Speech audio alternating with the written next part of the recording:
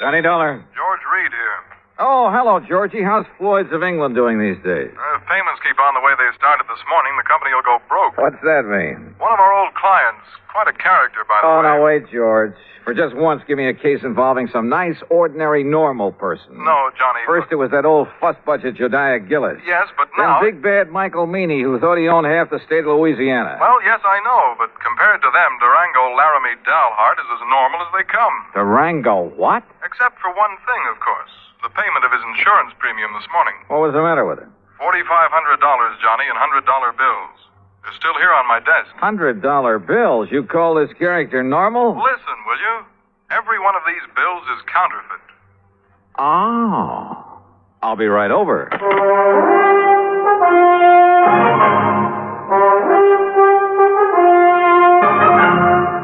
Bob Bailey in the exciting adventures of the man with the action-packed expense account. America's fabulous freelance insurance investigator. Yours truly, Johnny Dollar.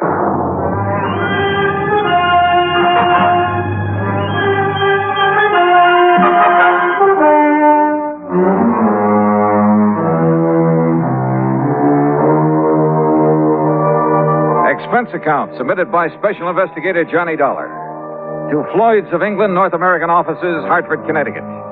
Following is an account of expenses incurred during my investigation of the funny money matter. Expense account item 1, $1 even, taxi from my apartment to George Reed's office.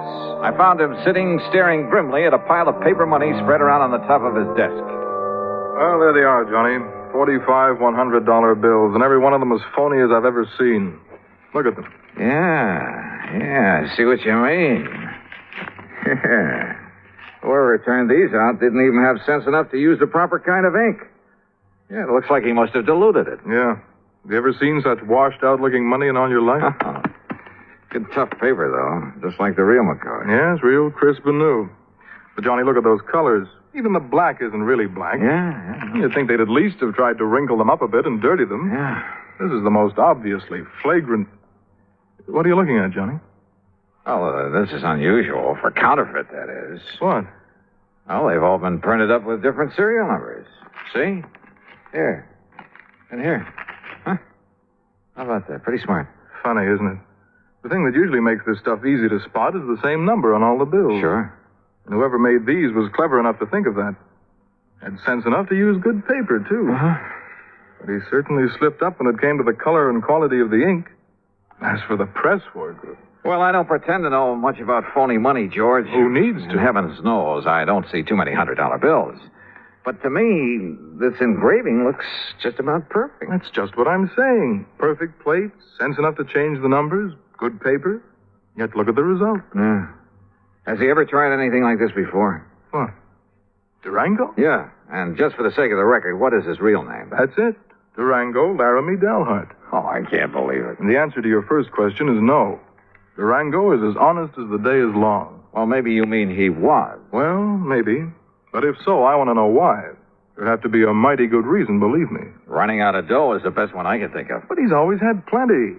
After all, $4,500 to spend on insurance year after year. Well, just who is he? And where is he? He lives on a ranch in Oklahoma. What kind of a ranch? I don't know. But it must be awfully big. Where in Oklahoma? A place called Bum Spung. Bum Spung? Yes. Oh, now, look, George, this whole thing is beginning to get a little too thick. Durango, Bum, Spung, Laramie, Dalhart, whatever it is. Look, counterfeit money is for the Secret Service, so why don't you just put in a phone call to them and let them carry the ball? No. Why? Because of Durango. I simply can't believe he'd deliberately hand over a lot of phony money. He's been paying on that policy for years. Always in cash? Always in cash. Crisp, new, legitimate $100 bills. Up till now. Were you here when he left these? No. Now, look, Johnny, if somebody is trying to take him, it's up to us to protect him. Well, that's a big if, George, from where I stand. Johnny, we've always tried to give more personal service to our clients than some of the other companies. Look, I want you to investigate this thing for us, without Durango's knowing, of course, on a fee plus expense account basis. Oh, an extra fee? That's not usual, George. With you, it is. You know as well as I do, the padding that goes on your expense account is plenty fee for anybody. Oh, George, you cut me to the quick. All right. Where is where is Mr. Dalhart now? Back in Bumspung, Oklahoma. Or at least on the way. But I thought he just left this money this morning. Every year he follows the same pattern. Comes east for a fling. You know, New York and all the nightclubs, that sort of thing. Then, just before leaving, he drops in here, makes his premium payment, and is gone. So? George, I still think you should have called in the Secret Service. But I'll take this on for just one reason. What's that? I want to find out what kind of a place could ever deserve the name of Bum Spung. Since George had already arranged for plane travel as far as Enid, Oklahoma, item 2 was a mere $8.55 for incidentals along the way. I arrived in Enid shortly after noon. Item 3, $2.60 for lunch. Item 4, $50 deposit on a rental car. And the owner of the Drive Your Own agency wore a silly little smile as he gave me the directions to Bum Spung. Anyway, I headed due north on Highway 81 across the Oklahoma flatland. Some 26 miles or so further on, after passing through Pond Creek and crossing the Salt Fork of the Arkansas River, I spotted a rather crude, weather-beaten sign indicating that the place I was looking for was somewhere up a dirt road to the left. Road? That's a laugh. And it twisted and turned for seemingly endless rough miles along the riverbank. I just about decided that Bum Spung was a bum steer when suddenly I almost ran into the gate of an old wooden fence, surrounding some 2 or 3 acres of sandy ground.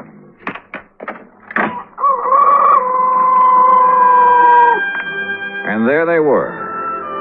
A huge, ramshackle, unpainted building that passed for a house. An even more dilapidated affair, propped up with timbers that probably served as a barn. There were a couple of broken-down outbuildings, too.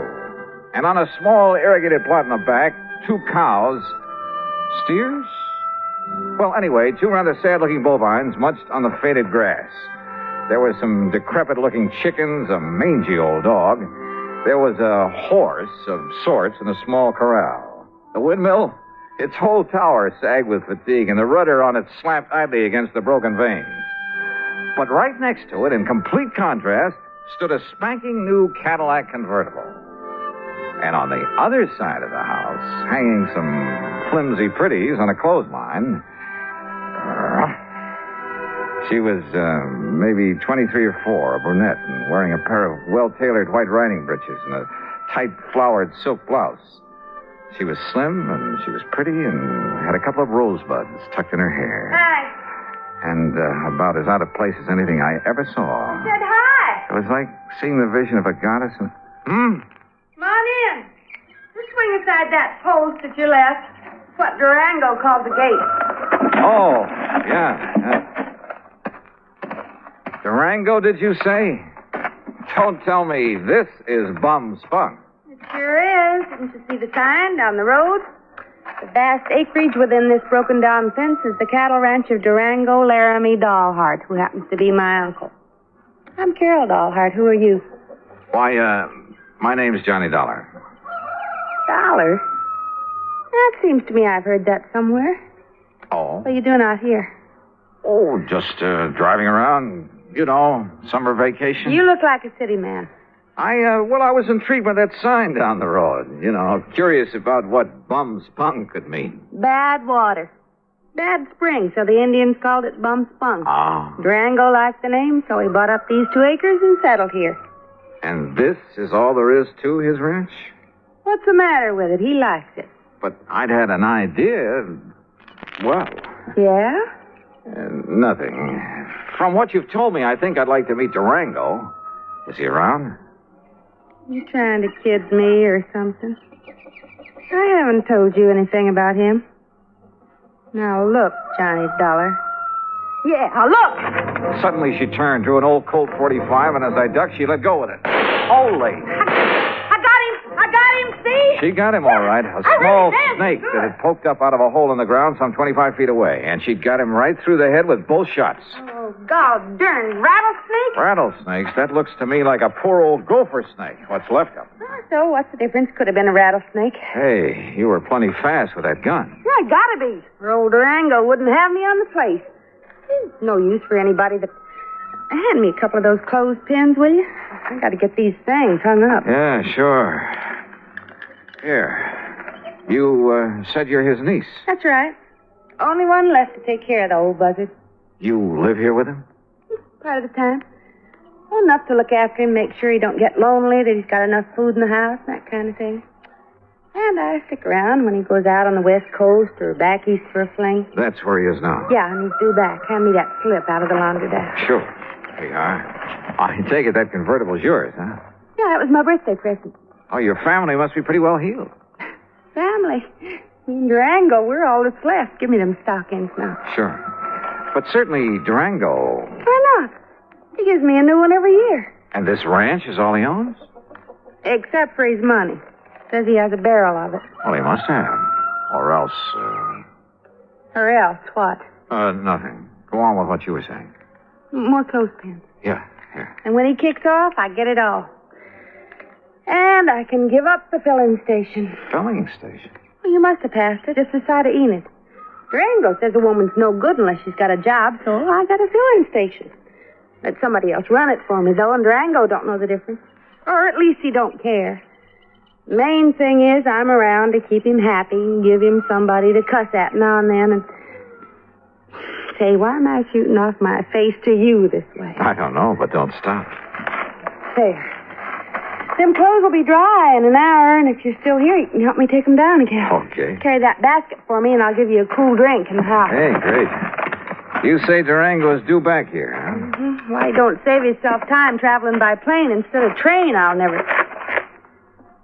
Johnny, if you're just around here on vacation, I'll eat my shirt. Why'd you come here? And don't give me any guff. All right, come on. Pour me that drink and I'll tell you. Now, I'll tell you. If you're here to pull something on... Oh! What's it? Son of a dog.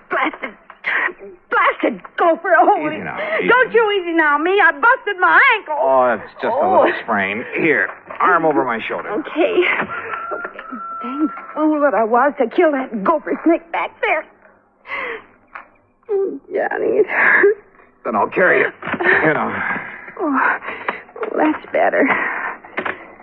And hey, boy, you got muscles. You know. Huh? What the? Well, take me over to the sofa. What's the matter, Johnny?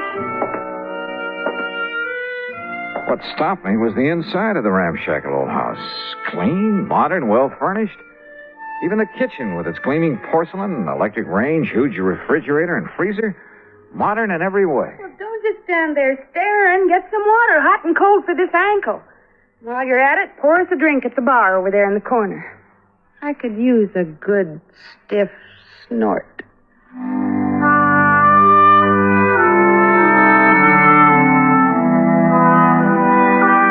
I did what I could to reduce the swelling in her ankle.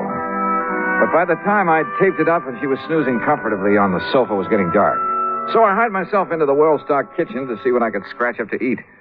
And I'll be honest about it. With this mighty attractive patient on my hands, I'd completely forgotten about my mission in these parts, the investigation of one Durango Laramie Dollheart. I wasn't allowed to forget it long, though. As I opened and was about to reach into the ample freezer... Stop right there, you. Huh? There's only one way to deal with a thieving, stealing, dirty varmint like you. Now, wait a minute. Put that thing down. And that, partner, is this way. Holy, no. Hey, no, you're out of your... No!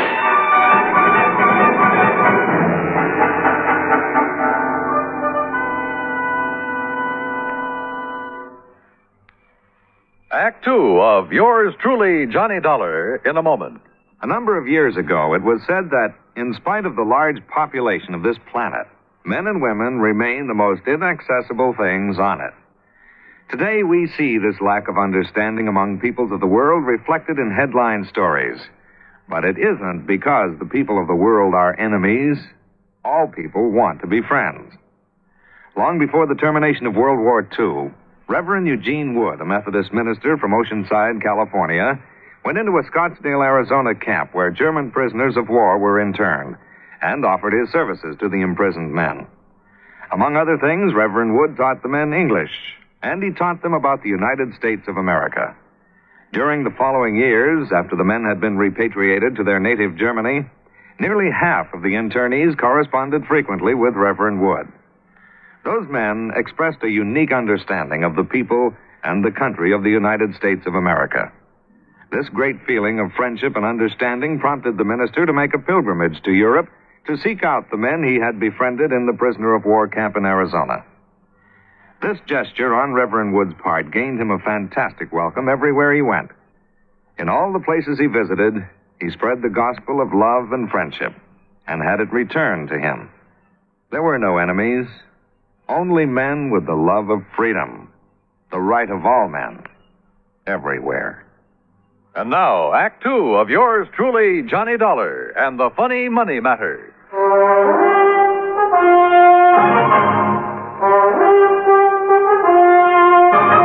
Robbing my house here, you No. thief! Now, wait a minute. Not my old Durango's around. Durango, you old maverick! Watch it. Cut out that shooting while I'm trying to sleep. Ain't had a chance like this in years. Will you cut it out? Quit it! Cut it out, I say! Enough. Me, too. Take a swing at me, will you? Right. Holy Moses. Okay. Yeah, and here's your gun. Keep it in your pocket where it belongs. Sure. Now, what was the big idea? Well, whenever you bring one of these fancy boyfriends of yours around to my house, I got a right to have a little fun with them, ain't it? Fun? Is this your idea of You and fun? your crazy gall darn fun. Look what you did to the stove. You blowed it full of holes. Yeah, the old wood stove would have held up. Here, buy yourself another one. There's $500 nice new dollars. Hey, wait, let Now, me see what about those. that window and the jars on the shelf? Okay, here. You should have saw him when I started throwing that lid all around him. Sure. Here, Johnny, let me wipe off some of that jam that fell on your head. Johnny? Johnny who? Johnny Dollar. And I take it you're Durango Laramie Dollheart. Nah, sure am. Fastest shot in the country, too. My pa learned how in Durango, my ma learned how in Laramie, and I'm better than both of them was. Only thing is, I get no chance to show off no more. Durango, you crazy idiot. What's the idea? No harm, man, no harm. Yeah, take a slug of this. You forget all about it. I'll get a glass. Glass, a man drinks out of the bottle. Go ahead, Johnny. Oh, well, thanks. Bad enough a he-man has to live around all this feminine fripsy and lace curtains and rugs all over the floor and You know, stuff. Dad, blame well, you like the way I fixed up this old dumpy ears Durango. Yeah. Now, wait a minute. Look, you two. Yeah, you know dang well a man gets tired just sitting around, no matter how pretty it is. Why else do you suppose I got to get away every now and then to San Francisco or New York or some of them places where they got some noise and excitement? Is that right, Johnny Dollar? Just leave him out of this. Why? What's he doing here, anyhow? Well, Durango, I'll tell you why. Because he's just driving around on his vacation, and he happened to get to the end of the road, and I made him come in. That's why. Thanks, girl. You got any objections? Now, I'll say this. He's got a lot more get-up and guts than most of the boys you bring around here. That larrup on the chin he give me is...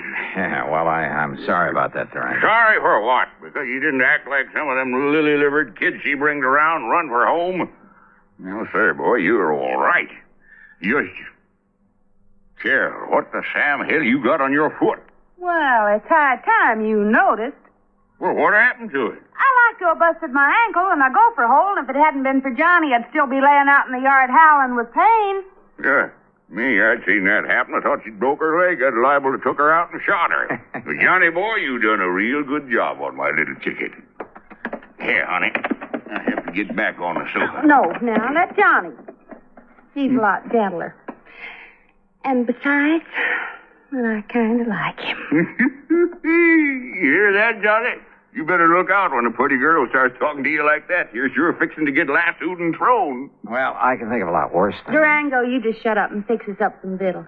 We're hungry. Yeah, sure. No sooner than I get back here and some woman starts giving me orders. Take it easy now, girl. Oh, I don't need help. I'm feeling fine now. I just wanted to talk to you. Hey, you should have stayed on that sofa. What, missed all the fun? Fun? You too? You know. Oh, thanks. Hey, sit beside me, Johnny. Well, Well, sure. Why not? Now, none of that mush stuff. That isn't what I meant. Oh, I can't say as I'd mind it with you, Johnny. Well, now, if that isn't an invitation, Hey, kids, some nice steaks, a couple of chops, maybe some pancakes and beans to fit you up, be all right? Just make it good and take your time. Or shall I do it? Woman, I can cook better than you any time. Oh. Well? Johnny, before you start that... What's the matter with some lights in there, you kids? It's getting dark. Oh. Just mind your own affairs. And I warn you, Johnny, you better watch out for yourself. Yeah, I'll risk it, Durango. You don't, want the light, do you, Carol? You know what I want? What? I don't know why you come out here to bum spun. Can't they wait? Dollar, I bet you got somewhere else to go. It's going to be pretty late by the time we met. Or I might as well bunk here tonight. Got plenty of room. What do you say? Johnny? Sure, Durango. Thanks a lot. No, Carol. You haven't answered my question, Johnny. Tomorrow. I'll tell you tomorrow when we can be alone. Aren't we alone now?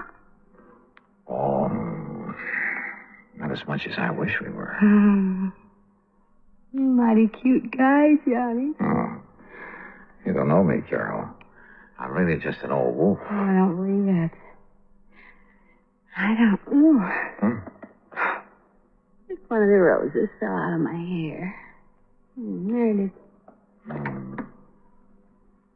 With buds of roses in her hair and kisses on her mouth.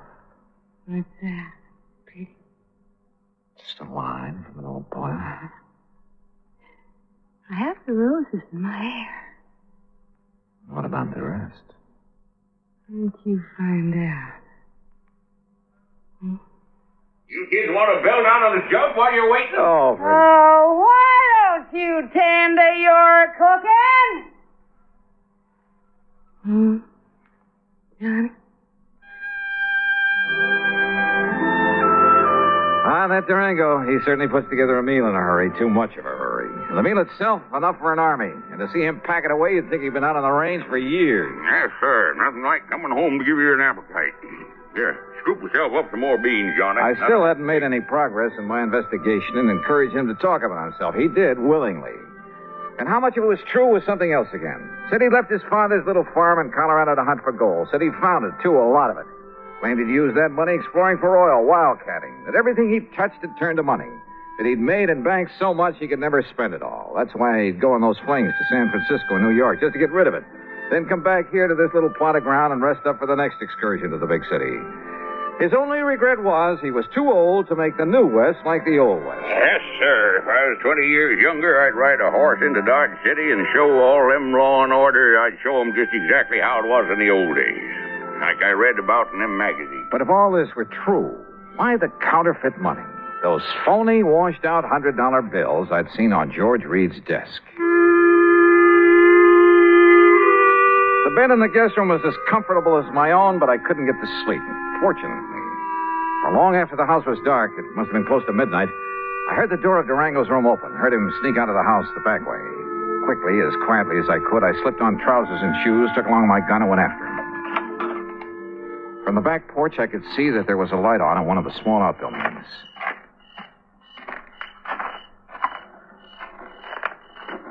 With my ear pressed tightly to the side of the little shack, I could hear it only too plainly. The printing press on which Durango was turning out the phony money. No question about it. And I was sorry. Kind of begun to like the old character. To say nothing, it was beautiful. Johnny. Huh? Carol. What are you doing out here? If it's a walk in the moonlight you want, why didn't you ask me to come with you? Carol, listen. I'll lay my cards right on the table. What I really came to this place for was to find out, well, it was right here inside this little shack. Oh, no. And now that I've found out, Oh, Johnny, you'll break his heart. He thinks nobody knows about this. Oh, of course he does. He's been doing it ever since. And he thinks that even I don't know about I'll bet. Oh, Johnny, please, you'll spoil everything. Why not? It's about time, isn't it? He means no harm to anybody. What do you mean, no harm? Are you kidding? Or maybe you're in this whole thing with him. Are you? Oh, no, but I don't see what difference it would make. Johnny, baby, Oh, don't pull that stuff. It's time for a showdown. Hey, what's the racket? What's going on? Oh. Snooping, huh? Why, you ornery, low-down, sneaking coyote. All right, Durango. Just cut it and stand where you are. Well, what are you doing with that gun? I only hope you won't make it necessary for me to use it. Johnny. Open up that door, Durango. I want to see what you've got inside there. Go ahead now, open it. Yeah. Now, look, son, there ain't no harm in what I'm doing in there. No harm. That seems to be a pat phrase around here. Well, it's just that ever since I made my pile, everywhere I'd go, I'd spend a lot of money. So you told me at great length. Always, maybe it was sort of showing off a bit, but when I'd draw it out of the bank, I'd make them give me brand new money. You know, to impress the folks. Like a big shot up in Hartford where I pay my insurance for Carol here every year. In brand new $100 bills, supposedly. That's right, and no supposed. But this last insurance payment to Georgia. Yeah, I know. But, Johnny, it wasn't my fault. The bank didn't have some nice new ones for me. And they couldn't get them in time either, so I had to... Well, this was the next best. Oh, that's a likely Johnny, story. please. Open that door. Oh, God, I kept hoping nobody'd find Come out. on, open it. Okay. There you are. What under the... That's the washing machine there. And that's the soap.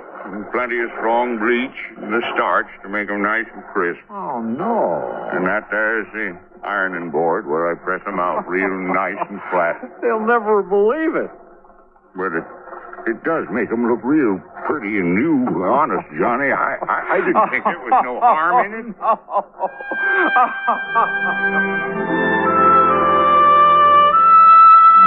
Well, there you have it, George. Full report on the funny money that turned out to be only cleaned up a bit.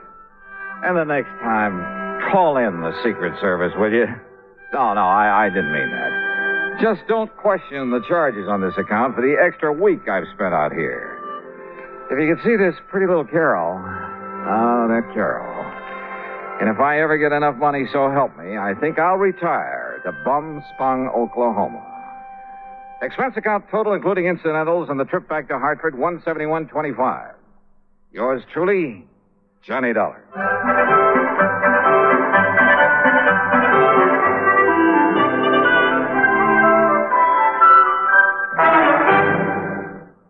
Now, here is our star to tell you about next week's story. Next week, well, just remember one thing. That old saying about a cat having 9 lives.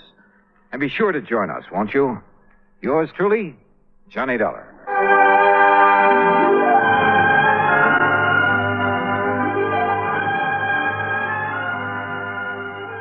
Yours truly. From Hollywood, it's time now for... Johnny Dollar. Mr. Dollar, this is Henry Parker with Continental Assurance out in Reno. Well, how are things in Nevada, Mr. Parker? Terrible, sir, just terrible. Well, I'm sorry to hear that. What seems to be... Excuse me, Mr. Dollar. Yeah? There's someone here who would like to speak with you. Oh, who? Give me that. Who do you suppose it is, you sloth-eyed Pinkerton? Sounds to me like a cantankerous old character named Jodiah Gillis. Cantankerous? Why, you miserable... What are you doing in Reno, Mr. Gillis? I tell you when you get here. When I get... Oh, no, now, wait a minute. I can't wait. If I do, he'll be dead and it'll be your fault. Who? A feline friend of mine. A what? Oh, being uncouth like you'd probably call him a cat. Oh, no. Look, Jodiah. Also, he's rich. He's what? Rich, yes, sir. Last week he inherited $60,000. This week somebody's making sure he won't live long enough to spend it.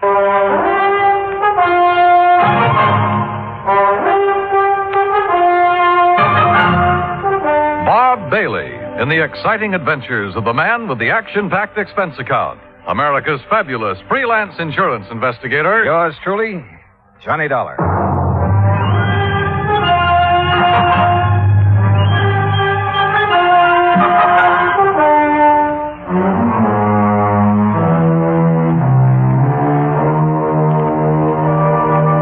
Expense account submitted by Special Investigator Johnny Dollar to the Continental Assurance Company, Reno, Nevada. The following is an account of expenses incurred during my investigation of the Felicity Feline matter.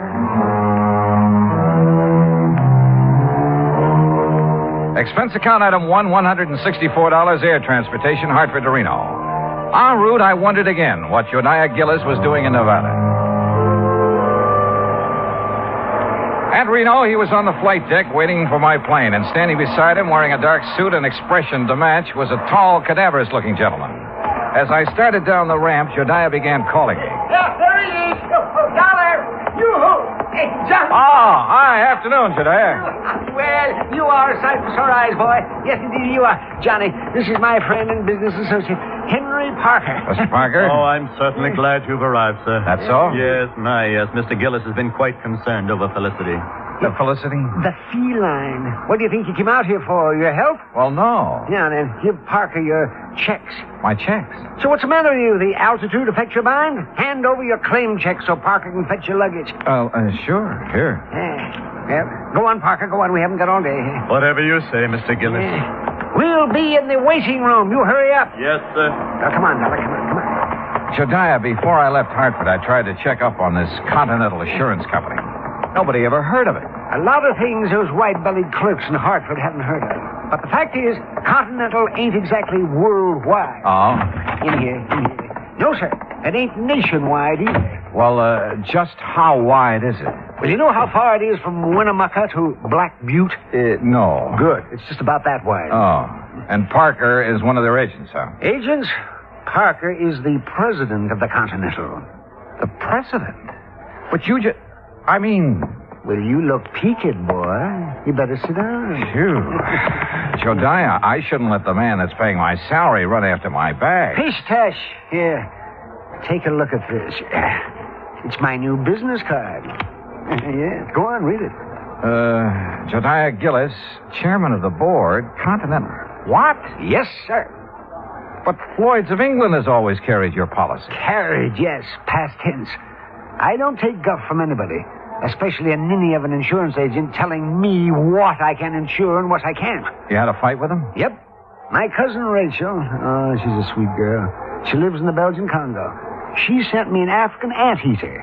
Now, all I wanted Floyd's to do was insure it for $15,000. And of course they wouldn't. Nope. So you canceled all your policies and bought the controlling interest in Continental. Same as anybody else would have done. Oh, sure. And naturally, you insured this anteater. Yeah, Archie. That was his name. Was his name. What happened to him? Well, it was a terrible thing, Johnny. Oh, it was just poor old Archie.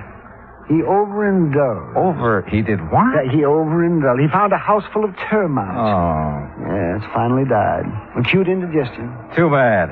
But of course, Continental Assurance paid off. And of course they paid off, and with a smile. Same as they paid off the $60,000 to my feline friend, Felicity. What $60,000 to Felicity? What do you think? The $60,000 Felicity inherited from Mrs. Hammermeyer. And who is Mrs... Was. All right, was Mrs. Hammermeyer. A client of Henry Parker's. Had a life policy for $60,000. Felicity was the beneficiary. But didn't she have any children or relatives? She had one brother, a nephew, and a niece. Oh, of course, not counting Mrs. Hawkins, who was Mrs. Hammermeyer's best friend. You see, the two ladies lived together 15 years. Right now, Mrs. Hawkins has been appointed trustee to administer the $60,000 as Felicity needs. Oh, I see. Yes, you'll meet her as soon as we get settled. Jodiah, what makes you think someone's trying to kill that cat? I don't think so. I know it. There have been 2 attempts in 2 weeks. You ask Mrs. Hawkins. She'll tell you. Mr. Gillis, Mr. Dollar. Well, it's about time, Parker. Well, come on, Johnny, come on. We'll take you down to the Mapes. The Mapes? The Mapes Hotel. I'm staying there. And if it's good enough for me, it's good enough for you. The Mapes Hotel stands high above Virginia Street overlooking the Truckee River. After Gillis checked me in and introduced me to the owner, Mr. Charles Mapes, I unpacked and went with Jodiah out to the old Hammelmeyer place where Felicity the cat, Mrs. Hawkins, and the relatives still lived.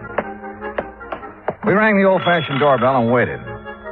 In a moment, the door was opened by a pasty-faced man of about 28. Yeah? Oh, Mr. Gillis. Yes, afternoon, Oscar. Mrs. Hawkins in? Ain't she always? Who's he? He's a friend of mine who's also an insurance investigator. An insurance? Name's Johnny Dollar. Johnny, this is Oscar Emmett, the late Mrs. Hammermeyer's nephew. I am. I suppose you're here about that lousy cat. That's right. Come on in. I'll tell the old lady you're here. You know where the living room is at, don't you, Mr. Oh, indeed I do. Oh, friendly sort of character. Us is like the rest of the Emmets. They just can't stand seeing Felicity eat steak when they gotta have tuna casserole. In here, darling. All right. Well, what kind of work does he do? Work? Oh, Oscar, none of the Emmets work. No, sir. Not even Mrs. Hamelmeyer's brother? Emmett spends all his time in the gambling halls. You know, gambling's legal here. He a professional? Oh, no. He's got a slot machine route. He goes around poking his finger in the payoff trays, picking up the nickels and dimes that people overlook. Yeah, let's sit down here. What the? Oh, Felicity! That cat has claws. Oh, you stepped on his tail, you stupid. Tell him you're sorry, Dollar. Well, I didn't know he was there. Sorry, Felicity. Oh, the bad man didn't see you. What's going on? Felicity, you get right down off that table. You hear me. Oh, you. Mr. Gillis, would you use your influence, please? Well, I'll certainly try, Mrs. Hawkins. Felicity. Come on now, honey.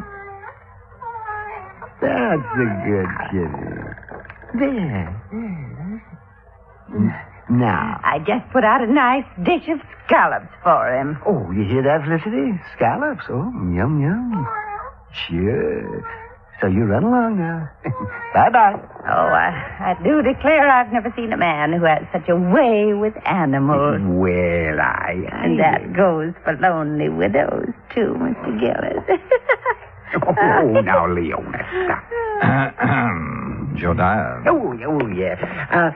Mrs. Hawkins. Leona is just fine. Yeah, well, this is the young fellow I was telling you about, Johnny Dollar. Oh, well, this is indeed a pleasure, Mr. Dollar. Jodiah told me so much about you. Oh, is that so? You're much more handsome than I imagined, Mr. Dollar. Yeah, now, good gravy, Leona. Now, you just tell him what's been going on around here. You mean about Felicity? Yeah, that's what I mean. Well, somebody's after him. Trying to kill him. Tell me, has an actual attempt been made on his life? Wednesday night a week ago. I let him out just before I went to bed, like always. He'd been out about an hour when it started to pour. And knowing Felicity hates to get wet, I opened the front door to call him.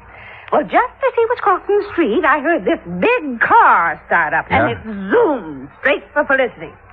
Whoever was driving it almost turned over, trying to hit him. You didn't get a good look at the driver, huh? I didn't get any kind of a look. It was too dark. Well, what about the car? What make was it? If I knew that, I'd have already told you, Jodiah. I haven't any secrets from him.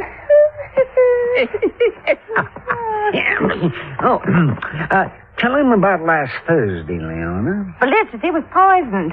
That's what the vet said. Somebody put arsenic in his lobster. Lobster? Oh, yes, he just loves it. According to the instructions Mrs. Hamelmeyer left, he's to have lobster once a week, steak 3 times, and boiled chicken every Sunday. I see. Yes, and as long as I take care of him and obey her instructions, I can live here rent-free, same as her kin, the Emmets. Same as them. Mr. Gillis, just who gets Felicity's money in case he dies? The Emmett family? We aren't sure. Oh, why's that? Because Mrs. Hamermeyer left a sealed envelope to be opened only in the event of Felicity's death. Oh, the Emmets will get all that's left, Mr. Dollar, I'm sure of it. No, Leon. You mustn't look on the dark side. Well, I did rub Mildred's, Mrs. Hamelmeyer's back and bunions for a good many years. Did her marketing. Saw she got her medicine on time. I do hope she appreciated Oh, it. she did, Leona. You see. You dear, sweet man. Hello? Anybody home? Where is everybody? We're in the living room. Yes, I figure they'd start flocking in. Now it's dinner time. Dollar. Yeah? It's Joyce Emmett, the niece. She hates cats. Told me so herself. Oh. Well, evening, Mrs. Hawkins. Do I have time to take a shower before dinner? Oh, I didn't know he had company. Mr. Emmett, Joyce, you both know Mr. Gillis. Yes. Hi, Mr. Gillis. Terrible. And this is Mr. Johnny Dollar. He's investigating the trouble we've had about Felicity. After the would-be cat killer, huh, Johnny? Yeah, that's right. I'll lay 8 to 5 you never catch him. Or her. Could be a woman, you know. Oh, yes. It most certainly could. Why, Joyce, the way you say that, you act as if you want Mr. Dollar to start investigating you. Maybe I do. How about it, Johnny? Well, how do you feel about Felicity, Miss The Emmett? same as everyone else in this house. Aunt Mildred had no business leaving all her money to that creeping night crawler. Joyce, Well, he is. Mr. Dollar, just what interest do you have in Felicity? He isn't insured. Mr. Gillis sent for me, Mr. Emmett. He did? Yes, I did. Continental has a moral responsibility to see that the funds handed over to widows, children, and dumb animals are protected from swindlers, connivers, and blackguards, of which I'm sure this house has many. Why, you pompous, wrinkled old Romeo. Joyce, please, if you can't hold your tongue, leave the room. Well, what I said is the truth. Man his age getting romantic. You wait, girl. 30 years from now, you'll be mighty glad men my age can get romantic. That's telling it. Mr. Emmett.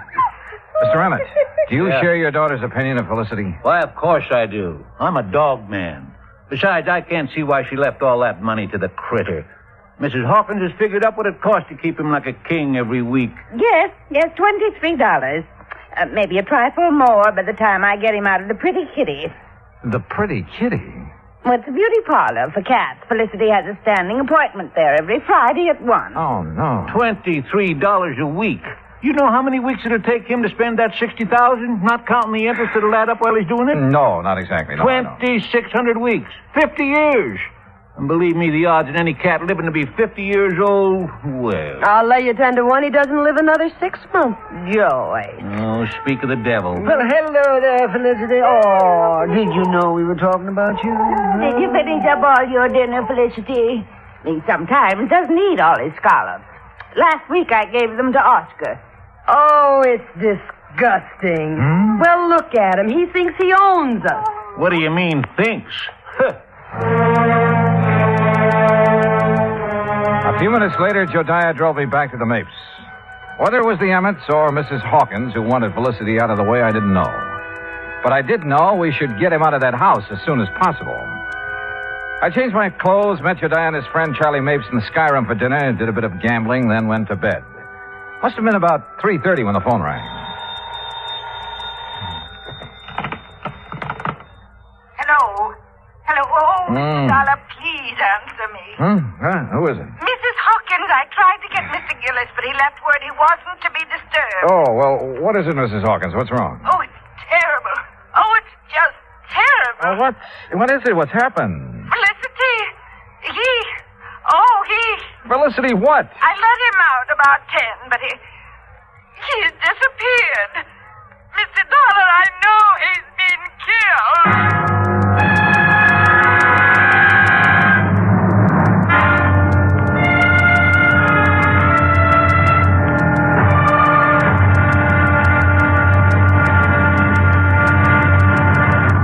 Act Two of yours truly, Johnny Dollar, in a moment.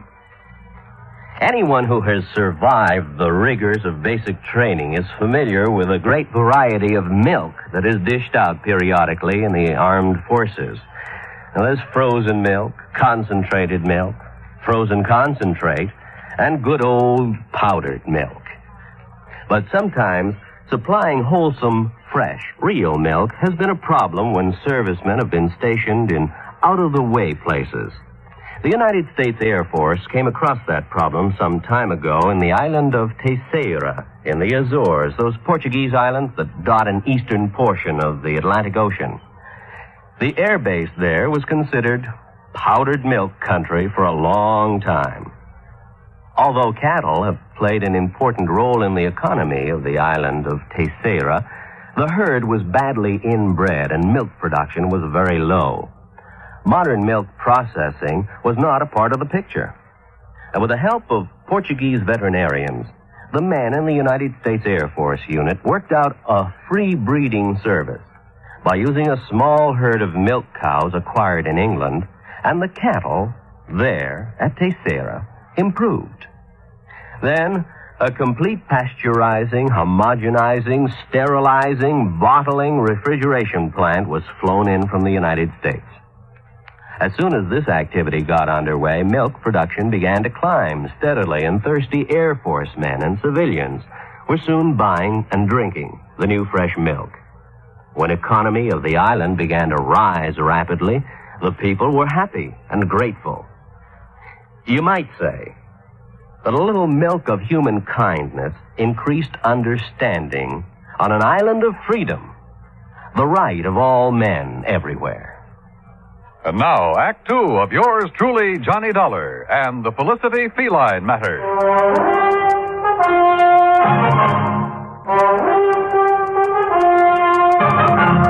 A few minutes later, Jediah Gillis and I were at the old Hammelmeyer home. Joyce and her father, along with Mrs. Hawkins, were waiting for us. Oscar Emmett was nowhere to be found. He's the one, Johnny. Yes, sir, that shifty critter, that Oscar. He stole Felicity and is going to do him in. Ah, that poor Felicity. Oh, for heaven's sake, Mr. Gillis, pull yourself together. Oscar could be downtown having a run of luck, Mr. Dollar. Well, if he's gambling this time of night, he shouldn't be too hard to find. Mrs. Hawkins. Yes. When did you first realize Felicity was missing? Why, about an hour ago, I guess it was. I woke up and remembered he was still outside, so I came down and called him. Yeah? Always before, ever since he was a little kitten, he's come back home for me. But tonight, well, he's just nowhere to be found. What time did you let him out? About 10:30, same time as I always do. Were you at home then, Joyce? No, she wasn't. I had a real good day yesterday, collected almost $4, so I took her to a movie. A movie? That's a likely story if I ever heard one. It happens to be the truth, Mr. Gillis. What'd you see? Come on, tell me. It was an old one about a giant gorilla. That's right. Oh, I'll bet. Jediah, if anything has happened to poor Felicity, will we... Well, how much time will we be given before we have to move out of this house? Well, that's up to the court, but I'd say a couple of weeks. That's all? Oh, my. Well, it's all they deserve. My. All except you, my dear. Well, Johnny, you've been unusually quiet. What do you think? I think we'll take in the late spots, Jediah. See how our luck's running. We started at the Mapes and went down Virginia Street, stopping in at every gambling casino, hoping we'd find Oscar Emmett.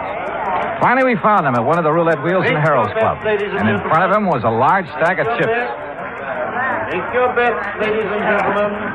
There's a couple of seats around here, gents. No, thanks. We'll just watch our friend. And a very lucky friend he is, too. Put these on 32 and these on... Good morning, Oscar. What? Well, what are you two doing here? We've been looking for you. That's so? What for? You know what for, you catnapper? What'd you do with Felicity? That cat. You know any other Felicity? You know good loafer? All bets are down. No, wait a minute. I wanted these chips on 13 black. Sorry, all bets are down. What? Now see what you two made me do. If that 13 hits, Well, what do you want to see me about? We told you. Felicity. You know where he is? How would I know? Where have you been since 10:30 this evening? All around town. How long have you been here? Long enough. Look out now. 13, odd, and black. Why, you see what you two clowns cost me? Taking my mind off what I'm doing. Now get out of my way. I'm cashing in. You're not doing nothing to answer our questions, Mr. Oscar Emmett. You hear me? Oh, yeah. Oh. Hey, wait a minute. Just a minute, Oscar. Hold back. Jediah, are you all right? Yes, I guess a fine bodyguard you'd make. Mr. Gillis, I'm sorry. I didn't really mean to hit you. Well, you sure did. Yes, sir. But here, let me help you up. Are you sure you're all right, Jediah? Yes, if I could just sit here a minute, I'll be fine. Okay, folks, it's all over. Let's get back to our business. Want to come over here a second, Dollar? If you say so. That crazy old fool. I didn't really mean to hit him so hard, but well, you know how it is sometimes. That was the best run of luck I had this year. Well, don't worry about Jediah. He sometimes forgets he's not as young as he used to be. You can say that again. Boy, the way he's been letting that Mrs. Hawkins make a fool out of him. How do you mean? Oh, you know. Telling him how much she's in love with him, how nice it'll be after they're married, you know. You heard her say this? Sure. You see, my room's on the first floor just off the parlor. And I can't help but hear what's going on. Uh-huh. Well, what makes you think Mrs. Hawkins isn't sincere? Because she's been given the same line to Mr. Emmett. Oh. Only she really loves him. Oh, yes, sir. Sometimes he argues with her and she breaks out crying. Now, that's something no woman like her could fake. Yeah. Maybe you're right. I didn't tell Jediah what I'd learned from Oscar. At least not then. The wind had already been taken out of his sails. So I took him back to the Mapes. I made sure he was going to be all right. Then I returned to the old Hamelmeyer house. Joyce, Mr. Emmett, and Mrs. Hawkins were out in the yard hunting for Felicity. Hi, Johnny. Well, how yourself? We've got some coffee inside if you're interested. Coffee? Sure. But have you found any sign of Felicity? Not yet. Poor Miss Hawkins, she's about to go out of her mind. Uh-huh. Did you find Oscar last night? Yeah. He's been having a session downtown at a roulette table. That's what I thought. Johnny? Mm-hmm. What will happen if we don't find Felicity? I mean, if he's just run away, we won't be able to prove he's dead. And the money... Well, what will happen? Do you know? Well, I imagine there'll be a waiting period, and then the court will declare Felicity dead, and the money will go wherever Mrs. Hamelmeyer has willed it. Mm-hmm.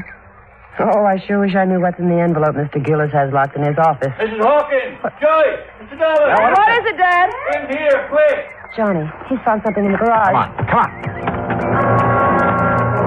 The garage was about 25 yards from where we've been standing. We made it nothing flat. Inside, toward the bag and on the ground, was a small hatchet. And near the hatchet was some blood and cat fur. Oh, Johnny. Oh, no. Poor Felicity.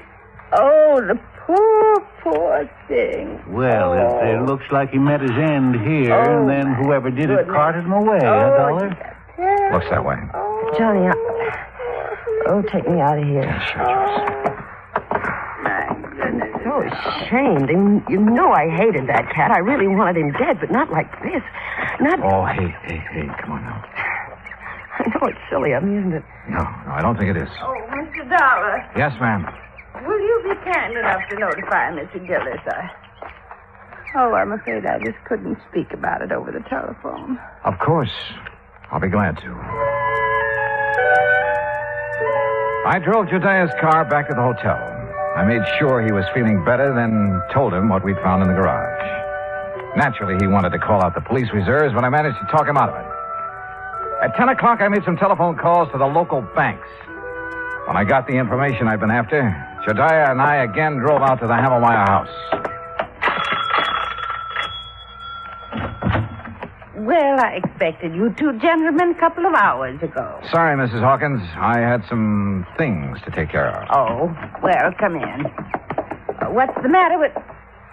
Why, Jediah Gillis, you've been fighting. So I have, woman.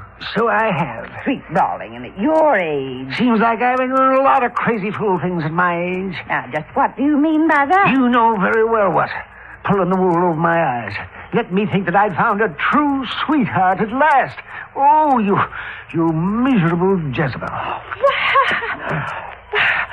Mr. Dollar, whatever is he talking about? About you and Mr. Emmett. And how you plan to use Jediah's friendship to get you out of trouble in case your little scheme failed.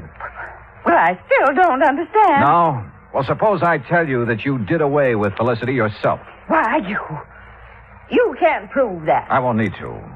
Jediah's having a copy made of all your bank deposits since the time you moved in with Mrs. Hamelmeyer 15 years ago. And started taking care of her by paying her bills, ordering her food and medicine, and pocketing a good share of the money for yourself. Well, why shouldn't I have? She didn't give me 1 cent of salary. Oh, I know. And your bank balance shows you have $47,000 on deposit. All right. All right. But I'll pay it back. You'll see. Oh, they won't be able to do a thing to me. No, sir. Mildred Hamelmeyer appreciated me even if nobody else did. Or does. You'll see. My name will be in that envelope. She wanted me to have that money all the time. I know she did. Hi. Ready to read the will? Yeah, just about. Joyce, you and your father sit over there, huh? Mm-hmm. Wherever you say, Mr. Dollar. Okay, Jediah, open the will. Sure I will. But if it does give the money to... Jediah. Well, Mrs. Hamelmeyer should spin in her grave if it does. Read it if you dare, you old goat. You miserable female woman. Yes, right, I'll read it now. Here we go. Codicil to the last will and testament of Mildred Emmett Hamelmeyer. Witnessed by... Yes, there's a lot of legal gab here. Here we are. The monies unspent after the death of the cat known as Felicity shall... Well, hold it smooth. Mr. Gillis. This is no time for laughing, Gillis. Read it, Jediah. Yes, please. Oh, doggone. I'll read this thing again. The monies unspent shall then go to the descendants of the original heir. What? Descendants? What? Yes. Well, how? The original heir is Felicity. Now, the money goes to his descendants. And being as he was a tomcat who loved to go prowling at night, did he ever have descendants? Oh, hundreds of them. Well, sir, what happened later proved once and for all that miracles can happen. For at 1 o'clock on Friday afternoon, we got a phone call from the Pretty Kitty Beauty Shop. A large tomcat with a bad cut on the back of his neck had shown up for his usual shampoo and manicure. Maybe they do have 9 lives. Expense account total, including hotel bill, incidentals, and transportation back to Hartford, $407.20. Yours truly, Johnny Dollar.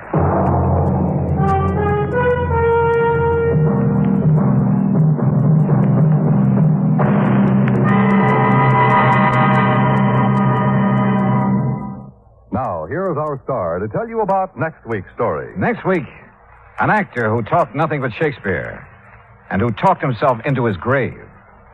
Join us, won't you? Yours truly, Johnny Dollar.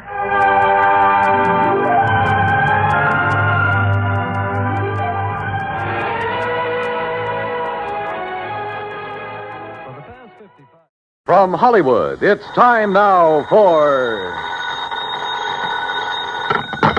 Johnny Dollar. I have your call to Hartford, Connecticut, Mr. Dollar. One moment, please. Thanks, operator. Hello? Pat McCracken. Hi, Pat. Johnny Dollar. Oh, good. Still out on the West Coast, Johnny? Practically. Did you clear up that Kincaid matter? Mailed you the final report 2 days ago. Oh, good. Now sit tight because I think I'll have another case for you out there. Yeah? Well, I've got one all lined up for myself. I just want to get your okay for an expense account.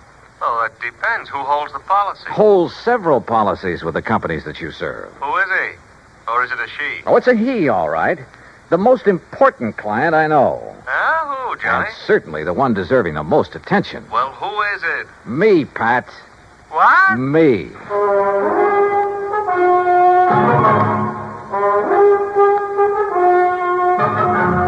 Bob Bailey in the exciting adventures of the man with the action-packed expense account. America's fabulous freelance insurance investigator. Yours truly, Johnny Dollar.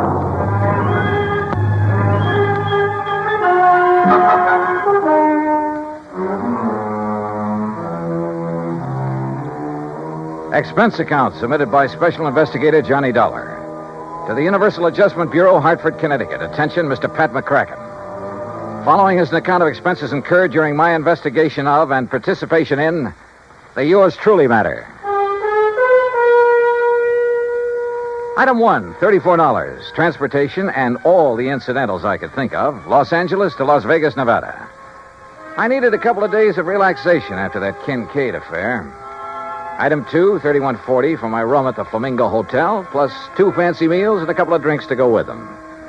Item 3, 85-cent phone call to my old pal Buster Favor down at Lake Mojave Resort on the Colorado River. Sure glad to hear your voice again, Johnny. Coming down here for some fishing?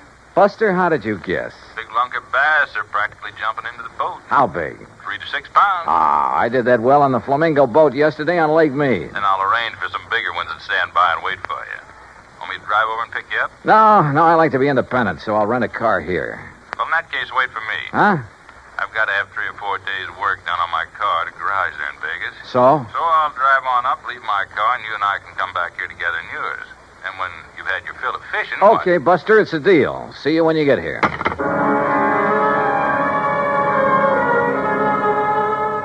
Item 4, $100 deposit on a rental car, a shiny new air-conditioned Cadillac. And remember, Pat, one of your companies holds the insurance on it. Item 5, $21.70 for drinks and a big dinner with Buster when he arrived. It was quite late when we hit Route 95 for the drive down to Lake Mojave Resort across the desert. It was still hot after the day's high temperature of 118.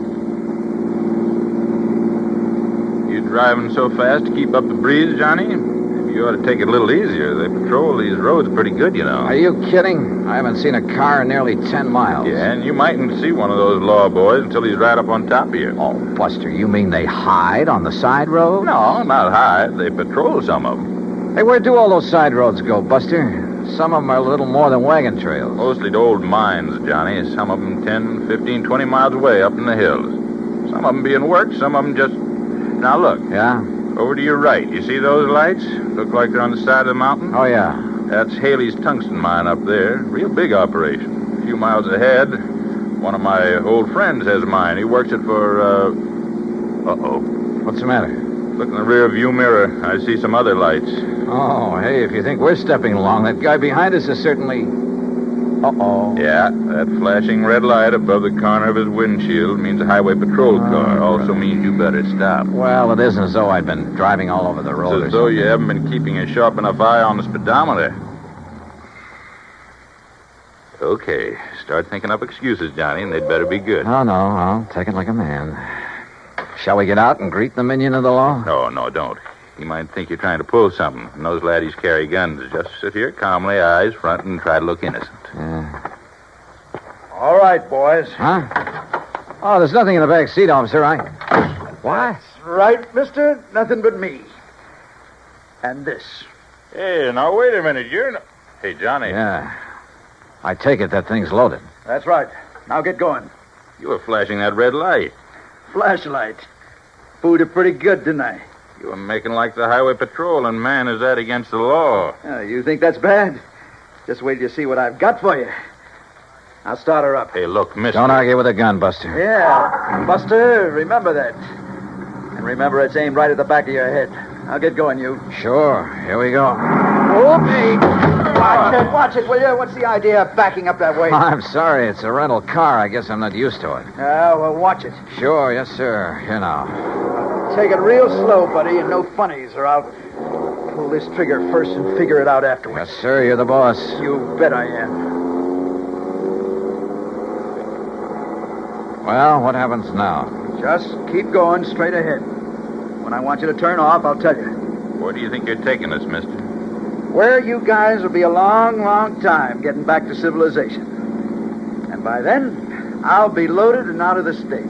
Just a plain stick-up, huh? Yeah, that's right. Modern style. Well, look now. Just because we're driving a big car doesn't mean... If you got dough enough to gamble big money in Vegas and rent a big car, you got enough for me. You and a few others I'll take over before the night's over. Unless you get tagged first. This car will be plenty easy to identify. You'll find this car back where I stopped you. If you ever get there. Oh, brother, I wish I had a good look at that one of yours. Why do you suppose I pulled up behind you and didn't give you a chance to look? Now, let up on that gas. Getting a little nervous? Well, I just want to be sure that if I have to put a hole in the back of your heads, I can get to the wheel before this crate flips over. Pretty smart, aren't you? Yeah.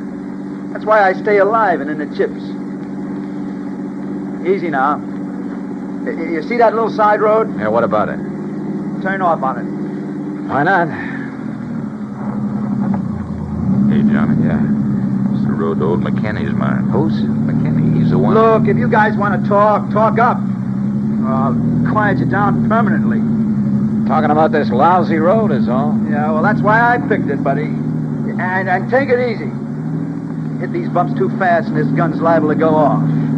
And you wouldn't like that now, would you?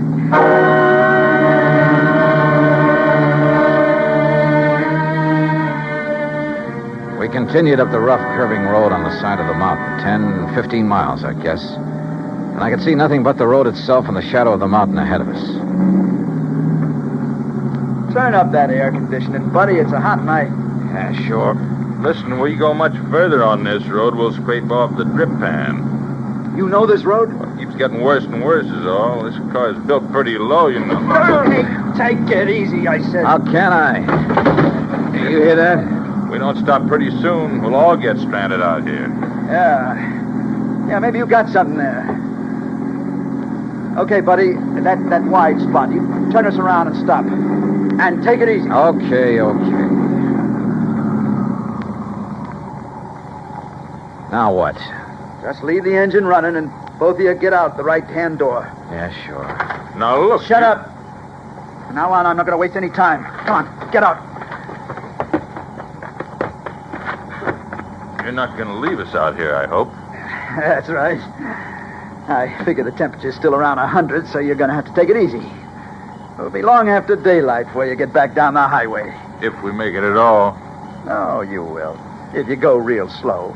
And if I don't have to use this on you. Now turn around, both of you. Hands up in the air. Now, look, mister, with no water out here in this heat, it'll be murder. It'll be murder if you try anything cute. What? Wait. Nearly $100. You don't know this desert heat. Shut up. Now you. Okay. Here, lower that left hand just a little. And be careful. Say, I like that watch. And that ring. Yeah. Say, you must have done all right at the gambling tables. Well, easy come, easy go. That's right. But, well. This card fall out of your wallet? Yeah. Johnny Dollar insurance investigator. Oh, boy, that's a laugh. A private dick. Just as big a sucker as anybody else. Yeah, I'm laughing. All right, now, boys. Walk. 10 steps, straight forward.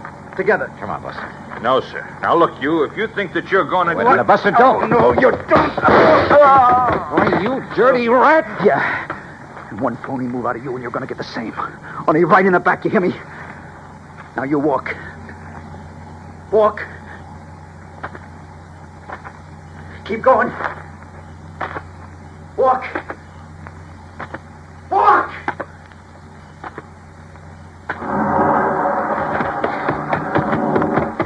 Buster. Why, that dirty murdering...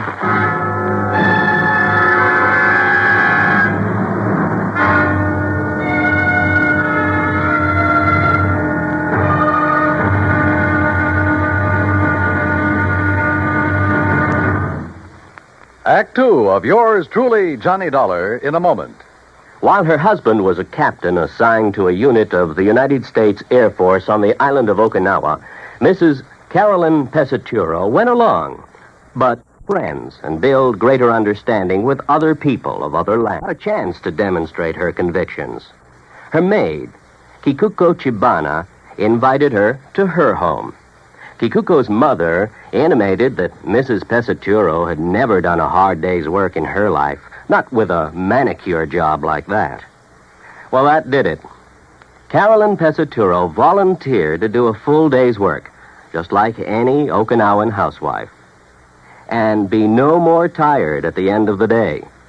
Bright and early one day, she found herself in the Chibana home, and after washing the breakfast dishes in cold, soapless water, she scrubbed the kitchen floor, prepared meals on a wood-burning stove, drew 25 buckets of water from the well, and worked in the fields for the rest of the day, carrying 50-pound bundles of cut rice stalks through knee-deep mud.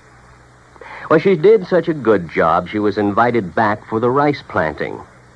But more importantly, Carolyn Pesaturo planted understanding, so that others could reap the harvest of freedom, the right of all men everywhere. And now, Act Two of yours truly, Johnny Dollar, and the Yours Truly Matter.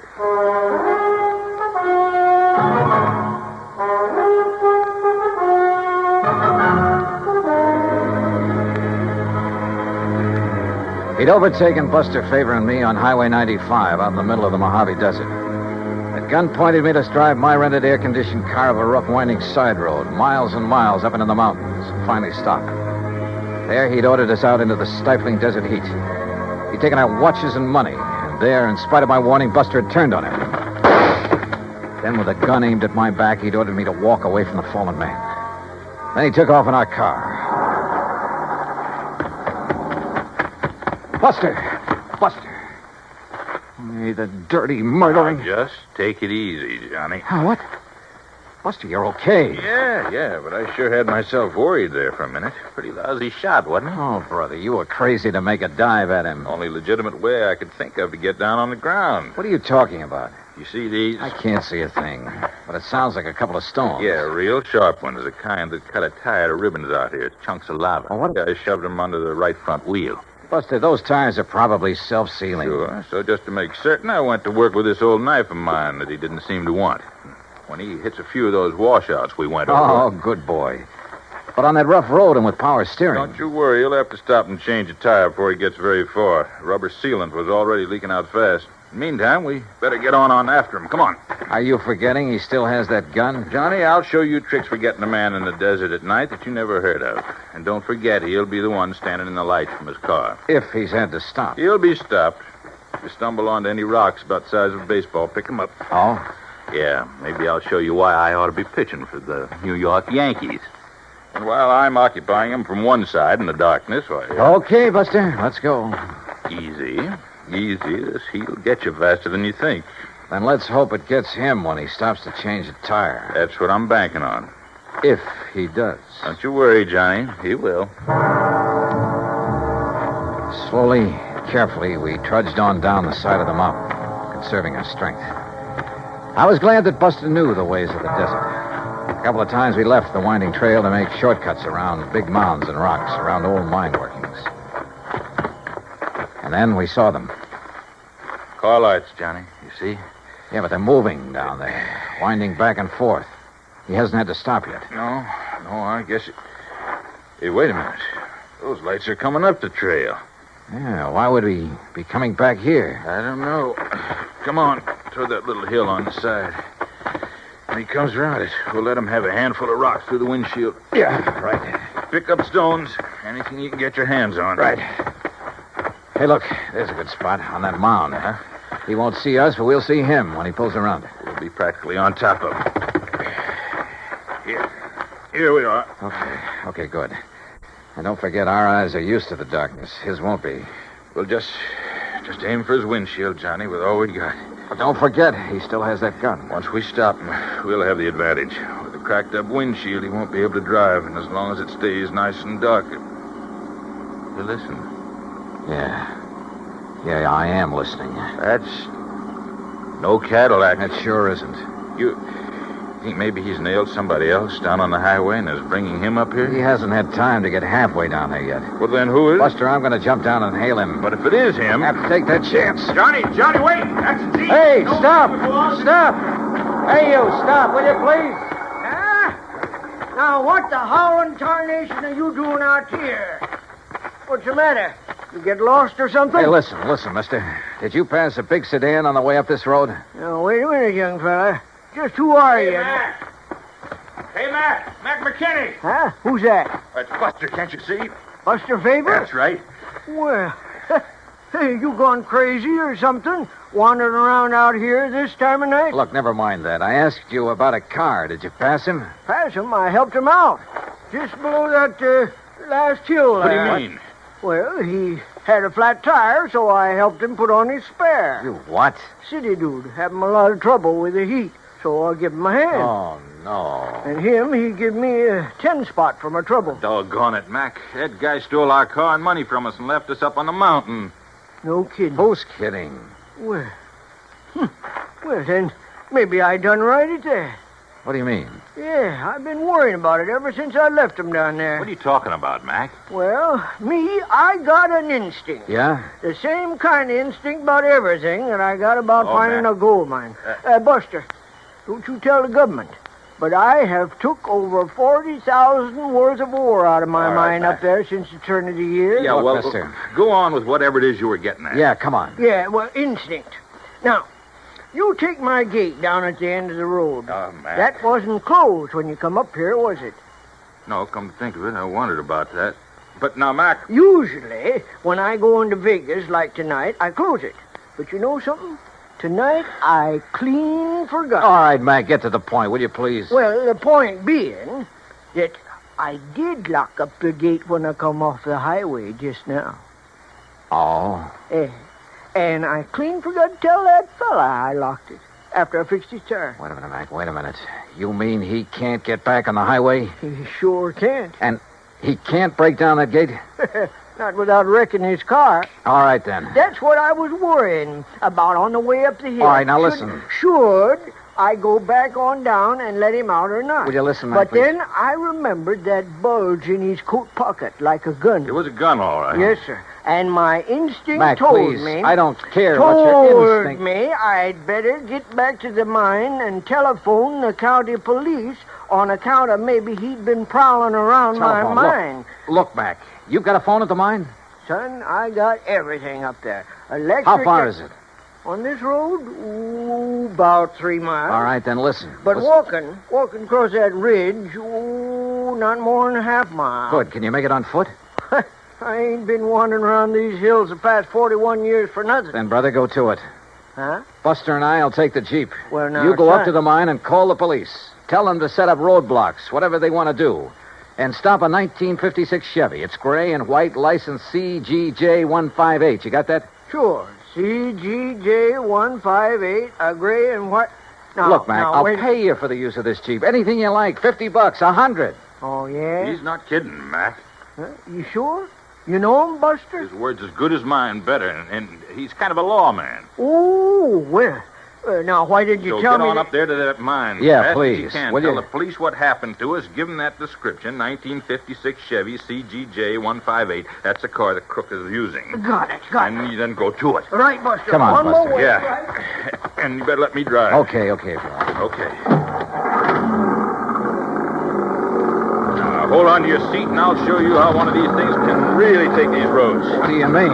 You've only hit the road every 20 feet so far. Hold on, Johnny. You ain't seen nothing. Buster wasn't kidding. And Mac's old Jeep would have put a mountain goat to shame. To this day, it's a wonder to me how he ever held the thing together. To say nothing of how we managed to stay aboard. You think 90 miles an hour on the open road is a thrill? You should try 20 per on that old wagon trail. Hey, wait a minute. Wait, nothing. We gotta catch up on that guy. No, what I mean is, how'd you ever know the make and license of his car? There wasn't enough light when he stopped us to see a thing. Why do you suppose I put the car into reverse when we started? Huh? Doing that turned on the backup lights. Backup light? Sure. Gave me a good look at his car in the rearview mirror. Johnny, you're all right. Oh! Hey, how much more of this is there? We ought to get to the gate any minute. The gate? Buster, we ought to be shot. What's the matter? Oh, Mac didn't give us the key to that gate. We'll be locked in as well as that bandit. Well, you don't think he's just going to be sitting there, do you? Oh, yeah, you're right. He'll have to go on to his own car on foot. Which gives us more time, Johnny, to take advantage. Now, look. No, you look. Huh? Oh. Yeah. Either he didn't see the gate or he tried to plow right through it. And look what it did to that nice car. Come on. Okay. Over this way, Buster. What? Stay out of the Jeep's headlights. Circle around. He may still be in that car. Oh, yeah. Yeah, you're right. Okay, we'll take it easy. And pick up a rock or two. I'm way ahead of you, brother. I don't see any sign of him. No. He's probably hoofing it down the highway to his own car. We're going to take no chances. Right. That gun of his looked pretty... Right, easy now. Uh-huh. Okay. Well, he's gone. Yeah. Oh, brother, what he's done to this car. Somebody's going to pay a pretty penny. The insurance company. But come on. We'd better light out after him. We'll use the Jeep. But, Buster, if this big car couldn't knock down We'll that drive gate... off the road and cut through the fence if old Mac had a pair of pliers in the toolbox. Come on. There were pliers in the toolbox, all right. And a pair of wire cutters, too. But it took us longer than it should have to find a place where even the Jeep could navigate through the fence. Finally, though, we got out on the highway. All right, not too fast, Buster. If he's still on foot, I want to be sure we see him first. You know what I'd like to see? What's that? The lights from a couple of patrol cars coming this way. You think they'd have time to get there? Even if Mac phoned him right away? Yeah, that's true. But where's our little pal with a gun? We ought to come on his car pretty soon. Unless he's already got to it and taken off. I just don't think so, Johnny. He'd try to move too fast in this heat, he'd collapse. Must be somewhere along this highway. Hide, maybe. Under one of those storm bridges along there. No, I think he's too smart for that. With a racket like his, he has to keep moving. Maybe he's bummed a ride back to his cars on his merry way again. Well, we'll soon find out. place he stopped is right ahead, on the curve behind that hill, just beyond that next bridge. All right, then take it easy, will you? Yeah. Maybe we ought to stop the other side of this bridge. Say, along about here. Buster, there was something underneath that bridge. Looked like a car. Oh, your eyes are deceiving you now. Let's stop right here. Let's keep going. What? No, what? Just keep driving until you get to my car. Get it? Why don't you put that thing down? Listen, how'd you get in the back of this Jeep? While you two bird brains are prowling around the cad there at the gate playing detective. Pretty smart, aren't you? That's right. Like I told you, that's how I keep alive. Which is more than I can say for you boys. What's that mean? Pull up. There's my car. Pull up right beside it. Now, look, mister. Don't argue with him, Buster. Okay, here's your car. All right, now. Give me those keys. Come on, come on. Yeah, and kill your headlights. Kill them. Okay. Now, look. Things got balled up tonight. I got held up too long. Now, I heard you say something about getting word to the cops, so I got to get out of here. I got to get out of the state. I don't know how you guys got the Jeep away from that crazy old man. I didn't plan on you getting down off that mountain before daylight, see? But it's too bad you did. Oh, you sure? Oh, yeah, I'm sure. Because I didn't take a chance on your getting away now. I can't. Especially you, Mr. Private Eye. Well, thanks. That means you think I might find some way to get the police on you in a hurry. Yeah, that's right. Maybe I have. No chance. Before I leave here, you're gonna be dead. From this. You're out of your mind. Yeah, Buster, I think he is. Oh, yeah? Oh, stop waving that gun. One shot, just one shot, and you'll be dead so fast. Oh, yeah, wise guy, how? You know, Buster, I was right. Huh? What, Johnny? There was a car parked under that bridge back there, a police car. You're crazy. Oh, yeah, Johnny, I see what you mean. What?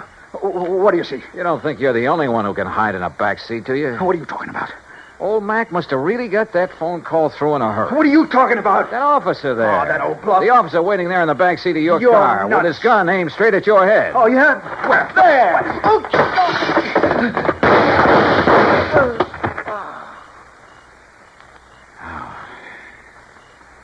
Wow. Boy, that took a lot of nerve, Johnny, and throwing that rock in his windshield when he turned was just enough. Hey, where'd you get that rock, anyhow?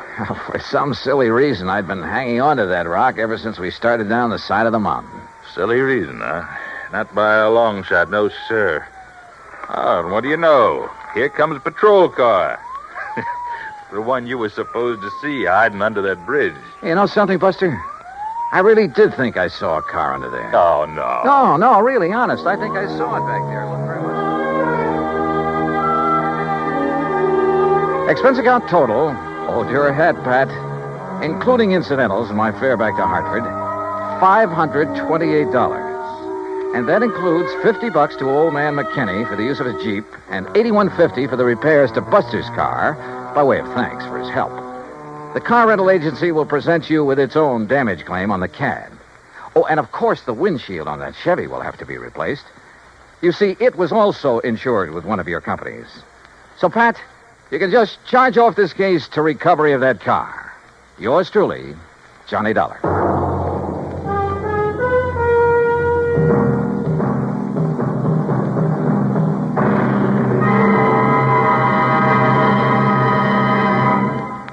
Now, here's our star to tell you about next week's story. Next week, a small round piece of metal, a coin.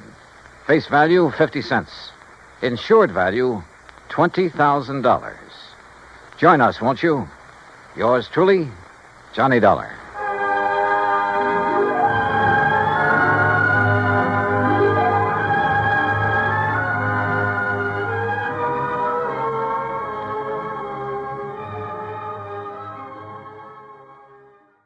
From Hollywood, it's time now for... Johnny Dollar. The count's 3-2 and the bases are loaded. And Ted Williams is at bat, huh, McGraw? Oh, Johnny, how'd you know it was me? Oh, just psychic, I guess. What's on your mind, Bert? Fella named Henry Sampson. Ever hear of him? Name's familiar. Well, it should be. He owns about half the newspapers in the South. Which means he isn't exactly struggling for money, huh? Right. In fact, he collects it. Figures. Especially Confederate money. Well, anybody can... What? Yes, sir, Johnny. He has one of the largest collections of old coins in this country. Oh? And a Confederate $50 he owns has disappeared. Bert, Confederate money isn't worth its weight in salt. That's where you're all wrong, Johnny. Huh? This particular $50 is insured for $20,000.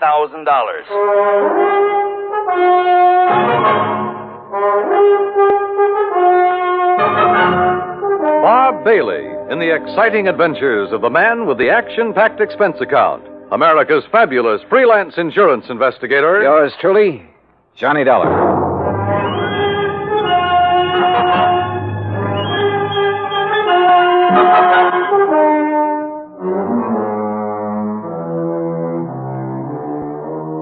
Expense account submitted by Special Investigator Johnny Dollar to the Providential Assurance Company, 393 Dewey Avenue, Hartford, Connecticut.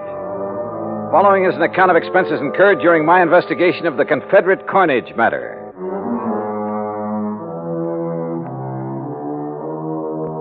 Expense account item 1, $1.20 taxi from my apartment to Bert McGraw's office.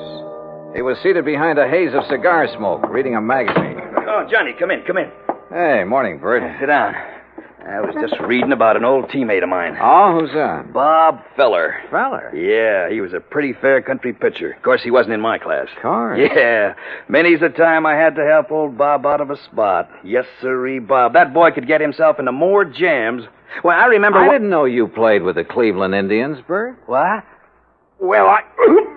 Blasted cigar! You been reading up on baseball, Johnny? No, but I remember Bob Feller. Who doesn't? In 1940, I saw him pitch a no-hit, no-run game for the Indians. Oh, well, now, wait a minute. You and me, we must be talking about two different fellers. Yes, sir. That's so? Why, sure. This Bob Feller that was my teammate, he played ball for the Apalachicola Alligators. Yes, sir. Good old Bob Feller. Spelled it Faller. Feller. Yeah. Yeah. Now, Johnny, about this Henry Sampson thing. His secretary called here just before I talked to you. Told me the coin had been stolen. Well, now, what makes that particular coin worth $20,000, Bert? Well, like I said, it's Confederate money, a silver $50, and where it was minted or something, that's what does it, I guess. Where was it minted? New Orleans. Now, during the whole time of the Civil War, that mint only turned out $4 $50. How come? Well, how should I know? I'm only going by what's on Sampson's original policy application. But you're sure about there being only 4 of those $50? Well, no, I'm not sure. You mean you've never checked? You insured the thing on Sampson's say-so? Well, Johnny, look, we were glad to get his business. Well, you must have been out of your mind. mind. Now stop balking, Johnny. You want to know how come that mint didn't make any more of them? You go ask him. I plan to. Where'd you say he lived? Right outside Birmingham, place called Shade Mountain.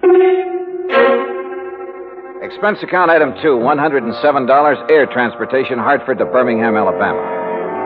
I claimed my luggage and was about to step into a cab when I was approached by a man of about 30, crew cut, Brooks Brothers suit. Mr. Dollar? Yeah, that's right. My name is Kopek, Michael Kopek.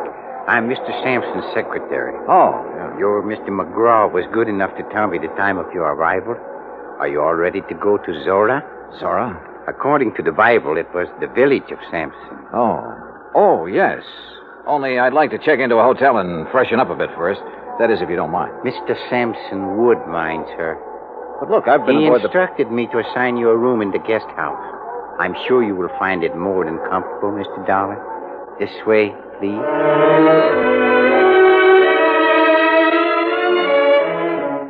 Just outside, standing in a no-parking zone, was the Sampson limousine. A uniformed chauffeur took my bag, and about 40 minutes later, we passed through the gates of Zora, Sampson's private domain. Beside the main house, there were 2 guest houses, 2 swimming pools, a private zoo, stock farm, turkey ranch, and a number of cottages for the servants and maintenance people. Inside the main house, Kopek led me down a long hall lined with statues and oil paintings and other art objects. Finally, he stopped and opened a heavy door. Henry Sampson was seated behind a large desk, and standing near him was the most beautiful woman I had ever seen. Mr. Dollar, sir. Thank you, Michael. I'll call when I need you. Yes, sir. Well, Johnny, come in. Come in, sir. You had a pleasant journey down, I hope? Yes, fine, thanks. Good. Would you like a sample of our southern hospitality, Mr. Dollar? Well, Forgive me, my dear. Johnny, this is Mrs. Sampson. Delilah, Mr. Dollar. Mrs. Sampson? In case my question confused you, Johnny, I meant, would you like a drink? No, thanks. Not just now. Let the man catch his breath, Delilah. Now, Johnny, let me get on my feet. I can't give you more than 10 minutes of my time. So, let's get right down to business. This here's a display case that was broke into. Mm-hmm. None of your other coins were taken, huh? No. Whoever did it knew what they wanted. They got the most valuable one. What about this lock? Was it tampered with? Wouldn't have done him no good to tamper with it. It's the biggest and strongest that Yale makes. Reckon he knew that. That's why he broke the glass. Then you think someone familiar with this room and your collection took the coin? If you want to know the truth, he suspects me. Delilah. Mr. Sampson, did anything unusual happen that evening? Did you have any visitors? None. Delilah and I ate our supper. I worked for a couple of hours, same as always. Then we played casino till 10:30. We always play casino until 10:30, John. It's the only thing that relaxes my husband. I see. There were only 4 people besides myself in the house.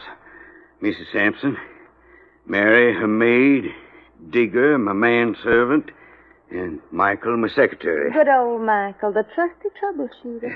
Mr. Sampson, according to your policy application, only 4 of those Confederate $half were ever made. Is that right? Yes, 'tis. Confederate states didn't have any silver bullion to make more.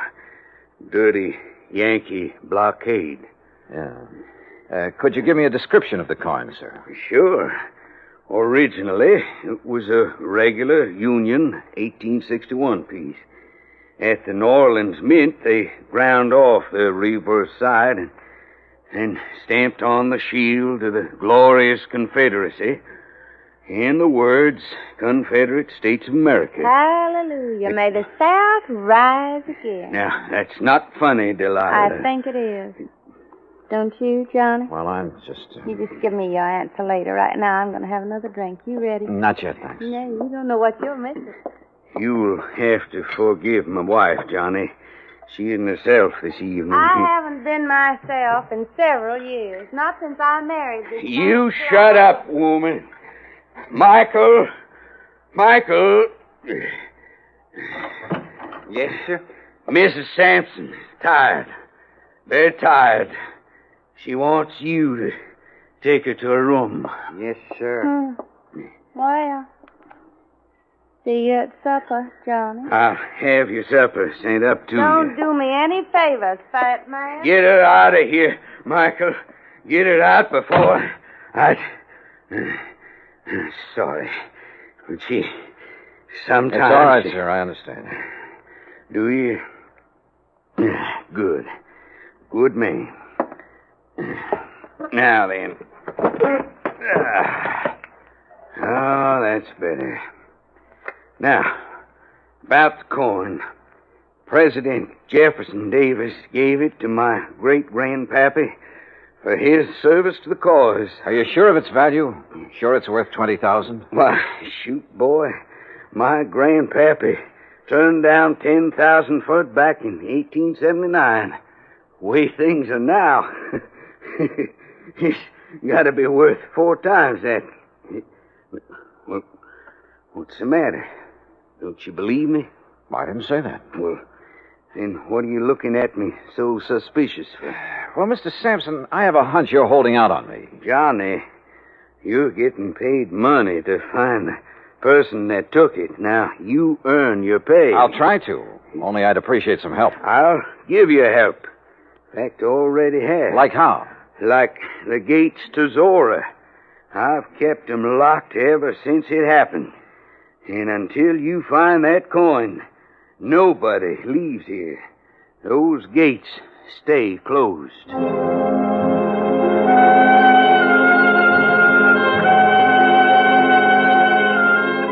A few moments later, Kopek returned and escorted me across the magnolia-scented grounds to my rooms in one of the luxurious guest cottages.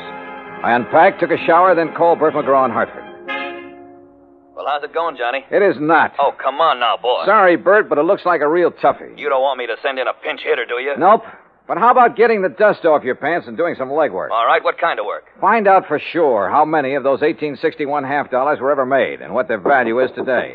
Wait a minute. What'd you say, John? Not you, Bert. Somebody at the door. You check on that coin. Got it? Like the Yankees have the pennant. Good luck, boy. Okay, I'm coming.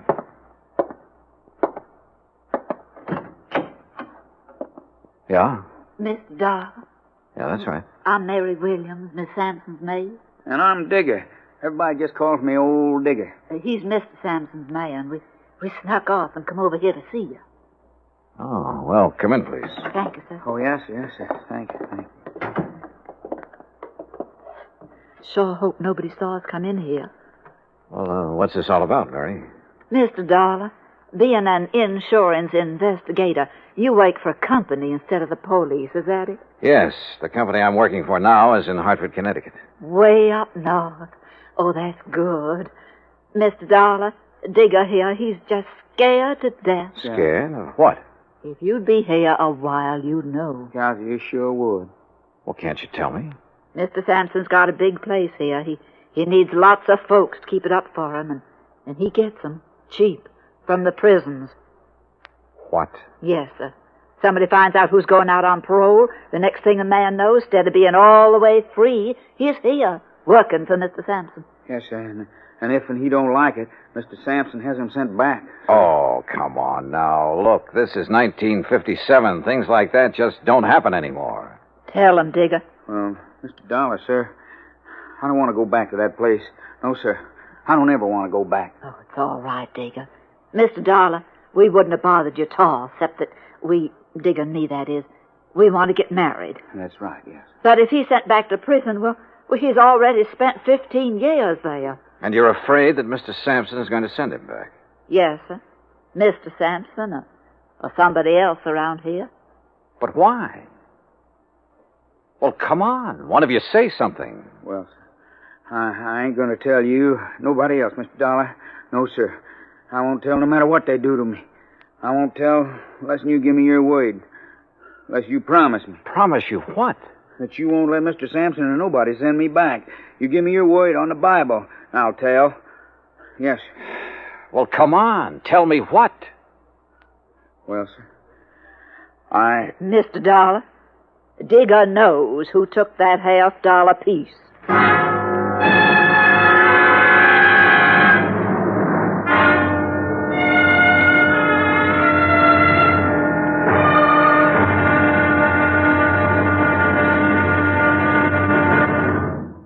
Act Two of yours truly, Johnny Dollar, in a moment. The American writer Christopher Morley once wrote, "When you sell a man a book, you don't sell him just 12 ounces of paper, ink, and glue.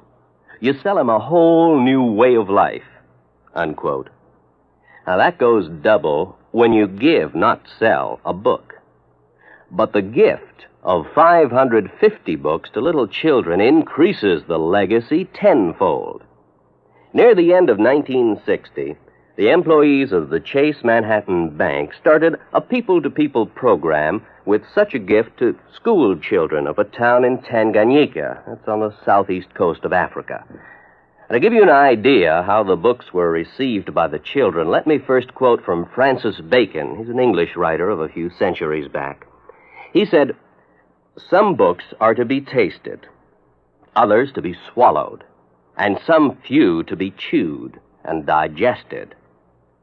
In the past, children in Tanganyika may have done a little tasting and chewing and a little swallowing and digesting. But there's one certain thing.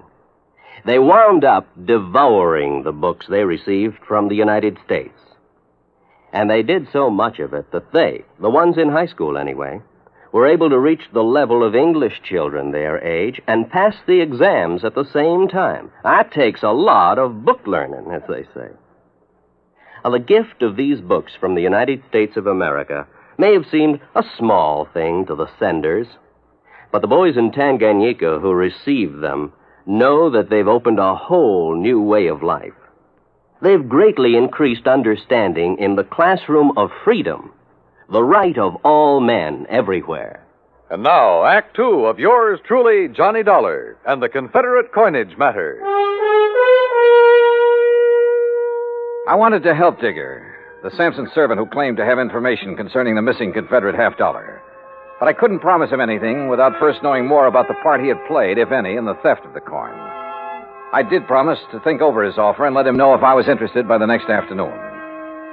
Anyway, at 8 that evening, I joined Mr. Sampson and Kopek for dinner in the large dining room. After we'd finished our coffee, Sampson rose and excused himself. When you're ready, we got work to do, Michael. Yes, sir. Huh? See you in the morning, Johnny.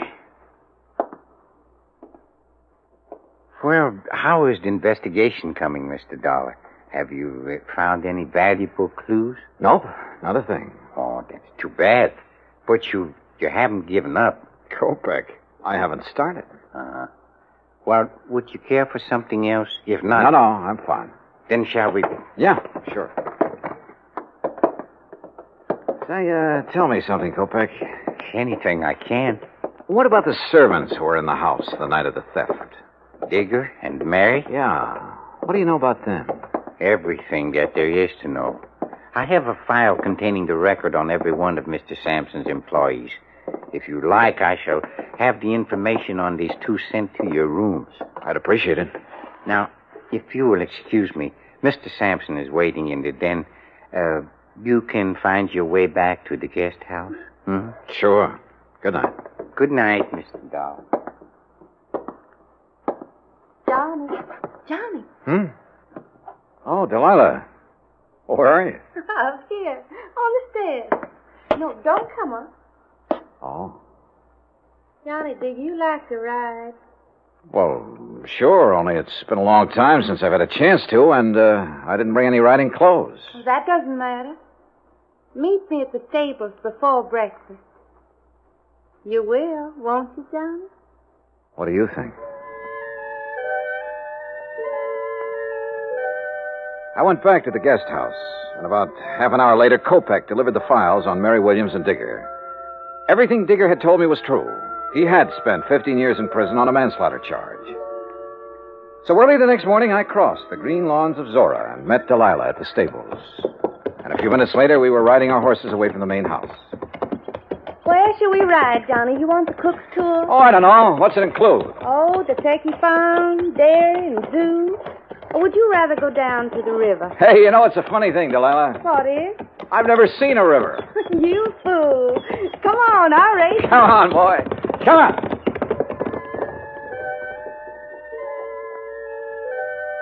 Finally, when we reached the river, we dismounted. And she just stood there for a long moment, looking down into the water. Well? I guess I'm just reaching for something I can't have. Yes. You understand, John? Why did you marry him, Delilah? His money. Only I was fooled. Or made a fool of. How do you mean? Well, he's a collector, Johnny. Coins and paintings and people. Well, hadn't you noticed? I'm just another one of his possessions with all the rights and privileges of a statue. And you know why Sampson married me? Because my parents named me Delilah. Well, why don't you leave him? Oh, I'd need money, a lot of it. And I thought I was going to get some. But now? Maybe I'll get another chance. And when I do, Johnny, you keep in touch, huh? We rode on back, had breakfast, and I returned to my rooms in the guest cottage. Around 11 o'clock, I picked up the phone and called Bert McGraw again. Johnny, about time you called. Yeah, what'd you find out, Bert? Enough to know that I'm in trouble, and you got to get me out of it. Trouble? What kind of trouble? That Confederate $50. Do you know what it's worth? $5,000. What? But you insured it for 20. I know it, but look, Johnny, it wasn't all my fault. I mean, well, how did Sampson know about the dies? What dies? The dies a man named Scott made 500 of those $50 from back in 1879. That's what lowered the price of the original $50. You mean there are 500 of those $50 in existence instead of 4? 504. The 4 original ones made in 1861, the rest were made later. Well, looks like you're out 20 grand, Bert. Oh, don't say that. Unless. Yeah? Unless you're willing to let me try something down here. Anything, Johnny boy, anything. Even if it costs $5 grand? Well, you know what'll happen to me if the company has to take a loss of $20,000 for something worth only $5. Johnny, please, go ahead. Thanks, pal. I'll call you later.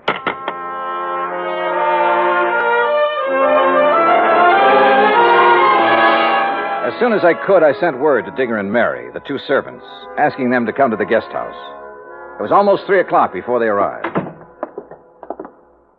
Miss Dollar, have you decided on what you're going to do? Yes, Mary, I have. Digger. Yes, sir? I can't promise that you won't be sent back to prison. Well, then I ain't going to tell you nothing. Now, wait. Sir. Let me finish. But I can promise that I'll do everything possible to help you. Well, sir, I have to ask Miss Mary. You know, she's the one who talked me into coming to you in the first place. I did it soon as he told me what he'd done. I didn't know about it till afterward, Mr. Dahl. All right. Just what did he do, Mary? Well, it wasn't his fault. He just had to break into that case and take that $50. Yeah, sir, that's right. I had to. Why? Because she said that she'd tell Mr. Sampson something real bad about me. Something that'd cause him to send me back to prison. She? Mrs. Sampson? Yes, sir. That's the truth, Mr. Dollar. I swear it. All right, Digger, go on. What happened after you took the coin? Well, sir, it all went like she said it would. I got hold of the $50 and ran on down to the river. Late that night, I was on my way back to where I was supposed to meet Miss Sampson and give it to her. Well, sir, then I tripped over something and doggone if I didn't lose it. Oh, wait a minute. Come on now, Digger. You don't expect me to believe that. But it's the truth. Yes, sir. I had it in my hand, and when I fell, it flew out. And you can't find it? No, sir. No, sir. And I looked and looked. There's a good reason why he can't find it, Mr. Dahl. Oh? Yes, and you come with us. We'll show you. They showed me, and I had to agree there was a good reason. I told Kopek I wanted to see Mr. Sampson. While I was waiting for him, Delilah came down the stairs from her room. Johnny, I told Digger to take your suitcase out to the car. You won't leave him. I will be in a few minutes. Well, Johnny, have you found the coin? No, not quite. But I know where it is. And I know how it got there. You do? Why did you do it, Delilah? Why did you make him do it? You ought to know by now, Johnny. I did it for the same reason I've done everything else in my life, for money. I thought I could use the money to get away from here. What'll you do now? I don't know. It's up to him. You do have to tell him, don't you? Yes, Delilah. I'm afraid I do. There's no other way. I mean, well, couldn't you say one of the servants? No, Delilah, don't you say it either. Okay, John. See you around, huh? Sure. See you around.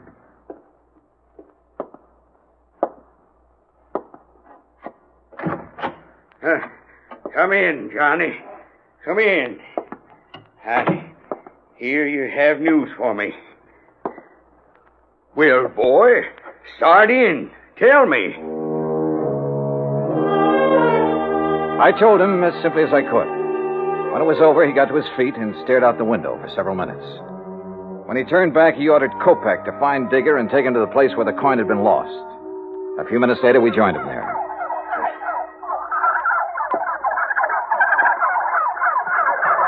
I can't believe it. This where you lost the $50, Digger? On the turkey farm? Yes, sir. Yes, Mr. Sampson, sir. Right over there. Well, why didn't you get in there and find it? Well, I told Mr. Dollar. How come I couldn't, sir? Well, Dollar? He couldn't find it because when he dropped the coin, one of those turkeys swallowed it.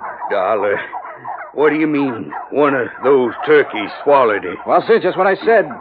Turkeys will eat anything that glistens or shines that's dropped near them.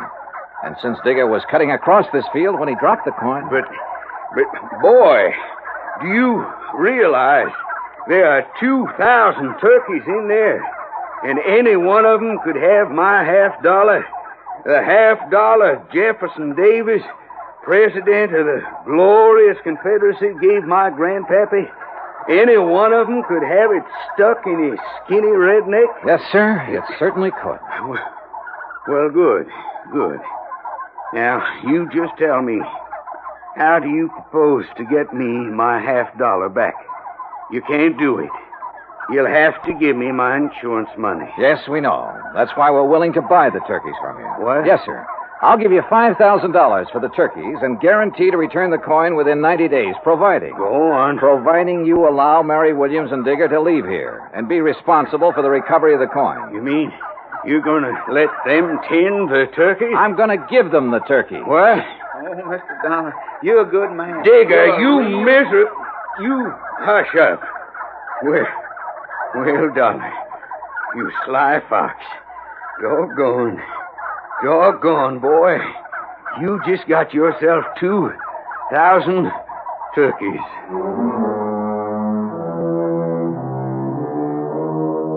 A couple of weeks after I left Birmingham, I received a letter from Mr. and Mrs. Digger telling me that they'd found the coin in the craw of the bird they'd killed for their first Sunday dinner together. Which proves once again, miracles do happen. Expense account total, including transportation back to Hartford, $405.10. Yours truly, Johnny Dollar.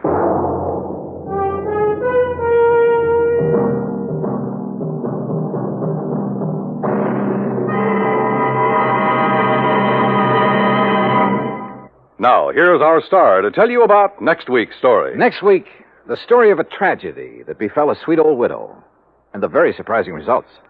Join us, won't you? Yours truly, Johnny Dollar.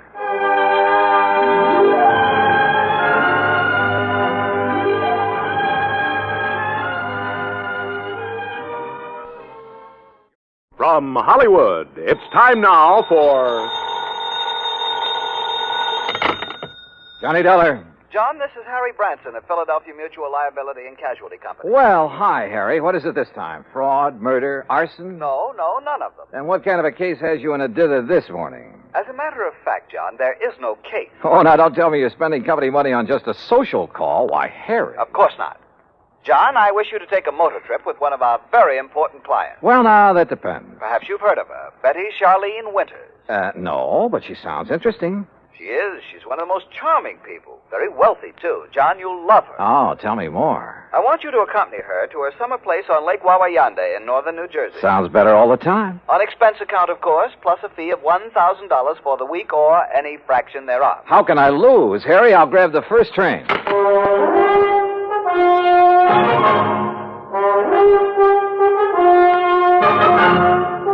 Bob Bailey in the exciting adventures of the man with the action-packed expense account. America's fabulous freelance insurance investigator. Yours truly, Johnny Dollar.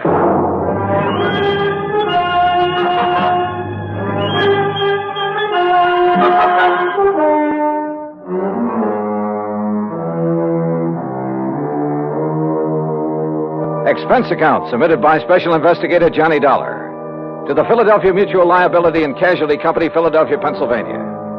Following is an account of expenses incurred during my investigation of the Wayward widow matter. Expense account item 12150, fare and incidentals, Hartford to Philadelphia. At his office on Walnut Street, Harry Branson looked as though he'd been just sitting there waiting for me ever since his phone call. I'll get straight to the point, John. Well, good. You don't mind if I sit down first, though, do you? Oh, no, of course not. As I told you on the telephone, Mrs. Winters is one of our Mrs.? You didn't tell me that. Her husband died just a short time ago. Oh. And you, the old friend of the family, have been consoling the lovely widow, eh? John. Yeah, when you pick 'em, you really pick 'em, Harry. Hey, do you remember that little brunette you went for in the last case I handled with you? John, that has nothing whatsoever to do with the matter at hand. Yeah, okay, maybe not. Oh, but you sly dog. I'm betting right now you wish you could make this trip to the lake instead of me. Of course I do. The beautiful forests and mountains up there at this time of the year. Oh, sure. Just for the scenery. All right, now tell me all. Well, the Winters were very wealthy. Betty Charlene Winters still is. Thanks, among other things, to the $500,000 she received on her late husband's double indemnity policy. $500,000? You make this sound more attractive every minute. John, will you don't suppose the gorgeous babe helped him have an accident in order to collect that? John, you are being absurd. Am I? Tell me this. Was he older than she? Yes, he was. Uh-huh. And 2 and 2 make 4. And you are making no sense at all. Hey, you have got a case on her, haven't you? Will you please stop this nonsense and listen to me? Now, as I started to say, their lovely home is out between Ardmore and Bryn Mawr. All right, go on. Their home, which Mr. Winters inherited from his father and his grandfather before him, is a veritable art gallery. I see. But she is going to dispose of most of it to the better-known museums and galleries. She plans to sell the family mansion, too, just as soon as the estate is settled. Doesn't go for the old stuff, huh? You're quite right. Her taste is more for the modern. That's the way I like him. I beg your pardon? Nothing. Go on, Harry. Yes.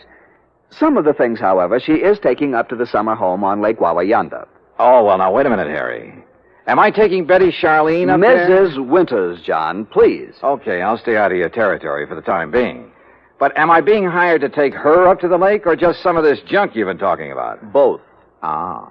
You see, there's one thing in particular, some statue or other, that she wants help with. Statue, huh? So you and she and the statue will make the trip. Now, that's the kind of chaperone I like. When do we start?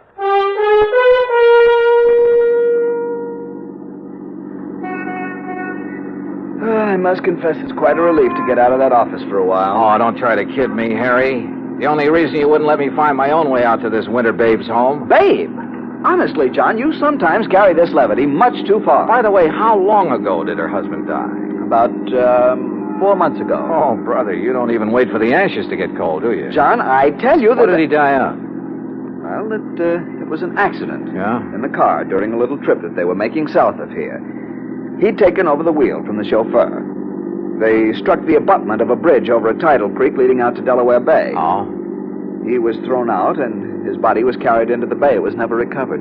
And so our tasty little dish was left with $250,000 life insurance, a huge estate... John, I simply will not listen to any more of this sort of nonsense. Besides, this is the driveway up to the house. Lovely place, isn't it? It was lovely. There must have been over an acre of perfectly tended lawns and gardens.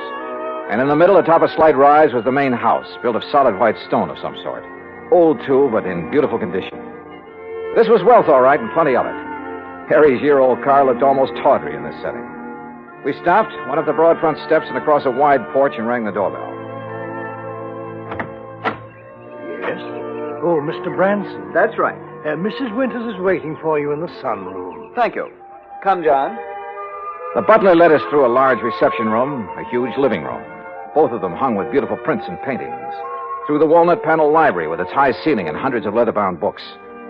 Finally, after passing through a long corridor lined with statues and magnificent vases, we entered the spacious sunroom. There, standing in front of a chair at the window, was a chauffeur. And in the chair sat Betty Charlene Winters. Mrs. Winters, may I present Special Investigator John Dollar.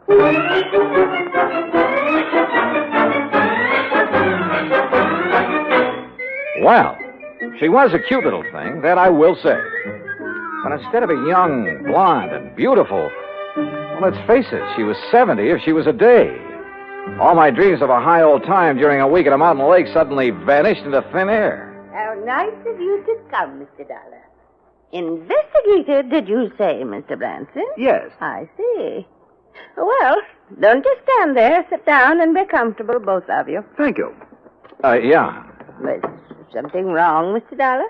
No, not at all. Oh, Haskins here's my chauffeur and general handyman. Hi, Haskins. Mr. Dollar? I've just asked him to get the statue ready for our little trip. You may go now, Haskins. Oh, thank you, madame. No, wait, please. I wonder if I might see this thing we're taking up to the lake, Mrs. Winters. Well, of course, it's right there in the corner behind you, Mr. Dollar. The cherub. Cherub, huh? Oh, This? Isn't it beautiful? Well, it was a cherub, all right, about 4 feet high, with a couple of doves fluttering around its feet. At least that's what I gathered from the garish paint on it. Believe me, it looked like something a third grader had slapped together as a joke on his modeling class. Now, I'm no artist, but so help me, I could have done better myself with a handful of mud and with my eyes closed. An old family piece, Mr. Dollar. Antique. I started to say what I was thinking, but then Haskins lifted the atrocity off its pedestal and left with it. Haskins has made a special box for it. He'll place it in the car so we can leave with it tomorrow. You are ready to leave on such short notice, aren't you, Mr. Dollar? Well, now look, Mrs. Winters, Yes, his luggage is right outside in my car, Mrs. Winters. Then, Eric, you may fetch it and put it in one of the guest rooms. Very good, madam. By the way, I hope you know how to drive a Pierce Arrow, Mr. Dollar. Pierce? Or did you think perhaps Haskins would drive us up to the lake? Well, I don't know. No. Haskins is leaving today on his vacation. And I wonder if he will come back. Why do you say that, Mrs. Winters? Oh, I've been having some trouble with him. Oh? I thought you were always eminently satisfied with Haskins. Until recently. Until the death of my husband. He's been... Well, if he doesn't come back, I shall have to replace him.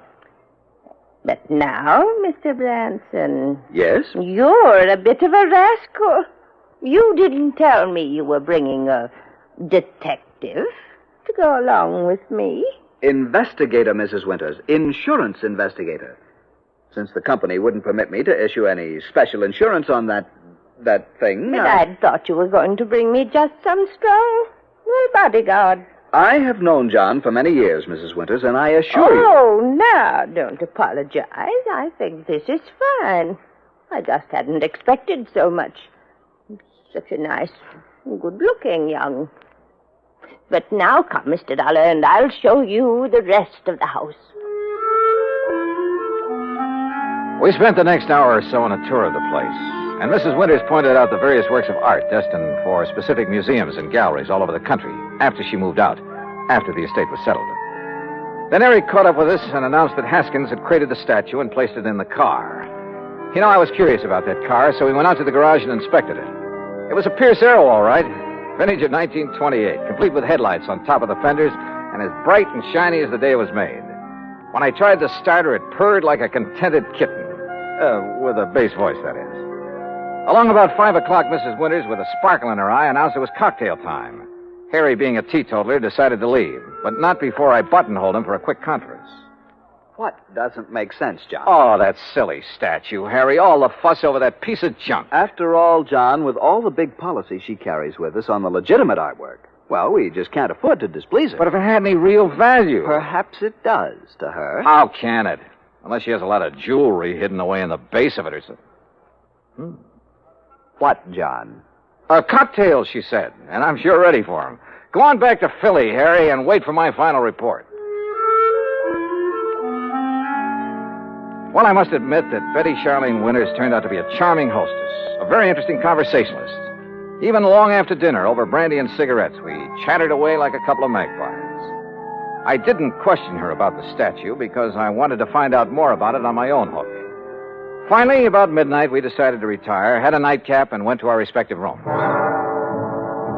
But instead of going to bed, I sat around and read for a few minutes, turned off the light, waited a few minutes more.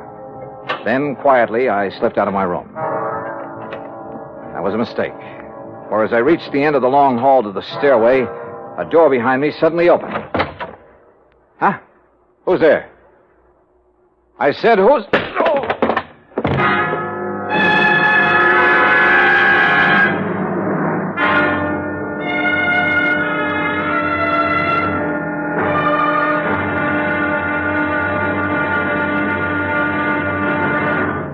Act two of yours truly, Johnny Dollar, in a moment.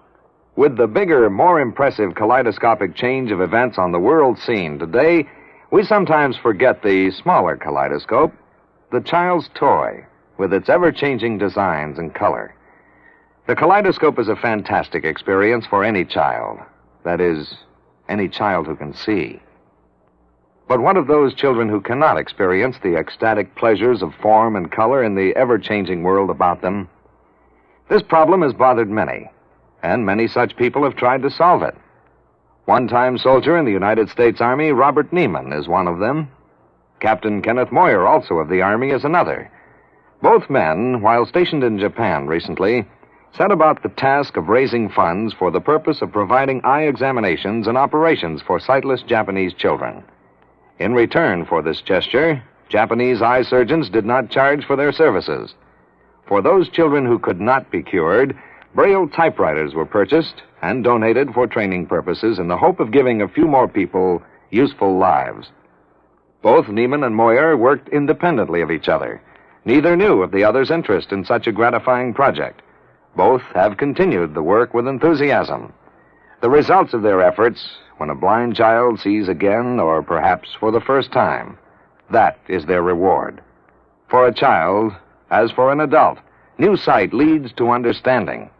And understanding is a building block of freedom, the right of all men, everywhere.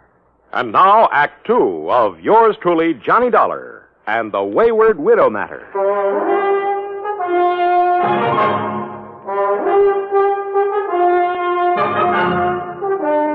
When I came to, it was morning, and I found myself in my pajamas lying comfortably in my bed in the guest room. But there was nothing comfortable about the lump on the back of my head. Whoever had slugged me out there in the hall had meant business. I got up painfully, went down the hall, and made a quick check of the room from which the attacker had surprised me. It was just another guest room. I showered, dressed, and went downstairs, where I found Mrs. Winters at the breakfast table. She was very much distressed over what had happened and suggested we go out and look in the trunk of the car immediately.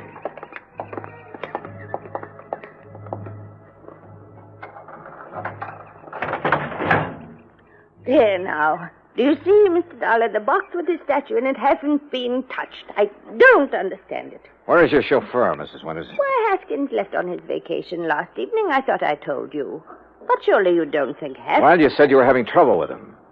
Maybe we'd better open that box to make sure that... But it hasn't been touched. And I'm the only one who has a key to that little lock on it. Yeah, I see. But now it's pretty logical to assume that whoever slugged me last night was interested in... Hey, Mrs. Winters, how long has Eric, your butler, been with you? Why, Eric, the dear boy, has been with me for nearly 30 years. But good heavens, you surely don't suspect him of anything like this. He's a very fine person, Mr. Dollar, and a perfect gentleman. Oh, certainly more of a gentleman than my late husband ever was, in spite of his money. Oh? I must confess that although his death was a terrible shock, life has been a great deal easier for me since he passed away. Just how do you mean that, Mrs. Winters? No, well, why talk about it? Something that... Oh, why not talk about it? I married Charles for his money, Mr. Dollar. I'd never got any further than the front line of the chorus until he came along. Would you believe that I was a chorus girl? Well, as a matter... And the wealth and the luxury that he could give me was very attractive, was very satisfying for a long, long time. But for the past 10 or 15 years, maybe more, he insisted that we just stay penned up in this musty old museum he called a home. And what happened? Well, all our friends were traveling around the world, seeing new places and new people. We just sat here looking at four walls and at each other. Except for a couple of blessed months up at the lake. You'll love the place up there, Mr. Dollar. It's new and fresh and modern. I had it built over his protest. Young people came to see us, and it was such a relief from a... Well, I'm sorry. This must be so boring for you to hear. Not at all. Now, look. Why don't we call the police in about this thing that has happened to you?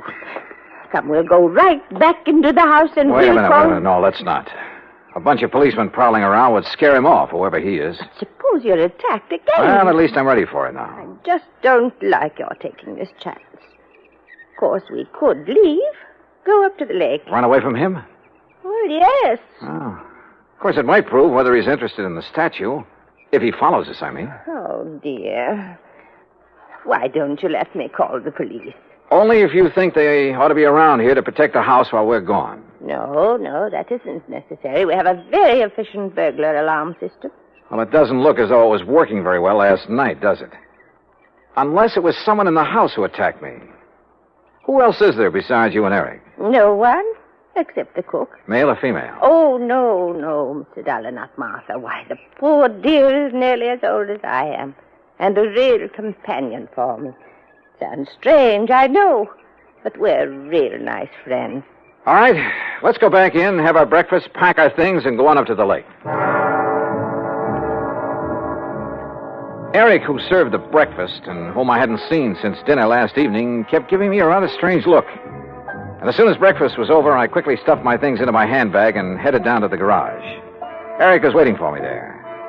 He insisted that he put my things into the trunk of the car, which killed any chance I might have had to pry open the box with the statue.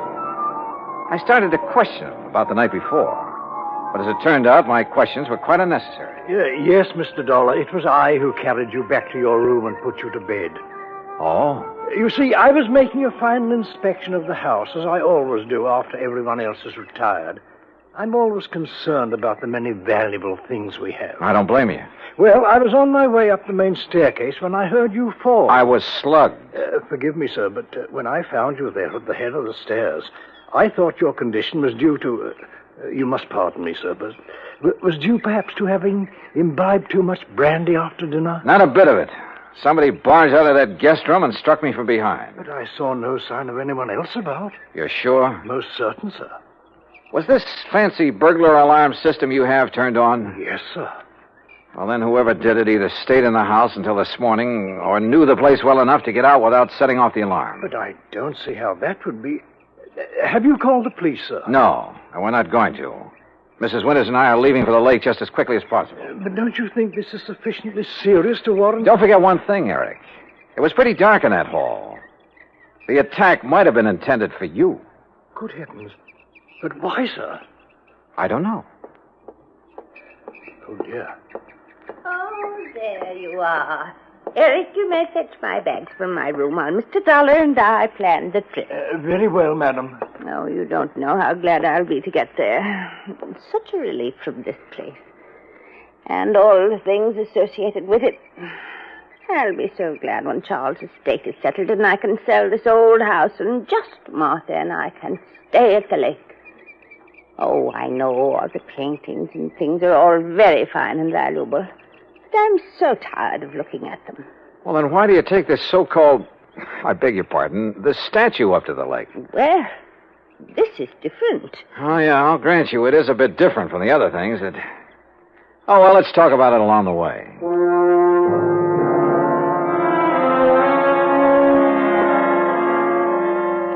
But we didn't. Simply because I didn't bring up the subject again. Why not? Because a couple of pretty wild ideas had begun to peck away at the back of my brain. Ideas just crazy enough to have some basis in fact. The 1928 Pierce Arrow ran like a dream in spite of its advanced age. And Mrs. Winters, in spite of her advanced age, kept the conversation going at a merry clip. There was a sparkling, almost buoyancy about her. And the hunch that had hit me began to grow. We crossed the Delaware River at New Hope on Route 202, and in Lambertville, we stopped at the sign of the Flying Red Horse to gas up the car. That's item 2470. While the attendant was busy with that and checking the tires and battery and so forth, I made some excuse or other and stepped around to the telephone booth at the back. Harry Branson here. Harry, I want you to drive out to the Winters home at Bryn Mawr again. Oh, what for? Just do it, right away. Then call me up at the lake. Well, whatever you say, John, but I wish you'd tell me... Gotta go now. Goodbye. The rest of the trip through the pretty North Jersey countryside was uneventful. And finally, north and east of the little town of Andover, we came to Lake Wawayanda. We drove along a private road to the far end of it, and there, perched on a little cliff above a deep basin, was a real smart, modern brick and glass home. That's right. Straight up the little hill and park in front of the garage. Little hill? I just hope we can make it. Right here. I hope the brakes will hold, or this thing could roll right on back into the lake. Oh, and the lake is so deep right there, nearly 100 feet. An old mine or something before the water came up. Oh, this is a pretty dangerous driveway. Here now, let me help you. Thank you. One of the first things I'm going to do is have this driveway built up and leveled off and a big stone wall built around it. Yeah, you'd better. Careful now. This is pretty steep. Oh, listen. Yeah? Telephone is ringing inside the house. Oh, well, let me have the key and I'll go in and answer it for you. I'll answer it. You can unpack the car while I I suspected the call was from me, but didn't want to say as much. So I opened the car trunk, proceeded to take out the luggage and the big, clumsy box for the statue. The box was heavy, very heavy, and I wondered how Haskins, the chauffeur, had been able to pick up and carry the statue so easily back in Bryn Mawr. I finally got the box perched on the edge of the car trunk when Mrs. Winters called to me. It's for you, Mr. Dollar. It's Mr. Branson. Oh, okay, I'll take it. Leaving the box there on its precarious perch, I went on up to the house.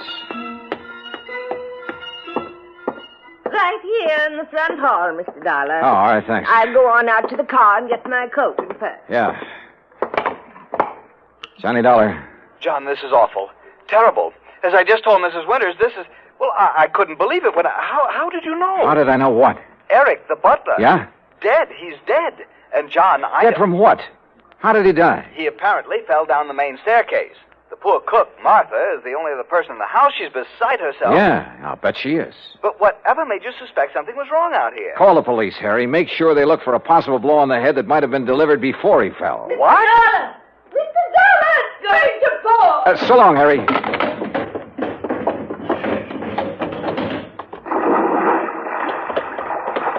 Oh, dear. Oh, Mr. Dollar, oh, dear.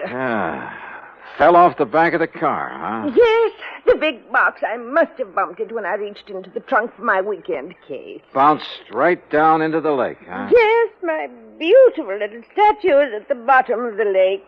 Oh, well, don't worry, Mrs. Winters. We'll get it back. I'll have a diver come up here. No. It's all right. We'll leave it there. Huh? No, you were right. It'd only be another memory of the musty old house in Bryn Mawr. It has no place here where everything is so fresh and new and clean. We'll get it back. But it really had no actual value. You were right, Mr. Dollar. It's better to just... Yes, we'll leave it there. Sorry, Mrs. Winters, but that's where you're wrong. Why, Mr. Dollar... We'll get it back, all right. And whatever's in it. Oh, dear. I suppose I might have known. Expense account item 3, $290 even for the diver who came over from New York and retrieved the box from the deep hole in the lake. 2 boxes, as a matter of fact. One with Haskins' body in it, and the other with the body of Charles Winters, the body that was supposed to have been washed out to sea after a car accident. The story? Well, of course. After Haskins got rid of Charles for me, I had to do something about him. Or rather, we did. Martha, you know. He's such a wonderful friend. Was Haskins the one who slugged me? Yes, so foolish of him, wasn't it? But he'd heard Mr. Branson say you were an investigator, and it frightened him. Worried me a little, too.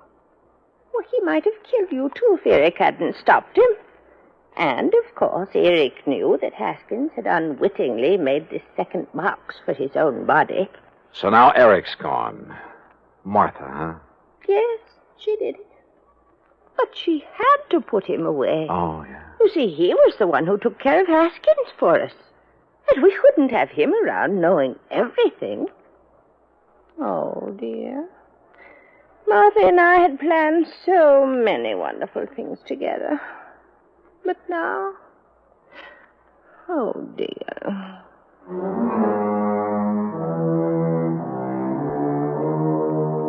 Expense account total, including incidentals and transportation back to Hartford, $365.50. Remarks?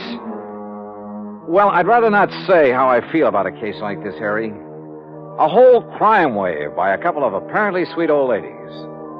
The legal procedures, and there'll be plenty of them, are up to you and the company, as well as recovery of the insurance paid on poor old Charles Winters. Hey, next time, give me a case that doesn't turn my stomach, will you? Yours truly, Johnny Dollar.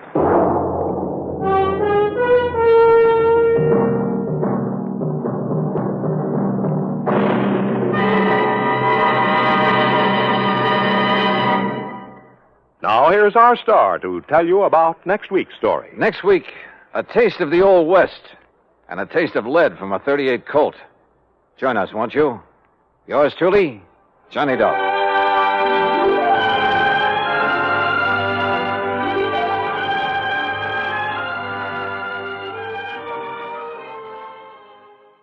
From Hollywood, it's time now for... Johnny Dollar. Fred Larkin, Johnny. New Jersey Fire and Casualty. Hope I didn't get you out of bed. Well, you sure did, Freddie, but how are things in Trenton? In Trenton, fine. In the little town of Vineland, I'm not so sure. Vineland. About halfway between Philadelphia and Atlantic City? That's the place. What goes down there? Fire. Arson? That's what I hope you can find out. Well, any reason for suspicion? Yes. The man who holds the policy on $83,000 worth of bedding. Bedding? Mattresses, box springs that went up in smoke 2 days ago. Okay, Fred, I'll grab the first train.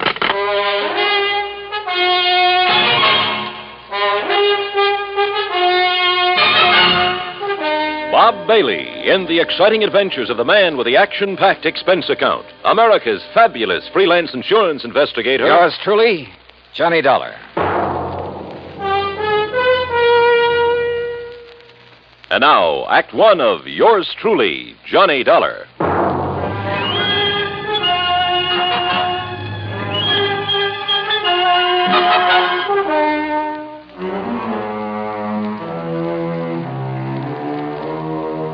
Expense account submitted by Special Investigator Johnny Dollar to the New Jersey Fire and Casualty Insurance Company, Home Office, Trenton, New Jersey. Following is an account of expenses incurred during my investigation of the Smoky sleeper matter.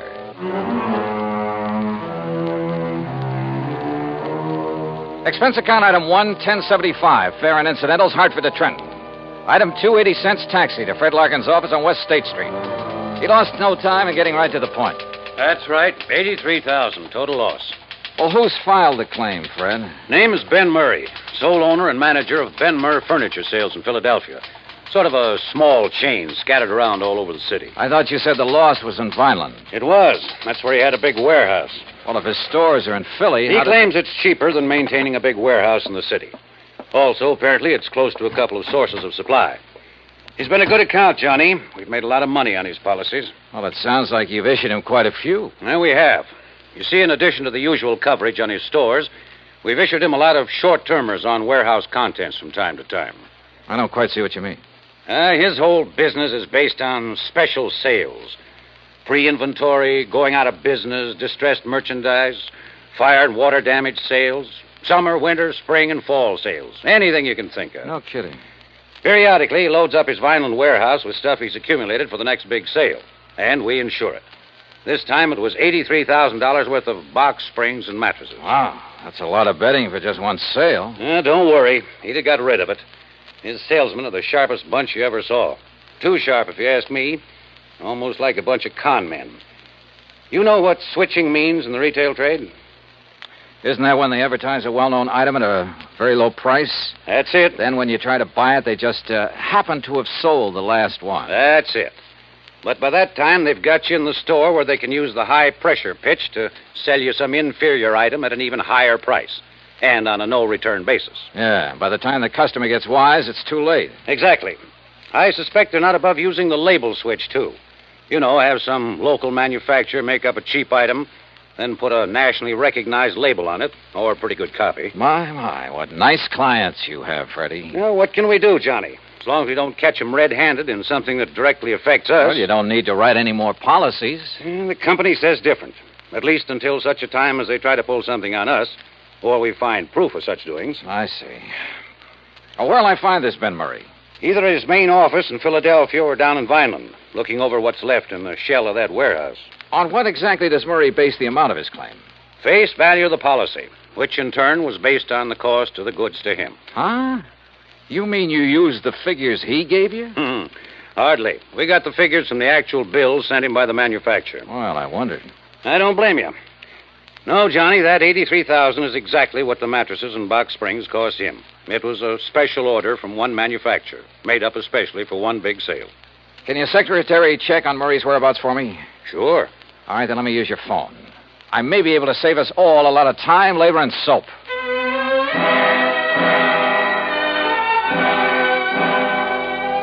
I called my old friend Adam Bowles, who lived within a few miles of Vineland, who, before he retired, was one of the top arson men in the country. Investigator, I mean. He wasn't home, but I left word for him to drive to Vineland and meet me in the lobby of the East Landis Hotel whenever I got there. Meanwhile, Fred's secretary had learned that Ben Murray was in his Philadelphia office. Expense account item 3560 for a train to Philadelphia and cab to the main office of Benmer Furniture Sales. The place was a madhouse. Okay, Dollar, go ahead in. It's that first office on the right. Thanks. And listen. Oh, wait a minute. Sales department. Call me back. I'm busy. Listen, Dollar, if you can get a word in edgewise with Ben, ask him where's the contracts for that West Philadelphia deal, will you? Oh, sure. Sales department. Yeah? Well, turn a hose on some of that stuff and call it a flood sale. Something like that. Make the picture in that advertisement look good, see? Put a lot of stuff around. Pictures on the wall, rug on the floor, stuff like that. Yeah, make the suckers think they're getting a 25-piece dining room suite, not just a table, 4 chairs, and 20 crummy dishes. Dollar, sit down. Thanks. Yeah, make it look like they'll be getting everything they see in the ad. Yeah. Now'd you get them sofas in from Sterling? Okay. Put a price ticket of $95 on them. And then mark it down to $49.95, and we'll clean out the whole... Mr. Murray. Huh? He what? Sterling charges $25 for those lousy sofas. Listen, we're giving them $22.50 for them. Except for the demonstrator we show on the floor, the good one. Who does he think he is telling me the price he's going to charge me? Oh, that lousy bunch of chiselers trying to hike the price on me. Boy, what a business. From the looks of that outer office, you've got plenty of it. Yeah, volume, Dollar. That's what does it. I work on a narrow margin, see? Oh. Yeah, sometimes I even lose money, just to keep the volume up. I got 9 stores, see? They're all over Philadelphia. Hey, Ben. Yeah, what's the matter now? Pine Street wants to know the sale prices on those 3 grades of Night Cloud mattresses. What'll I tell him? What are the cost prices? All the same, $13 a piece. Cost us $13, huh? Well, price them at $39.95, $49.95, and $69.95. Okay, Ben. Hey, Larry. Narrow profit margin, huh? And now, look, Dollar, your card says you're an insurance investigator. That's right. Well, if it's about that fire I had down in Vineland a couple of days That's ago... That's exactly what it's about. Well, let me tell you something. Yeah, what is it? Oh, yeah? Well, listen. Hey, pick that other phone off the hook, Dollar. That noise is killing me, will you? Why not? I might learn something. Well, you tell him I don't care. He's the Department of Internal Revenue in person. Hello. We pay Hey, for protection Ben, against guys I got like a him, dame here in and the he'll look store. at whatever Found set out of that books bed we we want sent to her look wasn't at. the Hear same that? one she saw on the floor. Well, now, wait just a minute. She threatens to go see the Better Business Bureau. Well, look, this isn't Ben. Huh? That's what I mean. Just hold on a minute, will you? Hold on. And you tell that bookkeeper we got there, he either keeps the books the way I tell him, or either he... well, look, I'll call you back, see? Did you hold that call for me, Dollar? Yeah, here. Yeah. Hello? Yeah? Yeah? Well, don't take any chances. Give her anything she wants. Give her the one she saw on the floor. Go out and buy her one, a good one.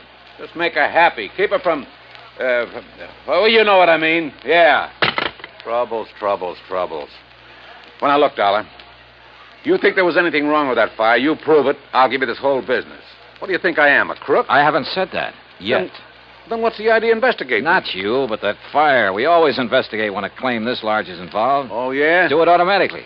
Look, I'm trying to run an honest business here, just barely scraping by. That phone call just now. A customer ain't 100% satisfied, we make her satisfied. Oh, sure. To keep her from blabbing about the way you rooked her. Oh, look, get out of here, would you? Can't you see I'm busy? I try to run a decent business here, and punks like you come in and... Oh, if I'm... Yeah, hold on.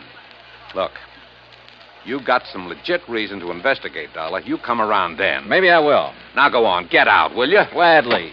Listen, Charlie, you tell him he tries to outsmart me, I'll sue him for every cent he's got.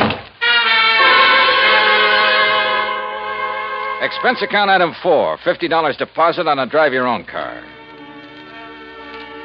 I crossed the Delaware River Bridge and finally picked up Route 47 for the 35-mile drive down to Vineland. Flat country, this, with plenty of beautiful trees and rich farmland, and occasional cranberry bog. The soft smell of ripening peaches greeted me from the vast orchards I passed. It was all very pleasant. Certainly a complete contrast to the noisy, unhealthy joint I just left. And I could see only too plainly why Fred Larkin suspected arson in the warehouse fire. Sure. If a character like Ben Murray didn't resort to arson, he'd feel he was missing a good bet. Proof of arson, however, is a different matter, and not always easy to come by. That's where I wanted the help of Ed Bowles. But Ed hadn't got to the hotel when I arrived in Vineland. So I drove over to the police headquarters at 610 Wood Street, a block north of Landis Avenue, the main drag. There I found Sergeant Louis Tomaso, who'd been working on the case. Be glad to take you over there, Dollar. Just the other side of Chestnut Avenue. That's over south of town. All right, Sergeant, I'd like to see that warehouse, or what's left of it. Oh, there's plenty left of the warehouse. All metal construction. Come on. That in itself might make it hard to spot arson. Dollar, we went over that. Lieutenant, Mr. Dollar and I are going out to the Benmer warehouse. We went over that place with a fine-tooth comb, both during and after the fire. Came up with nothing, huh? Nothing that would give any cause for suspicion. Sergeant, do you know a man by the name of Adam Bowles? I certainly do. He's been giving me a lot of help with this. You know, just to sort of keep his hand in. And he's found nothing? Not a thing. But, of course, he's the kind that never gives up. Yeah. Well, let's get on over and take a look at that place.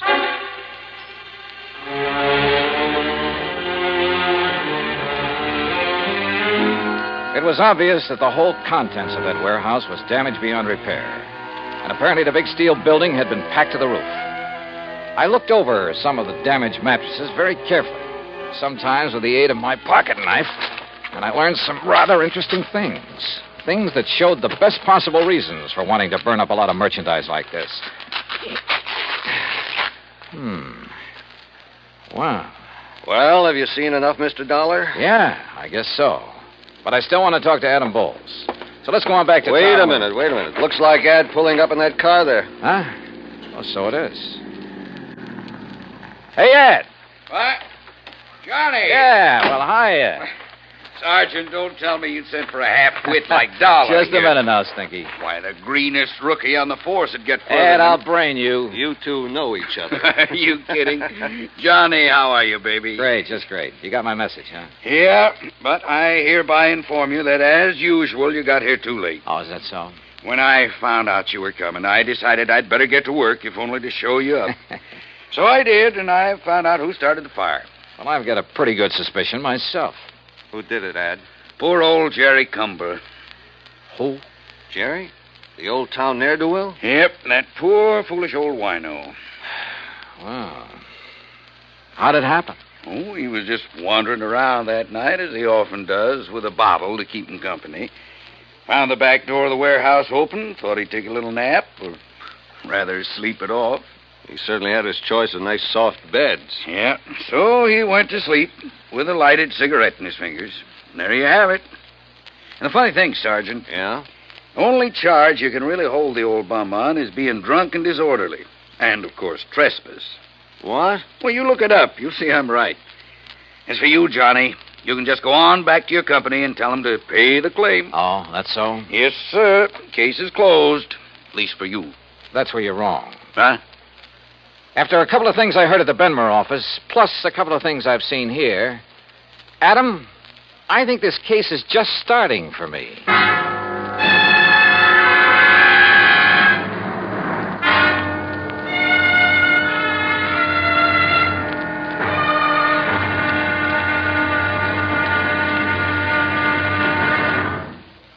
Act Two of yours truly, Johnny Dollar, in a moment. For a long time, people have been saying that the Earth is shrinking because transportation is getting faster and faster. And because this is true, people are getting closer, too. Today, our neighbors are not only the ones who live next door to us, they're all over the world. It is axiomatic that one should help his neighbor. But Americans have gone a step further. In addition to individuals helping individuals, now many American cities help many other cities through the Sister City program. Now, perhaps you've heard how it works. If not, here's an example or two. In the fall of 1959, a large area of Nagoya, Japan, was struck by a devastating typhoon. Her sister city, Los Angeles, California, sent tons of relief materials to Nagoya by way of an Air Force plane headed for the area. The Marines and the Navy rendered vital emergency aid during the disaster. When earthquakes shook Viña del Mar, Chile, during the summer of 1960, her sister city, Sausalito, California, sent hundreds of dollars worth of relief materials to help out. Another case in point, the school children of Clovis, New Mexico, sent a number of cultural exchange packages to students in their sister city of Adana, Turkey. There are hundreds of such examples because there are hundreds of sister cities.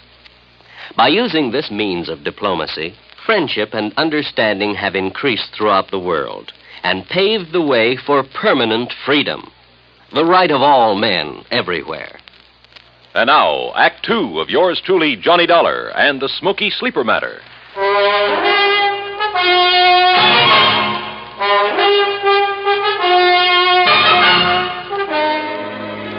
From the looks of things, the case was practically over. The fire at the warehouse full of box springs and innerspring mattresses had been accidental. And it looked, I underline that word looked, as though Ben Murray's claim for reparation to the tune of $83,000 was entirely justified. Ad Bowles, the finest expert on arson I knew, had produced the man who started the fire as proof. So, on the surface, there was nothing for the company to do but pay Ben Murray's claim. But I smell a rat. A big one. Expense account item 5, 75 cents for a person-to-person call to Fred Larkin in Trenton. Well, Johnny, if you're satisfied with Bowles' conclusion that it wasn't arson, well, that's that. We'll have to pay off the claim. What if I could prove fraud? Fraud? What do you mean? Look, Fred, you told me you saw the bills, the manufacturer's bills, to Murray, giving valuation on the bedding that was stored in that warehouse. Yes, I have photostats of those bills right here in my desk. But what... Good for you. Dig them out, will you? Oh? Why? Go on. Dig them out, Fred, and read them to me. What if there was no arson? I fail to see what you're driving Look, will you do what I ask you? I'm trying to save your company some money. All right. Here now. Now, what do you want to know? Well, the labels on the remains of the mattresses I looked at the scene of the fire, those labels indicated there was a model called the Night Cloud Sleep Rest. And that checks with these bills. Let's see. There were 3,500 mattresses called Night Cloud Sleep Rest. Well, forget the quantities. What was the manufacturer's price to Ben Murray on that Night Cloud Sleep Rest? Let's see. Johnny, they cost Ben Murray exactly $25.50 apiece. And there's an equal number of box springs to match. $25.50? That's right. But I overheard him say in Philadelphia that he only paid... What, Johnny? Nothing. What other models are on those bills? Night Cloud Super Sleep. And the price? Just a second. Hey, look, while you're figuring, you might be interested in knowing that the labels on that sleep rest indicated a retail price of $69 each. Some profit, huh? Here now. Johnny, the Night Cloud Supers cost Murray $26.20 apiece. Wow, All right, I got it. And he claimed to be working on a narrow profit margin. Now, the Night Cloud Perfection Sleep cost him $27.14 each. Good. Any more? Those were the only ones he bought and stored in the warehouse. All right. Now, give me the name and address of the manufacturer. Easy. Golden Bedding Corporation, Woodbine, New Jersey. Good. Now, one more thing. Can you think of the name of another big chain of furniture stores, like Ben Murray's, only in New York or Chicago or some other big city? Well, of course, there's Glauder Brothers in New York. Glauder Brothers. Only they're such a disreputable outfit that when they try to talk insurance with us... Freddie, that's all the better. Thanks a lot. Now, wait, Johnny. You still haven't told me... Oh, I will, Freddie. Don't you worry. I will. Why I didn't get pinched for speeding somewhere along Highway 49, I'll never know, because I certainly didn't hold back the horsepower. Just short of the town of Tuckahoe, I turned off on 557 and then a few miles later pulled into Woodbine. Although it's a small community surrounded by farms, it boasts a big hat factory, a couple of clothing factories, a vast, sprawling state institution, and on the far edge of town, the Golden Bedding Corporation's huge plant. I figured the best thing to do was put on a bull front and bull my way into the president's office. But any such tactics proved entirely unnecessary. Barney Glauder, huh? Yes, Mr. Golden. But just Barney's good enough. Well, I should say it is, because you must be Barney Jr. I've known your papa for years. Sit down, my boy. Would you like a cigar? Why, no, thanks. You don't look like your old man, though. You know that? Not a bit. Of course, I haven't seen him since 42. Barney Glauder. Yeah. Well, what are you doing in this part of the country, huh, Barney? Business, pleasure trip. Business, huh? What's the matter? We haven't had any orders from you people lately, huh? Well, up to now, I haven't really had anything to do with the business. Living off the old man's millions, huh? Smart boy. Did you go to college? Yeah, full 4 years. Yeah, that's the way. Smart boy. Now you are in the business. Buying, maybe? Well, if you mean from you, that depends. Well, if you're as sharp as your papa. How old is he now, huh? Pop? Yeah. Oh, let me see. Yeah, how's your mama? Mama? She... look, Mr. Golden, if you don't mind, we'll talk business first. Chip off the old block. Sure, business always first. After maybe you come out to the house and have dinner, huh? Talk over old times, your family. Sure, maybe. All right, you go right ahead. Tell me what you want to order. 1,000 mattresses in Box Springs, huh? 10,000? Anything you want, my boy, and at a good price. Well, like I said, that depends. Uh-huh. What kind of a deal? Is that what you mean? Yeah. All right, I'll tell you. Your papa's a very smart man, you know that? He's a good businessman. I know what he's thinking, so I know what you're thinking. All right. If you want to give me a nice big order for a lot of merchandise, I'll name you a price that you... Listen, Barney, I've got such a good customer in Philadelphia these days. Not mentioning any names, but you'll pardon me, I don't even miss your papa's business. Understand me? But to get your business back again, I'll make you the same type deal I give this man. For a firm order, that is, you understand? No cancellations. You'll pre-ticket the merchandise. That is, put the list price on the labels for me, for us. Any price you say, regardless of the cost to you. Now, look over here, my boy. The pictures of our merchandise here on the wall. Uh-huh. Night Cloud Perfection Suite. Well, we'll put on any name you like. One should sound like some national brand, we'll think up a name for you. Not a bad deal, so far. And we make up as many models as you want. You know, we change just the ticking. They look different. All 196 springs. I personally guarantee it. Only 196? That's all you need, sure. Nobody can tell the difference. Except, of course, the demonstrators you keep on the floor to show the customer. The demonstrators got 392 springs. Those you can jump on and bend them anything you like. Yeah, and the customer thinks that's the kind he's getting. What else? I tell you, Barney boy, just as smart as your old man. Yeah. Now, what about the price? The price. Now, Barney, this you can't resist. You understand, out here in the country, low overhead, no labor problems, nobody snooping around. Yeah, I know. How much? Well, for you, my boy, how many? Well, say 10,000 units. 10,000 units. All right, I'll give you a special price. How much? Well, now, this depends on the ticking material. You look here. See? First-class material looks like twice the money. Go on. Plain blue and white ticking, that costs you, and remember, Barney, this is very special because of your papa and getting back his business, so at 10,000 units, then this ticking, $14.93, and you never saw such a buy. That okay? Strikes me as a little high. A little high? I'm not making a thing on it. Look at here.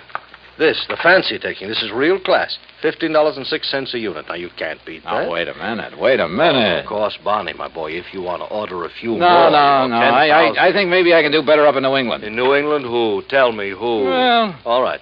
Now, look. I told you, I've got a big customer in Philadelphia. Well, all right, never mind.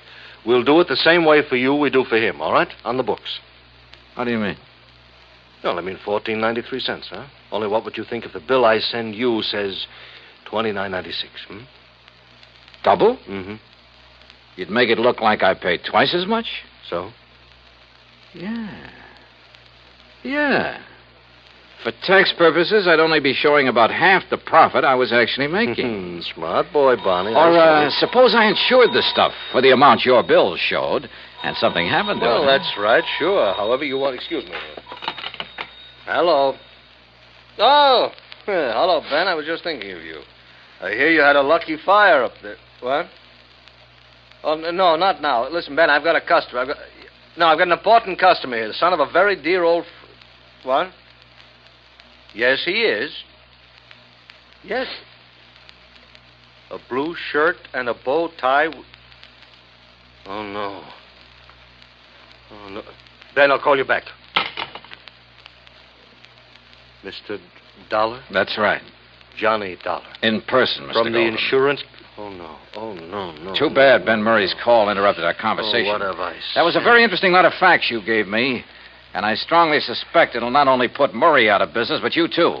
And a lot of people you've been dealing with. Dollar. Brother, I hate to think of what the Better Business Bureau will do when they get hold of these facts. Bureau. To say nothing of the Federal Trade Commission. Dollar, listen to me. But I have a notion it'll help to clear up one of the dirtiest chip rackets in years. There's no need to Even the long-suffering public understands this sort of shady operation when it's brought to their attention. It's not at all. As for the decent, legitimate national firms you've been practically stealing listen from... to me, Dollar, will you please listen a minute? Yeah, go ahead. Business has been good. I've made a lot of money. Oh, now, wait a minute. Maybe you could use a little bit. You know, we'll call it the commission, huh? Say $10,000. In cash, it wouldn't show.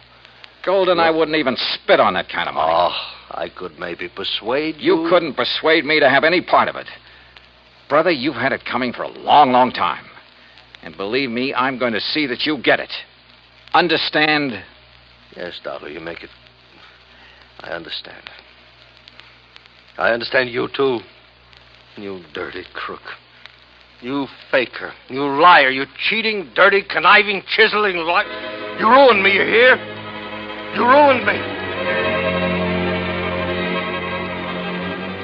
Yes, Fred? I'm afraid that your nice client, Ben Murray, based his insurance claim on a lot of values that didn't exist. On the hiked up prices. Hiked up to cheat you and the income tax boys. And if that isn't outright fraud, I'll eat my shirt. So you can just forget about paying that claim or any part of it. And I hope that you and the company will take whatever legal steps are necessary to put these guys out of business. Expense account total, including incidentals and the trip back to Hartford, $130.49. And cheap at half the price. Yours truly, Johnny Dollar.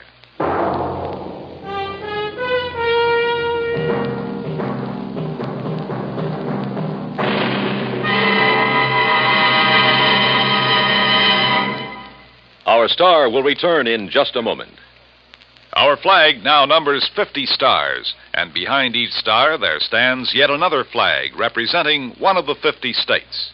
Kansas' state flag is dark blue, and in the center is the state's seal, surmounted by a large sunflower, the official state flower. The seal reflects the history of Kansas, the train of ox wagons going west, for most of the great roads pass through Kansas. An Indian is depicted chasing a herd of buffalo, recalling the words of the official state song, "Oh, give me a home where the buffalo roam." For this truly was the home of the buffalo and Indian. The East is represented by a rising sun, and the promise of future prosperity is indicated by the steamboat on the river and the farmer plowing the field. Above a mountain range are 34 stars, for Kansas was the 34th state admitted to the Union. Over all is the state motto, Ad astra per aspera, to the stars through difficulties. Kansas state flag, the flag of the 34th state to enter the Union, was adopted on March 23rd, 1927. Now, here's our star to tell you about next week's story. Next week, the case of a girl who was willing to kill for money she didn't need. Join us, won't you? Yours truly, Johnny Dollar.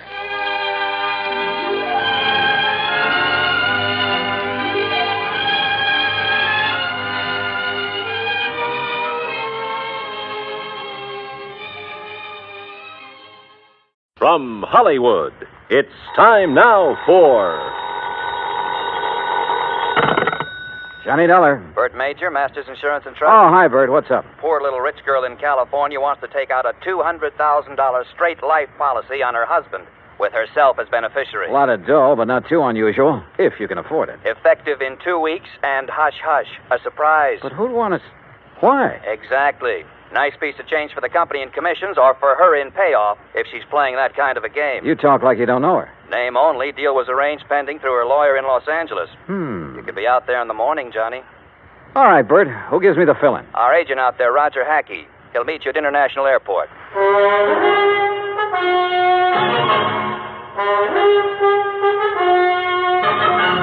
Bob Bailey in The Exciting Adventures of the Man with the Action-Packed Expense Account, America's fabulous freelance insurance investigator. Yours truly, Johnny Dollar.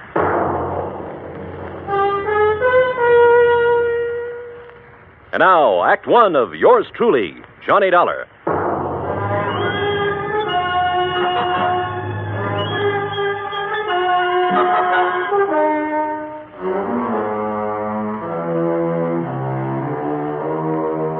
Expense account submitted by Special Investigator Johnny Dollar. To the Home Office, Masters Insurance and Trust Company, Hartford, Connecticut. Following is an account of expenses incurred during my investigation of the poor little rich girl matter.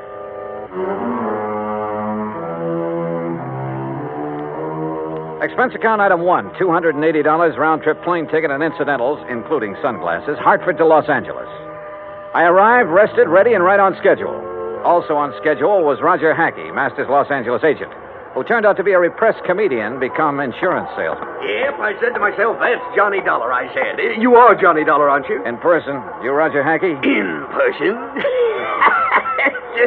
You got the old feel, haven't you? Simpatico, we call it out here.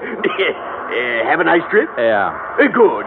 Airplanes scare me. Don't like being up there in the wild blue yonder. Terra firma is my dish of tea. Slow but sure, they call me. Yeah, well, look, Now, Mike- if you'll just follow me, we'll jump in my jalopy, and I'll have you at the Beverly Hilton before you can say Happy Hooligan. You said. Huh? Oh, yeah. Well, here we go. Cloud of dust and all that.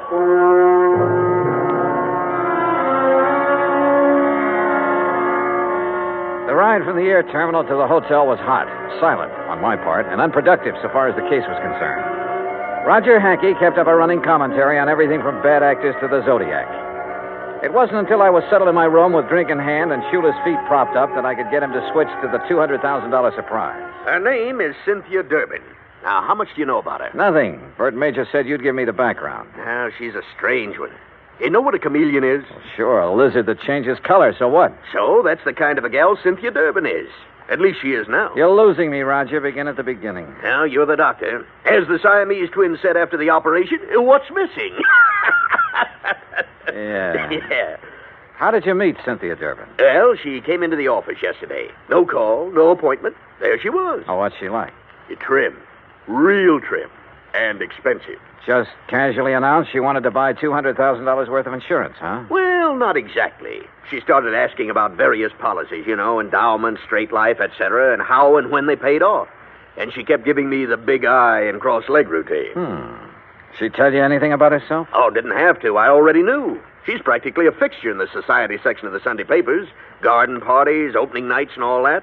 Yeah, but only lately. Her husband? Peter Durbin. He's been a public figure ever since they got married about 3 years ago. But she hasn't. No, just the last couple of months or so. How old is she? Oh, around 25. Blonde, blooming, and gorgeous, figuratively speaking. I take it she has the money, huh? Yeah, right. He was a well-torsoed movie bit player with a champagne appetite. I see.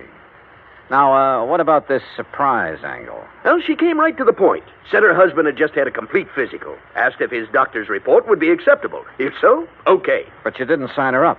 Why? She didn't give me the chance. What do you mean? All of a sudden, she reached in her purse and pulled out a piece of paper with a name and address on it, announced this was her attorney. See him, she said, smiled big, and walked out. Did you go and see the attorney? Right away. A guy by the name of Crane Collins. Has big plush offices downtown, old senior partner type. What did he have to say? Oh, nothing except routine questions about filling out the forms, expediting the procedure, importance of secrecy for the surprise. Well, why didn't you ask a few questions? Couldn't. What do you mean, couldn't? She was there. Doing what? Sitting back in a corner, all huddled up like a mouse waiting to be pounced on. Didn't say a word, while Collins and I filled out the papers. Yeah, she signed them as if they were a death warrant. Went back to the corner and stared at the wall. Now I see what you meant by that chameleon remark. Yeah, she's too much for me. Yeah. A leopard can change its spots, too. Expense account item 2, $3.25 taxi fare to the offices of Crane Collins. So far, all I knew was that the wealthy young woman wanted a pot full of insurance on her husband. If it hadn't been for the surprise request, it would have been routine. Now it wasn't. And the people involved, one of them at least, were not routine. I was ushered into an oak-panel office high above the streets of Los Angeles. Good afternoon, Mr. Dollar. Mr. Collins? Your card identifies you as an insurance investigator, Mr. Dollar. I don't believe I understand. Cynthia Durbin is your client? Why, yes. You represented this client yesterday in the signing of an application for a $200,000 straight life insurance policy on her husband. Yes? I represent the company. Everything is in order, is it not? Insurance is a lot of things, Mr. Collins. A surprise to the insured is one of the things it isn't. My client is adamant in this respect. Call it a quirk, if you will. You expect the company to issue a $200,000 policy on a quirk? Well, how long have you known Mrs. Durbin? Since she was born. Then you know her father? Knew him. I am his executor. Uh-huh. Mother? Also deceased. Both parents died when Cynthia was 17. I was her guardian and have been her legal advisor since she came of age. Was she well provided for? Very. What kind of a man is her husband? Young, about 30. Tall, good-looking. No, Mr. Collins, not statistics. Your impressions. He plays an excellent game of golf. Gets along well with people when he wants to. But you don't like him, do you?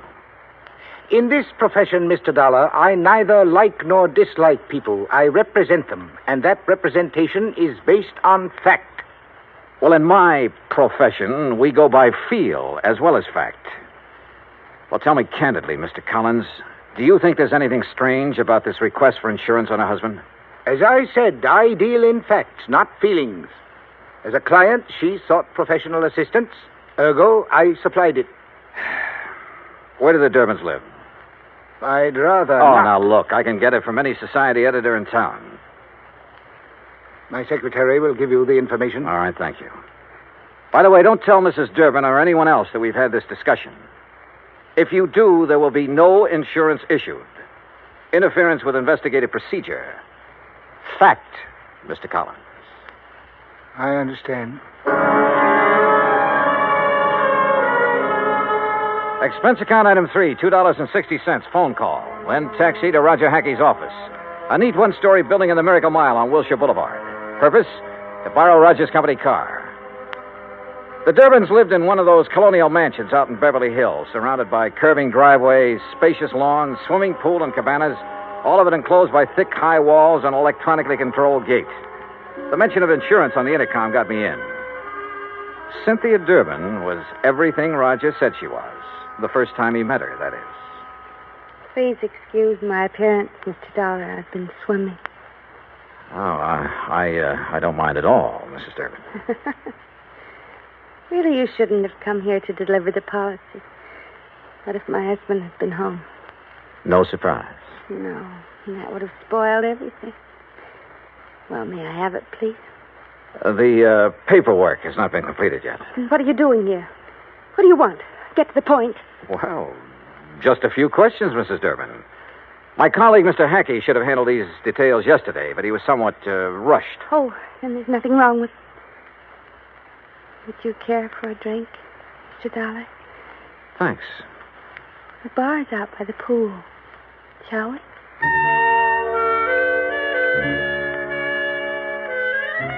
She was wearing a bikini and high-heel beach sandals, and she led the way. I was hoping it was 2 miles to the pool instead of the 75 yards it turned out to be. I mixed the drinks, and we settled down in a couple of sun lounges. Oh, those details, Mr. Dollar. Just formalities, actually. You're to be the beneficiary? Yes. That was discussed yesterday. Oh, yes, so it was. What does your husband do, Mrs. Durbin? He doesn't work, if that's what you mean. He doesn't have to. I have enough for both of us. Johnny. Yeah? Freshen my drink, will you, please? Oh, sure. Say, tell me, did you ever contemplate divorce? Divorce? Whatever makes you ask a question like that? Well? Of course not. We've had our differences, minor ones. What couple hasn't? Yeah, I suppose you got a point there. Here you are. Thank you. Johnny. Why did you pick 2 weeks from today to be the effective date of the policy? Isn't that my business? His birthday, Mrs. Durbin? What? Your husband, the surprise. Well, yes, it is, but all these questions... Plan to throw a big party for him? Yes. No, I don't know. Johnny... Your husband would be worth a lot more to you dead than alive, wouldn't he, Mrs. Durbin? Hand me that robe, please. Sure. There you are. But you haven't answered my question. I'm sorry, you'll have to excuse me. I have a headache. Terrible headache. Something was definitely wrong here. A girl of her age should have flared at my questions. Should have snapped back at me instead of blindly running away. Yeah, something was wrong, all right. But I'd seen what I'd come to see. Both facets of Cynthia Durbin's personality. And was one of them actually thinking in terms of murder? My job, find out.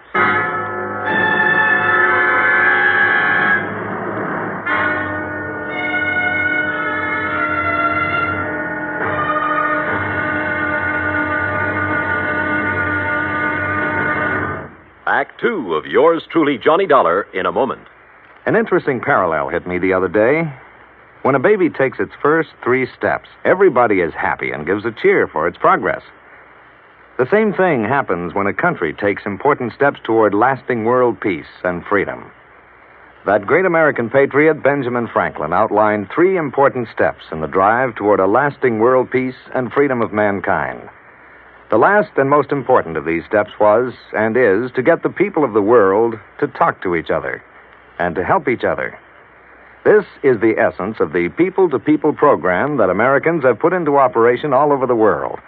It has been such a great success that it is beginning to work both ways.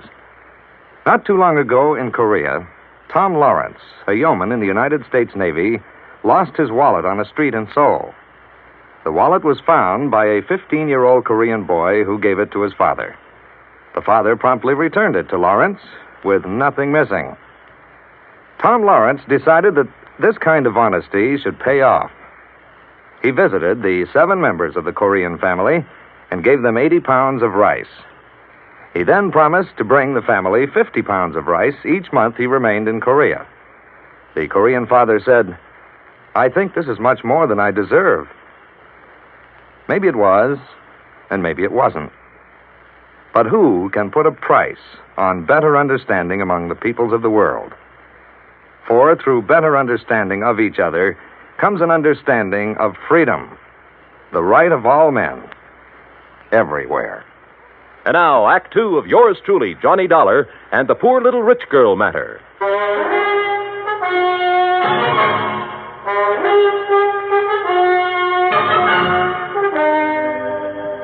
I sat beside one of the plushest swimming pools in Beverly Hills, alone.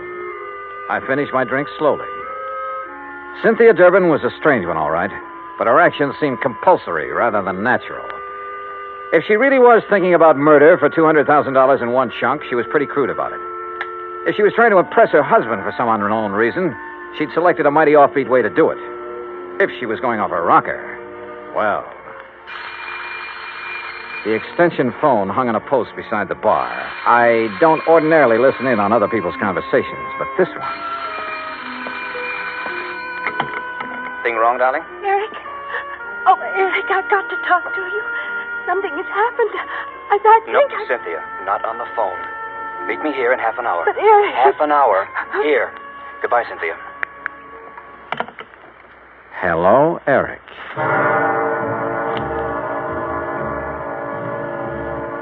As I strolled to my car, nobody asked me to come back again sometime. Not that I expected it. I parked a block down the street, adjusted the rearview mirror, and got comfortable. A cigarette later, she came zooming out in a CAD convertible and headed my way. I've tailed a few cars in my time, but this kid was either scared silly or she'd learned her evasive tactics from Bull Halsey. I lost her in the first 10 blocks. So I drove Roger Hackey's car back to his office and prepared for the horse laugh I had coming. It came. She lost you, huh? Oh, that's a dandy, a real dandy. Hey, tell me, do you always laugh when you're about to lose the commission on a $200,000 policy? Yeah? Oh. Well, what are you going to do now, Johnny? Who is Eric? Well, he's not a brother, that's for sure. Oh. I don't know. You know, for 2 cents, I'd turn in a negative report and go on back to Hartford. Oh, wait now. You can't do that. This is a big deal. For you. For me, it's a pain in the neck. But you can't turn in a negative report just because she's got an extracurricular boyfriend. You don't even know who he is. And what about her husband? Yeah, what about him? Here. I got the dope right here. Today's paper, and it's a good picture of him. Read what it says. Peter Durbin, one of Los Angeles' better amateur golfers, plays out of Silver Oak Country Club where the state open is being held this week. He's expected to finish in the top. Roger, what time is it? 4:30. Thanks. Huh? Hey, where you going? I'm going to try my hand at being a reporter. What? What are you talking about? Roger, I'm going to interview Mr. Peter Durbin for the Interstate Publicity Press Association. Huh? Expense account item 4, $2.40, cab fare to the Silver Oak Country Club, which nestled in a big ravine north of Sunset Boulevard, some 15 minutes from Roger's office. The last players were coming in for the afternoon round when I got there, and Peter Durbin was among them. I waited until after the radio and TV boys had got through, and then caught him in a corner of the locker room. Yes? Who are you? Johnny Dollar, Interstate Publicity Press. I'd like to ask you a few questions, please. Well, I've already given my interviews. Well, sure, I know, but this is feature stuff. Best part of the day. There's the gallery body or stuff like that. Oh, all right, but make it quick. Yes, sir. Is your wife here? No, she never watches me play. Oh? Where is she now? Well, at home. Where else? But now, see here, don't you think... You're playing a great game, Mr. Durbin. You figure you're going to win this tournament, huh? Yes, I think so. McMahon has turned in a 69, of course, but I'm still 3 strokes up on him. I play a much steadier game than he does. Oh, yeah, sure. This is your home club, isn't it? Oh, yes. It's one of the best in the country. Yeah, mighty fine course. You must be pretty well heeled. Well, That's none of your readers' concern. Oh, I'm sorry. Say, you have a birthday coming up soon, haven't you? How did you know? Oh, well, you're a prominent personality, Mr. Durbin. We keep a file on this sort of thing, on important people like you. Oh, I see. Well, sure. I suppose you're going to have a big affair. No, as a matter of fact, the annual Western Road races fall on my birthday each year. As a reporter, you should recall that I won both last year and the year before. Oh, yeah, sure. Well, happy birthday, Mr. Durbin, and good luck. Well, is that all you want? That's all I need to know. Thanks. Act 3 of yours truly, Johnny Dollar, in a moment. No folklore could be all boastful and dynamic. Some of it is about the man at the bottom of the pile. Like the one they tell of the traveler who just had to get across a river. He argued with the boatman, but that boatman wasn't about to move. Nope, not with the spring thaw making it a mighty ugly river. The traveler was insistent. Finally, the boatman agreed, but it was going to cost a whole quarter to get across. But I ain't got but 15 cents. You gotta take me for that. Your regular fare's only 10 cents. The boatman stood firm. I ain't going, that's all. Anybody that ain't got but 15 cents, it just don't make no difference which side of the river he's on anyhow. Folklore belongs to every nation's legendary past. And I guess we Americans have our share of some good ones. Like the one about... but we'll have to save that one for the next time we travel your way. See you then. And now, Act 3 of yours truly, Johnny Dollar, and the poor little rich girl matter. Expense account item 5, $6 even. Taxi fare to the office of Attorney Crane Collins, with whom I could now agree on one point. I didn't like Peter Durbin either. It was 6:15 after hours when I entered the office of Collins, Douglas, Walsh, Hanley, and James. The senior partner was still there. His door was slightly ajar, and I heard voices, which stopped abruptly when I entered. Oh, Mr. Dollar. Rather late in the day, isn't it? I don't keep office hours, Mr. Collins. I'm very busy. Then I'll wait. Very well, as you wish. I wished, so I waited. But not for long. Because about 3 minutes later, Collins came out, carefully closed the door of his office behind him, and strode easily toward me, oozing his most charming professional smile. Now, Mr. Dollar, what can I do for you? Why didn't you tell me the first time I was here that Peter Durbin, in addition to being a first-class golfer, was also a racing enthusiast? Why, it just didn't occur to me. Do you know any insurance company in the world that would issue a $200,000 policy on a man who risks his life in a racing car?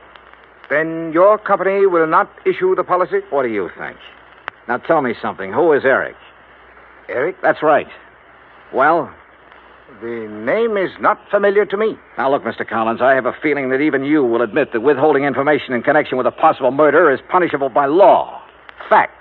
I am fully aware of that, but I fail to see what that... What are you doing? You didn't invite me into your office.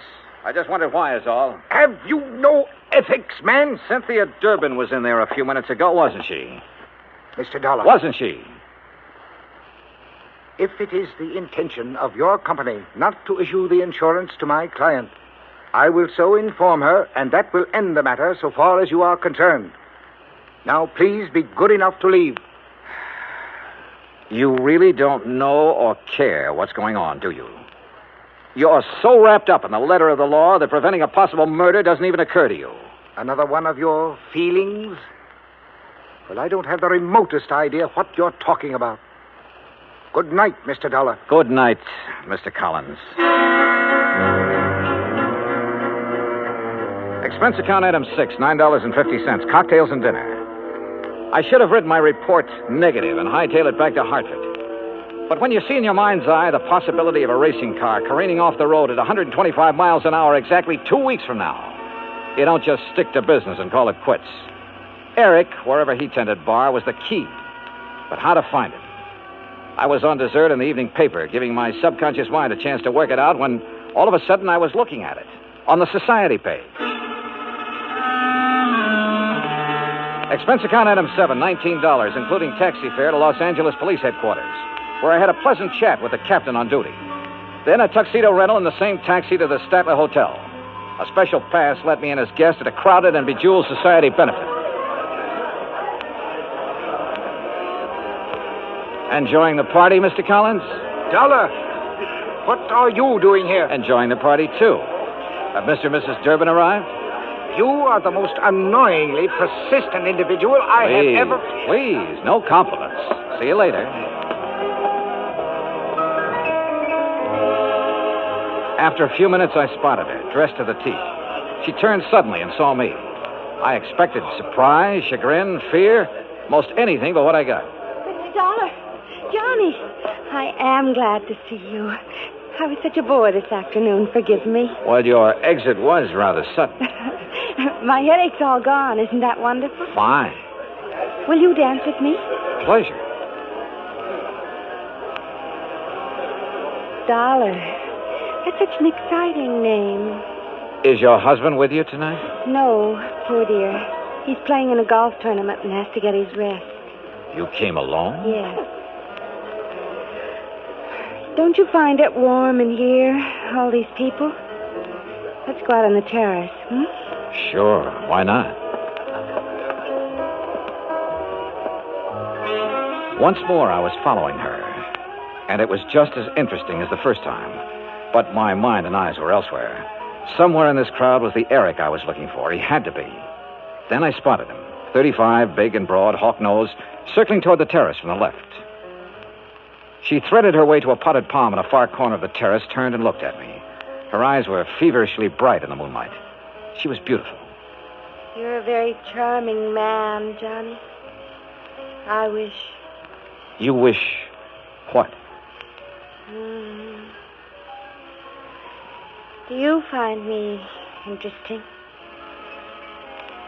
You haven't answered my question. Oh, I find you interesting, Cynthia. Who is Eric? Eric. The man you went to see this afternoon after you left me. This afternoon. You know who I'm talking about. Because you and Eric, I don't know how, were planning to kill your husband 2 weeks from now and collect $200,000 insurance. 2 weeks from now in the road race. Make it look like an accident, no doubt. No, Eric! No! I ducked and whirled around as a fist grazed past my ear and brought up one from the floor with all I had. Cynthia stood there a moment, then quietly folded up and lay on the floor in a heap, sobbing. Oh, there you are, Dollar. What have you done to this poor girl? And that man? Very simple, Collins. I've been combining feel and fact.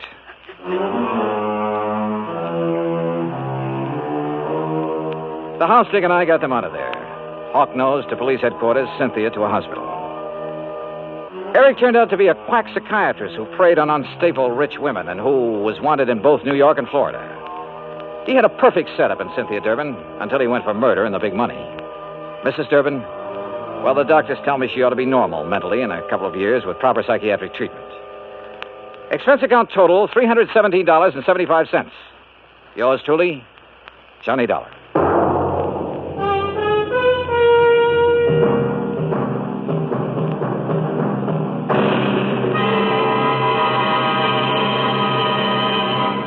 Our star will return in just a moment. Our flag now numbers 50 stars, and behind each star there stands yet another flag, representing one of the 50 states. North Carolina's state flag bears the initial of her name on either side of a white star. Above, on a yellow scroll, is the date May 20th, 1775. Below, on a similar scroll, is the date April 12th, 1776. The 1775 date stands for an early Declaration of Independence, known as the Mecklenburg Declaration of Independence. April 12, 1776, was the date of the first Constitutional Convention held in Halifax. The Halifax Resolve was a document that placed the Old North State in the front rank, both in point of time and spirit, among those colonies which demanded unconditional freedom and absolute independence from any foreign power. North Carolina's state flag, the flag of the 12th state to enter the Union, was adopted on March 9th, 1885. Now, here's our star to tell you about next week's story. Next week, a beautiful yacht, a beautiful, charming girl, and a man who wished he'd never heard of either of them. Join us, won't you? Yours truly, Johnny Dollar.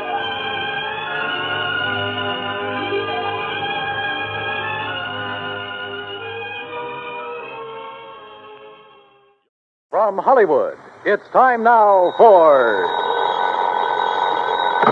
Johnny Dollar. George Reed here. Well, hi, George. Haven't heard from you in a long time. Skip the formalities, Johnny. I have a problem. You and everybody else. $25,000 problem, possibly $50,000. Double indemnity clause, huh? Right. Who's insured? Name is Mercedes Crabtree. Crabtree? Elderly woman, lives out in Montana. Uh-huh. And how long has the policy been in effect? Almost 30 years. And you're crying because you have to pay it off? Well, that's it, Johnny. We aren't sure. What? A few days ago, somebody took a shot at her. They missed. But... Yeah? Well, last night, she disappeared.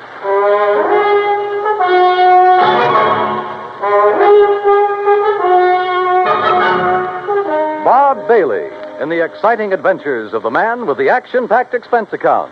America's fabulous freelance insurance investigator. Yours truly, Johnny Dollar. And now, Act One of yours truly, Johnny Dollar.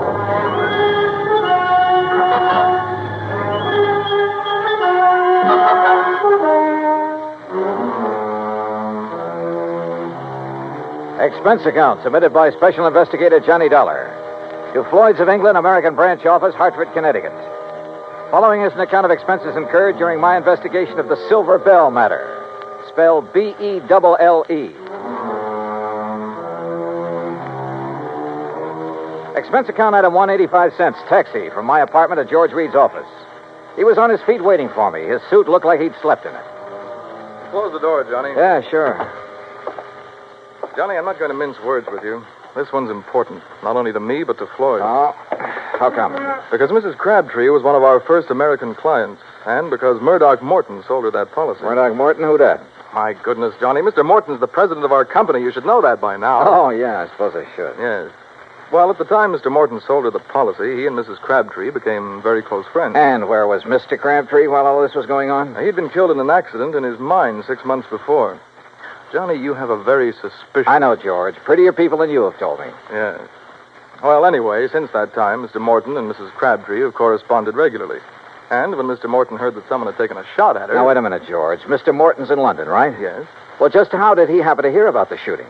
Through Mrs. Crabtree? No, Mrs. Henrietta Scott wrote to him. Oh. And just who is Mrs. Henrietta Scott? According to her letter to Mr. Morton, she claims to be Mrs. Crabtree's only friend in Silver Gulch. Silver Gulch? Montana.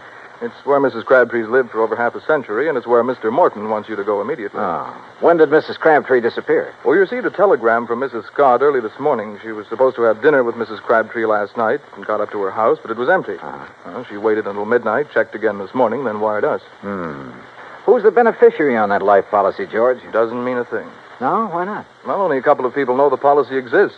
Also, the beneficiary happens to be Mrs. Crabtree's favorite charity.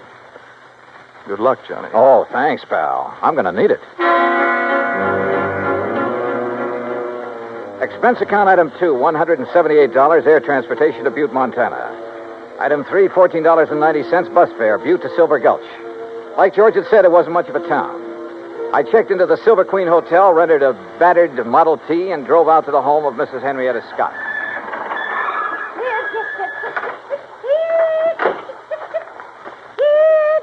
Oh, you startled me out of a day's growth. I'm sorry. Mrs. Scott?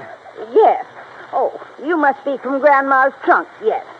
Beg your pardon? Grandma's trunk. They sent you, didn't they? Well, come along with me. It's in the house. Mrs. Scott, wait a minute. I'm afraid you've made a mistake. You mean you're not from Grandma's trunk? I don't even know Grandma. It's an antique shop in Butte. They said they'd send a man out to offer me a price for my hand-carved rosewood headboard. You're not him, huh? No.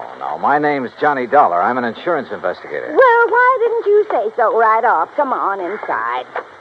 I suppose you're here about poor Mercedes Crabtree. God rest her soul. Yes, that's right. Is she still missing? Rest her soul. Sit down anywhere. Oh. No, not there. Over on the settee. That's it. You comfortable now?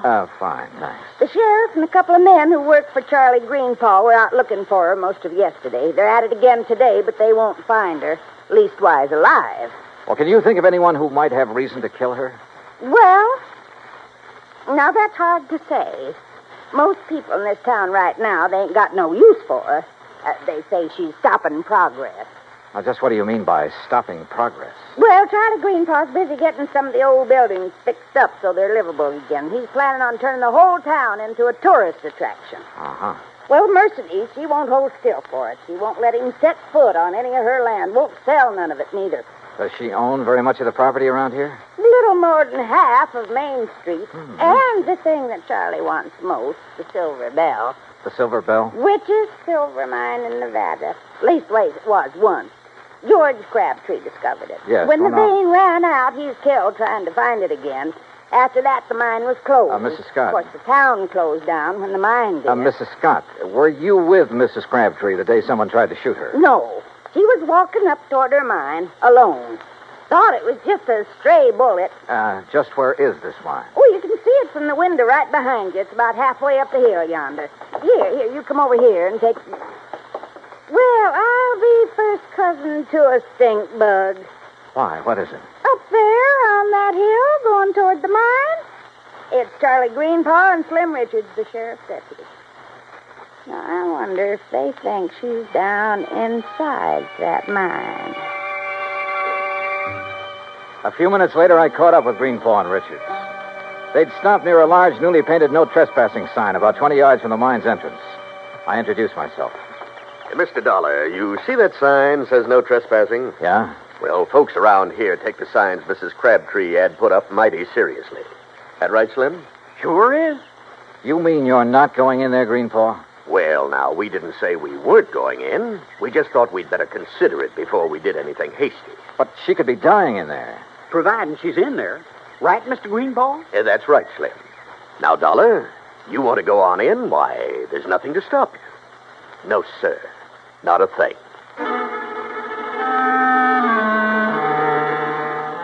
I left daylight behind as I followed the narrow tunnel deep into the side of the hill. About 50 yards down, the tunnel branched off in two different directions. I stopped for a moment, then took the one to the right. I hadn't gone 10 feet when it happened. Holy jump.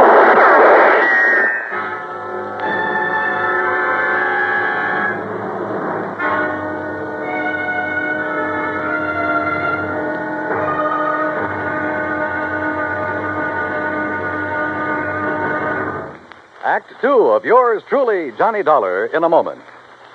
It is a rare event when a young man decides to leave civilization behind and hide himself away in the steaming jungle, just so he can help his fellow humans in a remote corner of the world.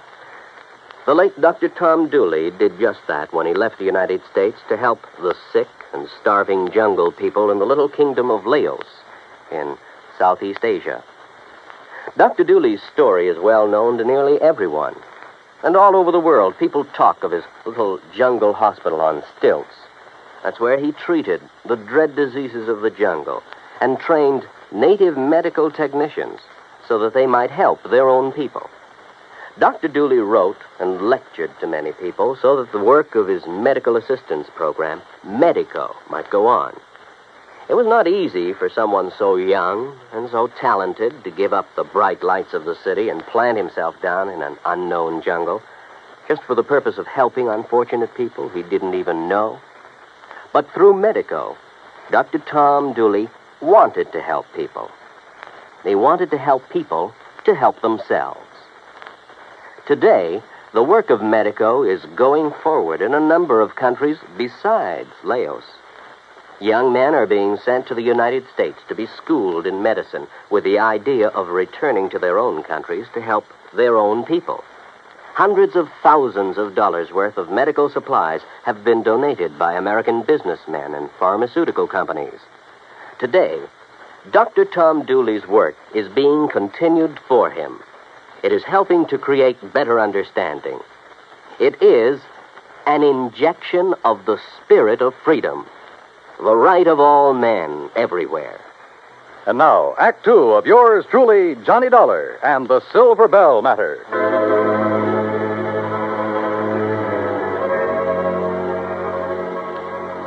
I wasn't alone in the mine, that was for sure. But whoever was in there with me wanted to be alone and resented the intrusion. I wondered if they could hear, so I picked up a rock and tossed it on down the side of the tunnel. Oh. You hurt bad, stranger? Well, I'll be him. Mrs. Crabtree, is that you? You're trying to trick me. No, wait a minute. My name's Johnny Dollar, insurance investigator. I've got a feed on you now, mister.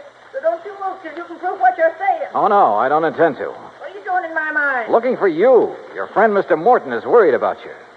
Oh. Walk up this way, Mr. Dollar. But you be mighty careful about it. Yes, ma'am, I sure will.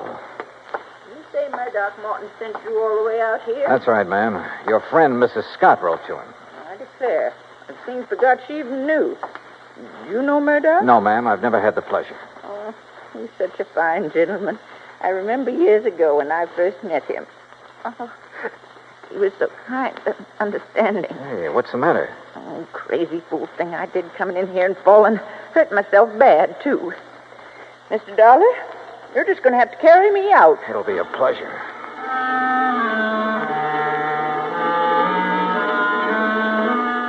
She couldn't have weighed more than 80 pounds, 6-shooter and all. I carried her out of the mine and down the hill to her cabin. I had just finished making her as comfortable as I could when Mrs. Scott arrived. Oh, dear. Oh, you poor old dear thing. You ever hear such sick garbage, Mr. Dollar? Woman, stop looking like you buried me yesterday and run and get the doctor to take care of my ankle. Your ankle? Well, what's the matter with it? Well, it's busted. Ooh. Now, why do you think Mr. Dollar had to carry me? Oh, dear. Is there a doctor in Silver Gulch? Doc Weaver, he's pretty old, Oh, but he he's... doctored me for almost 40 years. Go get him, Henrietta, before I get mad at you for tattling to Mr. Morton. Yes, dear, yes. Yes, I'll do it. I'll do it right now. Now then, Mr. Dollar, you come over and sit by me. Keep company till the doc gets here. Yeah, sure. Hey, you know, you really ought to rest. Why don't you start asking me questions, Mr. Dollar? You came all the way out here to do that, now, didn't you? Well, there are a few things I'm curious about. Like what? Well, for one thing, why you took those shots at me in the mine.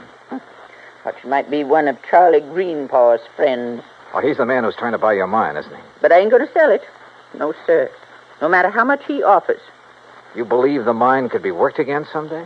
Might be. Somebody could find the vein again. But that ain't why I won't sell. It's because my husband, he's buried in there, Mr. Dollar. Him and the others that were caught in that cave-in. Oh, I see. I've told them all.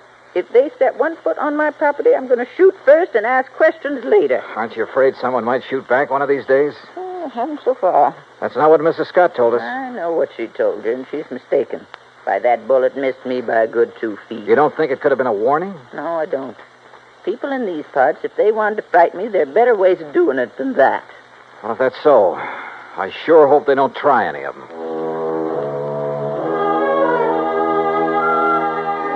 No one, at least so far as she knew, had reason enough to try killing her.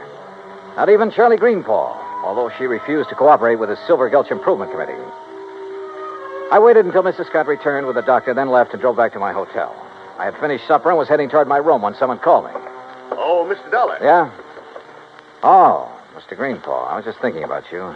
That's so? Yeah. I was wondering why you hadn't thought to take a look in the Silver Bell mine when you first heard that Mrs. Crabtree was missing. Well, to tell the truth, I'd left the search up to the sheriff until today. Then this morning, Isabel, that's my wife, she said if something did happen to Mrs. Crabtree, it sure looked like I did it. Good thing you listened, because she was right. Yes, I know. Say, Dollar, I hear Mrs. Crabtree's taking quite a shine to you. Oh, where'd you hear that? Doc Weaver said that's all she talked about. Hey, look, if you'd like to pick yourself up a few $100s, you sure could do it easy. Oh? How's that? Just get the old lady to sell me her mine and the acreage along next to Mrs. Scott's place. I'd give her full value for both. And that'd come to enough money for her to live on the rest of her life real comfortable. Now, you do that, Dollar, and I'll give you $1,000 cash. You know something, Greenpaw? What's that? I could have been mistaken about you. You want that mine and the land around it real bad, don't you? Sure. I spent a good deal of money fixing up the old buildings here in town. If I can get the Silver Bell and enough land out there to put a dude ranch on, why, this town will be able to make Virginia City look second-rate. Now, what do you say? I don't know. I'll relay your proposition to Mrs. Crabtree. The rest is... What's all the excitement out there? Well, it Miss sounds like... Greenpaw! Miss Greenpaw! What is it, Slim? What's going on? Fire! Miss Crabtree's cabin. It's blazing like fury.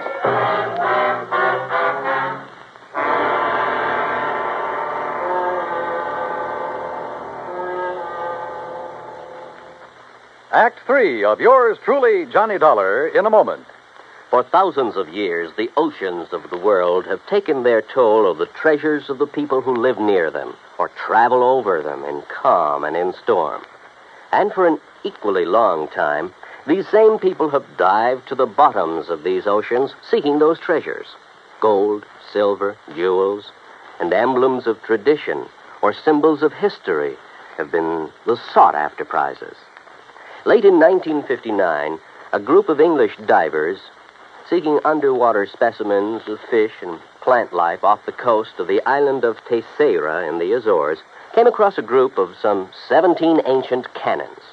They'd been swept off the walls of the old fortress by a tidal wave sometime during the middle of the 19th century and sank about 100 feet to the bottom of frequently storm-swept waters. News of the discovery was relayed to the Portuguese government, which gave permission for the raising of the relics. American skin divers stationed at the Air Force Base on Terceira volunteered to do the job on off-duty hours. In cooperation with the Portuguese Museum, the men made a few exploratory dives to determine the situation. Then the salvage work began. After cleaning the cannons, some made of brass, others of bronze, it was discovered that they had been forged in England, France, and Portugal more than 110 years before. Now the shiny symbols of history are on view in a Portuguese museum. The Portuguese people are happy because of an unselfish American gesture that brought back to them their symbols of the defense of freedom, the right of all men everywhere. And now, Act 3 of yours truly, Johnny Dollar, and the Silver Bell Matter.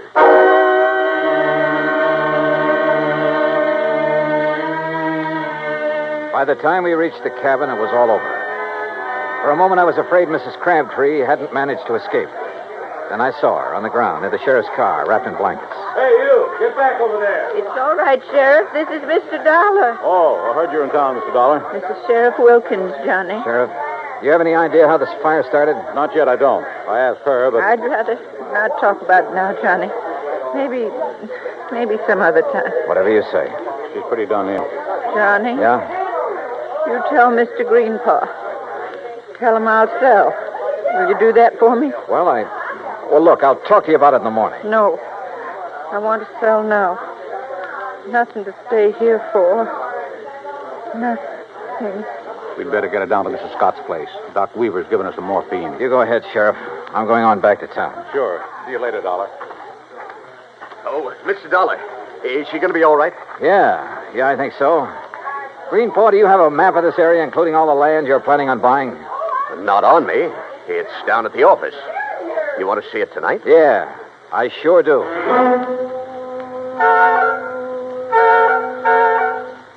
I took a look at the map. Got a little sick at my stomach. Then drove back to Henrietta Scott's. There was a light on in the front room, so I got out of the car and walked up to the door.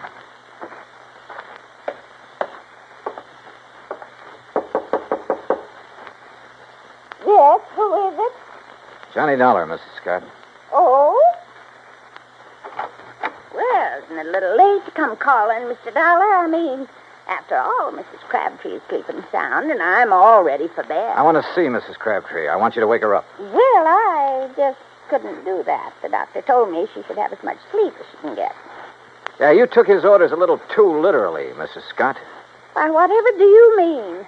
I mean trying to burn her house down with her still in it. What? Yes, she trusted you. She thought you were the only person she could trust. Then when she found out different, she decided to sell her land and get away from here. Why, that's a pack of the biggest lies I ever did hear. Now, what reason would I have for wanting to hurt the poor old dear? Money. Money? You own most of the land adjoining the Crabtree property, including that around the Silver Bell. Greenpaw wouldn't buy your land unless he could buy Mrs. Crabtree's. When she refused to sell, you decided to see that property changed hands the hard way. If that's so, why would I be so concerned about her? Now, why would I write Mr. Morton telling him she'd been shot at and then wiring when she disappeared? Why? To protect yourself. You purposely missed her that day. You had to set up your alibi. You got no proof. No, you're right. I haven't. But Mrs. Crabtree has. She knows who and what started that fire in the cabin. Now get out of my way. No. Oh.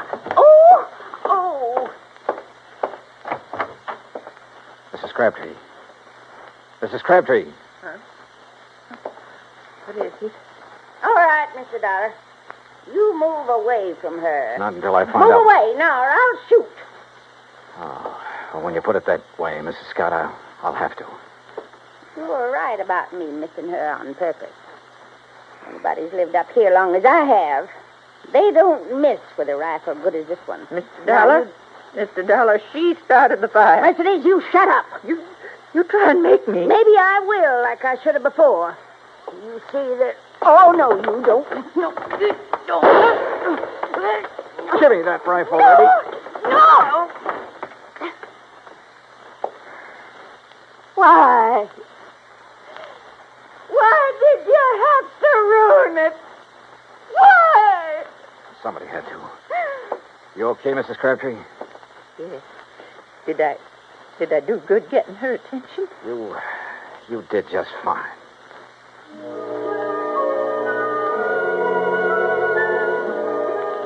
I was ready to leave Silver Gulch the next day, but I stayed over for another week, waiting for a little English gentleman by the name of Murdoch Morton to arrive and claim his bride.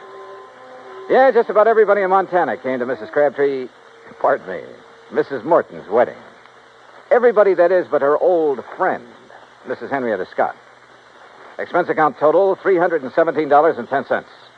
Yours truly, Johnny Dollar.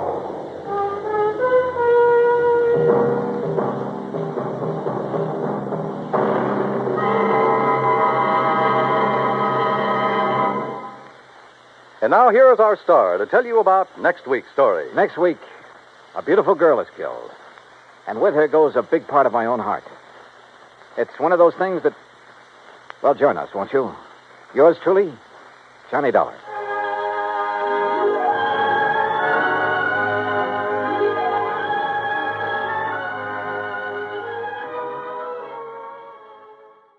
From Hollywood, it's time now for...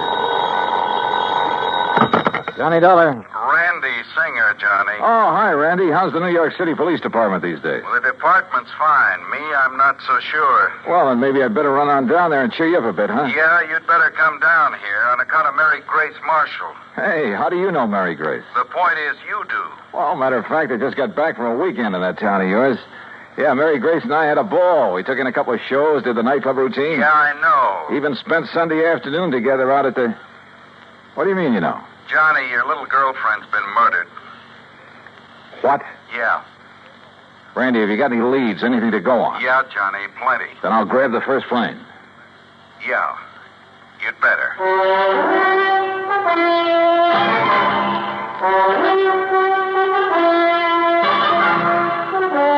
Bob Bailey in the exciting adventures of the man with the action-packed expense account. America's fabulous freelance insurance investigator. Yours truly, Johnny Dollar.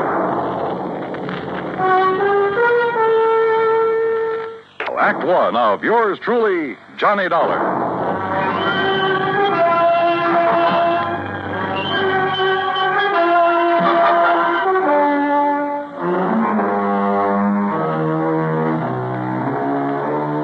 Expense account submitted by Special Investigator Johnny Dollar to the Mideastern Life and Casualty Insurance Company, Home Office, Hartford, Connecticut. Following is an account of expenses incurred during my investigation of the Mary Grace matter.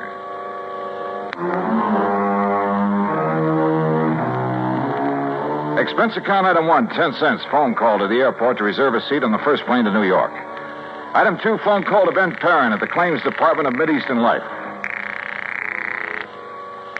Aaron here? Ben, this is Johnny Dollar. Oh, hello, John. Now, listen, I'm on my way down to New York at your company's expense, though the expense part is beside the point. What? No, just wait a minute. Mary Grace Marshall has just been murdered.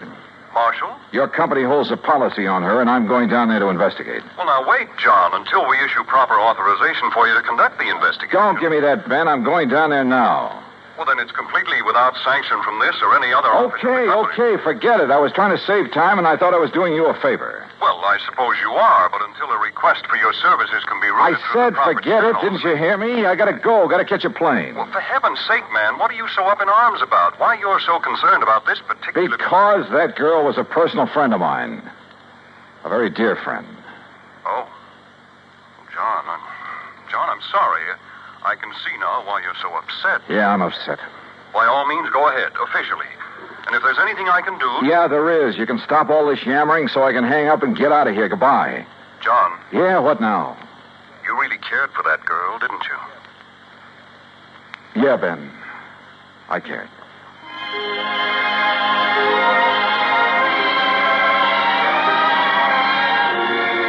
Expense account item 3, $920. Cab to the airport and plane ticket to New York. The trip down there gave me time to think. And thinking about it hurt. Mary Grace Marshall. Tall, brunette, and very beautiful. And as straight a girl as I'd ever known. There was a time a few years ago when I'd hoped she might marry me. But she wanted to stay with her successful career as a fashion designer. And she was right. I'm not the marrying type either. So we just remained friends. We had a lot of fun together. Theaters, dancing, an occasional nightclub. Sometimes the long hair stuff, a recital or the opera. I would go to the zoo or the circus, a boxing match or a baseball game. Or just go for a quiet walk in the park. And often just a long, quiet evening in her apartment over a tall, cool drink and good conversation. A goodnight kiss? Sure. But that was all. Now she was gone. And believe me, somebody was going to pay. Item 4, $6 even for a fast taxi to the 18th Precinct headquarters and Sergeant Randy Singer. Come on in, Johnny. Close the door. Sure. Hi. Better sit down, huh? Yeah. All right, when did it happen, Randy, and how? You said on the phone you have some leads. Clues all over the place. They all point toward one person. Oh. Toward the one person known to have been with her at about the time the coroner says she was killed. How was she killed? Struggle.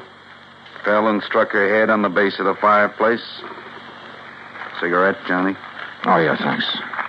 Incidentally, so far I've been able to keep this thing out of the papers. Oh, hey, give me a light, will you? I seem to have forgotten my lighter. Yeah, you have. Here. Thanks. Now, the coroner says she was killed Sunday night, late. What? By somebody who must have spent several hours with her. You said late Sunday night. That's a... Go on, Johnny. Hey, look, stop snapping that lighter and... Wait a minute, where'd you get that? According to all the evidence, it was left behind by whoever murdered Mary Grace Marshall. Here. Look familiar? Are you crazy? This lighter is mine. Yeah, Johnny. I know. And now, Act 2 of yours truly, Johnny Dollar, and the Mary Grace Matter.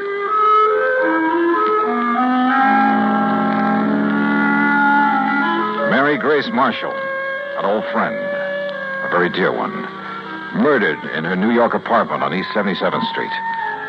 Sergeant Randy Singer, my old friend at 18th Precinct Homicide, had called me immediately. And when I got there, showed me a very damning piece of evidence. Presented to Special Investigator Johnny Dollar by the International... Sure, of course it's my lighter. And I must have left it in Mary Grace's apartment Sunday night. But that certainly doesn't mean that I killed her. Coroner says she died about the same time you were there. Oh, how do you know what time I was there? Wife of Charlie Walker, the building superintendent, Johnny. She saw you leave. That isn't enough evidence to convict a fly, and you know it. There's plenty more. Yeah, like what? Your fingerprints all over the place. Well, sure, I told Cigarette butts, same brand you smoked. So what does that A prove? lot of them, Johnny. Like a very nervous smoker. Well, I was with her all evening. Doing what?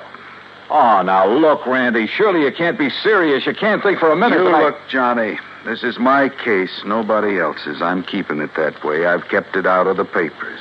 I think you know why. Oh, sure, I know why. Because we've been buddy-buddy for so long, you want to be sure that if anybody hangs me, you will, for old time's sake. I asked you what you were doing. Well, let me tell you something, Randy. That girl meant a lot to me. What were you doing So shut up Sunday and tell night? me what other evidence you have, what you know that can help me find out who... I'm sorry, Randy. Sure, it's your job. I'd probably do the same thing to you under the circumstances. If you didn't, I wouldn't have any use for you. But don't you see? Okay, look. We spent Sunday afternoon at the zoo, the Bronx Zoo. Went up on the subway. We walked a lot, got pretty tired. I promised her a dinner at the Chambord over on 3rd Avenue. But she said she had some food at the apartment, so we went back there. Then we just sat around and talked, played some music, that's all. And had some drinks. Yeah, I picked up a bottle of scotch on the way. How many drinks? Oh, 1 or 2 light ones is all. Sorry, Johnny, that bottle was nearly empty. But that's him. Who discovered the body? Mrs. Walker, wife of the apartment super. The one who saw you leave shortly after hearing the screams that made her... Screams?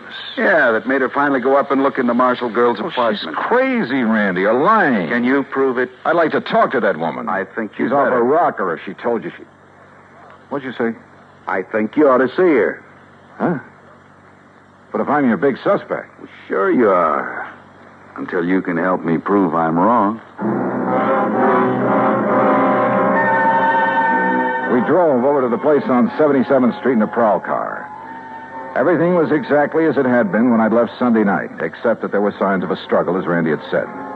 A chair and a lamp had been knocked over, the hi-fi shoved aside when she'd fallen at the fireplace. Even the bottle of scotch from which I'd poured a couple of small... What's the matter, Johnny? Well, I'm not sure, Randy, but... I'd have sworn I left this bottle out in the kitchenette where I... Huh? Hey, are you making more prints? Yeah. Look, this bottle of soda, 3/4 full. You don't kill most of a bottle of scotch with only this much soda. Unless you're drinking it straight. Oh, who drinks it straight these days? An alcoholic? Or somebody who needs a jolt for his nerves. Maybe. Want to go downstairs and talk to the super's wife? Yeah, let's.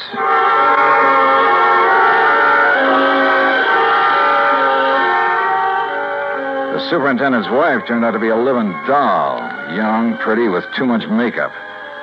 The sort who looked like she decided to get out of the chorus line for a quieter life as the wife of a building superintendent.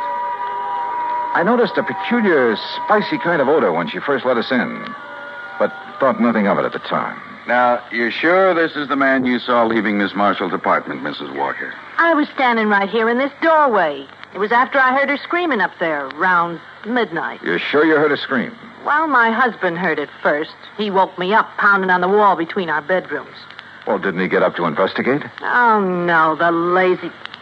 Well, he's been sick. He's still sick.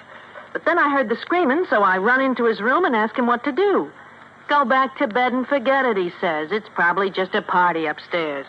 Then you went up and found the body, huh? Well, first I tried to sleep, but I kept thinking I heard noises. From upstairs? Well, no. You're sure? It was like maybe my husband was getting up or something. Go on.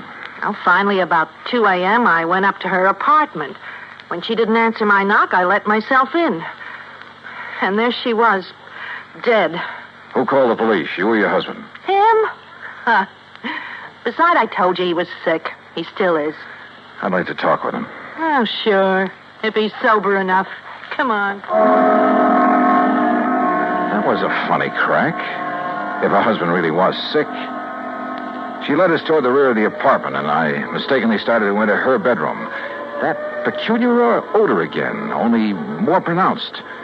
And believe me, it was an arpege. Here, mister, this way. Her husband's bedroom was pretty much of a mess, untidy, with pictures of bathing beauties, calendar art, and some striking pictures of Mary Grace Marshall plastered all over the walls. This room had an odor about it, too, of stale booze. Here you are, Charlie. No, I tell you, I don't want any more of that stuff. Well, you seem to think it'd make you feel better. I did? What did you... Oh, the cop again. That's right, Mr. Walker. And this is the guy I seen coming down from your girlfriend's apartment after all the screaming. His name's Johnny something. You actually heard screaming up there, Mr. Walker? Yeah, awful racket. Woke me up. Scared me. What do you mean? That poor girl up there, all alone. Only she wasn't alone. But then it stopped. I figured maybe I'd been wrong. Had a nightmare or something. Yeah, sure. A dream about her. You think about me for a change instead of dreaming about that dame. Shut up. Talking about her, dreaming about her, sneaking around to have a look at her when she came in and out. If you wasn't sick, I think you'd sneaked up there and done her in because you couldn't have her. Will you take her out of here? It wouldn't be the first time a drunken bum has killed somebody. Shut up! Shut up! Mrs. Walker, I thought I told you this man was supposed to be kept quiet. Oh, well, now, look, Doctor, Yet I walk in here and find this sort of thing going on. Go on, all of you. Out of here while I attend this man. Just a minute, Doctor. Out immediately. This is a heart case complicated by a very serious virus infection. Doc, if I can have just one Later, minute. officer. I must save this man's life. Come on, Randy. You too, Mrs. Walker. Sure. He's been getting alcohol again, strictly against my order. Now, look here, Mrs. Walker. No, wait. Huh? Come on upstairs with me again. Oh? What'd you think of? A couple of things, Randy, that I believe will clinch this case so fast. Come on. Act 3 of yours truly, Johnny Dollar, and the Mary Grace Matter.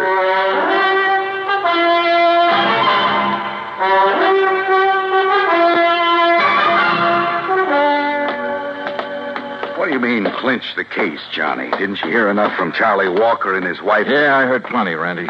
Well, then what's the point of coming back here to the dead girl's apartment? Let me show you something here in the kitchenette. The scotch bottle. You shouldn't pick that up, Johnny. Print. Yeah, prints. And where your boys dusted over them to show them up. But look. Yeah? Right here they're smeared, see? By a piece of cloth. Sure, he tried to erase them when he killed that bottle. Now, come on back to the living room. And here, take a look at this. Well, what's the hi-fi set got to do with I it? told you Mary Grace and I sat here Sunday night talking and playing records. So? This record on the turntable is the same one we were playing just before I left her. Look at it. Dolorima by Vingetti. Never heard of it. We shut it off because it got too noisy in the death scene from that opera. Huh? Listen.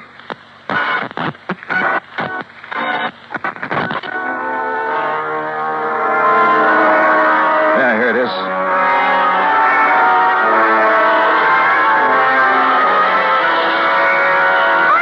Holy. It sounds like somebody... Shut it off. I'll be darned. Sure. The screams that Walker and his wife said they heard. And that record's what gave him the idea. And now it's a matter of pinning it on him. All right, what have you got for his motive? Motive? Are you kidding? Didn't you see those pictures of all those beautiful those babes he has on the wall of his room? And the pictures of the Marshall girl? All right. He was gone for Mary Grace, talked about her, dreamed about her, had her pictures all over his room, but she wouldn't give him a tumble. All right. All right. So he hits the bottle heavier than ever on account of this frustration over the Marshall girl. Wouldn't be the first time that sort of thing has happened. Happens all the time. So if he can't have her, he's going to kill her. You see my point? Yeah, and it's well taken, Randy. All right. Last weekend, you're taking his dream girl out on the town, having a good time with her, doing all the things he wished he could do. Go on. Well, it's too much for him, driving him out of his rum-soaked mind. Then he hears that screaming on that opera record. It gives him the idea. He wakes up his wife, so she'll hear it, too. So his wife will think somebody's getting killed up there. But he doesn't let her go up there, right? Sounds good, Randy. After his wife goes back to bed, that's when she saw you leave, he goes up there and kills the girl. But if he was as sick as he appears to have been... John, the time like that, a man gets superhuman strength. Strength of a madman, they call it. And listen. I'm listening. His wife said she thought she heard him walking around, remember? I remember. So that's it. She finally got up, came up here, and found the body. So naturally, she tied it all in with the screams her old man woke her up to hear. And that suited him perfectly. She couldn't help but alibi for him. Come on, let's get downstairs again. Well, I realize, Johnny, it's all circumstantial, and I still have to pin it on him. Or her. But I'll hold him on suspicion. Or her. The same circumstances would work just as well for Walker's wife if she were the killer. Yeah, but what about the motive? Jealous wife. Jealous of somebody taking that drunken bum out of her hair? That funny odor I noticed about her when I first stepped into this place. I finally remembered what it is. Hey, I noticed that, like a cooking spice. Well, it is sometimes. Cardamom seed. Cardamom? Yeah, they used to call it the drunkard's friend. A man could booze all night, chew a couple of cardamom seeds, kiss his wife good night, she'd never be the wiser. Well, I'll be. That odor was so strong in her bedroom that... Well, maybe she's the lush, huh? Hey. And tried to make the same thing out of her husband, on the excuse it would make him feel better. You mean he isn't a heavy drinker, Doctor? No, he is not. Doctor, you said he has a heart condition. A very serious one. Complicated by a... Yeah, I know. Could he possibly have got out of bed, climbed those stairs Sunday night, struggled with and killed someone? The odds against his surviving such a thing are 1,000,000 to 1. 100 million. All right, I heard it all. That means you're going to start accusing me of killing that girl up there. Mrs. Walker, I told you to stay out of your husband's room. Yeah? Well, he's dead, Doc. Dead? I don't know what you give him, but he's dead. Did you give him more liquor? No. But you gave him enough before I came to... Wait here, all of you. Well, you going to try to pin that Marshall dame on me now that Charlie's gone? You've already pinned it on yourself, Mrs. Walker. What? You thought you'd left no fingerprints on that bottle up there. Why, I didn't. I used a handkerchief. Yeah. That's what I thought. But, no, wait a minute. I didn't mean that. Too late, I'm afraid. Oh, no, it ain't. Put down that gun, Mrs. Walker. All right. So I killed that dame on the second floor. And if I have to kill you,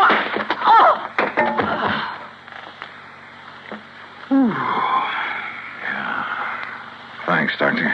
It's quite all right, sir. Well, Randy, there's your killer. Happy? Yeah. I guess I ought to be. You? It doesn't bring back Mary Grace.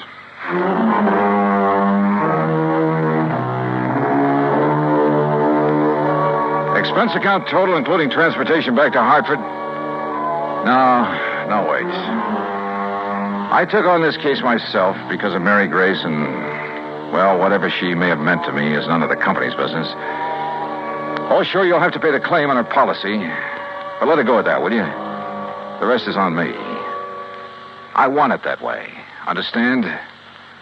For old time's sake. Yours truly, Johnny Dollar.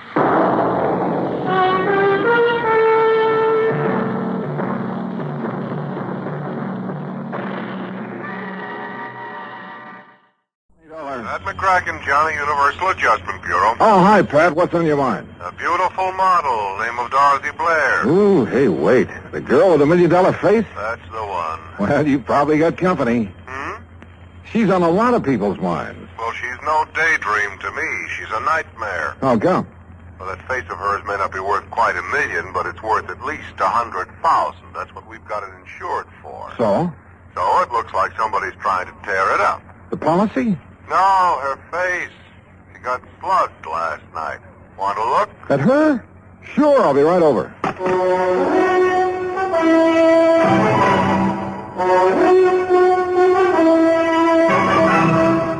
Bob Bailey in the exciting adventures of the man with the action-packed expense account. America's fabulous freelance insurance investigator. Yours truly, Johnny Dollar. And now, Act One of yours truly, Johnny Dollar.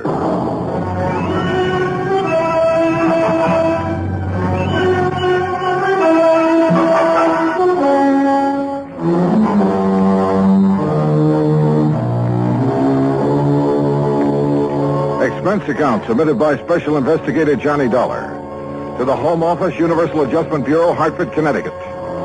Following is an account of expenses incurred during my investigation of the model picture matter.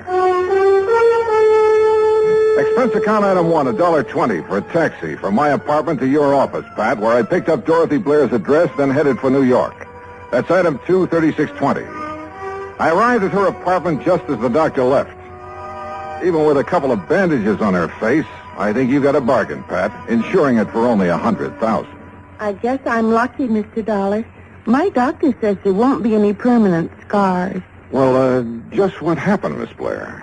Well, I came home last evening about dinner time. I opened the door to my apartment here and started to reach for the light switch. Then suddenly I saw a shape beside me in the dark. Uh-huh. And? Before I could do anything, he hit me on the side of the head. I think it was a gun. It stunned me and I fell to the floor. Then what? I remember hearing the door slam. When I could get on my feet and turn on the light, whoever it was had gone. I see. You think it could have been a burglar looking for money or valuables? I don't think it was a burglar, Mr. Dollar. You mean you have some idea who it was? Well? Jerry Dunsmuir. Who's he? A fashion photographer. A creep, Mr. Dollar. Oh? The real article, believe me. They ought to put that guy's eyes in jail. You modeled for him before? About a year ago. I swore I'd never do it again, and I didn't. Until yesterday. Yeah, well, go on. Jerry'd gotten a commission to do a spread on winter fashions. He wanted to make some street shots with me in tweeds. Things like that. Street shot? Well, I figured the street would be a lot safer for me than his studio. But it didn't turn out that way, huh? No. After the second picture, he started in again with the same old line. And he's not very subtle, believe me. So? So I walked out on him. He didn't like it. But is that enough reason for him to break into your apartment and slug you? It wouldn't be for most people. But like I say, he's a creep. Yeah. Okay, Miss Blair. Thanks. I'll have a talk with Dunsmuir. And that was easier said than done. I took a cab to his address. That's item 3, $1.60. But his studio was locked up tight. So I contacted my old friend, Detective Lieutenant Al Rico at 18th Precinct Headquarters. You think you got troubles, Johnny? Try some of mine on for size. Oh, like what, Al? Like an unsolved murder I got tossed in my lap. Oh, that one I've been reading about. The girl up in... Yeah. Edith Summers. No lead. Oh, sure, a real fat lead, except it's no good. Her ex-boyfriend, Ed Chatsworth. Lots of motive, but no case. Alibi? Airtight. So I got troubles. Now tell me yours. Mine? Well, I'm trying to get a lead on a fashion photographer named Jerry Dunsmuir. Dunsmuir? I never heard of him. How come you're interested? Dorothy Blair got slugged last evening. Oh, yeah, the girl with the $1 million face. I heard about it. She thinks Dunsmuir might have done it. I went up to his studio to have a talk with him, but it was locked up. Well, I'll have her files checked, but if we had anything hot on him, I think I'd remember. Yeah. Well, it was just a chance. Excuse me. Rico. What? Yeah. Okay, I'll be right down. That was about your Jerry Dunsmuir, Johnny. Oh? A couple of my boys have found him. Great. Yeah. They found him floating face down in the river. Act 2 of yours truly, Johnny Dollar, in a moment. And now, Act 2 of yours truly, Johnny Dollar, and the Model Picture Matter.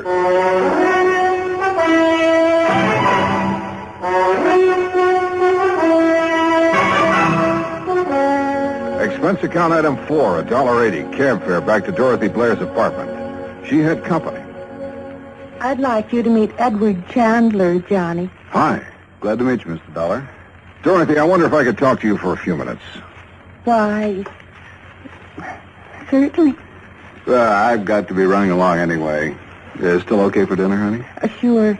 8 o'clock. I'll pick you up. Bye, Mr. Dollar. Yeah, so long, Chandler. Dorothy. Did you talk to Jerry Dunsmuir? Now, look, you say Dunsmuir tried to get a date with you while he was taking some fashion shots of you on the street yesterday. That's right. He was pretty persistent about it. That's putting it mildly, John. And you think Dunsmuir is the one who was hiding in your apartment and slugged you last evening? Yes.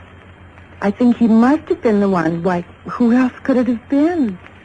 And why are you asking me all this again? There's nothing you haven't told me, Dorothy. Of course not. Why? Well, the police just fished Dunsmuir's body out of the river. He was murdered? I haven't seen the medical examiner's report yet, but it's a good bet. People don't usually go for a swim with all their clothes on. But who could... Johnny, you certainly don't think I had anything to do with it. I didn't say that, Dorothy. But your tone of voice, the question.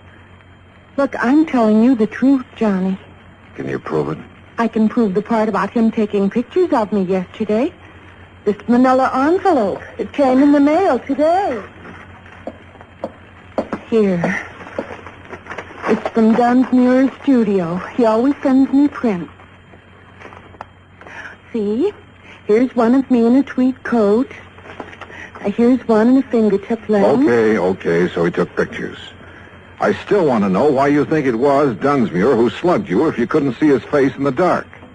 Why, I guess because of the way he looked at me yesterday afternoon when I told him to stay away from me, not to call me again for a job. Oh, Johnny, believe me. You didn't see him after that, huh? Unless, of course, he was the one who slugged you in the dark. No. I didn't have anything to do with what happened to him, and I don't know who did. It's the truth, Johnny. Okay, Dorothy. If it is, I'll find out sooner or later. But if it isn't, I'll find that out, too. Maybe Dorothy Blair was leveling with me. But there were a few pretty important facts I didn't know. Was it really Dunsmuir who'd slugged her? And who killed Dunsmuir? And why? Also, this fella I'd met at Dorothy's apartment, Edward Chandler. Where had I seen his face before? Item 5, $1.75, cab fare to Dunsmuir's studio. A blonde secretary named Susan Billings was just closing up when I got there. She looked pretty dragged out. Please, Mr. Dollar, I've already told the police all I know. Right now, I don't exactly need any more questions. What you need right now, Susan, is a drink. Come on.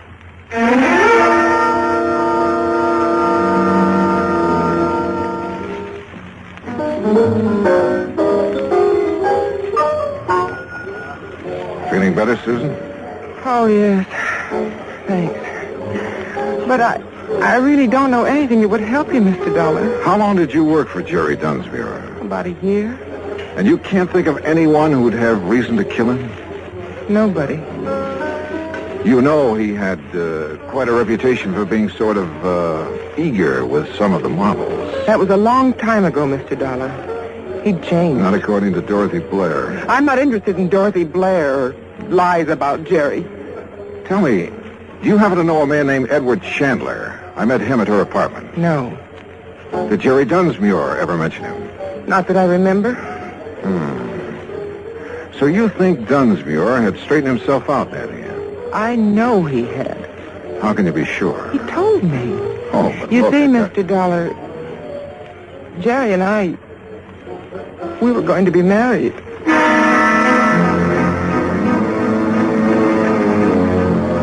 Either Dorothy had been lying to me about what kind of a guy Dunsmuir was, or else Susan had been living in a dream world. Either way, I was fresh out of leaves. I headed back to Lieutenant Rico's office, hoping I'd find some there. Johnny, the only thing we know for sure about Dunsmuir is that he sure had a weakness for women. Yeah, but Susan Billings believes that she was his one true love. I know. And I've been thinking about her. Maybe she found out about Dunsmuir's activities and didn't like it. It's a possibility. But if she knows more than she's told us, she's a pretty good actress. The same goes for Dorothy Blair, which reminds me I want to have another talk with Dorothy. I picked up a couple of names out of Dunsmuir's past, and I want to see if they mean anything to her. Want to come along? Sure, but we'll have to hurry. Hurry? Why? She has a dinner date with a guy named Chandler at 8 o'clock, and it's 1:45 right now. Okay, let's go.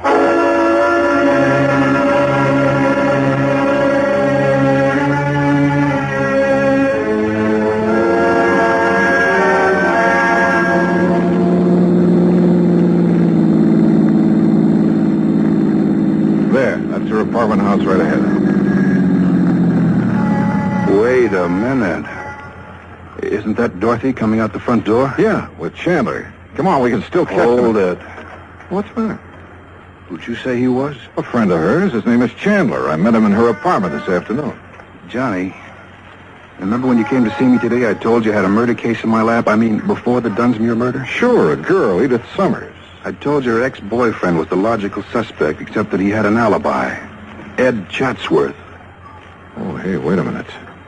I knew I'd seen that guy's picture somewhere. It was in the paper. Dorothy introduced him as Chandler. But his real name is Chatsworth. And now it turns out he's a friend of Dorothy's. And you said either Dorothy had told us all she knew or she was a pretty good actress. Yeah. Now, it looks to me like she's a pretty good actress.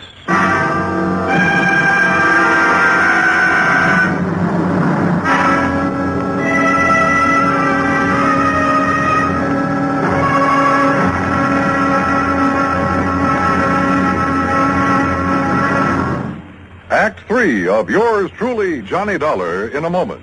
Act 3 of yours truly, Johnny Dollar, and the Model Picture Matter.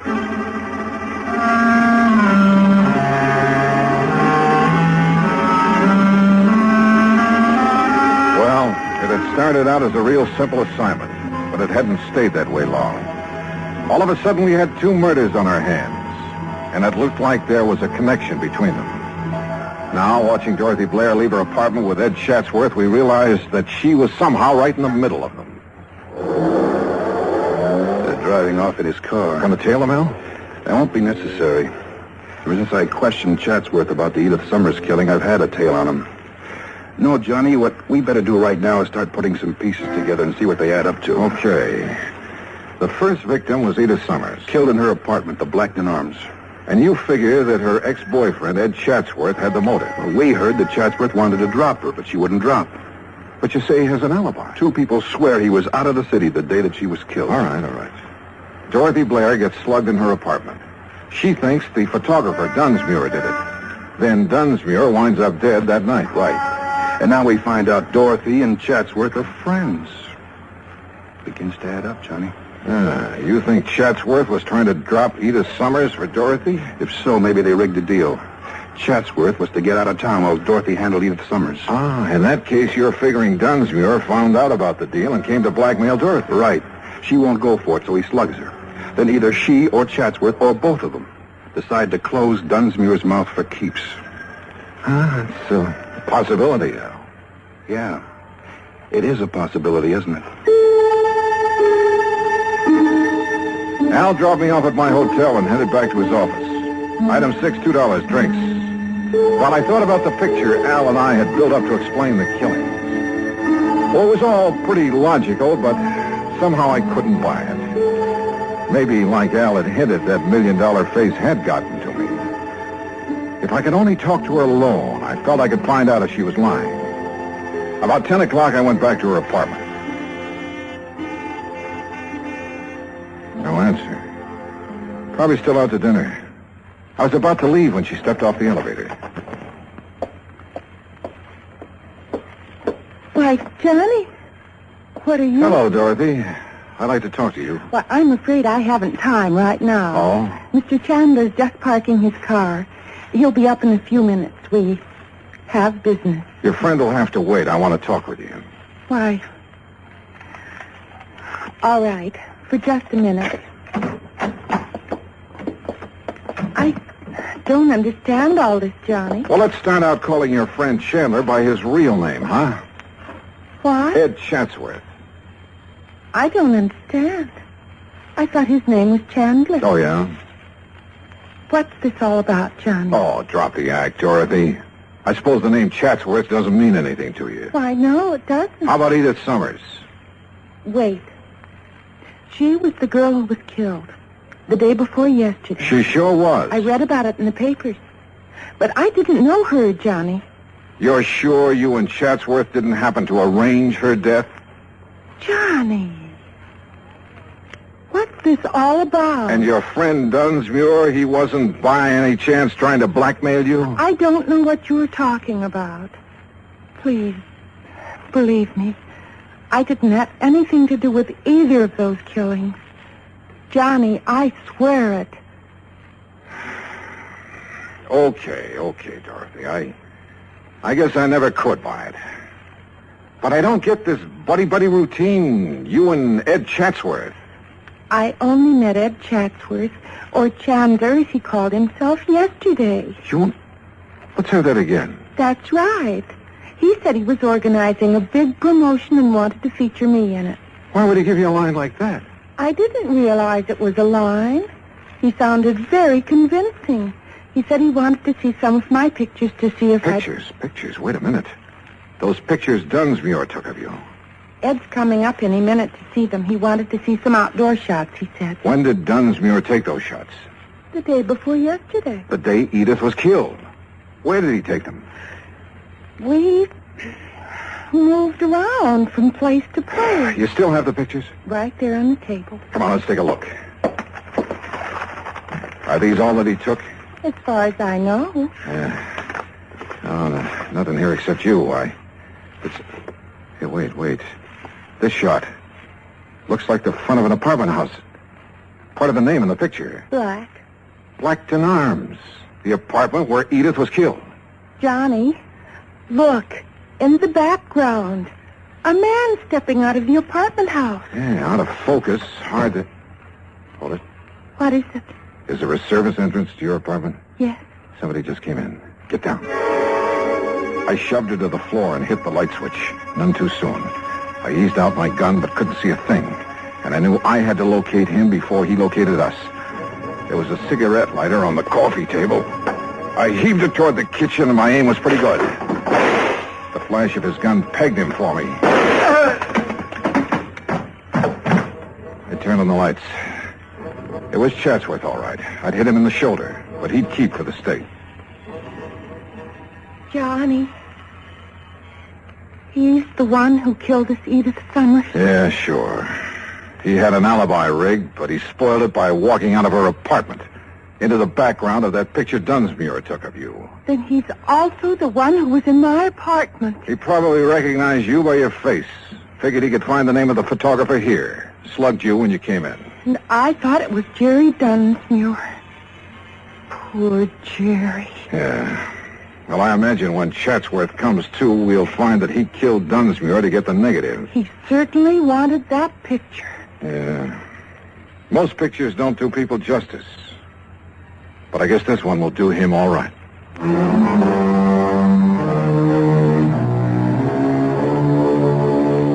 Item 8, $36.80 transportation back home. Expense account total, $103 even. Remarks? Well, there's a little snapper to the story, Pat. You know, that picture Chatsworth was knocking himself out to get, he didn't realize it, but his face in the background was far too blurred to make an identification. Yours truly, Johnny Dollar.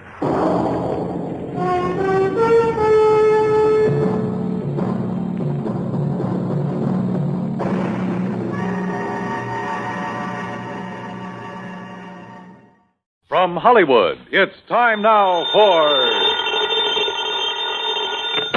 Johnny Dollar. It is a joy to me heart to be hearing the voice of me lover boy. Meg McCarthy. Yes, and how could you tell from so far away and so long ago? Now answer me that. Oh, Meg, I'd recognize that soft, dulcet voice of yours anywhere. How are you? Oh, Johnny boy, I've got trouble. And where are you, by the way? Port Hopeful is the name of the place. Port Hopeful, huh? You just can't stay away from the sea and ships and sailing men, can you? And whose leg would you be after trying to pull now? Port Hopeful, Nevada.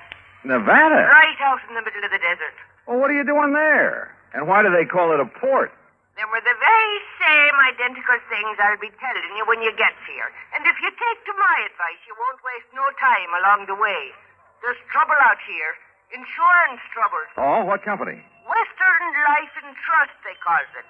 The very same identical company that's insured the life of this blessed man what's laying dead at my feet. Dead at your feet?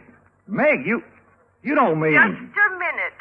If you're by way of implicating that I done him in, you're just an evil-minded, suspicious young... Oh, forgive me, sweetheart boy. Huh? Well, you was worried about me, wasn't you? Well, certainly, of course. God love you, but me skirts are clean. Now, will you get moving and come out here? Well, it kind of depends. Oh? And just what kind of fancy double talking is that supposed to... Oh, no, you don't. What? Get your dirty, filthy, conniving hands off. Meg, what's the matter? Take them bracelets Meg. out of here and you... Meg! Well, I guess I was wrong, Johnny. I guess I am in trouble. Now. I'll grab the first plane.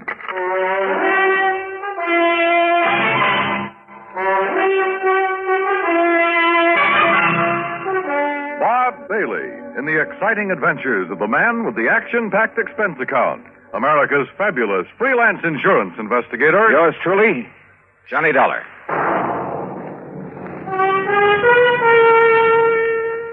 And now Act One of yours truly, Johnny Dollar.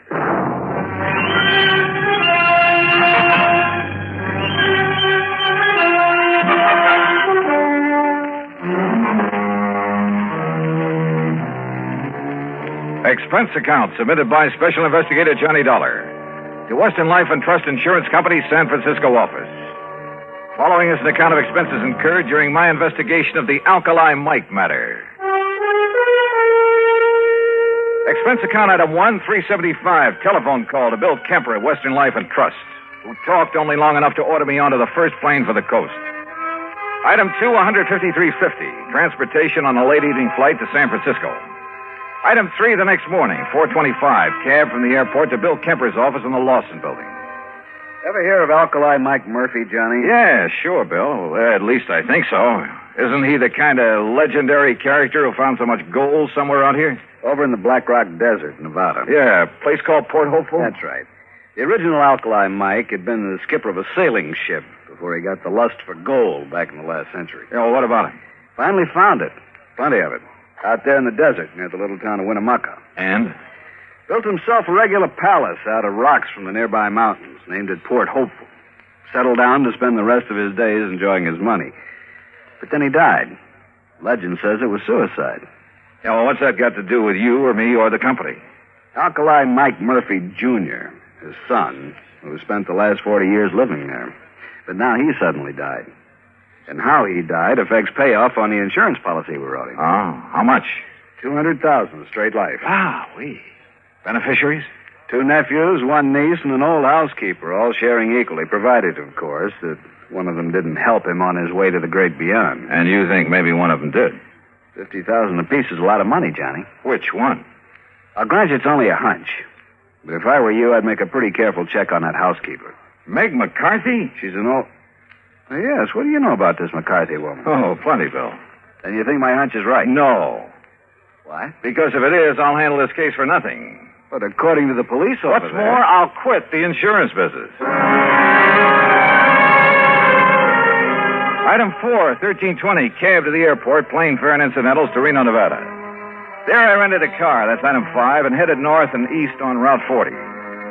After about 165 miles of nothing but sagebrush and cactus, I pulled into the town of Winnemucca. I dropped off my bags at the Motel Winnemucca, then headed for the local police headquarters. I was introduced to a Sergeant Otis Framley. There's no point in driving out to Port Hopeful, Mr. Dollar. We've got the number 1 suspect right here. Picked her up last night. Her? Meg McCarthy? Right. And you suspect her of what? Murder? If she didn't poison old Alkali Mike, I'll eat my shirt. Then you'd better decide right now if you want it baked, boiled, or fried. Where is she? In her cell. Come on. You mean you've got some reason for thinking she didn't do it? I know Meg McCarthy. Yeah, but don't you see she's the only one who was anywhere near him? Besides, look at the motive. Yeah, suppose you tell me about it.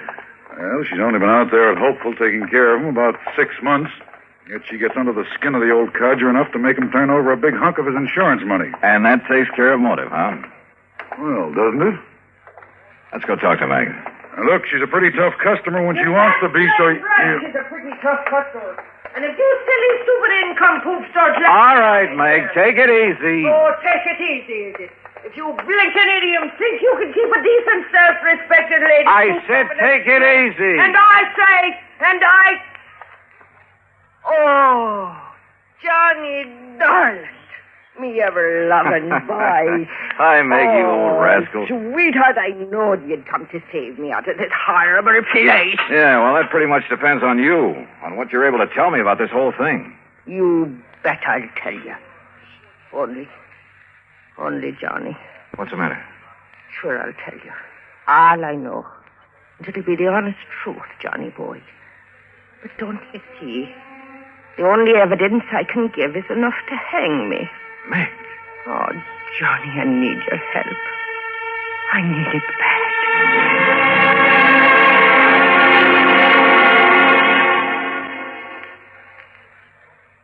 Act 2 of yours truly, Johnny Dollar, in a moment. And now, Act 2 of yours truly, Johnny Dollar, and the Alkali Mike matter.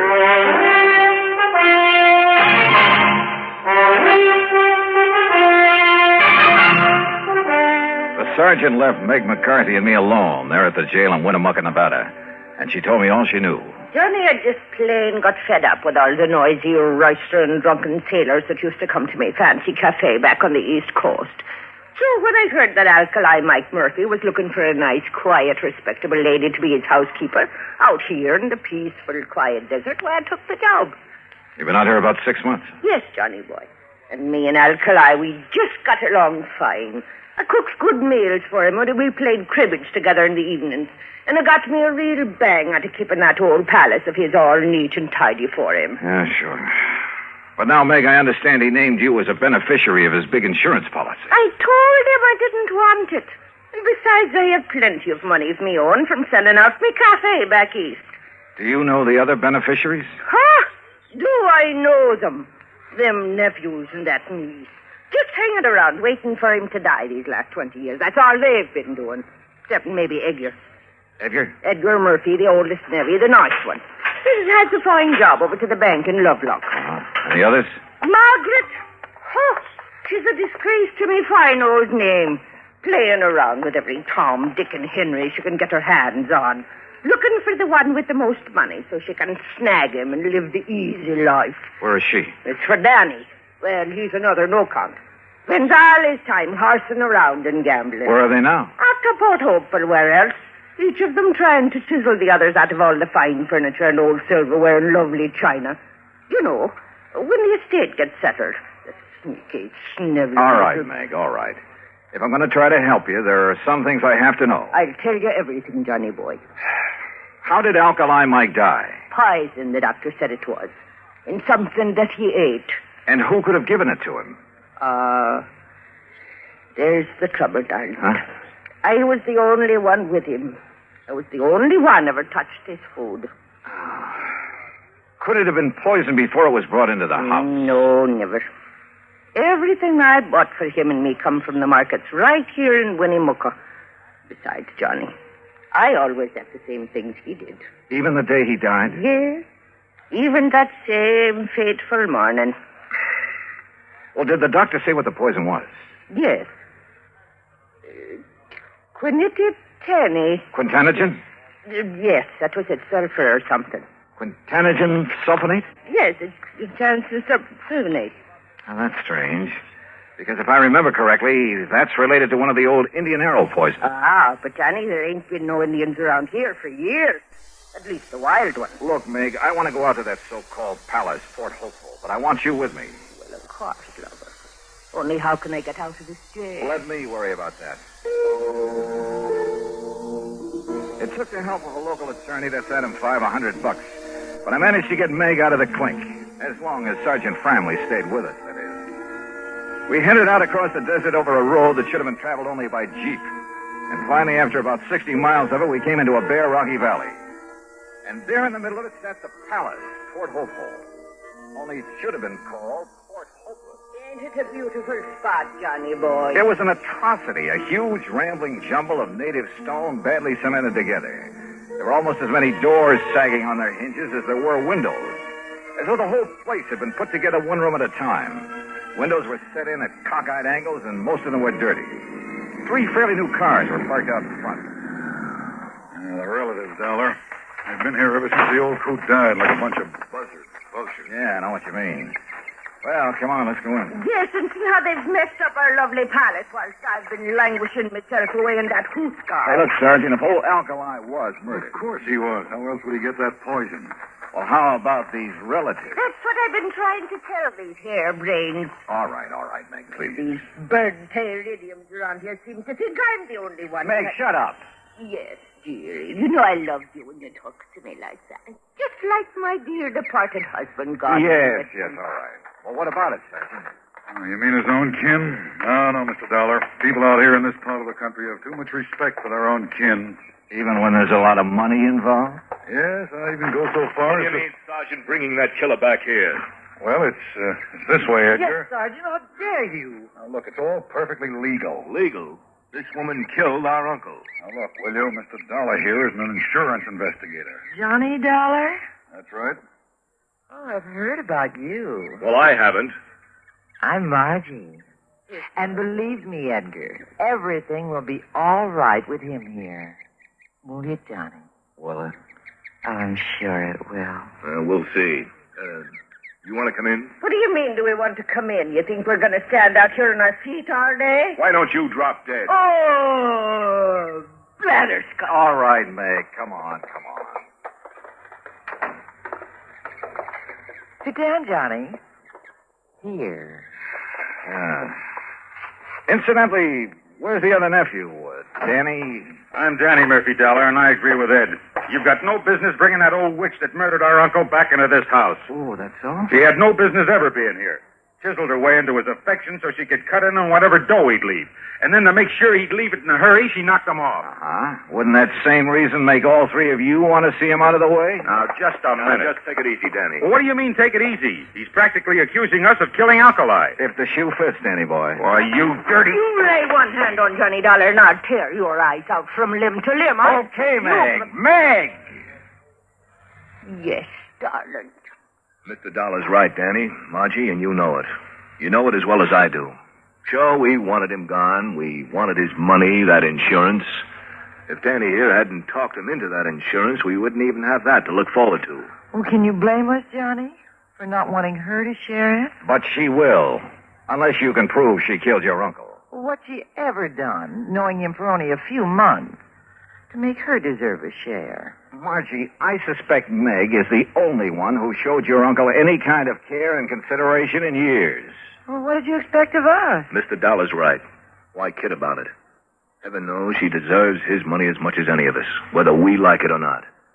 The fact remains, Dollar, somebody killed our uncle. And you've all carefully made sure that Meg would be suspect. Well, yes. Johnny. Look, I'm going to play a hunch that maybe he wasn't murdered at all. But the evidence, Dollar. What evidence, Sergeant? He was poisoned. Yeah. All right, we'll accept that. But I'm still going to play that hunch.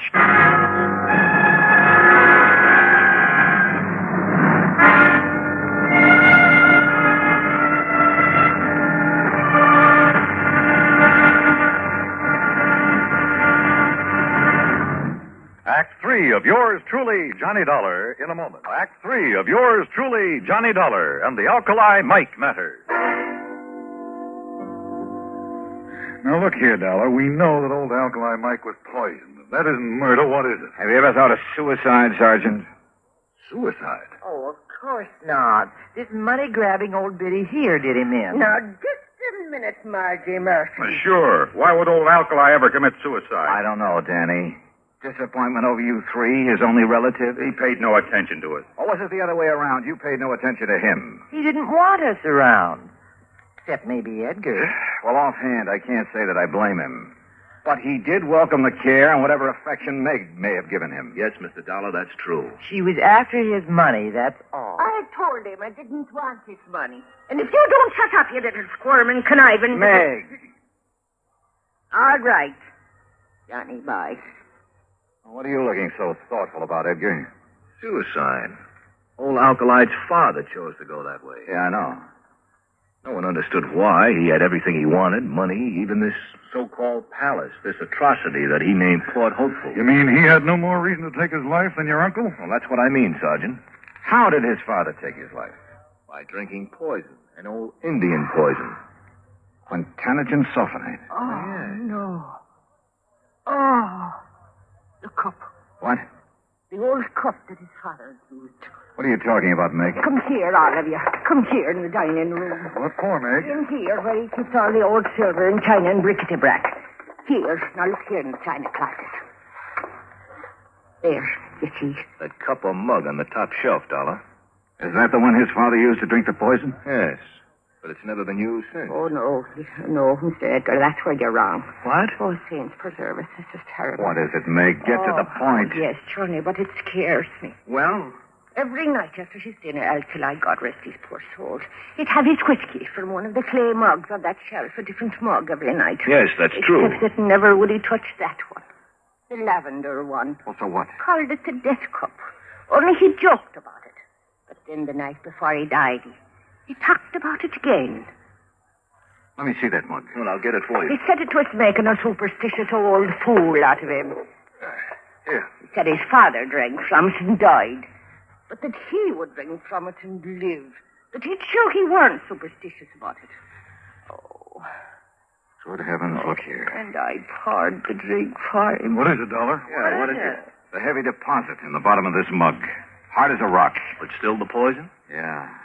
The same deep purple color of quintanegen sulfonate. After 40 years? Oh, I tried to wash it out, Johnny, before and after use. Oh, water wouldn't touch that stuff. Oh, that's why I thought it was part of the clay. But the alcohol in this whiskey would. It released enough of that poison to kill him. Oh, if only I'd have known.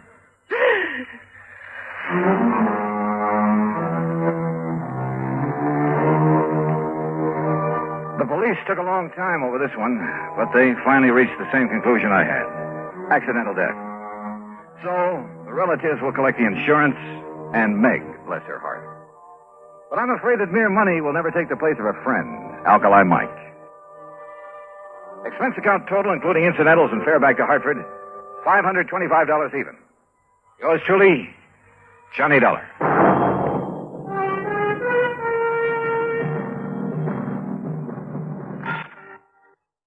Frugal Man and... Johnny Dollar. Johnny, this is George Reed. Well, nice to hear from you, George. Especially when I have no assignment. That's fine. What's fine about it? No expense account to pad means how do I keep the wolf from the door? Unless, of course, Floyd's of England has the case for me.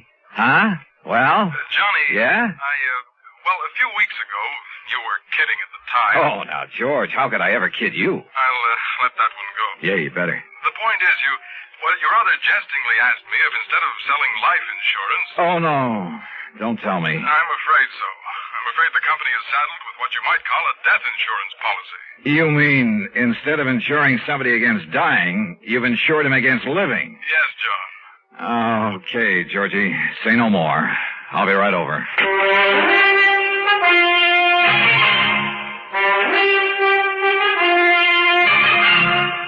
Bob Bailey in the exciting adventures of the man with the action-packed expense account, America's fabulous freelance insurance investigator. Yours truly, Johnny Dollar. Act one of yours truly, Johnny Dollar.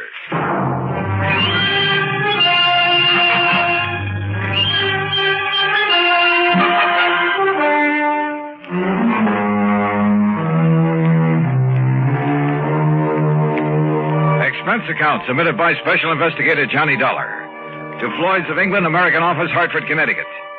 Following is an account of expenses incurred during my investigation of the Hope to Die matter.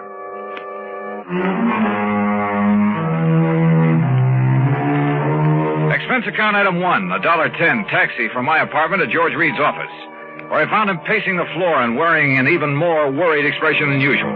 And believe me, that's something.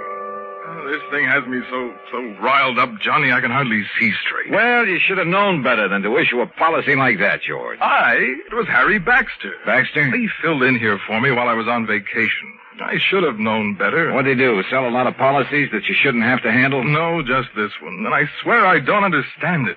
He, of all people. All right, you said on the phone that it was kind of life insurance in reverse. That's exactly what it is. Explain, please. Well, usually, of course, we pay the face value of a policy when the insured dies. Right. In this case, however, the company will have to pay the $250,000 if the insured doesn't die. $250,000? Yes. How under the sun could a man be crazy enough to issue a policy like that? John, you know how it is. The company prides itself on the fact we'll insure anything. Not only life and property and health and so on, but the voice of a singer, the feet of a dancer, hands of a pianist, even the dimples on the knees of a chorus girl. Yeah, and singing mice, an old alley cat, a sick whale. Of course, I can't say that Harry wasn't in position to do it, but... Johnny, you've got to help me. First, you better tell me who and why and what it's all about. It's just the trouble. I don't know. Well, in that case... You don't know? I only got back here to the office this morning. I found our copy of the policy lying here on my desk. But if you don't even... Oh, look, I've handled some pretty screwy cases for you, George. Yes, but they've all finally made sense one way or the other. And, Johnny, we have paid you some very nice fees. You can't deny that. George. Tell me, have I ever questioned your expense accounts? But death insurance, it doesn't make sense. Have I? Insuring somebody against living. Have I? I'm sorry, but this time the answer is no. Listen, if you take this on, I'll okay your expense account without even reading it. Death insurance. Expense account unlimited. Johnny? George, there are some things even a conniving, chiseling, unprincipled rascal like myself won't even... Unlimited? Johnny? Okay, George, I'll take it. Act 2 of yours truly, Johnny Dollar, in a moment. And now Act 2 of yours truly, Johnny Dollar, and the Hope to Die matter. Lloyd's of England insure anything. At least that was their boast. And now it looked as though it had finally backfired on them. Because somebody in the organization, some character named Harry Baxter, had issued not life, but death insurance. If it hadn't been for my friendship for George Reed, well, plus his promise of unlimited expense account, I'd have thrown the whole problem right back into his face, as it was. Thanks, Johnny, from the bottom of my heart. I'll never forget you for this. Believe me, George, I'll never forget you for this. And if you can get us off the hook... All I can do is try, so come on, give me the dope on it. Yes. Now, here. The name of the insured is Miss Mary Ellen Markham. Yeah, I got it. Where does she live? 514 East 52nd Street, New York City. Pretty fancy address. Yes. Okay. Now tell me why this Mary Ellen has insured herself against living. Well, that's the point, Johnny. She hasn't. Well, now, wait a minute. Albert Schwinner has. You mean somebody else took out this policy on her life? Or rather death? Yes. Holy. Well, what is this guy, a professional gunsel who's going to wipe her out and then collect? I suppose he's the beneficiary, too. Yes, he is. Oh, fine. Well, come on, who is it? I don't know. As I told you, the policy was lying here on my desk when I got back this morning. I do know this much about him. It's Dr. Albert Schwinner. Doctor? What kind? Well, those are the things you've got to find out. Who he is, what he is, why he's bought insurance against this woman's living beyond November 10th. The 10th? Well, that's only a few days from now. Oh, George, this gets worse and worse. Oh, if only Harry Baxter hadn't issued that policy. But he has. Oh, boy, you sure picked a dilly to fill in for you while you were away. Picked him? What else could I do? After all, he never did anything like this before. You've known him before? Are you serious? Of course I have. Why, Harry Baxter... All right, now look. Time's a-wasting and we haven't got much of it. I take it you want me to see if I can find some legal grounds for canceling this policy. Yes, immediately. Now, have you got an address on the beneficiary, this Dr. Schwinner? No, I've been so upset about this whole thing, I haven't even looked. And let me see. According to this, he lives at... What's the matter? Dr. Albert W. Schwinner, C.L. C.L.? What kind of a doctor is that? I don't know. The address is 14327 E Street, Union City, New Jersey. C.L. Well, I'll soon find out. Where can I reach this Harry Baxter who sold the policy? In New York at the... here, I'll jot down the address. I still don't see how Baxter could get away with this. After all, when you consider his position... Here. He offered no explanation at all. Well, I'm afraid I didn't give him much chance. I practically threw him out of here. Oh, can't say that I blame you. And that's another thing. Look, Johnny, perhaps you can reason with... Oh, don't worry, George. He's number one on my calling list. I'll be talking to you. Expense account item 2, $785, fare to New York and taxi to Harry Baxter's address. A real snooty one over near Sutton Place. And people don't live in that joint unless they've earned or chiseled a lot of money from somewhere. In the case of Baxter, I suspected a big chisel. My suspicion was considerably heightened when he opened the door. His apartment was luxury from stem to stern. As for Baxter himself... Dollar? Well, of course, old boy. I've heard a great deal about you from my dear friend and colleague, George Reed. Dear friend, huh? Well, you say that as though you doubted it. Oh, I know, that filling in for him while he was away. Well, I really should have done better for the old thing, but I've had so many social obligations to meet these past few months, and after all, one must keep up with those things. Oh, I'm sure one must. Well, I did sell one policy, you know, a real dilly. Oh, that's the understatement of the week. I suppose I can't really blame him for being a bit excited about it, but he gave me no chance to explain why I issued the policy. Why did you? Oh, now, really? Well? Well, I made it very clear to George that I would tell him when he calms down enough to be reasonable. Really, Mr. Dollar, he was in quite a tizzy. Brother, he still is. That's why he sent for me. But when he calms down, he'll be sorry he bothered you. Suppose you tell me why you issued that policy. You? No. What? No, I'll tell George when he's ready and when I'm ready. Oh, now, just a minute. And you may tell George I said exactly that. Goodbye, Dollar. You'll tell me, Baxter, right now. I'll do nothing of the sort. And what's more, since my plane for Europe is leaving shortly, I have no time to... Would you kindly remove your foot from the door? Not until I get an answer from you. Now start talking. If you can show some legal cause... Legal cause? Furthermore, your behavior at the moment constitutes trespass, illegal entry, call it what you like. And believe me, unless you leave here immediately, I shan't hesitate to ring up the police. All right. Now look, just tell me one thing. I might. What? What is your connection with the beneficiary of this policy? Dr. Schwinner. That's right, Albert Schwinner. But Albert happens to be a very close personal friend. Oh, I might have guessed as much. All right, then tell me this. No, I'm sorry, just one question. I've given the answer. Goodbye. Baxter. Are you hard of hearing? Look here now. Goodbye.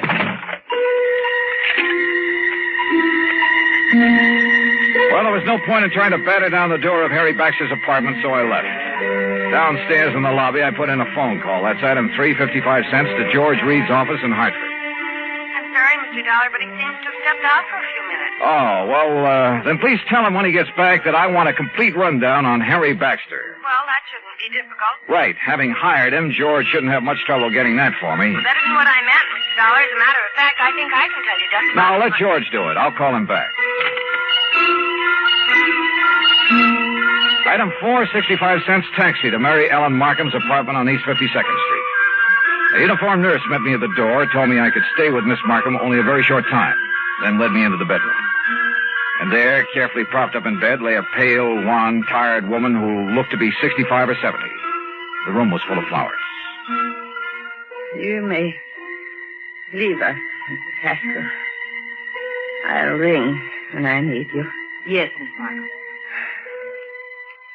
Sit down, Mr. Dollar. Thank you. I'm sorry I won't be able to speak with you very long. But as you can see... Yes, I can, of course. I'll get right to the point. You must know, I'm sure, that someone has just taken out a policy on your... Well, an insurance policy on you. Yes. It was so smart. And so helpful with Harry Baxter. Oh. You see, I am suffering from a rare, incurable disease of the blood. I'm sorry. I don't have long to live. A few days, perhaps. A few weeks at the most. Excuse me. This is such an effort. Well, you're getting the best of care, I trust. Yes. It's the very best. Now, what do you wish to know? You know a Dr. Albert Schwinner, don't you? I've known Albert for many years. We've been great friends. Then why does he take out a policy that indicates he hopes that you'll die? Hopes? I'll die? Yes.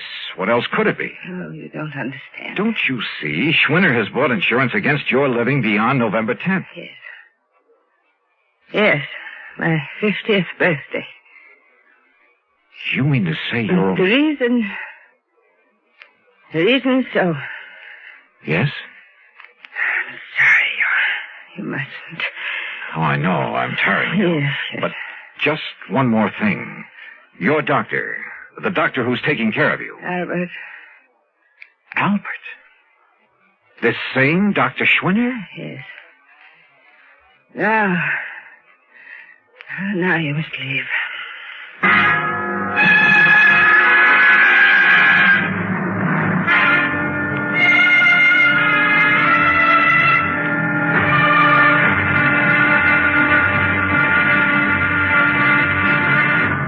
Act 3 of yours truly, Johnny Dollar, in a moment. Now, Act 3 of yours truly, Johnny Dollar, and the Hope to Die matter. The little that Mary Ellen Markham had been able to tell me left me more puzzled than ever. I've never been given such a runaround of my life, deliberate or otherwise. But I didn't dare tax her strength further, so I left.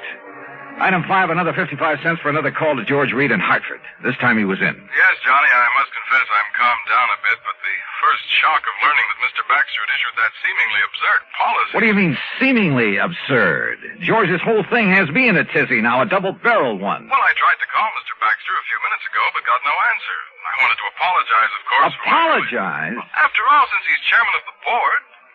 Chairman of what board? The company, this company. What? I tried to tell you that this morning, but you didn't give me a chance. Harry Baxter is also the majority stockholder. Oh, brother. In any event, as I'm sure you can see, he must have had some good reason for that policy, and as soon as I can get him by phone...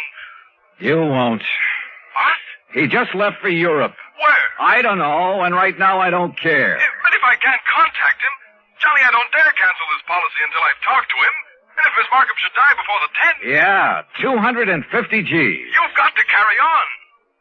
Would you like to tell me how? If Mary Ellen Markham dies on or before November 10th, Floyd's of England pays Dr. Albert Schwinner $250,000 on a policy taken out by him. And he is her doctor with her life in his hands. And if there isn't something wrong with that setup, expense account had him $8 for a taxi to Schwinner's address in Union City, New Jersey. And there at last I learned what the CL meant behind his name. It was an abbreviation, for this was the Albert Schwinner Clinic, devoted to the study of rare diseases of the blood. But Schwinner wasn't there. He'd gone to New York to see Miss Markham. Item 7, $10 even for a fast taxi ride back there to Manhattan. As the nurse led me into the unfortunate woman's apartment, he was just coming out of the bedroom door. Oh, Dr. Schwinner, this is Mr. Johnny Dollar. Oh, Mr. Dollar, Harry Baxter told me I might expect you. Oh, he did, huh? Yes, he phoned me just before his plane took off for Europe. Pretty smart. You're an insurance investigator, aren't you? That is right. Oh, you may go in to see Miss Markham now, Mrs. Haskell. Very well, Doctor. How is Miss Markham, Doctor? Much better, thank God. Oh, why do you say that? What? If she dies before this week is out, you stand to collect a cool $250,000, don't you? I? No, the clinic. Isn't that the same thing? Hardly. Sit down, Mr. Dollar. Now, you're concerned about the rather unorthodox insurance policy that Mr. Baxter issued. I certainly am. I think you better let me tell you the reason for it. I think you'd better. At the onset of her illness some 15 years ago, the best doctors in the country gave her 5 years to live at the most. And that's when you came into the picture? Yes.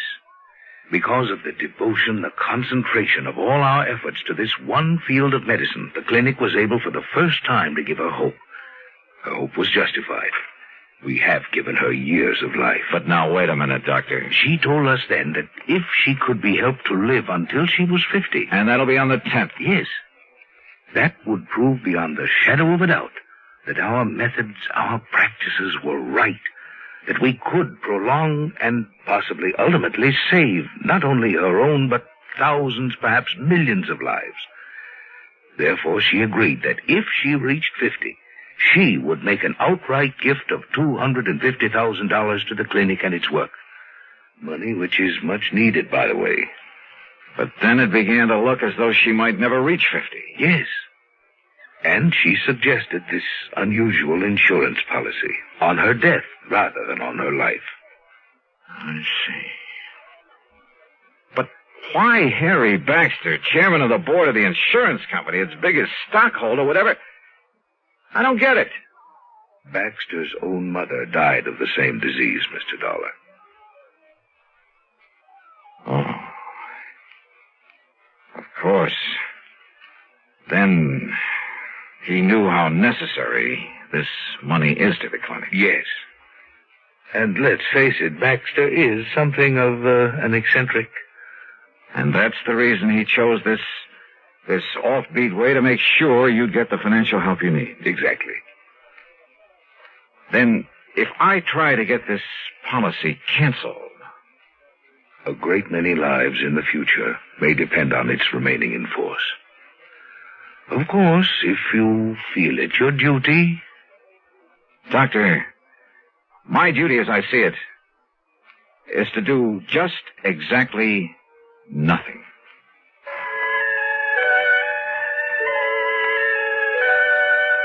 Mary Ellen Markham did live to see 50, but only for a few days. Just long enough to make her gift to the clinic.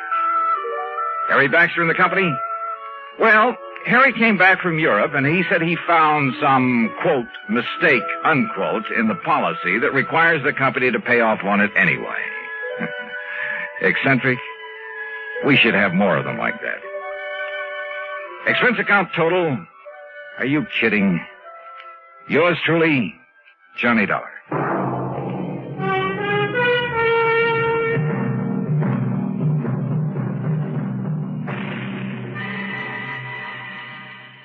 From Hollywood, it's time now for Johnny Dollar. Mr. Dollar, the investigator? That's right, insurance investigator. Yes, well, my name is Frank Skinner, Mr. Dollar. Yes?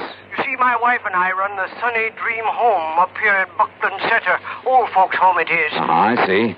Well, now, what can I do for you, Mr. Skinner? But I'm afraid there's something wrong here, Mr. Dollar. You see, we've never had anything like this before. Like what, sir?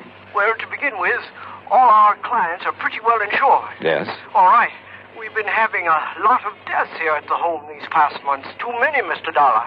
Well, after all, if your clients are all very old people... Yes, sir, they are. But you see, these have all been accidental deaths. Yeah, well, don't forget, sir, that older people are very often quite prone to accidents. Yes, sir, that's true, but...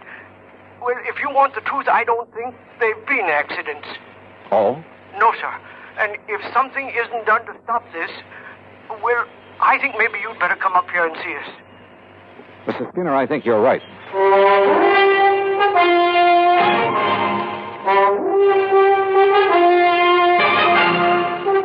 Bob Bailey in the exciting adventures of the man with the action-packed expense account.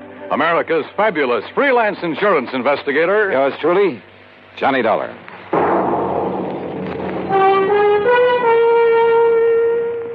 And now, Act One of yours truly, Johnny Dollar.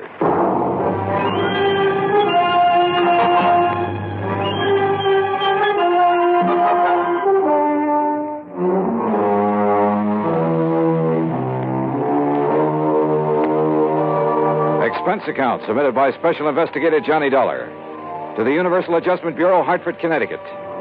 Following is an account of expenses incurred during my investigation of the Sunny Dream matter.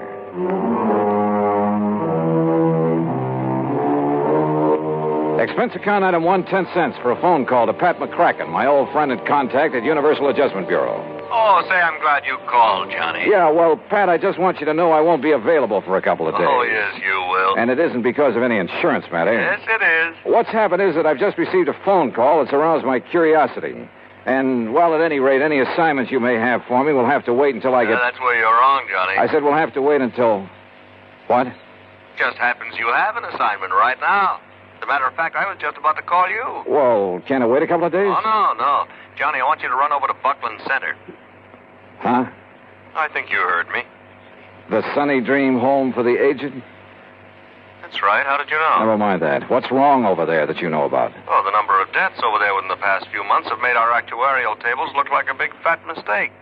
And the companies that have carried the insurance on them are getting a little worried. All separate companies, huh? Yeah, but they all cleared their policies through us, fortunately. Otherwise, we'd never have gotten wind of this. Anyway, I promised to send you over there. Any particular reason for thinking something's wrong, aside from the unusual number of deaths? Yes. What? The beneficiary of the policies that have had to be paid. Who? The Sunny Dream Home for the Aged.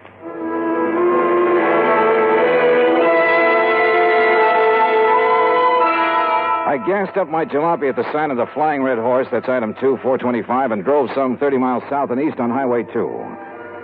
I found the Sunny Dream Home just north of Buckland Center. It consisted of a huge old frame house surrounded by trees and well-kept gardens. In comfortable chairs scattered here and there on the wide porch and lawn, nice-looking, well-dressed older folks sat around reading, chatting, playing cards, enjoying the late afternoon sun. The whole place looked clean, quiet, and restful. After parking my car, I walked slowly up the long, flower-bordered walk under the trees toward the entrance. And as I did so, a little wizened old man in a wheelchair detached himself from a group of the old folks and wheeled over to me. Mr. Dollar? Yeah, that's right. I'm Frank Skinner, the one that called you. Oh, how are you, Mr. Skinner? Come right along in the office where we can talk. Yeah, sure. Oh, may I give you a hand with that chair? Nope, don't need it. Huh? I must say you handle it well. Should. Haven't been on my feet in over 5 years now. You can help me up this little ramp, though, if you don't mind. Oh, sure. Here you are. Walter, my stepson built me that ramp. Good idea. Yes, sir. It's a big help to a man that can't use his legs. Now, right around the side of the porch here. Oh, evening, Miss Baker. Good evening, Mr. Skinner. Here we are. If you just open the door. Sure.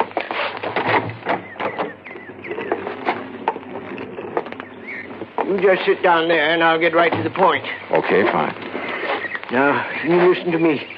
I'd appreciate it if you'd let the folks here think that you've just come to look over the place, like maybe you've got some old relative you'd like a nice home for. In other words, you don't want to alarm your clients.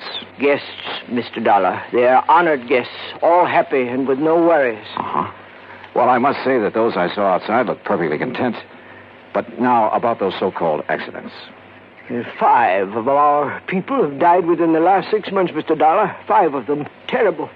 And like I told you on the telephone, they looked like accidents. What kind of accidents? Well, now, the first one. Well, maybe it was. That was old Miss Epp. Lived in the little guest cottage out back. What happened? Small fire. Must have started in the wastebasket or something by the time we got to her. Well, she'd suffocated. And I suppose Mr. Purley might have been accidental, too. Food poisoning it was. At least that's what the doctor called it. But nobody else got sick on all those canned peaches, Mr. Dollar. Who was the doctor? Oh, Doc Cherry from town. Of course, Mr. Purley was the only one that had 3 helpings of them. But my wife never had trouble with her canning before. Well, go on, Mr. Skinner. Well, old Miss Sharmley fell down the main stairs to the living. Look through the door there. You can see the stairs. Well, that's a long stairway for elderly folks. Then Miss Lizzie Belle. We called her Miss Lizzie Belle, though her real name was... What happened to her? She fell out the window of her bedroom. And, Mr. Dollar, she just wasn't strong enough to get her window open that wide. She was 94. Then poor old Miss Betzler, she fell down the stairs, too. Well, Mr. Skinner, if those people aren't able to negotiate a stairway like that, you're at fault for requiring them to do it. Well, most of them are. The others have their rooms here on the first floor, like I have, too. How about Miss Lizzie Bell, who was 94? Well, she never left her room until she fell, or until she was pushed by somebody younger and stronger than she was. Well, unless you can prove something like that. I have to prove that those others were pushed down the stairs. Right so. You see, from what you've told me so far, Mr. Skinner, there's no reason to suspect those deaths weren't accidental. Even so many of them, all within a space of only 6 months. Unless, as I say, you can come up with some concrete evidence to indicate otherwise. All right, then. You can tell me this. Why did all those things happen late at night, when those poor old folks wouldn't have any reason to be up and around, when there wasn't anybody around who could help them, until it was too late? Well, so far as that's concerned... Why, sure. Folks have got to get up at night sometimes, one reason or another. But they all had their own private baths, and if they want anything from downstairs, like something to read or some hot milk, something like that, why, all they have to do is ring the push button in their room, and my wife gets it for them. We do that all the time. Where is your wife, by the way? Martha? Why, she's... Right here, Frank. Who's this you're blabbing off your mouth to? Why, Martha, this is Mr. Johnny Dollar, insurance investigator. Investigator, huh? Well, you can march yourself right out of here. Oh, now, just a minute, Mrs. Skinner. Just a minute, nothing. You get out of here and leave us alone. Mrs. Skinner. And if you don't, I'll throw you out. And if you don't think I'm young and strong enough, then I'll show you. Strong enough to throw a little old lady out of a window? Or shove a couple of people downstairs? Get out. Act 2 of yours truly, Johnny Dollar, in a moment. And now for another episode in the life of Sergeant Donald Bellwether, my husband.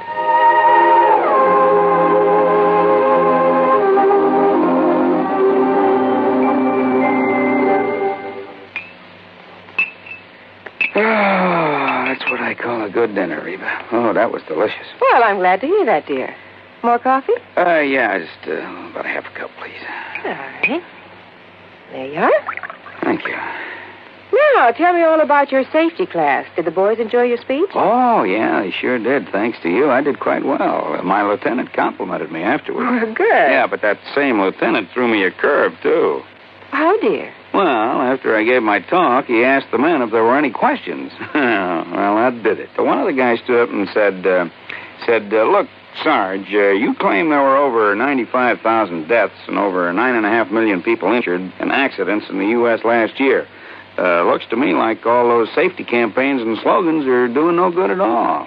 Well, how did you answer it? I didn't. I couldn't think of an answer. I got out of it by saying I'd have more facts and figures at the next meeting. All right, let's see now.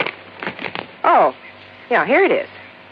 Now, first, Sergeant Bellwether, you start off by telling the boys that since 1913, the accidental death rate has been reduced 35%. Mm-hmm. Or, in other words, if there hadn't been campaigns and safety measures put into effect to reduce accidents, almost 1 million more people would have been killed in the last 46 years. Is that right? It certainly is. I'm reading it right out of the National Safety Council record book. Oh, and another thing. Accidents in the farming areas are much higher than in the city. Now, do you know why? Why? Because in rural areas, there are fewer policemen enforcing safety laws and less traffic signs and signals to guide the motorists. Mm-hmm. You know, many more cars travel the city streets, and yet the per capita rate of accidents is much higher in the rural areas. Of course, the reason is obvious. In the city, more safety measures are instituted and obeyed. Reba, you are wonderful. That's a good logical answer. I don't know what I'd do without it. Oh, that's my Donald. That's my doll.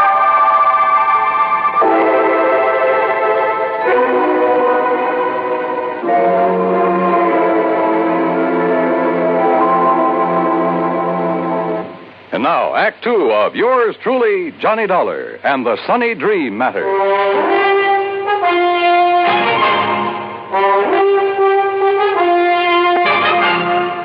Martha Skinner, co-owner and the real manager of the Sunny Dream Home for the Aged, was a big woman, tall, muscular, and a lot younger than her husband. I don't want your kind snooping around, Mr. Dollar, so get out of here and leave us alone. Your husband seems to think those deaths here in your home for the aged weren't so accidental, Mrs. Skinner. Oh, he does. Yes, that's what I told him, dear. If you'd keep that mouth of yours shut, Frank, we wouldn't have this sort of thing. Why don't you in that wheelchair get out of here? You sound as though you have something to hide, Mrs. Skinner. I have nothing to hide. Don't you see what your coming around here will do to our nice place? It'll give us a bad name, that's what it'll do. Folks come here on the recommendation of the folks that live here.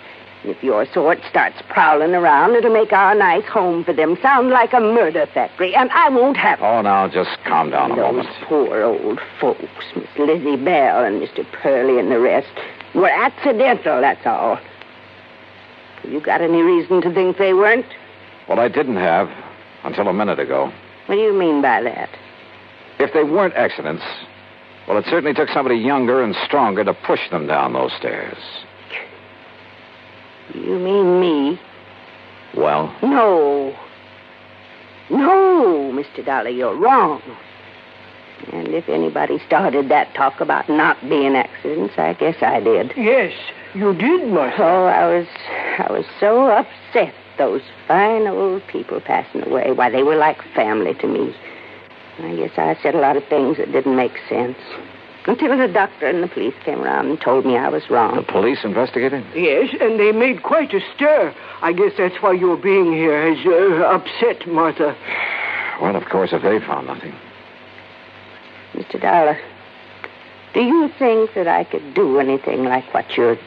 that I could harm a single hair of any of these nice old people? What possible reason could I have, and what sense would it make? Why, we're being paid for their living here, and if anything happens to them... Yeah. Yeah, if anything happens to them, you collect a nice, big, fat hunk of insurance money. You know about that? Insurance investigator, remember? No. No, you're wrong. It was their idea to name us in their policies, now wasn't it, Frank? Yes, Martha, it certainly was. Well, let's not talk about it anymore now. It's getting late, so I think I'll drive back to Buckland Center and have some dinner. Well, you'll do no such thing. You'll have your supper, your dinner right here. And if you wish to stay overnight... Oh, no. You mean I'll have another room to fix up? Well, I'll help you, of course.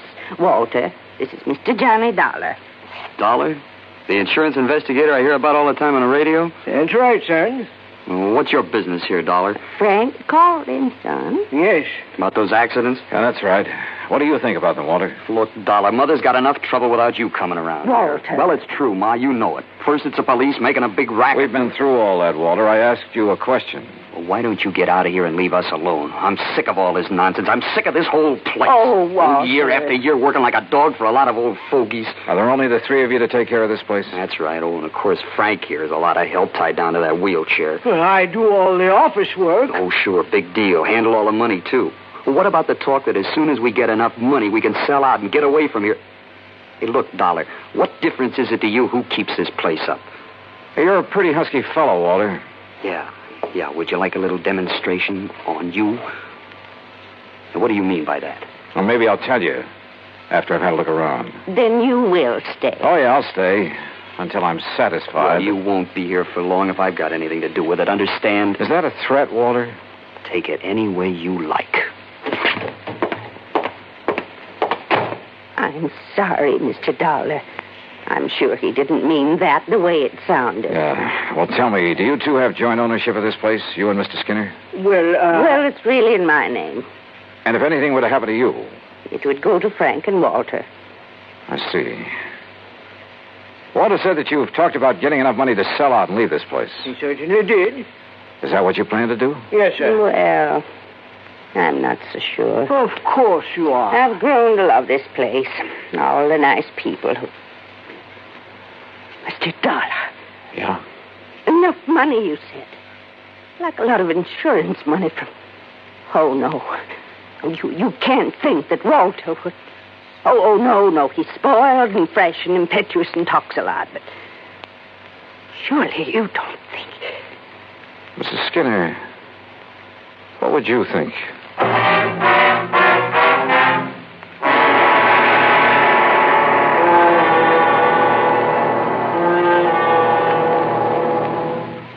Act 3 of yours truly, Johnny Dollar, in a moment. Do you know who said, "Eternal vigilance is the price of liberty"? Those famous words were written by Thomas Jefferson. Jefferson knew that human nature tends to cause us to take for granted the freedoms for which others have fought valiantly. He knew that Americans had to be alert, or the essential freedoms of democracy would be taken away. That's why Jefferson gave his warning to the Americans of his era and to their descendants. He set the price for liberty as eternal vigilance. And Americans through the years have heeded Jefferson's warning. They have been alert to detect and resist the enemies of liberty. Remember the words of Thomas Jefferson. They are part of your American heritage. The price of liberty is eternal vigilance. And now, Act 3 of yours truly, Johnny Dollar, and the Sunny Dream Matter.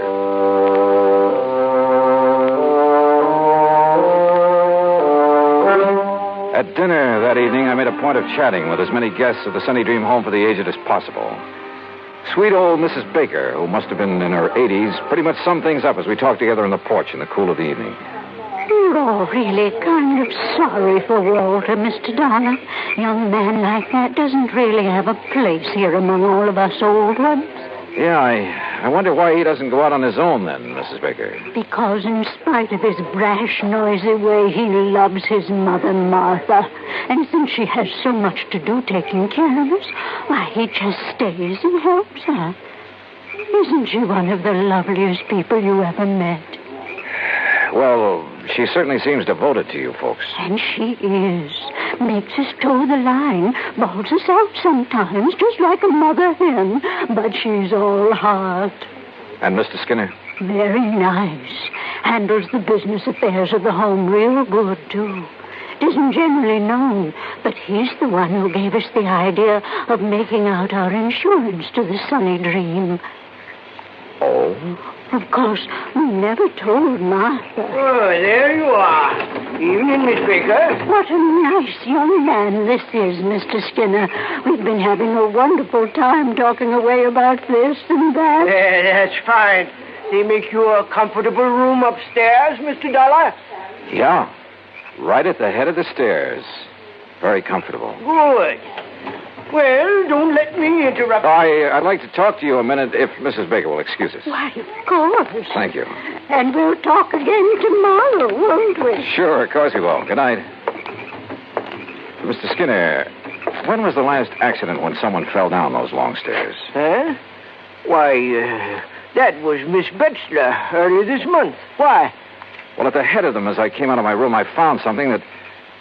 Well, they were marks that looked to me as though they'd been made by some kind of struggle up there. Oh? And a tiny piece of cloth from a man's suit caught in a splinter on the newel post. Well, what are you going to do about it? Oh, just leave it there. Tomorrow I'll get somebody from the police laboratory over here to look at it. Uh-huh. Well, whoever suit that was must have a tear. Oh, no, not necessarily. It was really just a few threads that had been pulled out. But they might be the clue to a killer. I see. Well, good luck, Mr. Dollar. Yeah. Thanks. In my room, I waited until long after the big home was quiet and wondered if my hunch was going to pay off. Hunch? Sitting there on the porch talking with old Mrs. Baker, I'd suddenly remembered something Pat McCracken had told me in the very beginning. He had notified the home I was coming here to investigate. That meant he'd notified Frank Skinner. Could that have been why Skinner phoned me? To allay any suspicion the insurance companies might have? Yeah, I wondered. Finally, about midnight, I heard a noise at the head of the stairway. Quietly, I opened my door. And there at the top of the stairs, armed with a flashlight and standing solidly on his own 2 feet, was the man who said he was confined to a wheelchair. Well, Mr. Dollar. You won't find anything there, Mr. Skinner. Because there isn't anything. See? You lied to me. It got you up out of that phony wheelchair, didn't it? To see if you'd left some trace of your last murder, didn't it? Now listen, Dollar. Pretty rotten racket, Skinner. You and only you handle all the finances of this place. You persuaded the old folks to name you as beneficiary of their insurance policies. Then you proceeded to shove them down those stairs. Would you like to see how? Yeah, Skinner. Then I'll show you. No, you don't.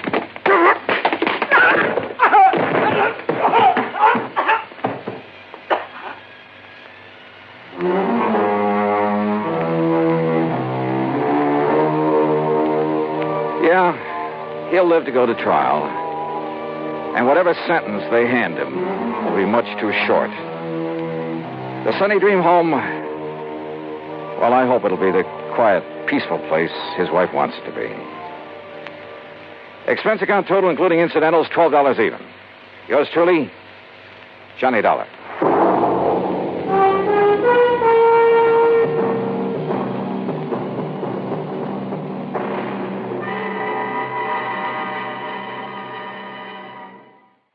From Hollywood, it's time now for Johnny Dollar! Johnny Dollar! Yeah, I'm Johnny Dollar. There's a phone call for you in the office, Mr. Dollar. But my plane's about to take off. He said it's very urgent, sir. Well, it better be. If I don't get back to Hartford. Hey, look, my name's Dollar. I understand you have a... Oh, thanks. Johnny Dollar. Todd Swam, Johnny, at the Chamber of Commerce. Oh, Todd, look, I'm sorry I didn't have a chance to say goodbye to you, and I appreciate all your Johnny. help. Like your city, too. Nice people, good fishing. But I barely had time to make my plane reservation, pack my stuff, Johnny, and... you've got to cancel your reservation. Cancel? My plane's all ready to leave. Earl Poorman is on his way to the airport now to pick you up and bring you back here. Look, we proved that the accident in that rocket fuel laboratory was an accident. I know. Dr. Allworth's technician, that Leon I know, Salkoff, is Johnny, not a I Russian know. spy. So the company will pay for the damage, and that's that. Will the company also pay a claim on Leon Salkoff? Don't see why not. Now, look, I gotta catch my... What? Salkoff is dead? Johnny, it looks like murder.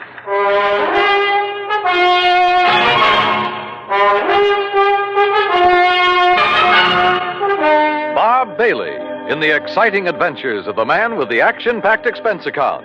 America's fabulous freelance insurance investigator. Yours truly, Johnny Dollar. And now, Act One of yours truly, Johnny Dollar.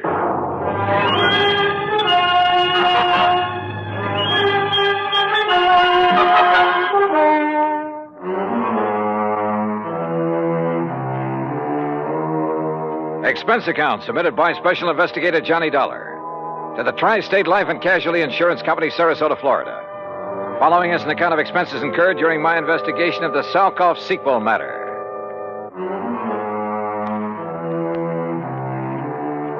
Expense account item 1, $3, no show penalty for canceling the flight back to Hartford. By the time I hung up the phone on Todd Swam, Earl Poorman had pulled a shiny new Cad into the airport parking lot, and we took off. I'm glad Todd caught you before you climbed aboard that plane, Johnny. Earl, he said that Leon Salkoff had been murdered. That's what it looks like. Well, what happened? Actually, he's just disappeared. But under circumstances that make it look like he's been murdered. Any idea who? Johnny, you know as well as I do that he was pretty deep in subversive activities during the last war. Yeah, but he's been given a clean slate, at least so far as our country is concerned. Right. But then, wait a minute. If some of his old pals, and we know there are plenty of them in this country, working for the other side. Right. If they know he's working for us, the first thing they'd do for the sake of their great and glorious cause would be to eliminate one Leon Salkoff. Yeah, or at the very least persuade him, and I mean torture him, into telling the formula of the stuff he's helped Dr. Allworth develop. Exactly. Where and how did it happen? Well, you'll have to get the details from Todd Swam. Us common people aren't even allowed to know where Allworth's lab is hidden away, you know. That's why I'm taking you to see Todd. Then drive on.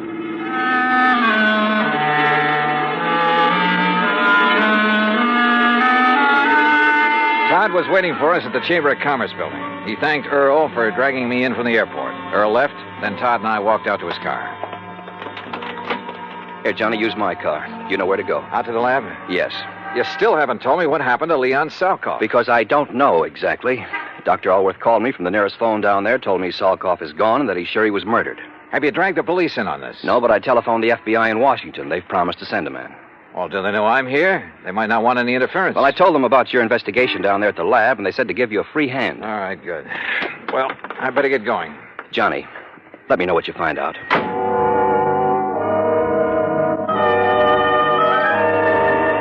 Once again, I headed south on Route 41, down through Fort Myers, where I swung left on 82 and on into the heart of the Everglades.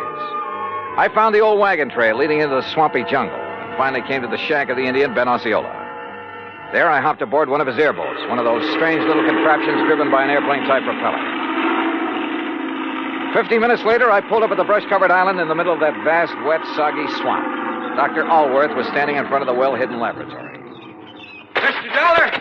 Mr. Dollar, I'm so glad you haven't left yet. Oh, what's happened out here, Doctor? Oh, it's been terrible.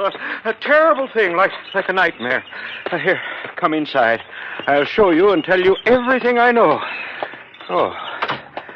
Our living quarters are down this corridor. Yeah, I remember. After you and Mr. Swam left us yesterday, Leon and I went to work immediately to replace the rocket fuel additive we had lost in the accident you investigated. Yes? Oh, if only I'd paid attention when he told me about the man he'd seen in Fort Myers the day before. But we were so busy. Wait a minute. What man? Someone he'd known in Europe during the war. A man he suspected of now working for, well, for those who'd like to sabotage our... Go on, Doctor.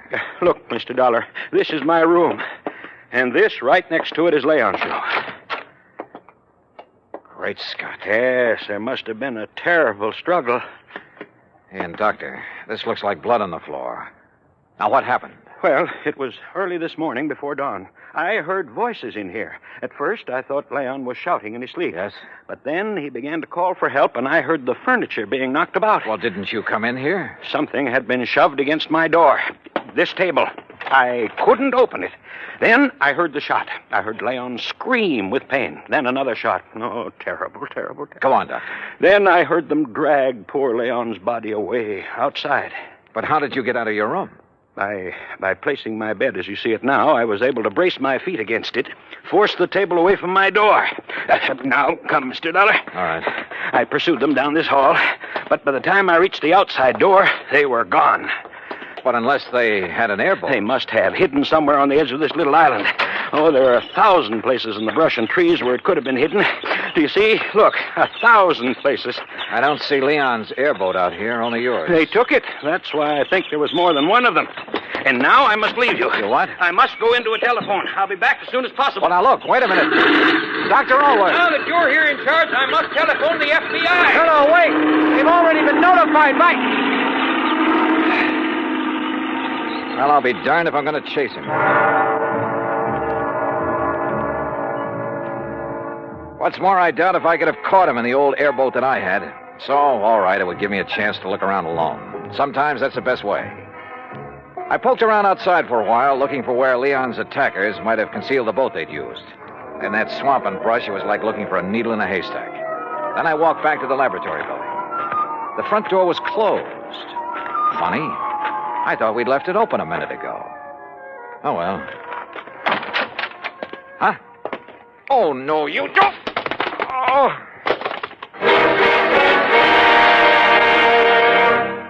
Act Two of yours truly, Johnny Dollar, in a moment. And now, Act Two of yours truly, Johnny Dollar, and the Salkoff sequel matter. I don't know how long I was out after the attack on me at the hidden laboratory in the Everglades. But when I came to, I was lying in Alwa's bed. Across the room at a desk sat a well-dressed man going through files of papers and folders. I played possum because I wanted time to think. If Leon Salkoff had been murdered by subversives, then this man must be one of them. But how had he got here without Alworth knowing? Or did Alworth know? After all, now that I had time to think about it, his explanation of what had happened to Salkoff had been pretty glib. And the doctor's sudden departure a while ago to phone the FBI, he'd said. Didn't he know that Todd Swam had called him? In any event, he'd run off to leave me alone like a sitting duck. Who was the man sitting here? And why hadn't he killed me when he had the chance? I rolled over and groaned. My head felt like it was split down the middle. Oh. Well, Mr. Dollar, you finally come around. Yeah, I guess so. Oh, brother. We were quite concerned about you. We?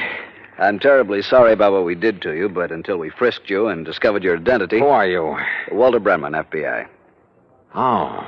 When we found you prowling around, we thought you might be one of the people we hoped to trap here. The killer of Leon Salkoff? Salkoff is not dead, Mr. Dollar. What? Have you forgotten a case here in Florida that you handled last year? Parley Barron. Yes, another scientist who apparently disappeared. Actually, we had arranged the whole thing so that his whereabouts would not be known while he continued with his nuclear research. Yeah, I remember. The report of his death and disappearance was to throw off our pals behind the Iron Curtain. Precisely. So now you've done the same thing? Ouch. Again, I'm sorry, Dollar. But we didn't know who you were. We didn't want to take any chances. You say we, Mr. Brenman. My colleague, Mike Crucian, who's in searching the laboratory. Oh, for what? There are two groups. Agents from behind the Iron Curtain who would like to get to Leon Salkoff, either to gain the secrets he's learned in this laboratory or to get rid of him because of his help to this country's defense and missile programs. So if he's reported dead, each will think the other did it and they'll stop chasing him. Exactly. We had to act fast because Leon has already spotted some of his ex-pals, as you call them, in this general area. Does Dr. Allworth know this whole thing was rigged? No, and you mustn't tell him. He's a great scientist, but... well, he might let the cat out of the bag. Stall him, Dollar. Stall for time. Drag out your pretended investigation. It'll delay Allworth bringing in the police, that sort of thing, until we can take care of Salkoff. That is, install him in his new place. Well, maybe I'm a little muddled because of this wallop on the head, but I should think you'd tell everybody you can. You know, to make sure his so-called death is publicized. Make sure these people who are after him will get the word. Don't worry, they know. I'd stake my life on it. And needless to say, if any of them come out here, we'll be ready for them. Oh, Michael, what did you find? Nothing. Not a single song. Oh, see, Mr. Dollar's come too. Yeah, almost. Say, I'm sorry about the way I slugged you, Dollar. Yeah, me too. I'm sure Walter told you why. You find anything in here, Walt? No. I'm afraid we'll have to go back. Oh, Dollar. Yeah? I take it Dr. Allworth is in on one of his usual all-day trips for supplies? Yeah, something like that. We've got to leave you for a while. You have your gun. You know what to do if anyone suspicious comes around. Well, now, look, when the doctor comes back, I'll have to tell him you've been here. Fine, and that we'll be back. Well, yes. We'll be back. Oh, sure, yeah. Well, Dollar, we'll see you later, huh? Now, you rest. You need it. You're not kidding. Come along, Mike.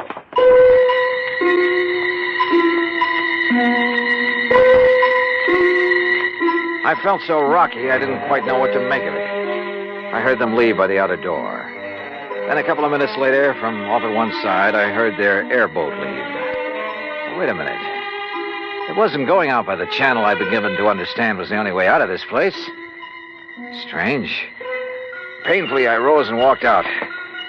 My head ached so much I could hardly think straight. There was something wrong here. Oh, sure, they'd left me a gun, but...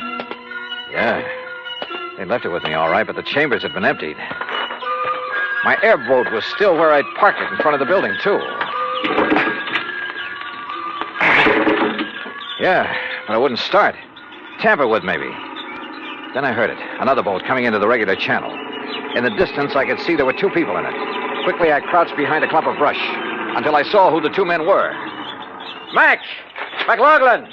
Oh, hi, Dollar. Dr. always said you were out here. Mr. McLaughlin was already on his way when I telephoned.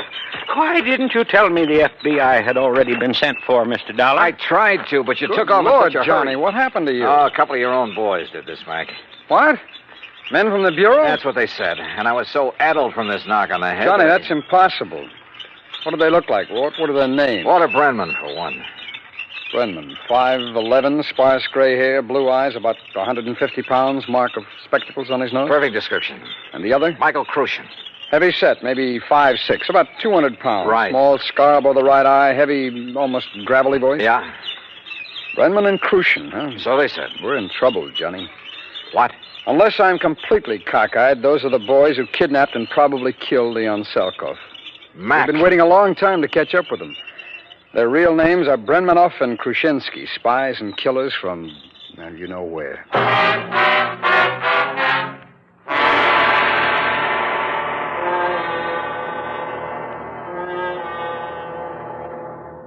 Act 3 of yours truly, Johnny Dollar, in a moment.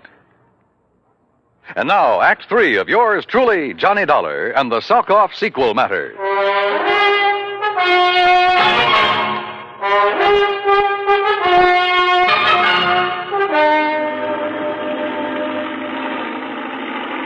McLaughlin, my old friend of the FBI, gave Dr. Allworth a gun with instructions to lock himself into his lab and shoot on sight anybody who set foot on the island before we got back. Then we took off in the airboat.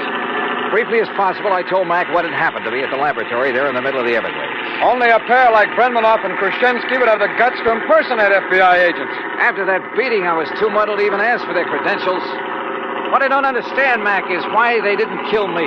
They haven't yet learned the formula, that missile fuel. So? They've got to leave every possible door open, Johnny. With you convinced that they're from the Bureau... So they think. Yeah. Well, it meant they could go back to the lab. After the doctor returned, maybe even get your help in obtaining the formula from him. What? Sure. The abduction of Leon Salkoff would indicate the doctor himself is in danger. Well, that's true. But if he wanted his work carried on, if anything should happen to him, well, who better to give the formula to than agents of the FBI? On the way out to the lab, he was ready to give it to me. Hey, Mac, B&K's little visit, they're prowling through the lab and Allworth's papers. It means they didn't get the formula from Leon Salkoff. Which probably explains their sudden departure. They couldn't find the formula at the lab, so they'll go back and put the pressure on Leon again. Makes sense, Mac. And I sure hope he's still alive. But where? Well, let's hope an all-points bulletin will help us catch up with them when they leave this swamp. Got to come out of it somewhere. They've had a big head start on us. Yeah, but this channel we're taking is the most direct route to the highway. Any highway. They carried off their foes pretty well. They even knew about that Farley Barron matter I handled with you boys. Well, why not? You broadcast the whole thing on your radio show. You gave me clearance. Sure. But just keep mum about this affair, huh? Until after the boys on the East Coast launch a space satellite successfully. Don't worry.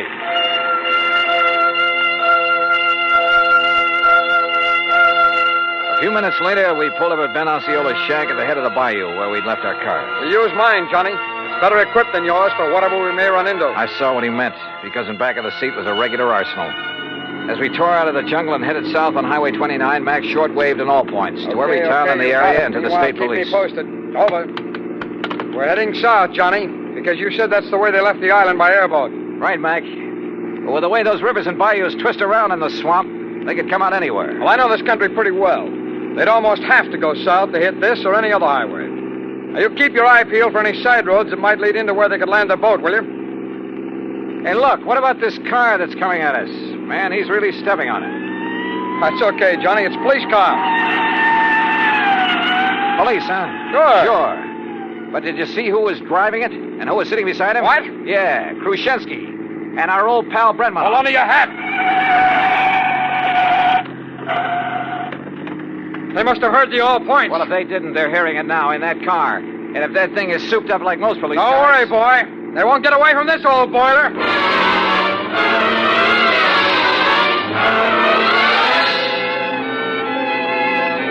Mac wasn't kidding. How we held the road at over 100 miles an hour, I'll never know. Thanks to the siren on the stolen police car, the road ahead was kept clear. They must have recognized me, though, when we passed. When we finally started to pull up on them, they fired the first shot. I can't weave at this speed, Johnny. Stay down low. I've loaded this gun from the stub in the back. Watch. Put that lemon squeezer away. Grab the Tommy gun in back of the seat. Right. You got it? I got it. All right, Mac, keep your hands on the wheel. Those boys can really shoot. I told you, the killers. Let them have it. Right. Aim for the tires, Johnny. Aim for the tires. Hold it. Hold it. You've got them. They're going off the road. Mac, if they hit that row of cypress trees, they're gone.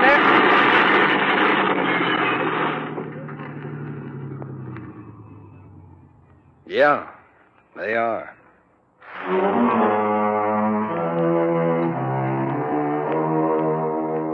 Leon Salkoff? Well, I'm afraid he gave more than his skill and efforts to the country he loved that had taken him under its wing. His body was found trussed up and floating face down in the bayou from which Brenmanoff and Khrushchevsky had launched the airboat. Dr. Allworth? Well, now that a U.S. space satellite is carrying out its mission, he's safely and officially working in a government laboratory.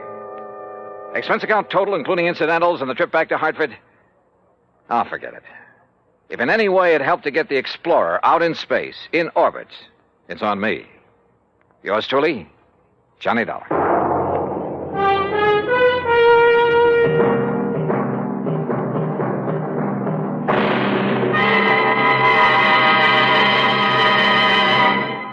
Our star will return in just a moment. Now, here is our star to tell you about next week's story. Next week, a trip to a mining town out near Denver, Colorado. And for me, it's a little too close to the wild, wild west. Join us, won't you? Yours truly, Johnny Dollar.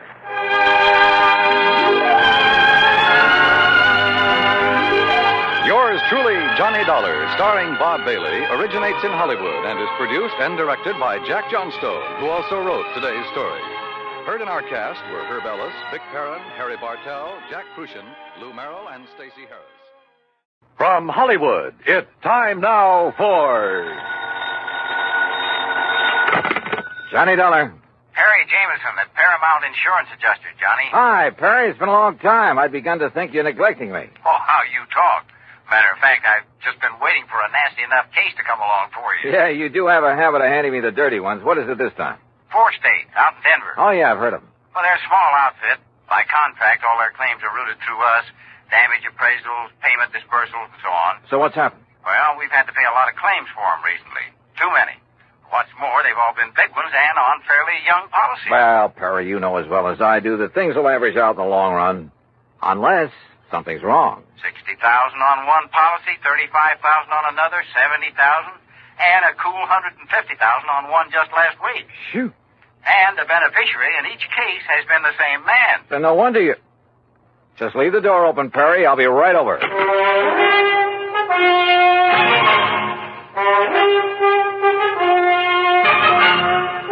Bob Bailey in the exciting adventures of the man with the action-packed expense account. America's fabulous freelance insurance investigator. Yours truly, Johnny Dollar.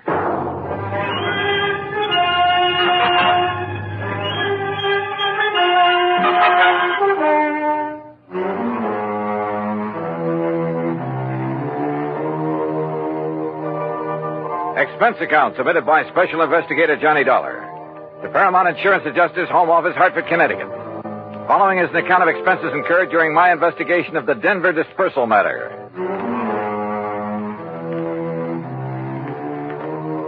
Expense account item 1, $1.10 for the cab that took me over to Perry Jameson's office at Paramount. True to form, the door was wide open for me.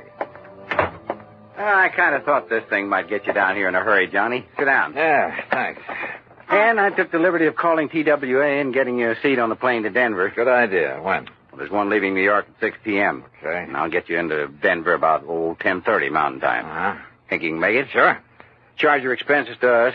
That's the deal we have with 4-State. All right. And the man to see you out there, it's almost a one-man outfit, His name is William Whitney. Got it. Now, look, Perry, I've been thinking on the way over here. Woo, wonders will never cease. Thanks, pal, but how well do you know this man, Whitney? Maybe he's in cahoots with this big beneficiary, this Don Ricardo. Is that his name? Yeah. Such things have happened. No, Johnny, you're wrong. Poor old Willie Whitney's a mild, timid milquetoast. His wife, an ex-chorus girl who probably thought he had money. Well, you can be sure she's the one who wears the pants in the family. Willie would cringe at the thought of hurting a fly. Well, it was an idea. I don't blame you, but no, forget it. Well, what makes you so sure something's wrong? Well, I didn't say I was, but $215,000 to one beneficiary in a period of only 3 months. Well, I just want to be sure it's okay. And I called you in because I am willing to pay to make sure. No, don't worry, Perry. You will.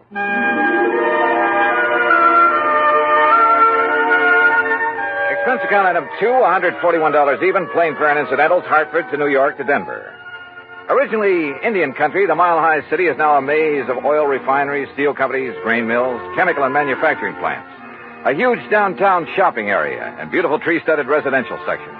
No wonder it's one of the big insurance centers. Item 3, $2 even for a cab into town where I park myself at the world-famous Brown Palace Hotel. Item 4, 10 cents, phone call to an old newspaper pal from back east who is now working on the Denver Post. Pete Packard. Johnny Dollar, Pete Packard. Okay, what's the story?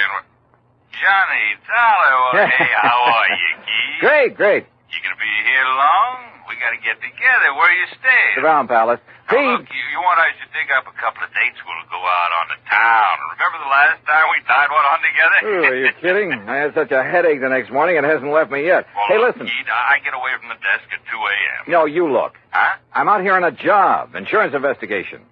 Did you ever hear of a man named Don Ricardo? You know Don Ricardo? No. What do you know about him? Well, they say, now mind you, I don't know for sure, Keith, but don't forget I did a hitch on the Chicago Sun-Times a few years back. What's that got to do with Don Ricardo? It was back in the days of the Capone mob. Oh. And Don Ricardo, well, mind you, nobody was ever able to pin anything on him. Yeah, I see what you mean. Where does he live, Pete?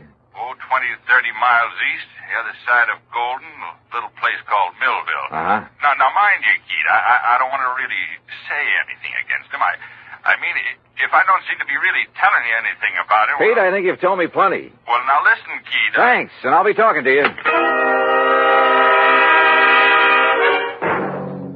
It was late, and I was tired, but I went downstairs to the cocktail bar, and with the help of a big fat tip for a nightcap, got some more lowdown on Don Ricardo. The bartender talked plenty. Yeah, it seems Ricardo was living the life of Riley in the little town of Millville. Lovely home, expensive cars, threw a lot of big, gaudy parties. And always for people from out of town, mostly Chicago or Miami Beach. Yeah, the bartender talked plenty. Until he spotted a lean, well-dressed, rather too well-dressed man sitting alone at one of the tables watching him. A man who'd somehow forgotten to take off the light gray hat that shaded his features and slightly narrowed eyes. The bartender clammed up.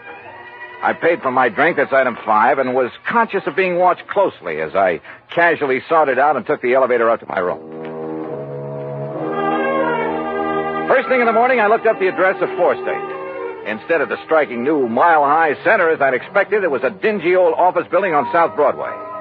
William Whitney looked a little old and dingy himself. Johnny Dollar, the special investigator? That's right, Mr. Whitney. Oh, well, sit down, won't you? All right, thanks. Just here on a visit? I'm here because the insurance adjusters are concerned about some recent claims they've had to pay on policies issued by you. We've been very unfortunate lately, Mr. Dollar. Yeah. $215,000, unfortunate. On only 4 policies. Yes, and all paid to the same beneficiary by some odd coincidence. You sure it was coincidence? Who were the policyholders? Why, some old miners living over near Golden. Old miners insuring for those amounts? Yes, sir. They were all able to pay the premium. Give me their names. Yes, sir. Unless I'm cockeyed, there's something wrong with this whole thing, and I intend to find out what it is. The policies were issued in good faith, and the premiums paid. But I agree with you, sir, and I'm terribly concerned. I'm glad you're here, sir. It will not only save the company a lot of money, but it will take a great load off my mind. Here's the list. Yeah. Do you know the beneficiary, this Don Ricardo? Only through seeing him when I've given him the checks. Barno, Mulligan, R. Smith and J. Smith. Did any of these insured have families? Well, I don't know. You see, the beneficiary in each case... Yeah, I know. Better let me see those policies. Whitney left me alone while I plowed through his files. Satisfied, at least, that the policies themselves were okay, I finally left him, hailed a taxi, and told the driver to head for the town of Golden. As we pulled away from the curb, a small black foreign car in the next block swung around and appeared to follow us. And I wondered. But then it cut off at an intersection, and I decided I was imagining things. Until we pulled up at one of the addresses Whitney had given me in Golden, a ramshackle, unpainted old frame house on the edge of town. I told the driver to wait for me and walk up to the front door.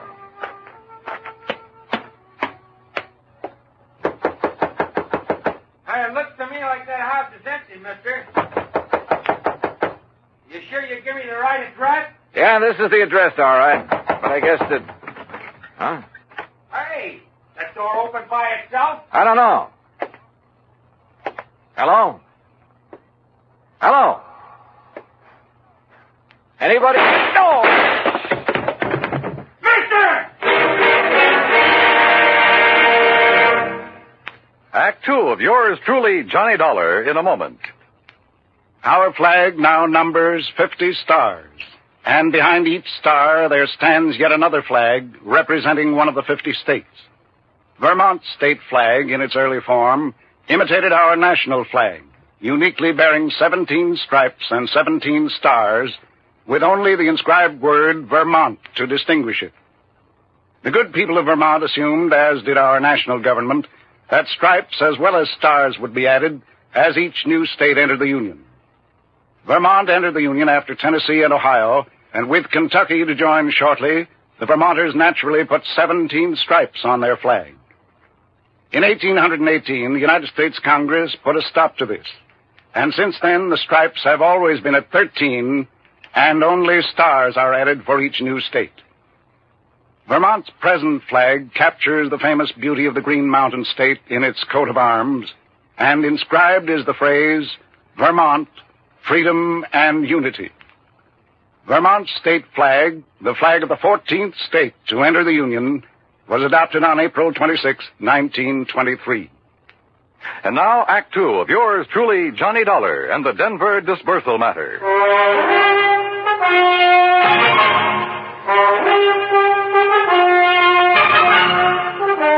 The old house at the edge of Golden, Colorado looked empty, but I knocked anyway. You sure you give me the right address, mister? Yeah, driver, this is the address, all right. But I guess that... Huh? Hey, that door open by itself? I don't know. Hello? Hello? Anybody? Oh! Mister! Mister! Go back. Get away from this open door. But you're hurt. Your neck, you're bleeding to death. Stay down. Barely nicked me. I'm all right. Holy cow. I thought you was a goner. Here, let me help you. You'll need help if you don't stay out of his line of fire. Well, who was it? You see anybody? Hey, listen. Yeah, that's a car pulling away from the back. Get a look at it. Well?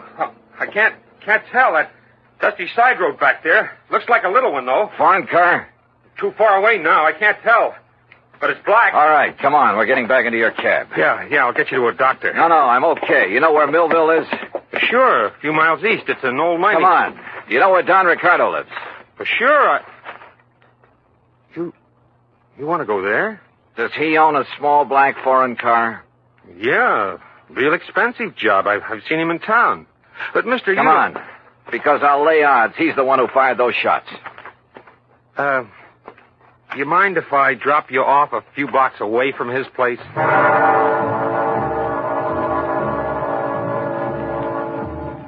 cab driver relented, dropped me off at Ricardo's front door, then hightailed it for other parts.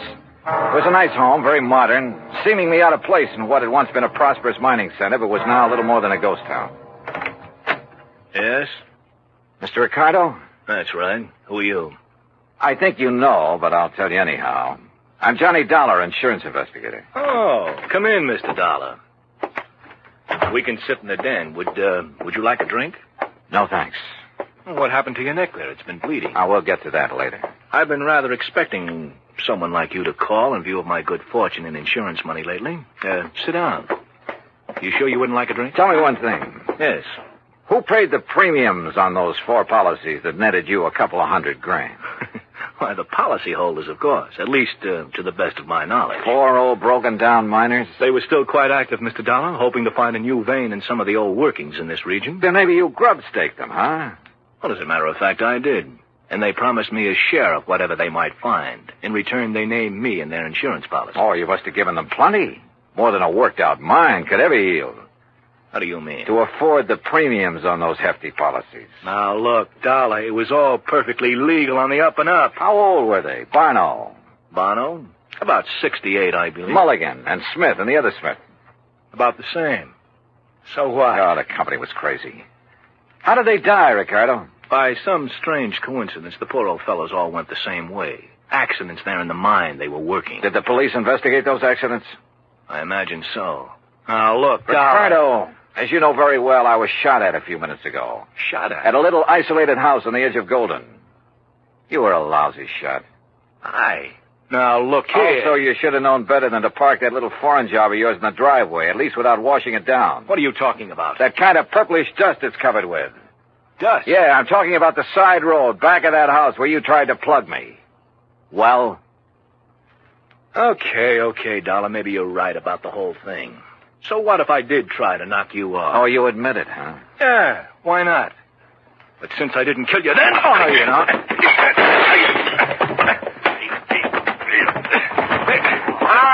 All right. Put him up. Face the wall, Ricardo. Hands off of me. Come on, get your hands Officer, off. I've never seen a prettier uniform in my life. What is this? We've been waiting a long time to nail you, Ricardo. Get him out of here, boys. All right, take it easy. Pete! So help me, Keith, I knew if anybody would bring Ricardo out in the open, you would. You mean to say that... Yeah, I figured I'd better bring these state police out here. Oh, Pete, you're a doll. Now let you and me go out and tear the town apart, huh? Later. After I finish this job.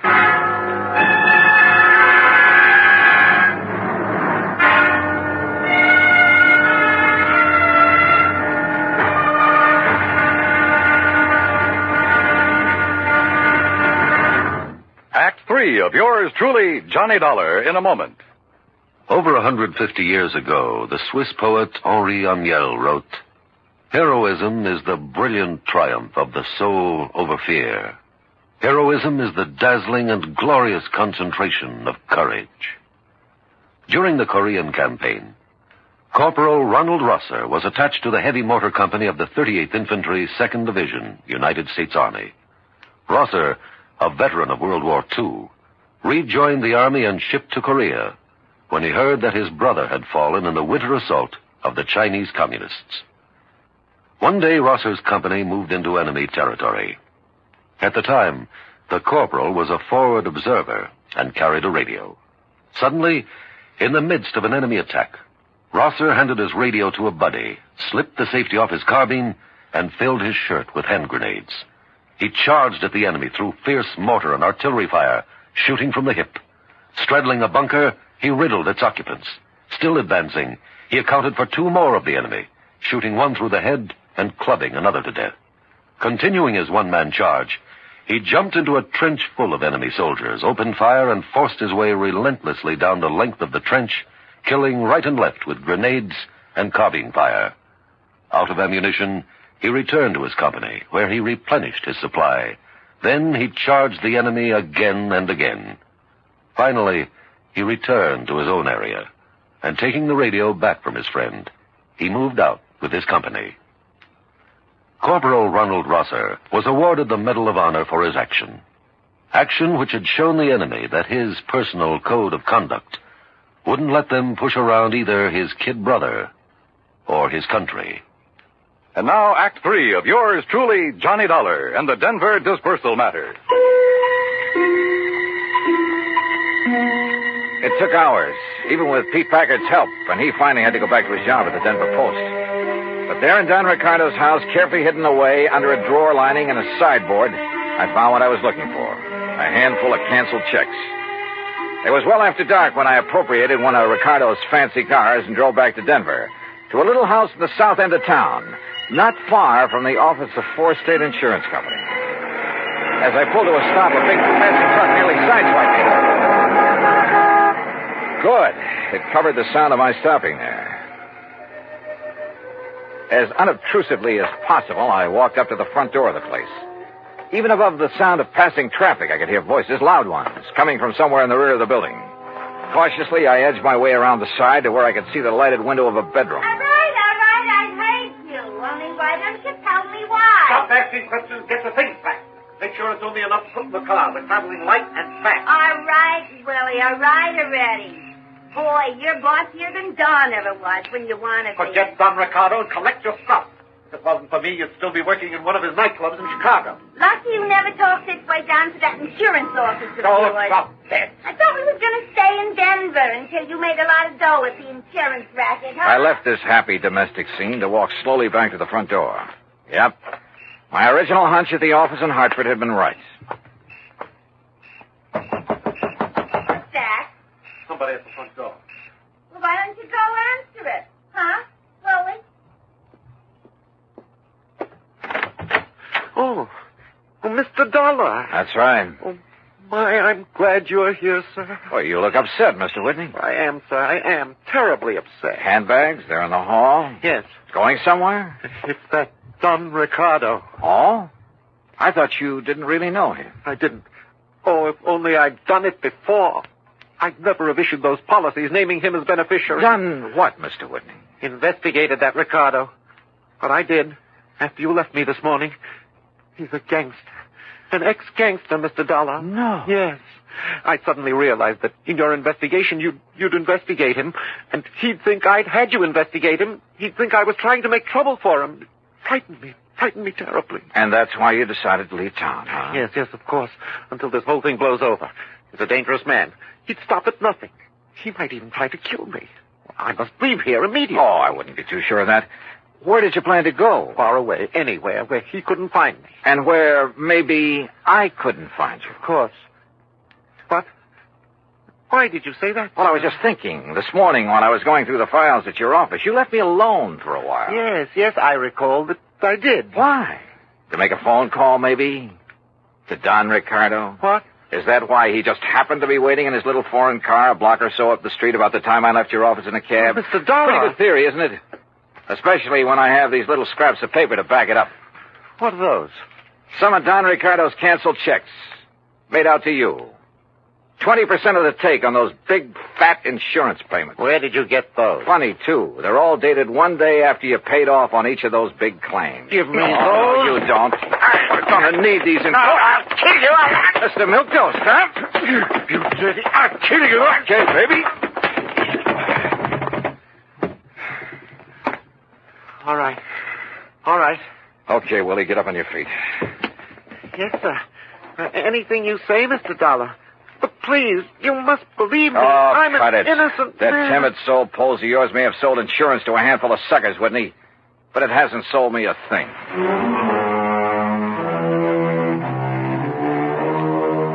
Oh, I suppose you find them in every trade. That still doesn't justify their even being alive, though. Fortunately, in the insurance business, they never get away with it for long. Even a team like Whitney and Ricardo. I wonder if they're sharing the same cell. Expense account, item 6, $10 to the doctor who sewed up my neck. Item 7, $84 for a night on the town with Pete Packard. Strangely enough, I still have a bit of a headache from it. Expense account total, including a little gift to that taxi driver, incidentals and transportation back to Hartford, $391.80. Yours truly, Johnny Dollar.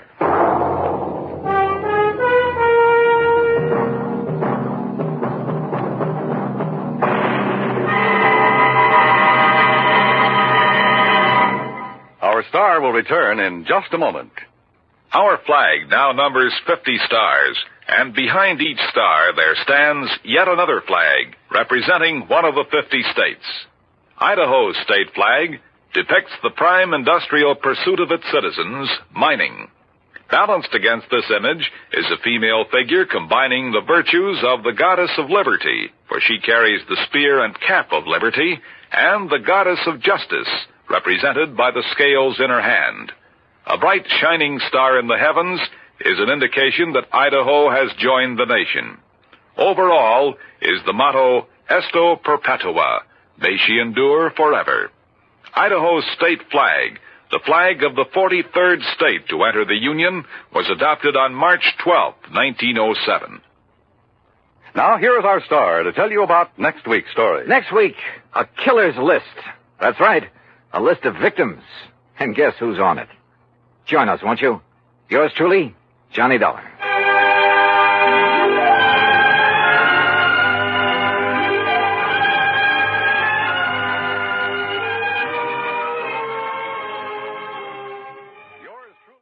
From Hollywood, it's time now for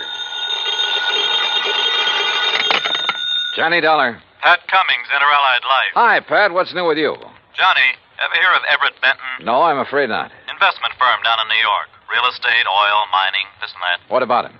We're carrying a $100,000 life policy on him. So? So last night he fell out of a 14-story window. Oh, that's too bad. Accident, Pat, or was it suicide? Maybe neither. I think he got pushed. I'll be right over.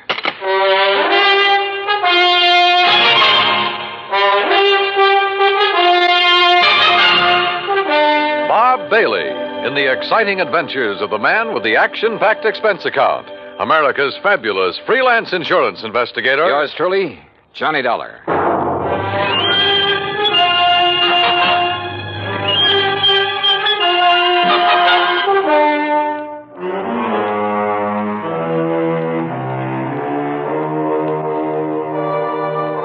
Expense account submitted by Special Investigator Johnny Dollar to the Inter-Allied Life Insurance Company, Hartford, Connecticut. Following is an account of expenses incurred during my investigation of the killer's list matter.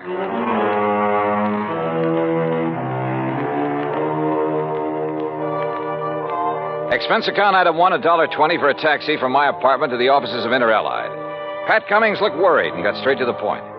I don't know, Johnny. Maybe Benton wasn't pushed out that window. But there's something about this deal that just doesn't smell right to me. What can you tell me about this man, Benton? Everett Benton, 45 years old, doing very well in business, so far as we know.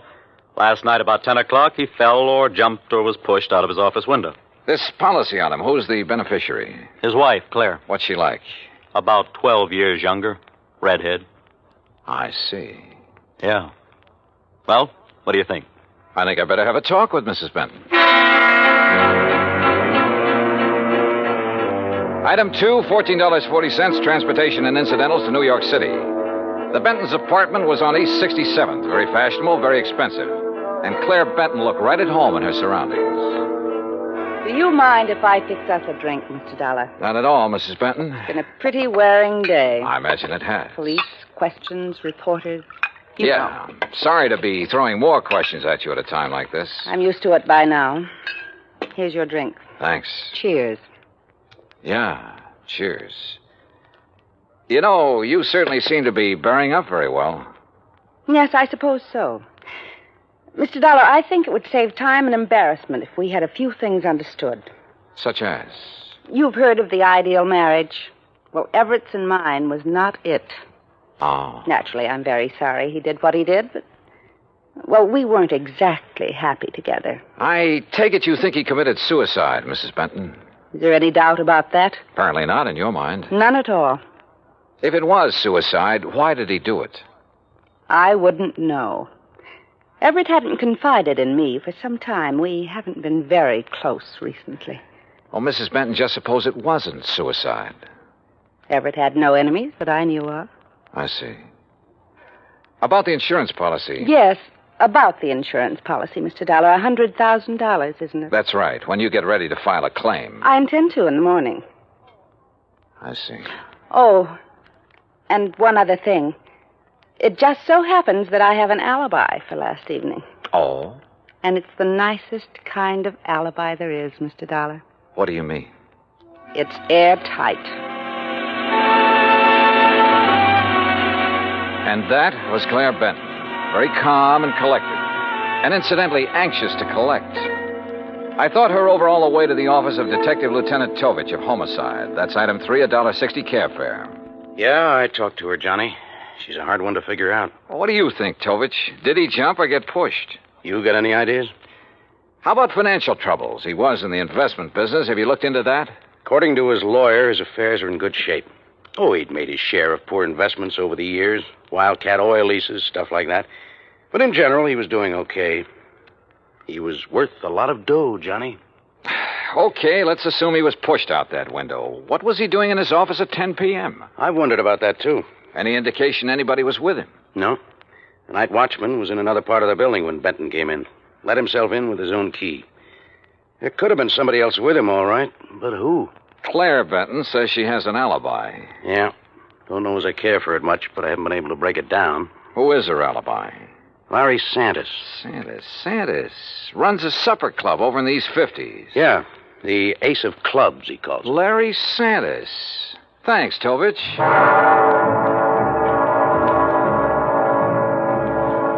So I went calling again, but this time it was different from my visit to Claire Benton. In the first place, Santis didn't offer me a drink, and in the second place, he wasn't very friendly. Look, Dal, I already told the cops that Claire was here in the club last evening. All evening? Until midnight. Out in the bar? Most of the time. What difference does it make? How about the rest of the time? We were talking here in my office. Just the two of you? Just the two of us. Now, look, Dal, What it boils down to is you've each got alibis for one another, huh? That's right. Now, look, nosy boy, Claire didn't kill Benton. At the moment, I wasn't thinking so much about her. Well, wait a minute. If you're trying to pin this on me... You and Claire have been pretty friendly, Santis. She benefits to the tune of $100,000 by Benton's death. Look, Dollar, you're blowing smoke in the wrong direction. I like the arrangement the way it was. Why should I try to change it? Well, that's a good question. So just let it drop. You get me? You got nothing to worry about, Santis. If you've got nothing to hide. I don't want this kind of publicity. It's bad for my business. You know what's wrong with you, Dollar? You got nose trouble. Yeah, occupational disease. You better just get over it. Sometimes it turns out to be fatal. Act Two of yours truly, Johnny Dollar, in a moment. And now, Act Two of yours truly, Johnny Dollar, and the Killer's List matter.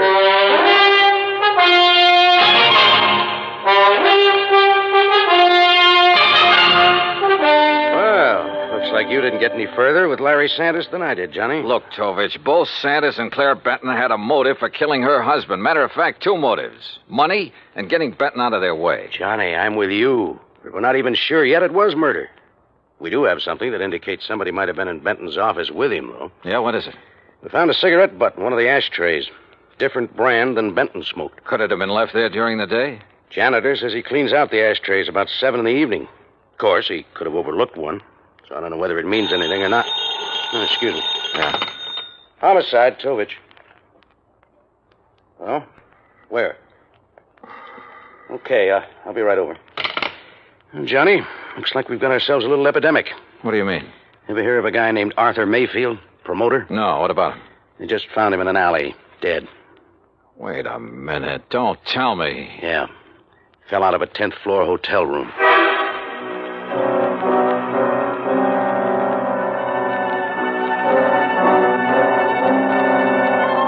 Lieutenant Tovich and I went over to the West Side Hotel where Mayfield's body had been discovered. There was nothing in his room to indicate anyone had been there with him. As a matter of fact, there was nothing couriered. Item 4, $1.80 cab fare to Claire Benton's apartment. Mr. Dollar, I really don't see the point of this.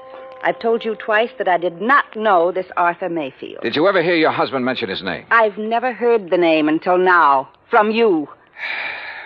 Mrs. Benton, mind telling me where you were last night around midnight? I take it that's when Mayfield died. Approximately. I suppose you have an alibi. You suppose correctly. You know something? I wouldn't be at all surprised if you were about to tell me you were with Larry Santis again. You know something, Mr. Dollar? That's exactly where I was last night. I know, Tovich. I know it could be just a coincidence that two guys fall or jump or get shoved out of windows within 24 hours. But I got a hunch there's some kind of connection between them. Could be, Johnny. But so far, we haven't been able to find it. Well, how about their past? The armed forces, maybe? I've already checked that out. The answer's no. Could they have been involved in any sort of business deal? I asked Benton's attorney about that. He's checking through all of his papers. He's promised to call me. And you haven't been able to find any organization they both belong to, any situation in which they could have been thrown together? Not so far. Unless they served on a jury together, something like that. Well, don't laugh. That could be it. And they might have convicted somebody who took this way of getting revenge. Yeah, I'll check it out and call you if we find a connection. But don't count on it, Johnny. Don't count on anything.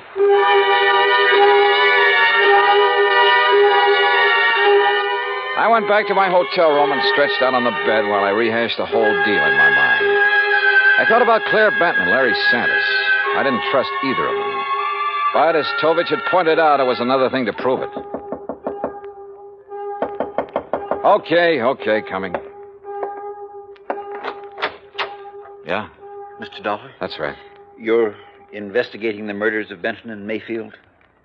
Well, I don't think they've been officially described as murders. No, but they are, Mr. Dollar. I'm certain of it. Who are you? My name is Alvin Whiting. I have some information that may be of value to you. May I come in? Come in. Thank you. If you don't mind, I'd like to look out the window a minute. You're being followed? I don't know, but it wouldn't surprise me. What is this information you have, Mr. Whiting? A couple of years ago, 3 men got together and bought an oil lease from a man named Tom Nolan. Did you ever hear of him? No. Well, he was a very eccentric man, hot-tempered, violent. He needed the money badly, so he sold the lease, which then was little better than worthless. Benton and Mayfield were in that deal together. I see. But I still don't understand what that has to do with their murders. I'm convinced their killer is Tom Nolan, getting revenge on them in his own warped way. Revenge? For buying a worthless oil lease from him? Last week, oil was discovered on that property, a lot of it. The property is now worth millions. Ah. I think that Nolan, with his twisted way of looking at things, probably feels that he was cheated out of that property. You're suggesting that this Nolan isn't quite all there, huh? Exactly. That's exactly what I mean. What's your connection with all this, Mr. Whiting? I'll tell you what my connection is, Mr. Dollar. I was in on the deal with Benton and Mayfield. I was the third man. Ah. So, you see, if my suspicions are correct, if Nolan is the killer, then I'm the next man on his list.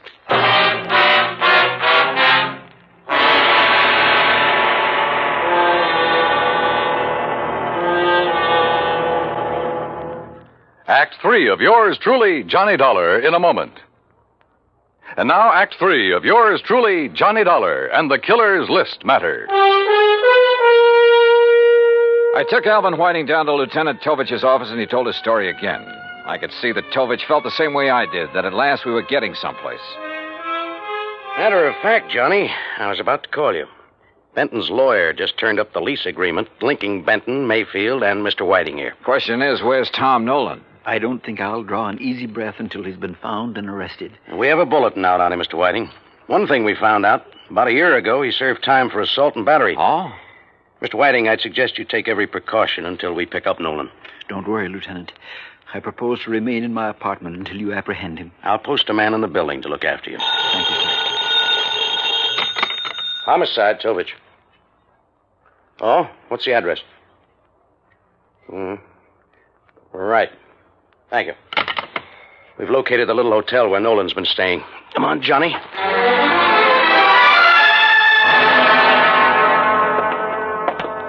That's Mr. Nolan's room at the end of the hall, Lieutenant. Okay, clerk. Is he in? I don't know. I really haven't seen him since he rented the room from me. How long ago was that? Oh, about a week ago, Mr. Dollar. If he's gone out since then, it must have been at night when I was off duty. Here we are. Try your pass key, quietly. Right.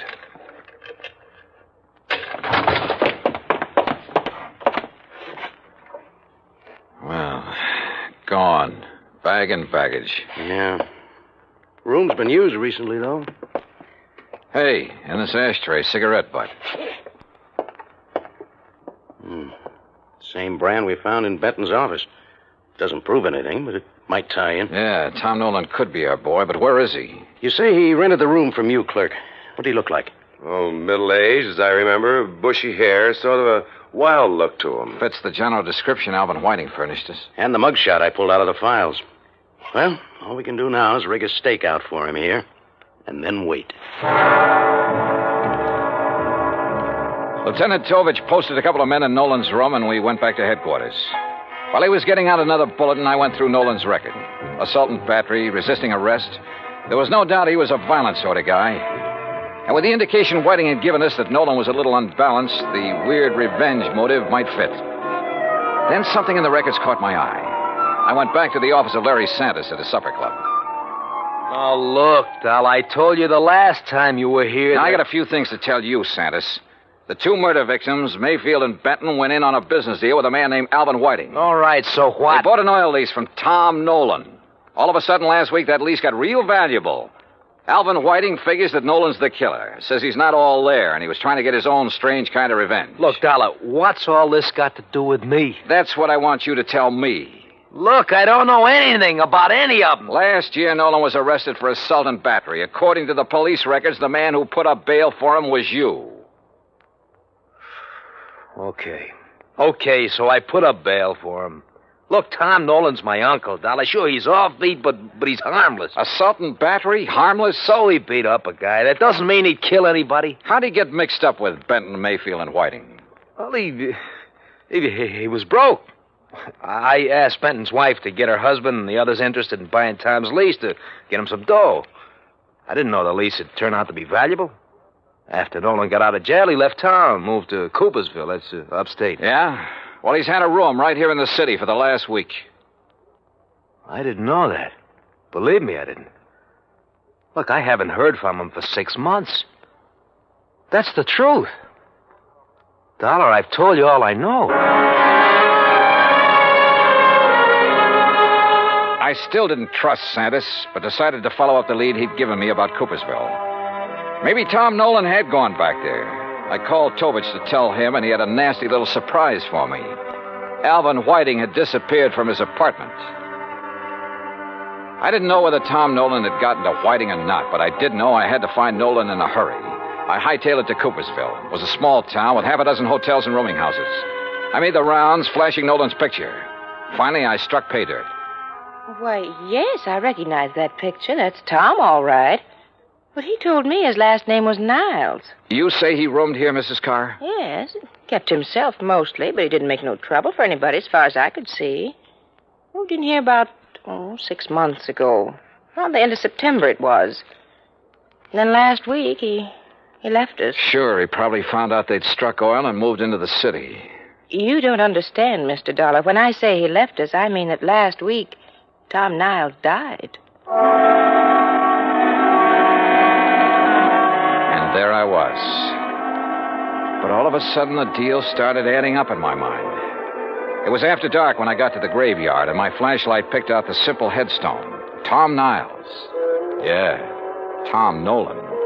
Resting in peace, right where he'd been, all through the murders he was supposed to have committed. The shot knocked the flashlight out of my hand. I hit the dirt, but the flash had pegged the gun for me.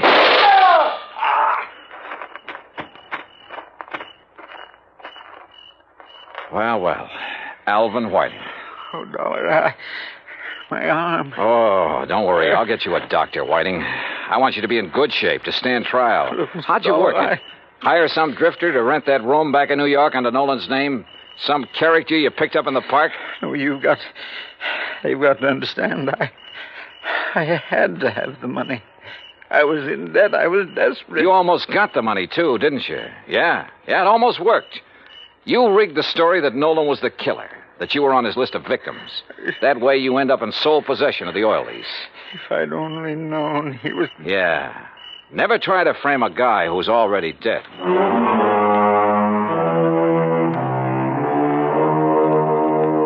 Expense account total $146.50. Remarks? I turned Whiting over to the police and he made a full statement. Yeah, his motive was money.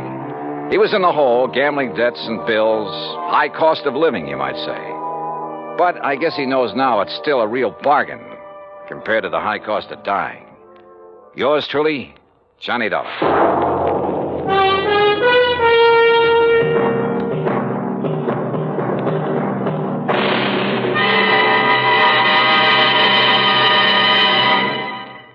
Our star will return in just a moment.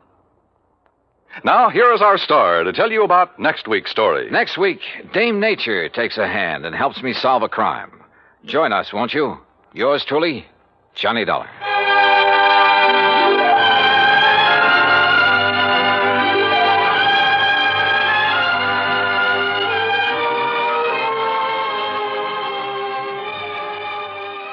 Yours truly, Johnny Dollar. From Hollywood, it's time now for... Johnny Dollar. Earl, pull Foreman, Johnny, down in Sarasota. Don't tell me, Earl. Huh? The Florida weather's finally behaving itself. The water in the Gulf is warmed up, so I'll grab my fishing clothes, tackle box, couple of rods and reels. Maybe you better grab your Levi's, boots and saddle, and a couple of 6-guns instead. Huh? What is this, a Western? It may be an eastern Western before we're through. Listen, Florida is the leading cattle state here in the Deep South. I had heard something to that effect. Okay. The freezing weather a short while back hit some of the ranchers pretty hard. To say nothing of the tourist trade. Right.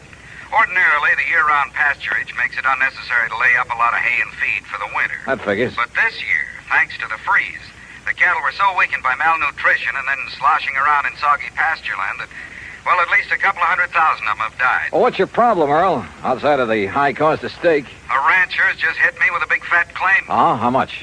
$78,750. Says that he lost his entire herd. Well, I knew a lot of them had lost quite a few. But the entire herd? Yeah. You coming? I sure am.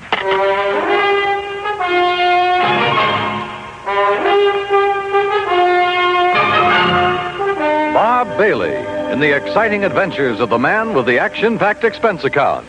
America's fabulous freelance insurance investigator. Yours truly, Johnny Dollar.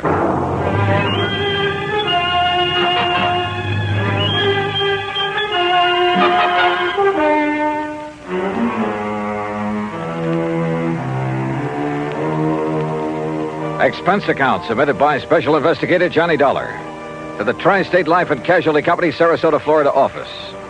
Following is an account of expenses incurred during my investigation of the Eastern Western matter. Expense account item 1, 9480, plane fare and incidentals, Hartford, Connecticut to Sarasota. As I expected, Earl Poorman met me at the airport. We headed north on Route 41. 13 miles later at Bradenton, we turned east on 64 after grabbing a late lunch. That's item 2, 575. Then, still traveling eastward, we crossed the Kissimmee River onto a narrow, unimproved road into the swampland. And it struck me that what should have been lush green vegetation in this low, damp country was brown and lifeless. That's what the cold weather did, Johnny. All that grass, that good pasture froze and rotted away. No wonder the cattle haven't been eating well. But didn't I read somewhere they were fed the ruined orange crops? Yes, but that still didn't save a lot of the herds. Losses have been pretty heavy, huh? Yeah, but as I told you over the phone, Trimble is the only one I know of who lost all his steers. That the one who's made the insurance claim? Yeah, Bart Trimble. His fence starts at the next turn in the road. Have you had many claims, Earl? Oh, a few, a month or so ago, small ones. Not many of these people insure their herds. There, that's where Trimble's place starts. You see it?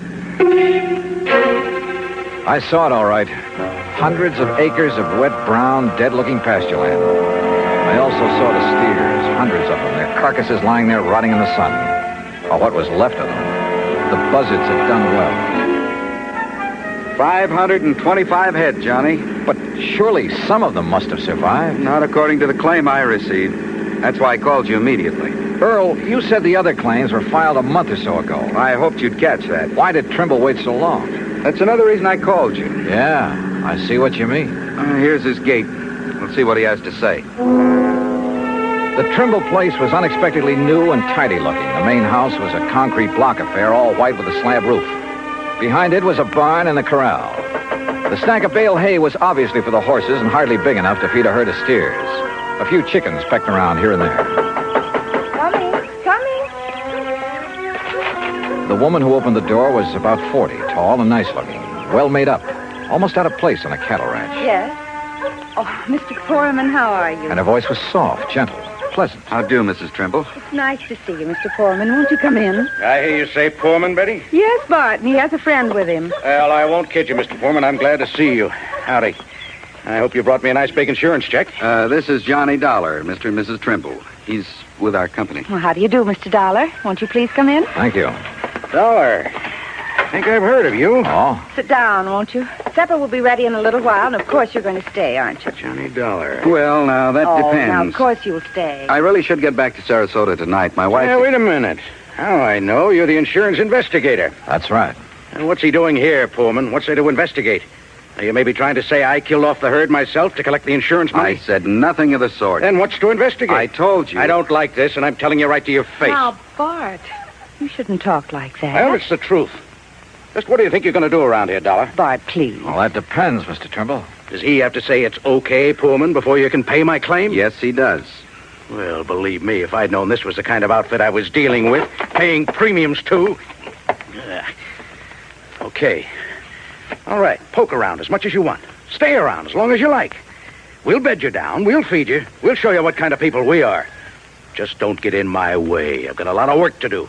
And don't tell me I'm a crook. Now, let's be reasonable about this. Me? I'm being reasonable. You're the one that... what do you want, Shorty? Well, you told me to tell you, boss. Tell me what? A truck has come to pick up them hides. And help them load them on the truck. Go ahead. You're selling the hides from those animals? I will. Sure. Why not? Oh, we could salvage, that is. Anything wrong with that? Nothing at all. All right. You want horses to snoop around? Help yourself. Saddles are in the barn. But just stay out of my way.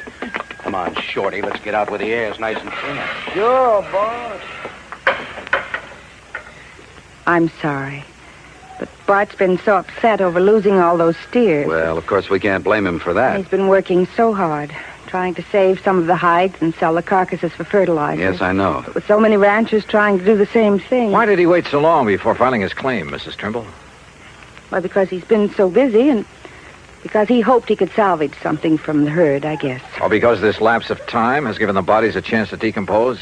What? Has given the buzzards and other scavengers a chance to remove any evidence that maybe those steers were deliberately... Oh, no.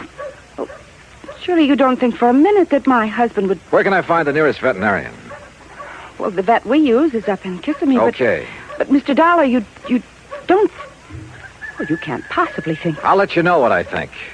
After a good cow doctor has a look at those animals.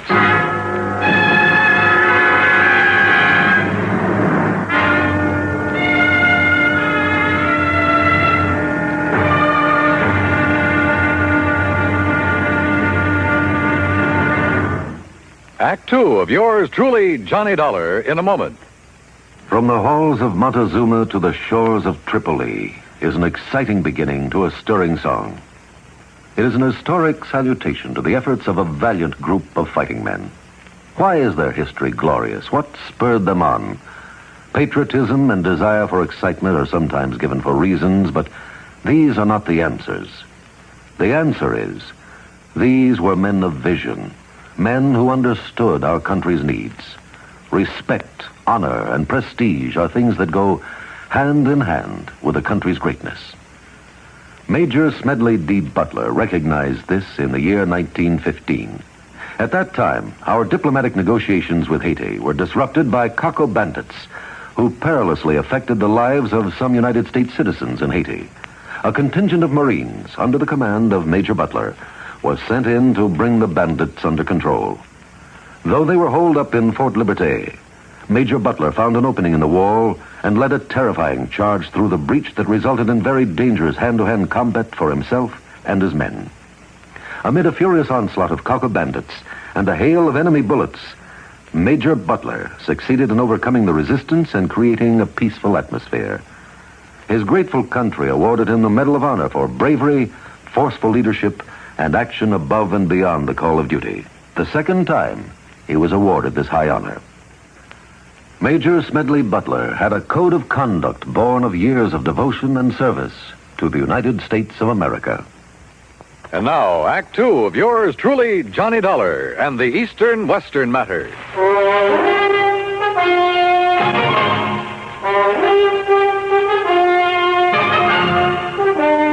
At dinner that night, Bert Trimble had changed his tune, was very apologetic. Almost too much so, and too nice. I didn't mean it, Mr. Dollar, what I said before. At least, not the way I said it. But this whole thing has hit me pretty hard. Losing over 500 steers, and a handful of calves. I told you, Bart, when they all went so quickly that night, you should have been suspicious. What night, Mrs. Trimble? Well, it was the last big freeze. Yes, I got back here late. I'd been up to Lake Wales trying to beg some feed. No luck. Then it blew up cold. By the time I got back here, got the hands rounded up. How many, Mr. Trimble? Well, there were 5 of us, including Shorty Skinner. I've seen that Shorty somewhere before. Oh? Well, anyhow, when we got to them, the cattle were all bunched up at the north fence. We thought we'd drive the strong ones back here, where they'd have some shelter, and we could give them the hay we keep for the horses. But they wouldn't move. Most of them couldn't move. And it was dark, and the freezing wind was cutting across the swamp. So all we could do was come back here and pray. Next morning, they were dead. All of them. I've put everything I had into this ranch. Every penny I saved from my factory work up north, Betty's money from nursing, even cashed in my own life insurance policy. And now they're gone. So if I got a little nasty, well, I guess a man can take only so much. It's been awfully hard for Bart these past 3 years. And then just when things were going good. Your hands bunk out in that building beside the barn, huh? Only Shorty skinned out all the steers we could. The other boys left. I still owe Shorty some wages. I'm going to ask a pretty blunt question, and I want an honest answer. Huh? Had you ever thought of giving up, going somewhere else? Sure, lots of times. For Betty's sake, too. Even thought of going out to California. I see. She has relatives out there, all doing fine. They've kept after us to go out there and crop farm with them. Maybe I should have. But we stayed, didn't we, dear? Yes, I wouldn't give up. Even Betty reconciled herself to sticking it out. If only we'd known that this was going to happen. Yeah.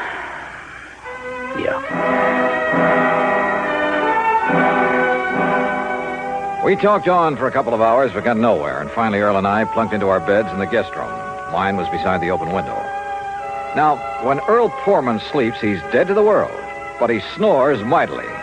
So after throwing a couple of shoes at him, I gave up and managed to drop off with the pillow wrapped around my head. That was a mistake, an almost deadly mistake. Johnny, wake up. Johnny, you hear me? Johnny! What? Wake up! Oh, my head. Stand up. I'll help you. Breathe deeply. Can't you smell it? What are you talking? Deep breath. Come on. What are the... It's chloroform. Yeah, on your pillow. Holy hell. I threw it out the window, your pillow. It was saturated with chloroform. Give me a hand, Earl. I'm dizzy.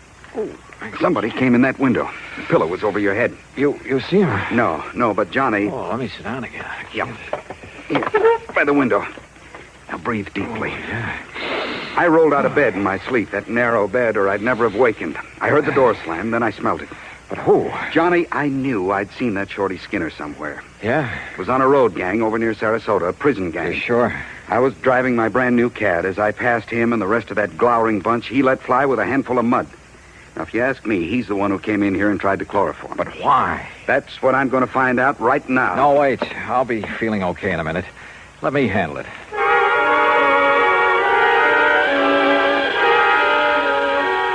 By the time I was able to navigate and get dressed, Mrs. Trimble called us for breakfast.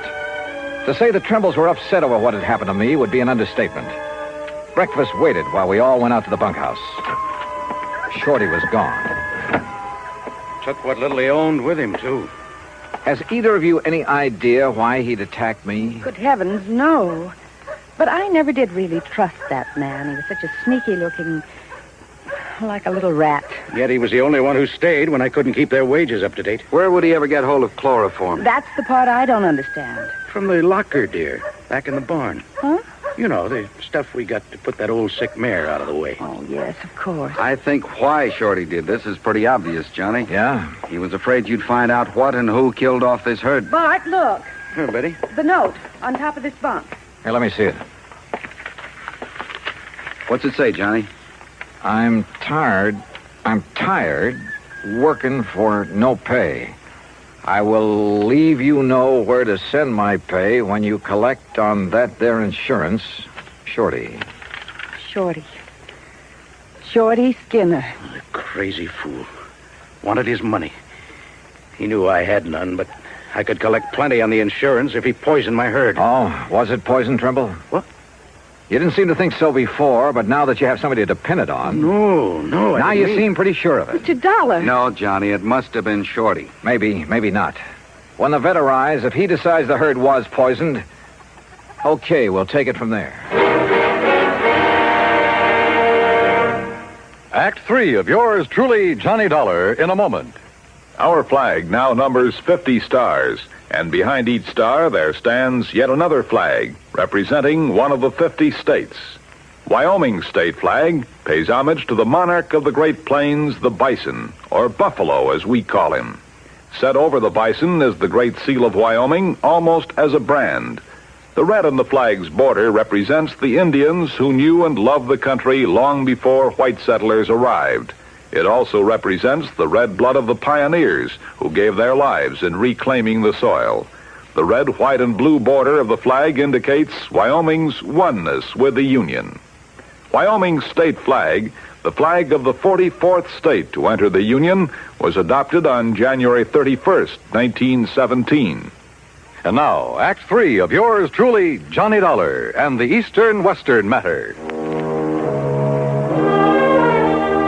The veterinarian arrived from Kissimmee. He, Bart Trimble, Earl Poorman, and I rode out on horseback to inspect the dead cattle.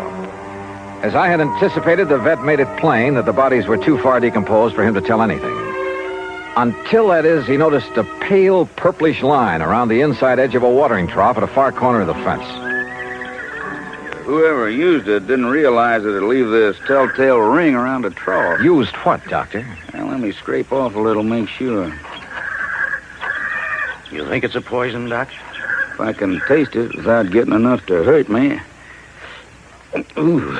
Well? Yeah, no doubt about it. Phenofic acid. That's what killed the herd? Yeah, beyond a shadow of a doubt. That's not a very well-known poison, Doctor. I know. It's used almost entirely in laboratory experimentation. I remember it well from my college days. But out here? Who did this to me? Who did it? You don't know? Shorty. Who else? Mr. Dollar. Look, I'm going back to the ranch house to a telephone. I'll see you when you get back there. I called the state police to get out on all points on Shorty Skinner. Then I started on the police in the neighboring towns. The second call to headquarters at Lake Wales got me unexpected results. Sure, we got him right here in the clink, sir. Oh? What are you holding him on? Just vagrancy, no visible means of support. Found him sleeping on a bench in the park about 9:30 last night, so we hauled him in, let him put his X on a police blotter. His what? His X, you know. I certainly do. Thanks very much. The others hadn't got back from the pasture yet. Mrs. Trimble was in the kitchen making lunch. Quietly as possible, I sneaked into their bedroom. Carefully hidden in a desk, I found a lot of letters from the relatives in California. Letters urging that they give up the ranch, do something, anything, to get the money out of it and move to California. Those letters were addressed to only one of the Trimbles. They were addressed to... And then I saw it, neatly framed on the wall, a diploma. A diploma from the famous Lippenwall School of... Why, Mr. Dollar, what are you doing? Mrs. Trimble, I found out that Shorty Skinner has served time. Shorty? At least to the extent of working on a road gang. What for, I don't know. Then he is a criminal. Then there's no question about who poisoned the herd. Oh? You know about the vet's findings? That they were poisoned? Well, no. No, but I thought it was understood. A lot of things have been understood. Wrong things. Did Shorty give you a home address when he came to work here? Yes. Yes, he did. Do you think he'd go there after what I'd like he's to done? see it, please. It's here in this top drawer. Yes, here. That's not his writing. No, that's mine. You see, Shorty can't write. Oh? So he couldn't have written this note you found in his bunk. But who... But look at it. Doesn't that curly Q on the letter T look like the one here when you wrote his address? And how about this capital I?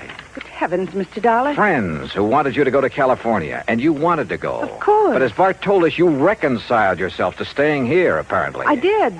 I did stay here, even though I wasn't happy. And the big freeze gave you a chance to kill off the herd, collect a lot of insurance money, and get away with it. You thought. Mr. Dollar, how dare you? The method? A little-known poison you'd learned about back in the Lippenwall School of Nursing. No, But you hadn't expected me here to investigate, so you had to get rid of me. How?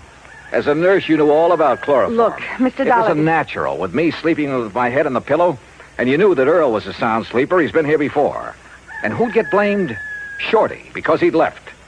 Only Shorty had left long before that. What? He was picked up in Lake Wales at 9:30 last night. What? Well, then, no, listen. You killed the herd. You tried to kill me. Is that true, Betty? Bart. Tell me. Is it? Yes. Yes, it's true. You know how I hated this place. This horrible, miserable cattle ranch. This living out in this godforsaken wilderness. Betty. Well, you wouldn't do anything about it, so I did. Oh, good Lord. But I failed. But I failed.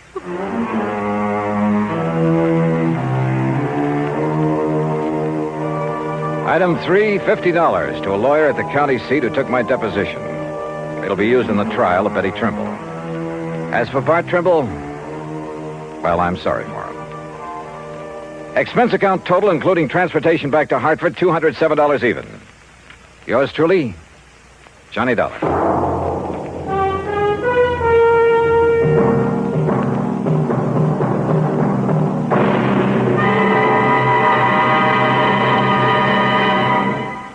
Our star will return in just a moment. It doesn't take a war to make a hero, nor does it take a situation filled with an onslaught of deadly enemy gunfire, bombs, and mortars. It takes a man to make a hero, and a man's qualities of greatness are based on his code of conduct. It serves him in peace as well as war. In August 1916, when the United States was still at peace with the rest of the world, part of our fleet was anchored off Santo Domingo City. The USS Memphis was in danger of total destruction from a hurricane. Only the efficient operation of the engines and boilers could get her out of the critical area. Lieutenant Claude A. Jones was senior engineering officer aboard. In rapid succession, boilers and steam pipes began bursting about him, scalding him with clouds of steam. Thousands of tons of water came down on him. In complete darkness, Lieutenant Jones nobly remained at his post as long as the engines would turn over. His supreme, unselfish heroism inspired the men with him. When the boilers exploded, Jones, with 2 men, rushed into the fire rooms and rescued the men trapped there. In the face of death by drowning, burning, or suffocation from the scalding steam, Lieutenant Claude Jones performed a heroic feat because he felt it was his duty to do what he did. He earned the Medal of Honor because he had a code of conduct that served him well. Now, here is our star to tell you about next week's story. Next week, 1 honest woman, 2 honest men. Yet $100,000 was gone. Fact. Join us, won't you? Yours truly, Johnny Dollar.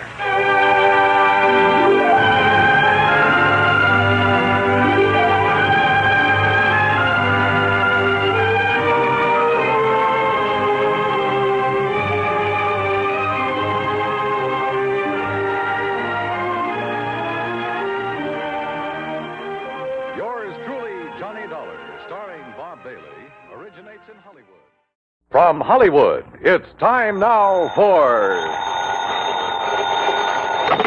Johnny Dollar. Fred Norwood, Northeastern Indemnity Association. Oh, hello, Fred. I haven't heard from you since that case down in Managua, Nicaragua. Got another nice long trip lined up for me? I'm afraid not this time. But if you can leave right away, I wish you'd run down to Baltimore for us. Baltimore? That depends. Depends on what? How free I can be with my expense account in the seafood department. Chicoteague oysters, soft-shell crabs, terrapin soup. Johnny, if you can get us off the hook on this one, I'll okay your expense account blind. Big one, huh? Over $100,000. Murder? Arson? $111,421 missing from a safe. Wow, and you're liable for it if it isn't recovered, huh? For the full amount. But who'd keep that much cash in a safe? Outside of a bank, that is. The Trillingham Tobacco Company. But why? Better get the details from August Trillingham, if you'll take this on. On a freewheeling expense account? Freddie, I'm your boy.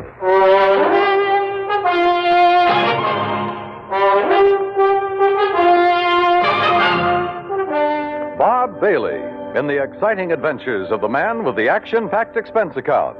America's fabulous freelance insurance investigator. Yours truly, Johnny Dollar.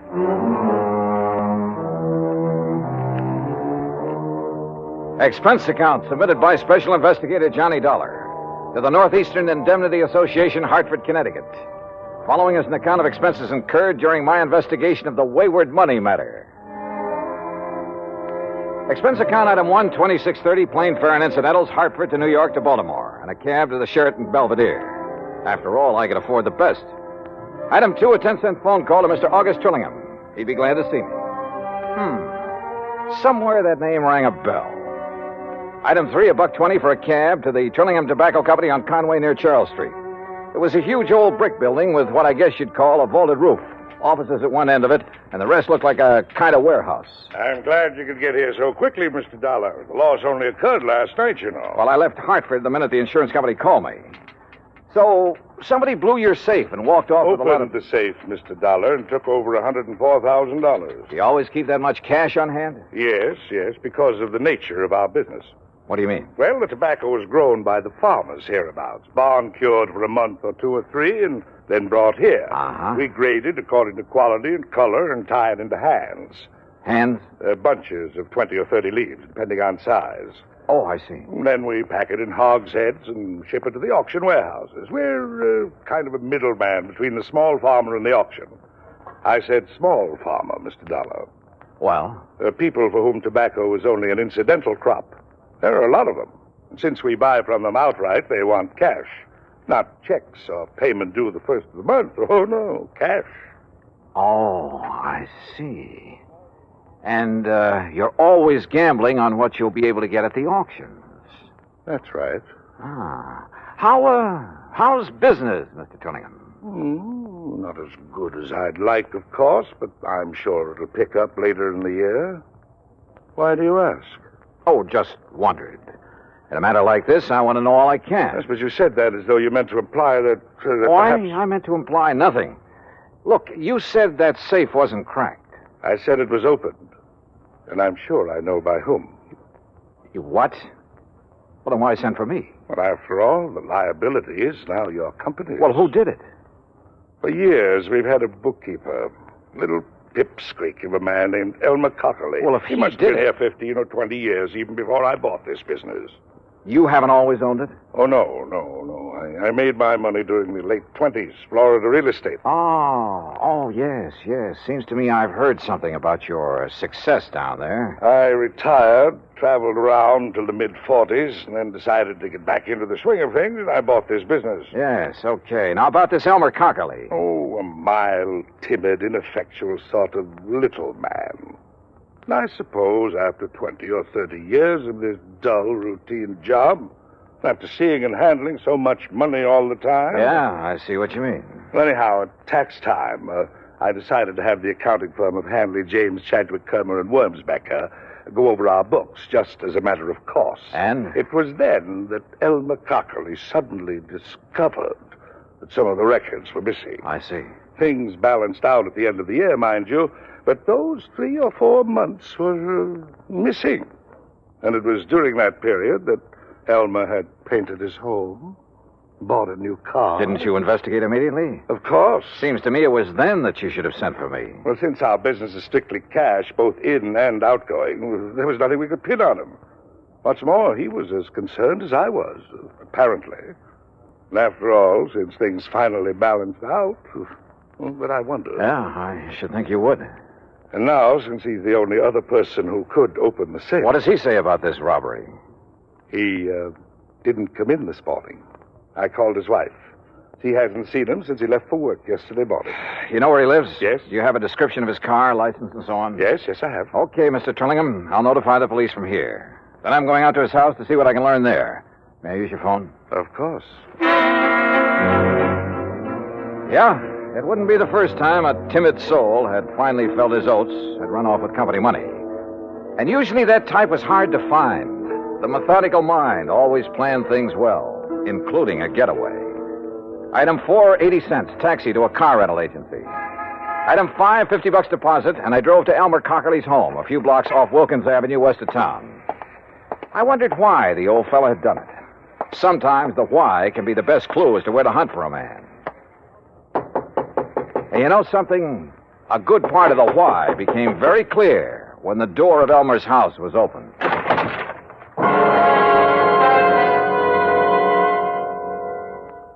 Act 2 of yours truly, Johnny Dollar, in a moment. And now, Act 2 of yours truly, Johnny Dollar, and the Wayward Money Matter.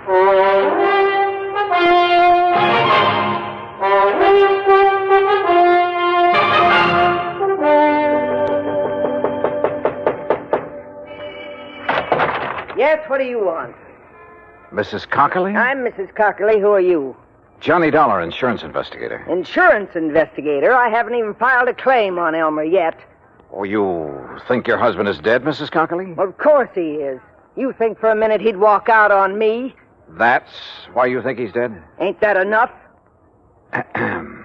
You've talked with Mr. Trillingham this morning. Of course I have. He wanted to know where Elmer was. I wanted to know where Elmer was. Neither of us knowed, so that was that. So when they find his body, I'll collect his insurance, and that'll be that. And I won't have that helpless little worm around underfoot no more. No more having to baby and nurse him and tie his tie and feed him. Mrs. Alkali. No, sir. The only reason that little shrimp would dare not to come home is if somebody done him in. And when you find him, you can come around and pay me his insurance, and that's that. Now, if that's all you Just a minute. Just a minute.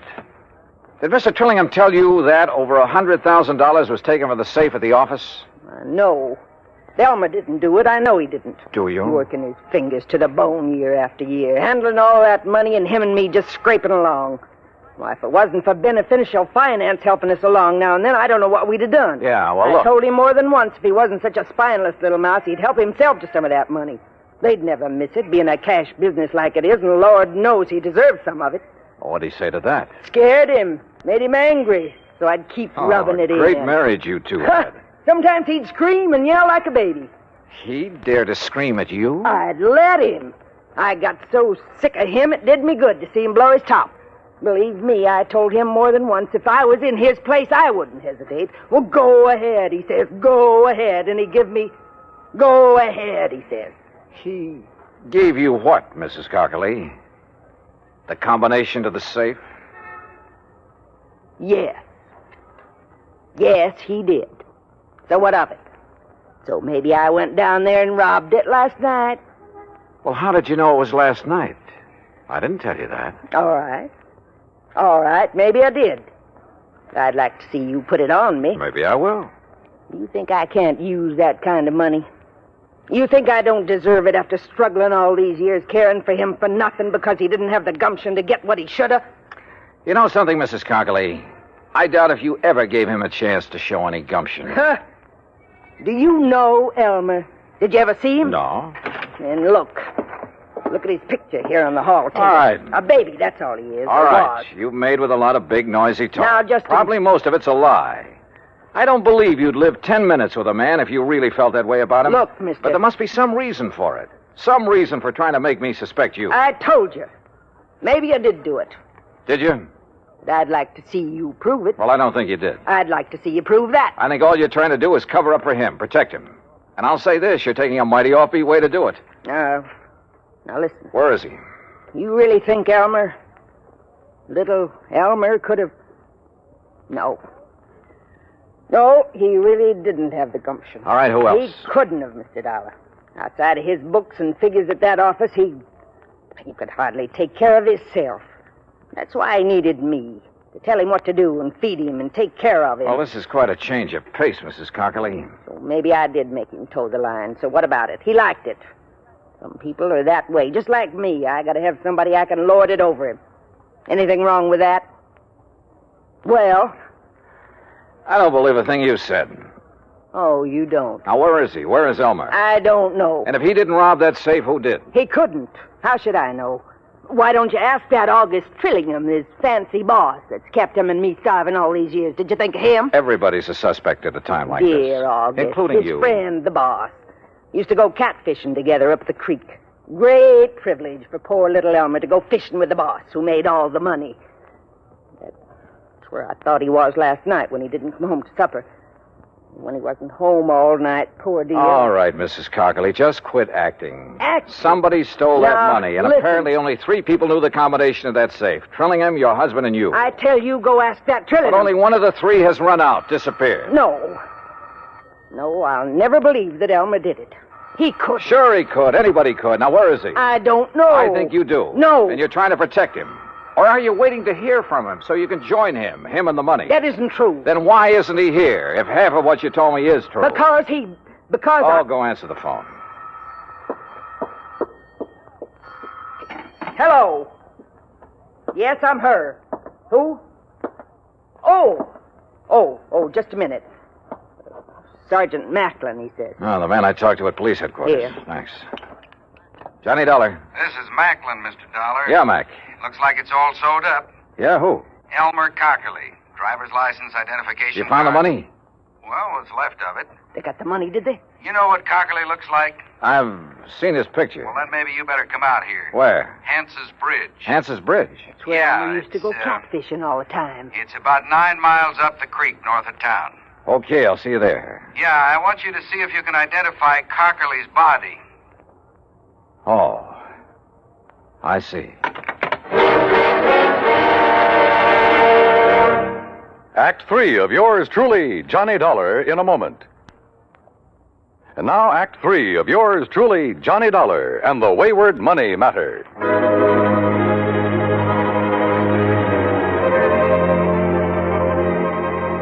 Without telling Mrs. Cockerly what I'd learned over the phone, I took off in my rental car for the creek north of town for Hans's Bridge. Yeah, this was a crazy case if ever there was one.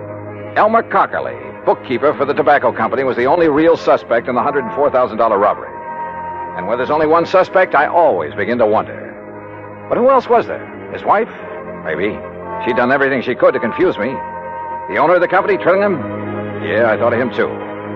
Until I got the word from the police that they'd found Elmer Cockerly, or what was left of him. They'd found the money too, or what was left of it. What's left of it is right, Dollar. I'm afraid most of that 100,000 went floating down the creek when Cockerly and his car rolled over into it. Well, we'll see how much of the dough is still inside when we get the car up on the bank. How do you figure it happened, Sergeant? Well, the old boy was making his getaway, is all. Going too fast when he hit the turn onto the bridge and plop-o into the creek. Wouldn't there be skid marks, Mac? Well, he wouldn't have to be going very fast. Now, look. Car's up on the bank now. Come on. Yeah. How do you know it's Elmer Cockerly inside of it? License number. And one of the boys dove in, brought up his wallet. Well, here she is, Sergeant. High and wet. Okay, Les. We'll have a look. Only a few small bills in there. Rest of the dough must be out in Chesapeake Bay by now. All right, boys. Take a look, Dollar. Is that Cockerly in there? Yeah? Yeah, that's Elmer. Do you think he drowned? Yeah, or banged around so hard when the car plunged in that... Look. See the bruises on his face and chest? Yeah. Not pretty. And Mac. Well, that's that. Just one more who tried and didn't get away with it. I wonder when they'll learn that it just... Huh? What's that? A little scrap of paper out of his pocket. Huh? Torn. Only part of it, see? Night. Pants. Cat. And Mac, look here. Yeah, what? This bruise, this mark on the back of his head. Yeah, he really got banged around. Show me one thing in this car that could leave a mark like this. Well, most anything. Door handle, top of the steering post. No, sir. All the other bruises are on his face, his chest. And there's only one thing I know that leaves a mark like this. Better get the coroner out here before you touch anything. See you later. But look, where are you going? I'll see you later. Now, what under the... Yes, I heard it from the police department, Mr. Dollar, and well, in spite of what I told you earlier, it's hard to believe. Yeah, it is. He'd been such a loyal soul all those years. But I suppose all that cash, and it was a bit more than we usually kept in the safe, I suppose it was just too much of a temptation for him. Or for any other man. Huh? Even you, for instance. What? Are you joking? So it's not funny. So, business has been pretty bad lately. I didn't say that, Mr. Dollar. I merely said that... I know what you said, Trillingham. And I remember now what I'd heard about your big success in Florida real estate back in the 20s. Well, I don't see what... You were one of those guys who sold a lot of swamp and jungle, some of it underwater, to suckers from up north. I was young, an opportunist in those You were days. a crook. You're a crook now, and a killer. Mr. Dollar... And what a natural to hang it on. Poor, timid little Elmer Cockerly. Sure, why not? He'd be the natural suspect in anybody's book. Do you realize what you're Let's accusing me go of? fishing. Catfishing. Tonight. At Hans's Bridge. Only you shouldn't have put it into a note to him. What note? The one I found on his body. So you met him there. You slugged him, put him behind the wheel of his car, then ran it down the embankment into the creek. You thought the rolling over would account for any bruises he'd get. Listen, But not that mark on the back of his head, the one made by the butt of a .38 special. I've seen too many of them, Trillingham.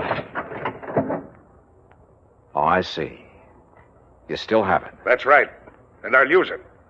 You didn't get away with murdering Elmer. You'd never get away killing me. I could go a long ways on $100,000. And before I let you stop me... Mr. Dollar, the police told me poor Elmer has... Close that door. You did it. Quiet. I don't know how, but you killed him. Quiet and close that... Oh, I'll do it myself. Oh, Buster! Yeah, he did it, Mrs. Conkely. And believe me, he'll pay for it.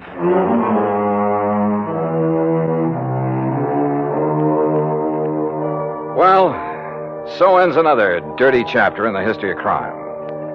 I hope the insurance on Elmer makes up in some small way for Mrs. Conkely's loss of her... Well, I was going to say husband, but I guess Elmer was kind of a baby to her.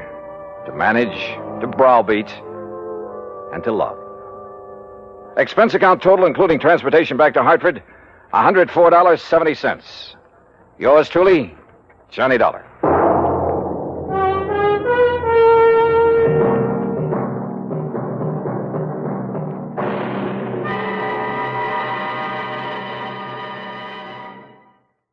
From Hollywood, it's time now for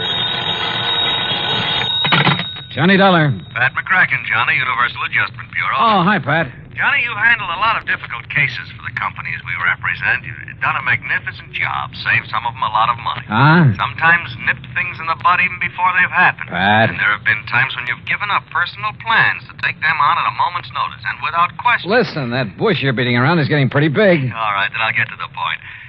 Johnny, why don't you take yourself a holiday at company expense? What? Lake Mojave Resort, maybe, where I understand you love to fish. At company expense, huh? That's right. Okay, Pat, I'll grab the first plane. Good boy. But, brother, just wait till you see the expense account I pile up for you. Why, Johnny... Because if I ever smelled a rat, believe me, it's now.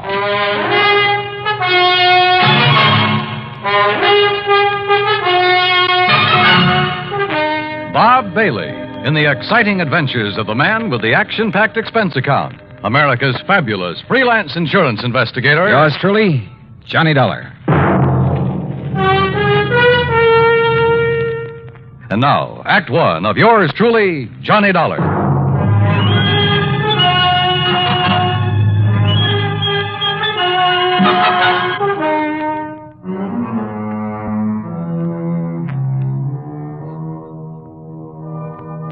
Expense account submitted by Special Investigator Johnny Dollar to the Universal Adjustment Bureau, Home Office, Hartford, Connecticut. Following is an account of expenses incurred during my investigation of the Wayward Trout matter.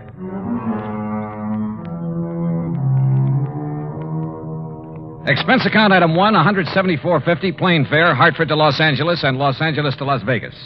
Item 2, $50, deposit on a rental car. I headed south on Route 95. The Mojave Desert. Thousands of square miles of sand, sun-bleached gravel and rock, of cactus, sage, and Joshua trees. High flat mesas, towering crags. Countless trails leading off from the highway.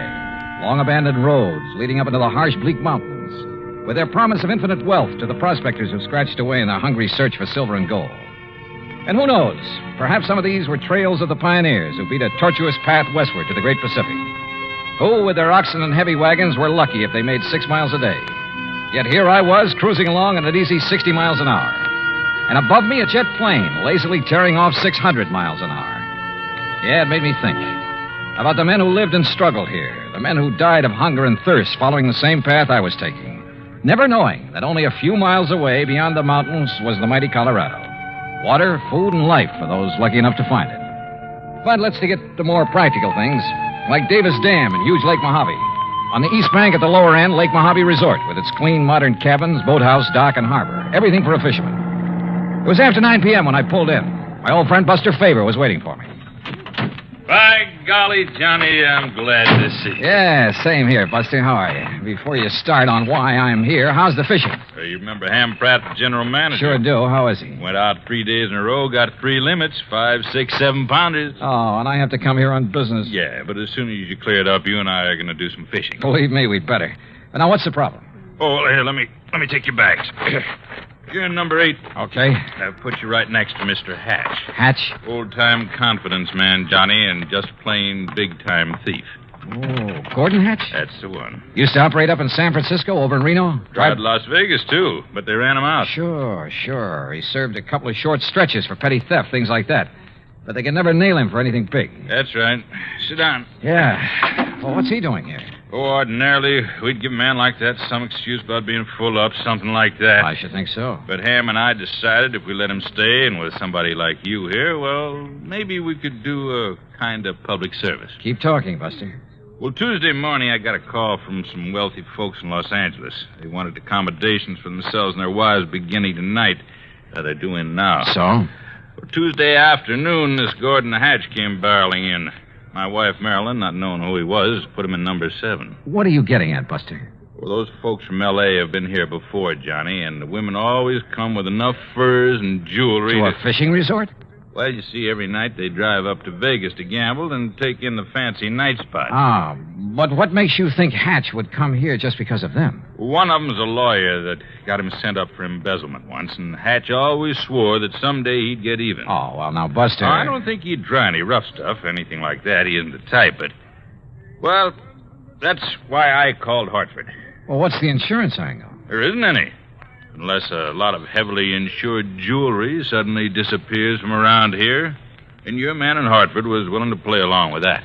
Yeah, I see. Well, so do I. I see we have another guest, Buster.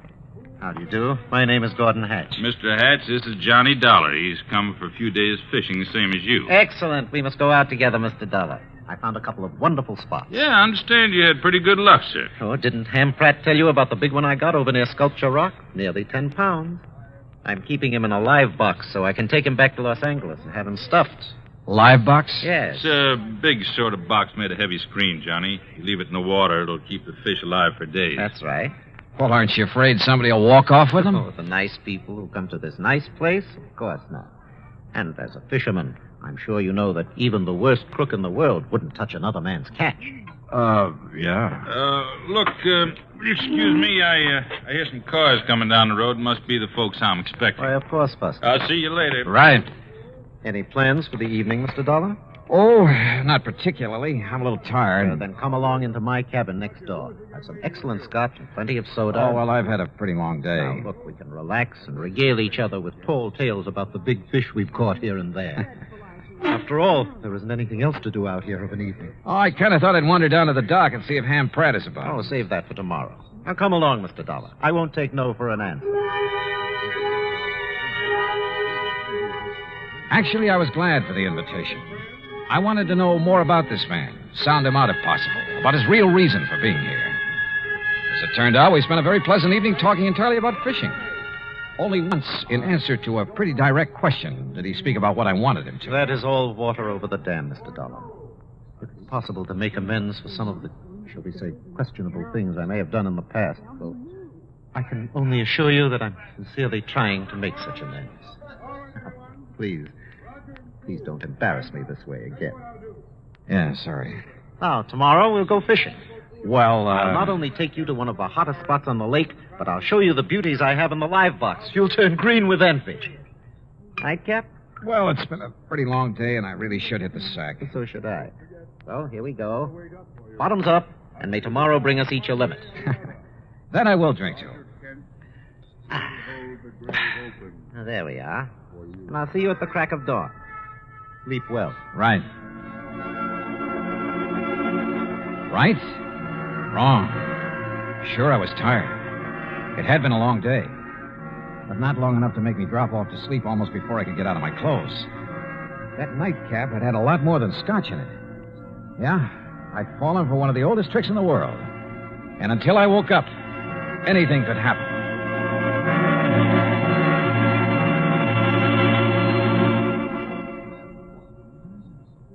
Act 2 of yours truly, Johnny Dollar, in a moment. And now for another episode in the life of Sergeant Donald Bellwether, my husband.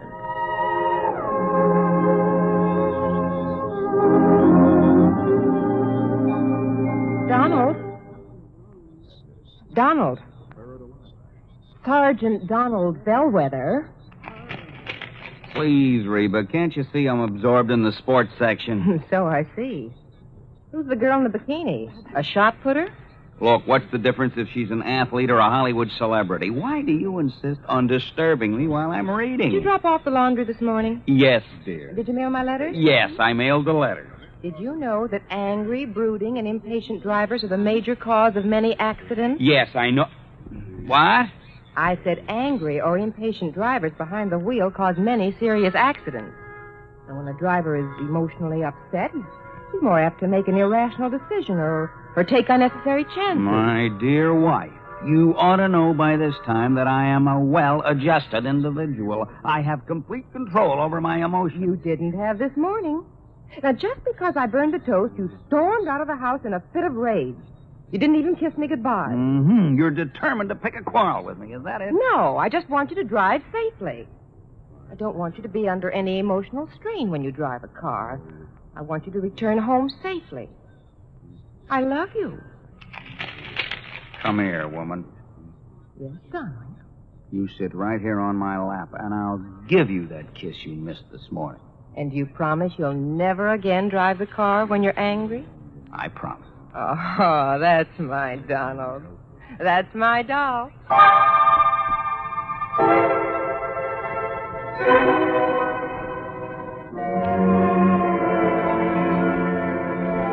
And now, Act Two of yours truly, Johnny Dollar, and the Wayward Trout Matter.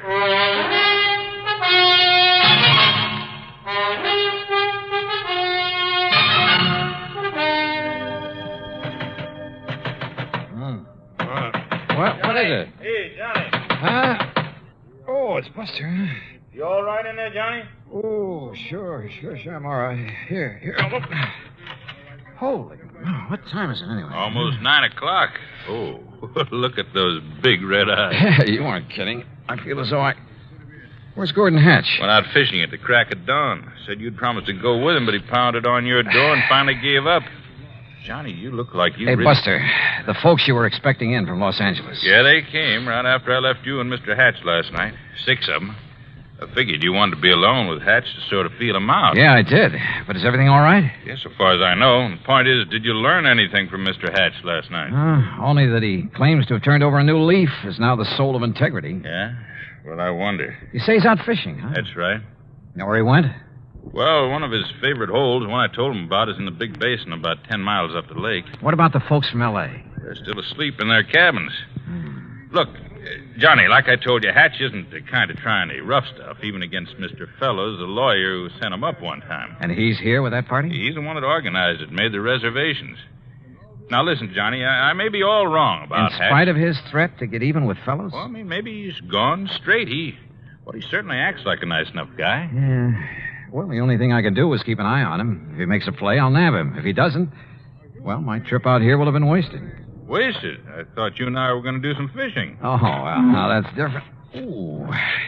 Hey, I better get some breakfast in me. Yeah, sure. I'll tell Mary over at the cafe to have it ready for you. Yeah, okay, Buster. Sunny side up and with plenty of strong, dark black coffee.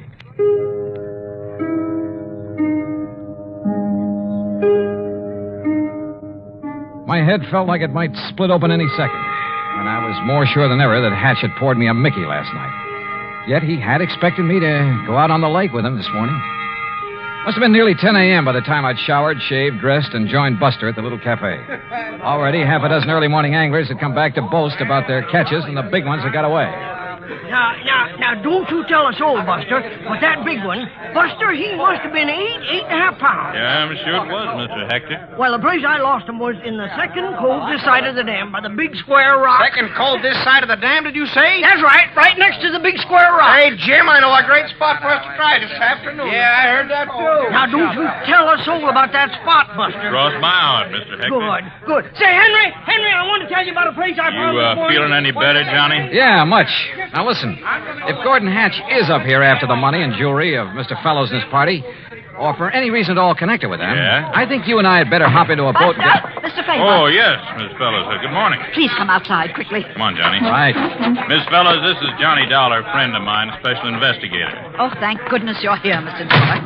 Buster, We'd been robbed. What? When, Mrs. Fellows? Sometime during the night. All our jewelry, Mrs. Harkins and Mrs. Peterson's and mine. Why, it must be hundreds of thousands of dollars worth. My diamond brooch alone I is see worth... you found him, Martha. Yes, Ralph. Oh, this is Mr. Dollar, and he's some kind of an investigator. Good. I've heard of you, Dollar. I've told them, Ralph, about the jewelry. Yeah, well, whoever did it got our money, too. With all we brought along to gamble in Vegas, must be over $20,000. And how he managed to sneak into our cabins... And without waking us, too. Of course, we were pretty tired last night. Well, good morning. Oh, Mr. Pratt. Oh, what seems to be... Johnny, glad to see you. How are you, Ham? I got some bad news for you. Yeah, Ham, it looks like he's done it. Oh? Gordon Hatch? Yeah. Better make a thorough search of his cabin. Gordon Hatch? Oh, no. I'm afraid so. Great Scott. So, Ham, look in his luggage, under the mattresses, anywhere else you can think of. Right, Johnny. Mr. Dollar, do you mean to say that Gordon Hatch is here at this point? Better look in his car, too, Ham. Under the car and the upholstery. Look here now, Mr. Dollar. Sorry, Mr. Fellows. I'll have to talk to you later. Come on, Buster. You and I are going for a boat ride.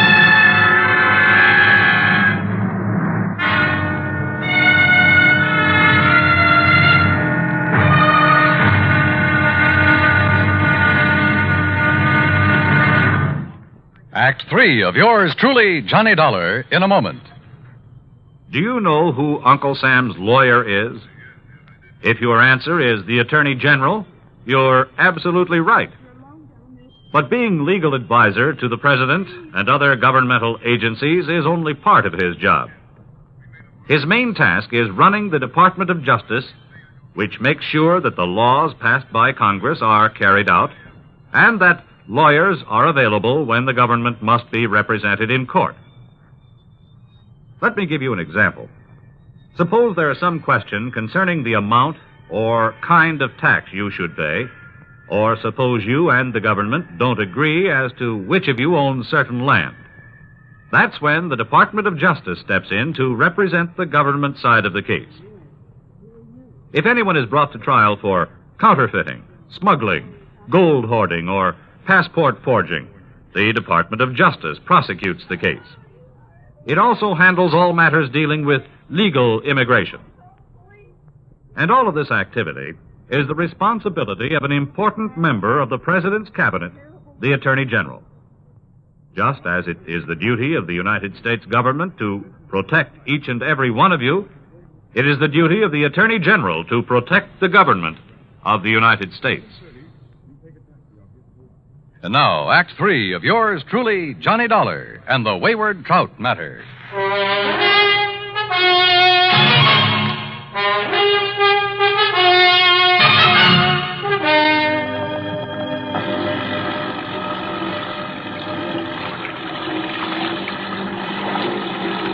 Lake Mojave was calm as a mill pond, and Buster made the spray fly as we headed almost due north up toward the big basin. But we didn't have to go that far. Buster, with the sharpest eyes I've ever known, spotted the ripples from the wake of a boat that had pulled into a deep, winding cove on the Arizona side. Hang on, Johnny. Looks to me like Hatch's boat went in that cove. You mean to say you can tell what boat made that wake? Plain as a pair of footprints in the sand when the lake is calm like this. First thing I want to do is inspect that boat of his. You think he might have the jewelry and money on board? He's too smart to have left them around the cabin or his car. Look, that's his boat in there, all right. Tied up that low, rocky ledge that sticks out. What under the sun is he doing there, between his boat and that ledge? Well, it looks to me like he's trying to hide something there in the water. But we'll soon find out.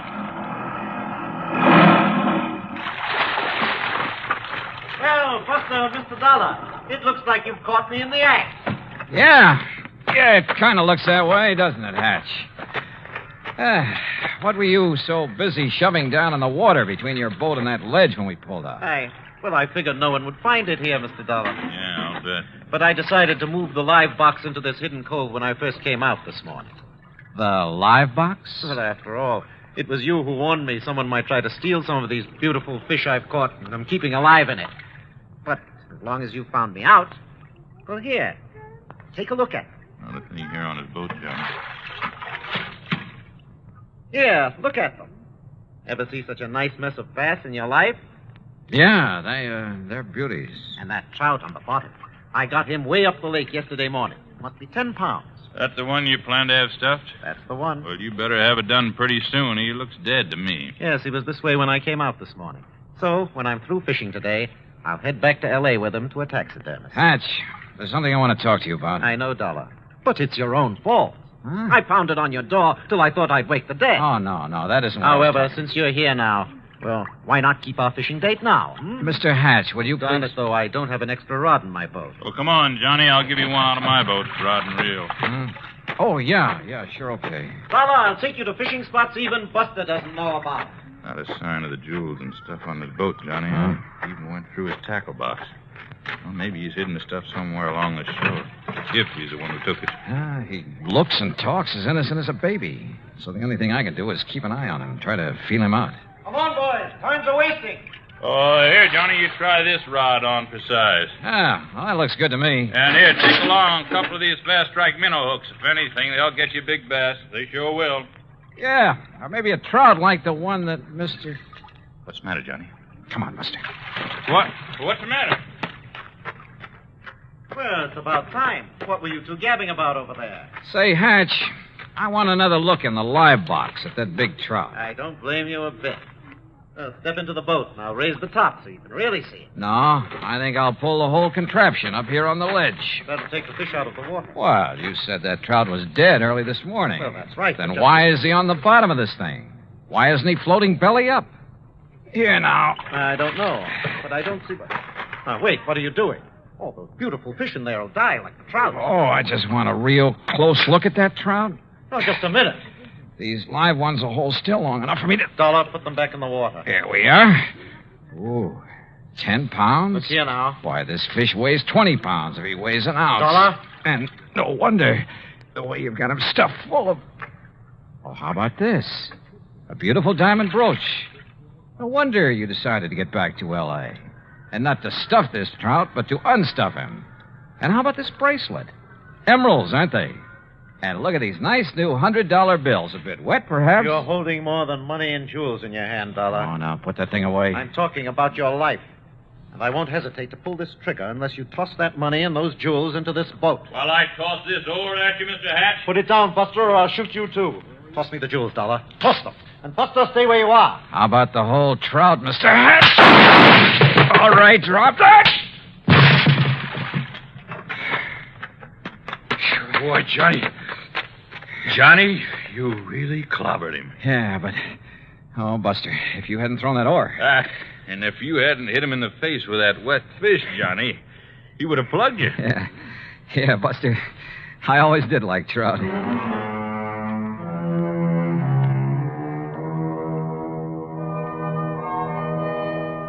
Expense account total, including boat and bait for 5 days of really great fishing, cabin rental and meals, and trip back to Hartford, $815 even. Yours truly, Johnny Dollar.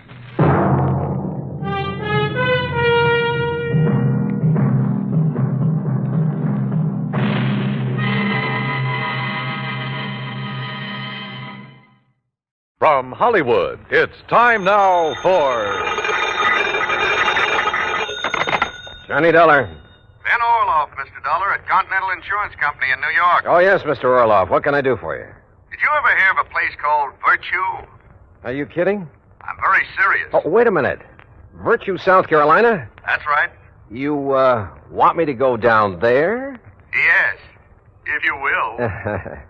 Do you have a bulletproof vest and a couple of extra handguns I can take along? Well, my one suggestion would be that you do not take along any firearms. After all, ex-gangsters... Yeah, I see what you mean. All right, what do you want me to do? Our representative has his office in Georgetown. He can give you the whole story. His name is Joseph Pigatello. Got it, Joseph Smoky Pigatello? The guy whose name was linked with Murder Incorporated a few years back? Yes, Dollar, Joe Smoky Pigatello. You, sure you want this assignment? Well, I'll tell you this, Mr. Orloff. Yes? If you don't have to pay off on my insurance policy before I'm through... Well, mister, this is going to cost you a whopping big expense account.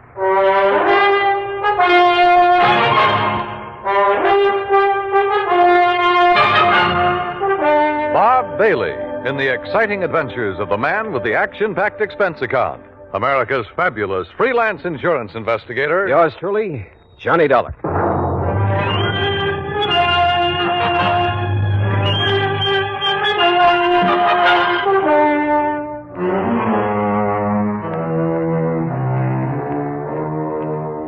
Expense account submitted by Special Investigator Johnny Dollar to the Continental Insurance Company, Georgetown, South Carolina office. Following is an account of expenses incurred during my investigation of the Village of Virtue matter.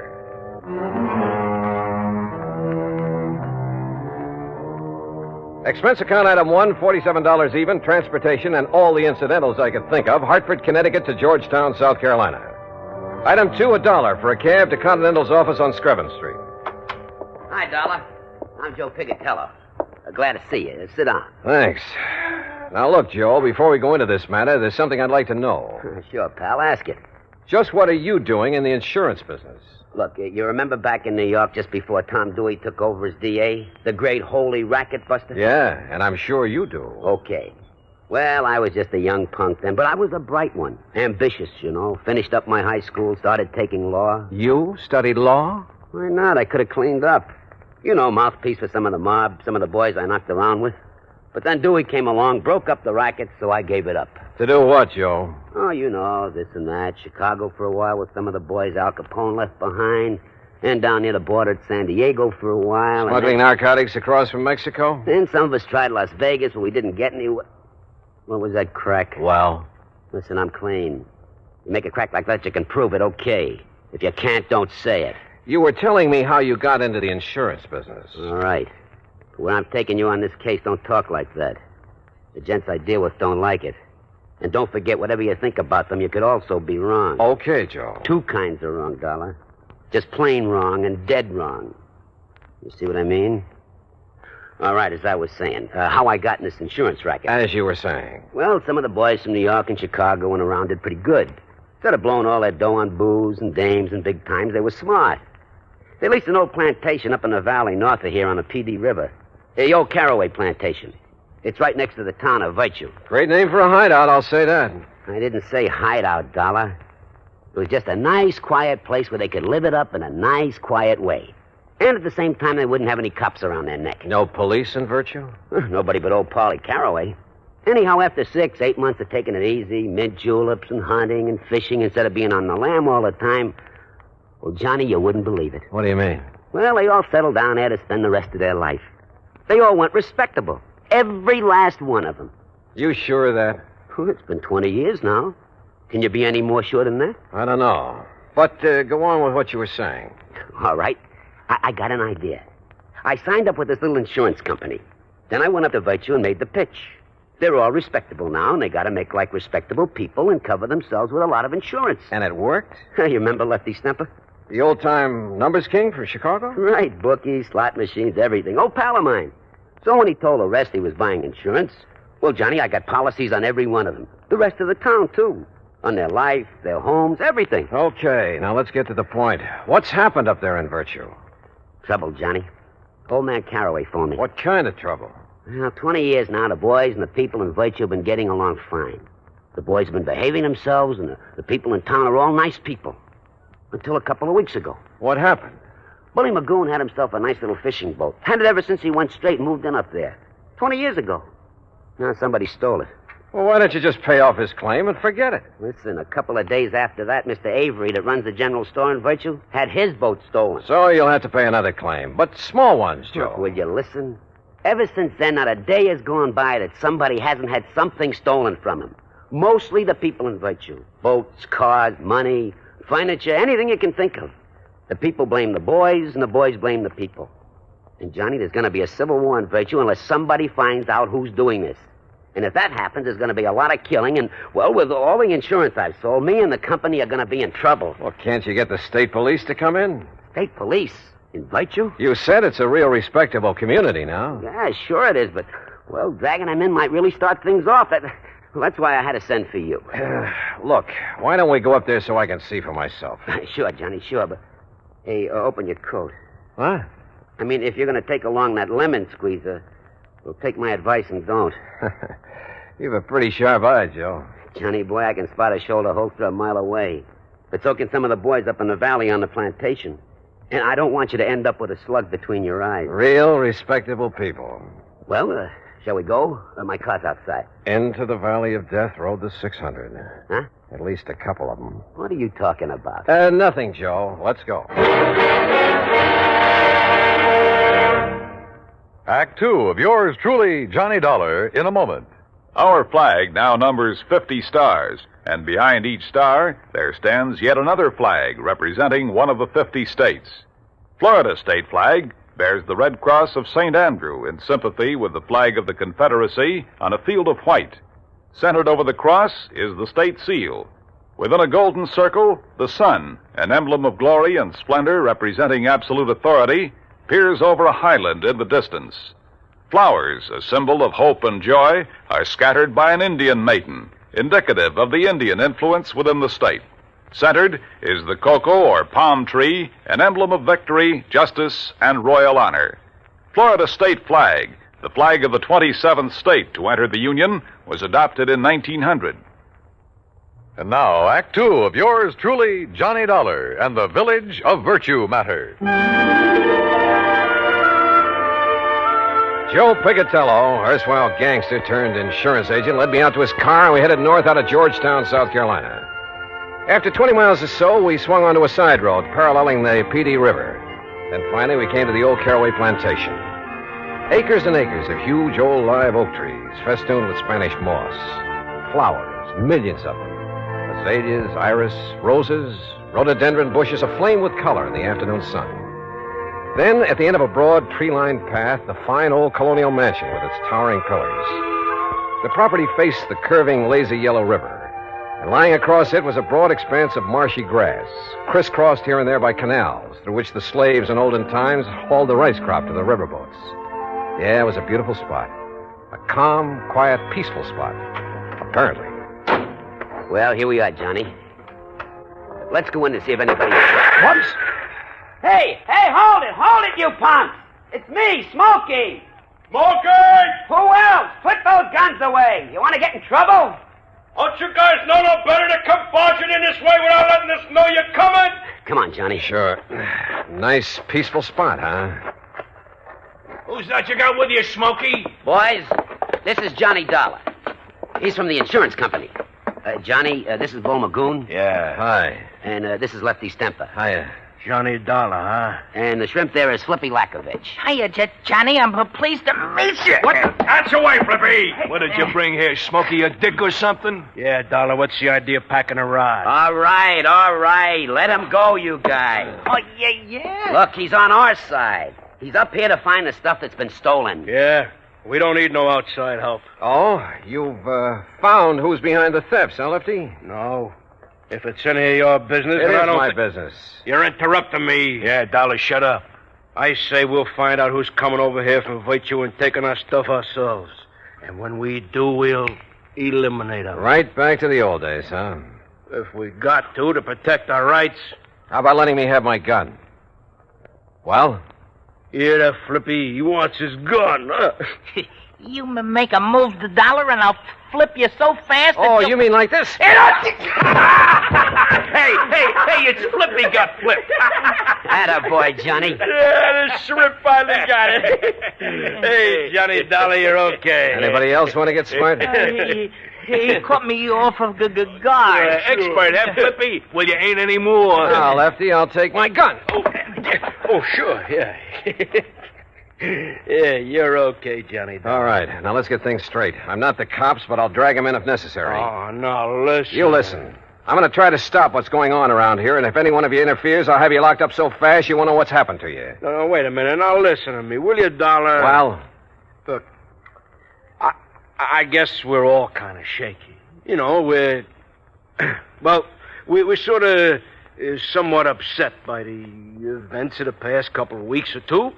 You know what I mean? Lefty, Joe told me that if the burglaries, robberies, whatever they are, go on much longer, there's liable to be a war between you and the people of the town. We ain't worried now. We got enough guns and ammo stashed away around to shut up, Bull. Oh, yeah, sure, Lefty, sure. I'm sure you have. But if you ever expect to make peace again with the townspeople, if you expect to stay on here... We got at least 15 years to go. Shut up. Okay. All right, look. All we got here is our hunting rifles and we're shotguns and a couple of pistols in case of a snake, you know, while we're hunting or fishing here in the swamps. A lot of cottonmouths around here, you know. That's a fact, Johnny. The point is, I didn't come here without providing for any and every exigency. What's that mean? Boy, what a dope. It means if anything happens to him, we're dead. Now, ain't that... excuse me, isn't that right, Dollar? Right. You see? Now, give me a hand, cooperate with me, and maybe we can clear this thing up. Don't, and I have only one alternative. What's that mean? Shut up. And that's to have you legally ousted from here, out of the state if necessary. Oh, now, look, Dollar, we'll cooperate. Now, I don't mind telling you, we love this place. Look, it's the only real home we got. Flippy and Sadie, we got Bull and Mary, and me and Nora. Maybe we got records, all right. Some of us maybe did time for some of the little jobs we pulled, huh? But we've been playing it straight since we come here all along the line. It's like I told you, Johnny. Yeah, honest. Look, that's the way we want to keep it. If the people in Virtue will just leave us keep it that way. And you know something? I don't get it. Don't get what, Lefty? Well, over 20 years, everything's been nice and okay, huh? Now they gotta start this. What about the losses they've suffered? Hey, ask me, Dollar. They're phonies to cover up for robbing our stuff. Nobody asked you. Oh. Maybe they think the same way about your losses. Huh? Say. Yeah. Now, where's the owner of this place? Caraway? Oh, yeah, he's over in Virtue at his office. Office? Sure, he's a mayor and a police. All right. Joe and I are going over to see him. Now, Johnny... Smoky, will you please don't go? They see you guys coming from here, they're going to take a shot at you. That Caraway told me so. Yeah. Sure. We'll take that chance. Come on, Joe. Well, I'll tell you, Johnny. Tell me along the way. Come on. The more I thought about the whole thing, the sillier it all seemed. Yet it was obvious that even after 20 years, Lefty and Bull and Flippy might think of only one way to settle their problems, with a gun. And if the people of Virtue were feeling the same way. But as Joe and I walked along the main, the only street of the little town, there were no signs of hostility or even suspicion toward us. Now, look, Johnny. If those bums back at the plantation are making this trouble... Why? Why would they, Joe? Well, that's what I don't get. But what if they don't like your interfering and decide to knock you off? Then I'll probably go to my grave unmourned, unremembered. Yeah, but you told Lefty you'd provided for every exigent... for if anything should happen to you. Yeah, and he and the boys believed it. And if anything does, Huh? Yeah. All I can hope is that they keep on believing.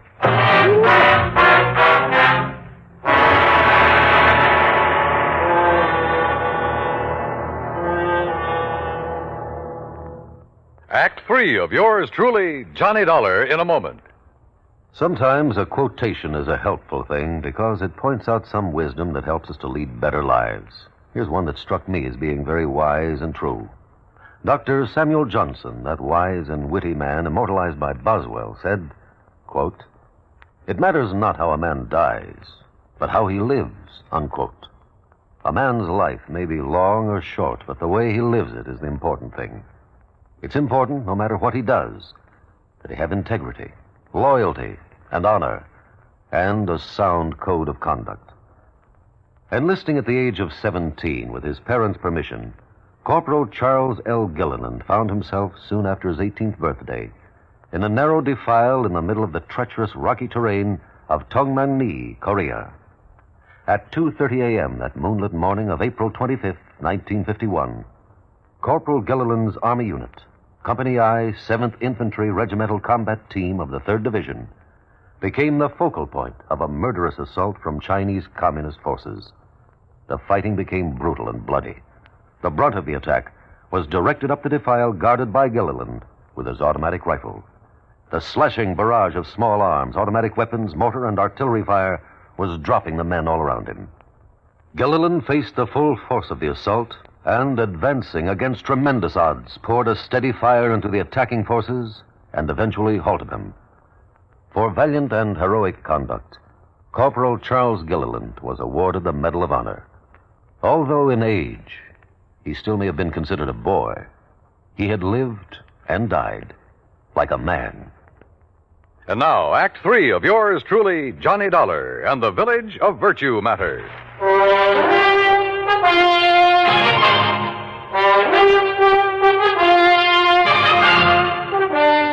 Joe Picatello and I walked the main street of Virtue, South Carolina, unmolested, virtually unnoticed.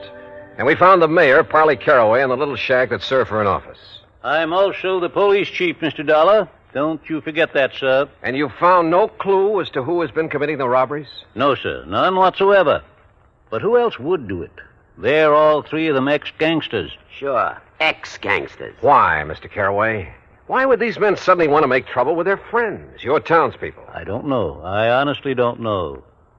Unless, of course, they think they can take over the way they used to take over gangs in the old days. After 20 years of a happy relationship? Mr. Caraway, they never made a bit of trouble in all that time. I know it. But the fact remains that unless this trouble stops, after all, Virtue was here long before they came, unless it stops, I say, I shall have to break their lease and make them leave the plantation. Oh, they pay you pretty well for it, huh? Enough to keep it in good repair. Hey, that's a beautiful ring you're wearing. Huh? Oh, yes. 2.5 carat diamonds, sir. Yeah. And is that your nice new car out front? Yeah, it certainly is. Ain't it pretty? About $8,000 pretty. Hey, didn't you have a new one last year, too, Mr. Caraway? Of course. I try to have one every year. But now, Tell me one thing, Mr. Caraway. Yes, sir? If you really think the robberies around here are going to cause so much trouble... Oh, I do. That's why I contacted Mr. Picatello. Well, why haven't you called in the state police? Because I am the mayor of Virtue. I'm the police department, and I can take care of these things myself. And now that you gentlemen have witnessed the bad blood between these gangsters and the people of the town, well, sir, I'm going to throw them off that plantation. In spite of all the money they've been paying you? Yes, sir, and I'm sure you gentlemen will back me up in... all the money, did you say? Enough to keep you well-dressed, well-fed, and fancy cars. And now, look here, sir. Do you realize how much that property will bring? Well, that depends. How much have you been offered? I'll tell you how much. $124,000. How did you know? You just told me. Well, now, listen. You also told me why you've been robbing the people of Virtue and those men at the plantation to stir up bad feeling, give you an excuse to get them out. What? Johnny, you're right. Now, just... Caraway, if I do call in the state police, it'll be to have you locked up. No. And if Joe here has any sense, he'll tell the insurance company to bring charges of fraud against you. You said it. Oh, but the money. Think of all the money I could make selling the old place. Now, where's the stuff that's been stolen? It hasn't been harmed. It's stored away, carefully stored away. I was going to give it back when those men left, and I could sell the place. Give them their stuff, too? Oh, I'd make up for it in cash, every cent of it in cash, yes. I'd say it was for breaking the lease. Truly, Mr. Dollar. Now, you listen, you old money-grubbing crook. You're in trouble. You'll call in the state police? You bet I will. Unless... Unless what, sir? First, you lay off the plantation. You've leased it to those men. Let them have it. And return all the stuff you stole. Oh, but if they find out... Well, you figured how to get it away from them. Now figure out how to get it back. Discover it, anything you like. Well... The point is that if you don't get it back, I'll tell them where it is. And you know what that'll mean. Oh, yes, sir, Mr. Dollar. I'll get it back. Also respect that lease. I believe it has 15 more years to run. Yes, sir, it has. I will... Okay. Do all this, and Joe and I will forget the whole thing.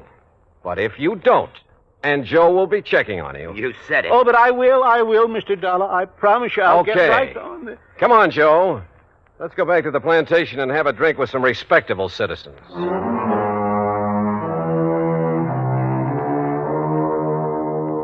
Yeah, this insurance business really has some funny ones. And I guess it's the funny ones that balance out the bad, the tragic cases. Anyhow, I like it. Expense account total, including the trip back to Hartford. Call it $100 even. And in view of our little, secret, Joe, well, maybe you'd better pay it out of petty cash. And listen, those pals of yours, you better drop in on them now and then to make sure they do stay on the straight and narrow. As well as that old coot Caraway. Yours truly, Johnny Dollar.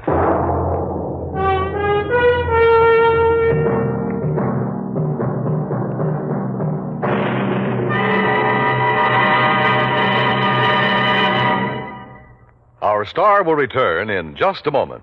Our flag now numbers 50 stars. And behind each star there stands yet another flag representing one of the 50 states. Michigan's state flag was born on February 22nd, 1837.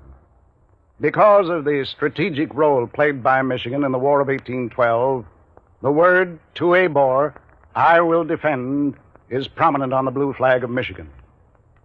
Beneath it, a rising sun casts its rays over a lake, and a man standing on a peninsula with his right hand raised, symbolizing peace, while in his left hand he holds a gun, indicating that although they love peace, the people of Michigan are ready to defend their state and nation. Another motto, the state's official one, is at the base of the flag. Si queris peninsulam emonam circumspice. If you seek a pleasant peninsula, look about you. Thus does Michigan's flag carry its own invitation to visit one of America's scenic areas. Michigan's state flag, the flag of the 26th state to enter the Union, was adopted on August 1st, 1911. Now, here's our star to tell you about next week's story. Next week, a strange series of fires. And believe me, the reason for them is a strange one, too. Join us, won't you? Yours truly, Johnny Dollar.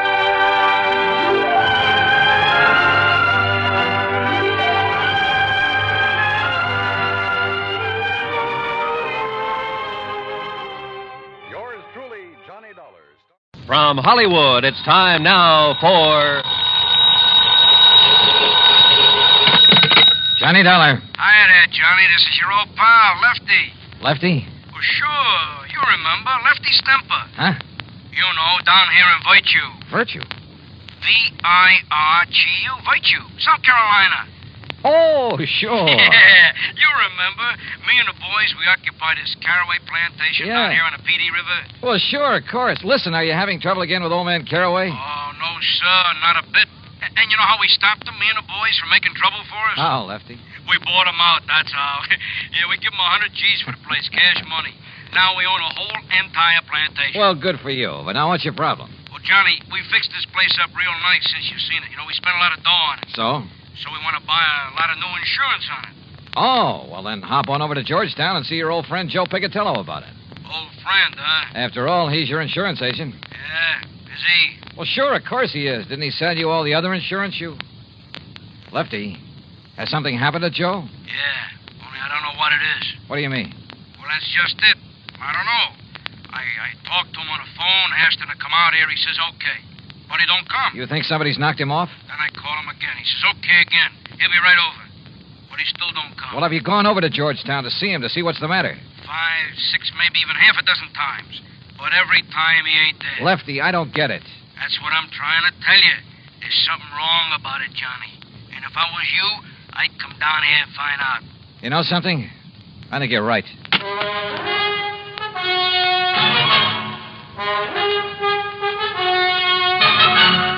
Bob Bailey in the exciting adventures of the man with the action-packed expense account, America's fabulous freelance insurance investigator. Yours truly, Johnny Dollar.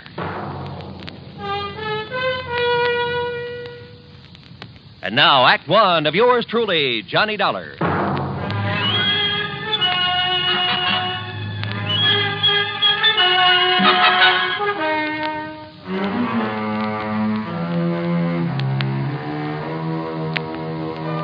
Expense account submitted by Special Investigator Johnny Dollar to the Continental Insurance Company, Home Office, New York, New York. Following is an account of expenses incurred during my investigation of the Virtuous Mobster matter.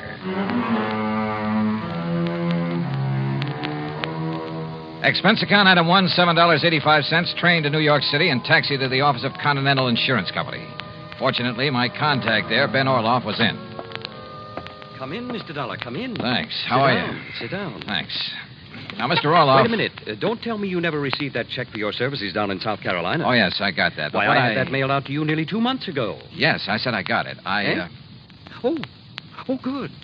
Incidentally, I thoroughly enjoyed your report on that case, the Village of Virtue matter, you called it? Yes, So I why know. a group of ex-gangsters should decide to settle in a town called Virtue, I'll never understand. Well, Were they really behaving themselves, as your report indicated, or had they been using that old plantation for a sort of hideout?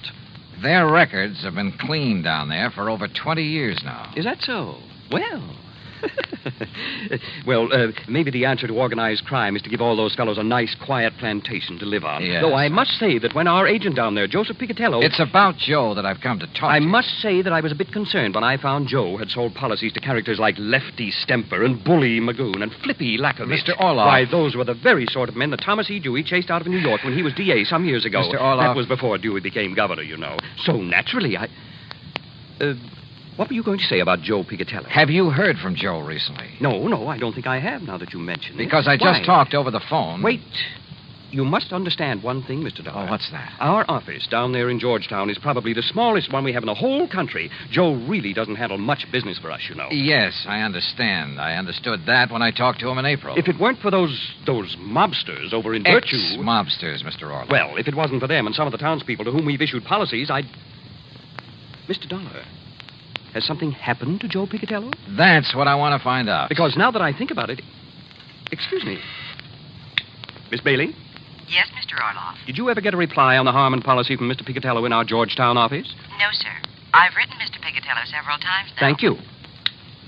Dollar, we wrote Joe about that Harmon matter over 4 weeks ago. Well, didn't it occur to you to phone him and find out why he hasn't answered you? But it involves such a small policy that... yes. Perhaps I'd better try to call him. Miss Bailey? Wait. Yes? Nothing. What? I said nothing. Well, Mr. Dollar? Well, Mr. Orloff, if something has happened to Joe Picatello... Well, look, instead of spreading the alarm, how about if I quietly run on down there? But have you reason to believe something wrong has happened to him? Only from what his clients down there at the plantation have told me over the phone. You think perhaps some of his old gangland enemies have got to him? After 20 years, I don't know. But if you'll okay my expense account, I'll go down there and see. Well, now, Mr. Dollar... And if you won't, I'll go down there anyway. But there's the danger, too. This might be a very dangerous...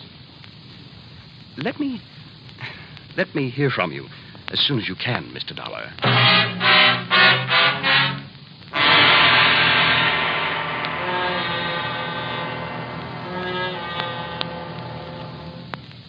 Act 2 of yours truly, Johnny Dollar, in a moment. And now for another episode in the life of Sergeant Donald Bellwether, my husband.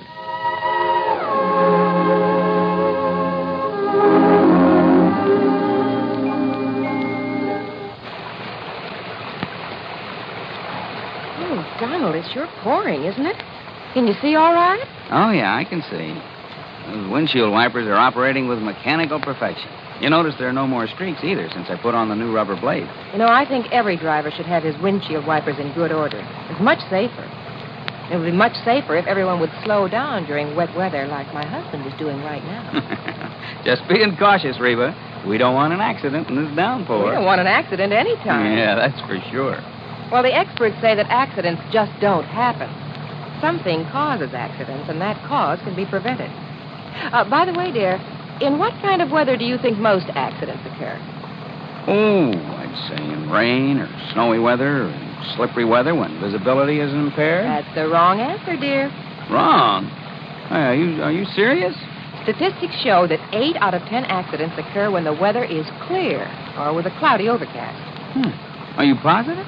I wonder why. Well, here's our house, dear. Oh, yeah. Now, you sit right here, Reba. I'll get out with the umbrella, and then I'll come around and open your door. All right, honey. I wonder why. Wonder why what? Why 8 out of 10 accidents happen in clear weather? Oh, well, I don't know for sure, Sergeant. But I do know that you drove very carefully tonight in the rain. Thanks. Now, if everyone drove as carefully during clear, dry weather, there'd be less accidents, I'm sure. Hey, that must be it. People automatically get cautious in the rain and snow. Too bad they don't stay that way in good weather. You will, won't you? I mean, drive safely in good weather, too? I promise. Oh, that's my Donald. That's my doll.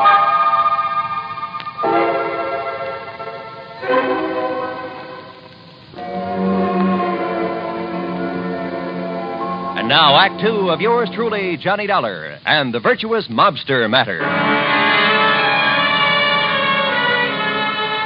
Expense account item 2, $28 even, transportation and incidentals, New York City to Georgetown, South Carolina. It was late when I pulled into the prosperous little southern community, and it was dark, pitch dark. Item 3, $50 deposit on a rental car. Item 4, 70 cents for a sandwich and a Coke at an all-night diner. Then I drove over to Joe Picatello's on a side street near the park. The small frame building that served as both office and living quarters for Joe was dark. But in the hope he might be asleep in his little apartment up above, I knocked. No answer. Until I was about to turn and go back to my car. There was the sound of a door slamming somewhere inside. But still no light showed. I knocked again. Then, faintly, I heard footsteps approaching. But why hadn't Joe turned on a light in there? Yeah? What do you want? Joe. Yeah? Joe, open up. It's Johnny Dollar. Johnny who? Johnny Dollar, insurance investigator, you know. Investigator? That's what you said? Are you kidding? What's the matter with you, pal? Open up. Yeah. Sure.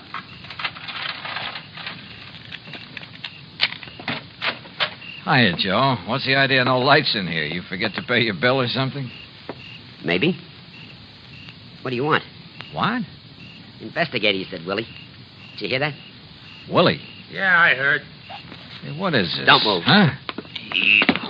Oh, no, you don't.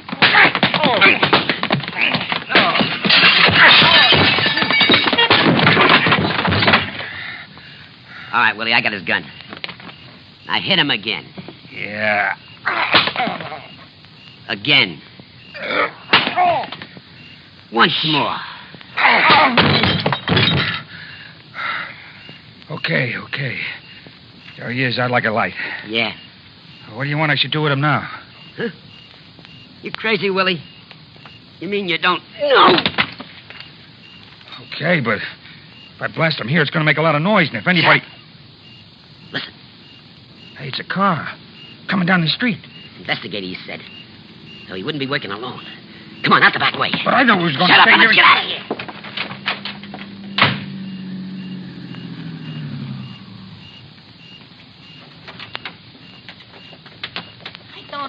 Don't see no lights on, Lefty. Well, maybe Joe's went to bed, if he's there.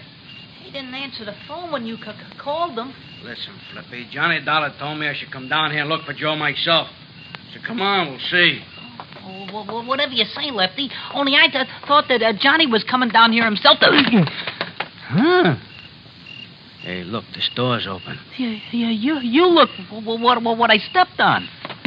Joe, what happened here? That ain't Joe. It's Johnny Dollar. Johnny Dollar. Hey, you're right, Flippy. Somebody must... Listen, get away. Oh, Johnny, it's me. It's me, Lefty. Lefty? And me, Flippy. Johnny, okay? You all right? Yeah, Oh, holy... Who done this to you, Johnny? Yeah, we'll murderize him. Hey, Flippy, turn on some lights. Yeah, sure. What the hell happened in here? You know who done this to you, Johnny? Yeah. Yeah? It was... Hey, come here, Flippy. Help me lay him up on the sofa. Sure, Lefty. Easy. Yeah, get it easy. Sure. Here now. Yeah. All right, now, Johnny, listen to me. Who, Johnny? Who? Yeah, Johnny.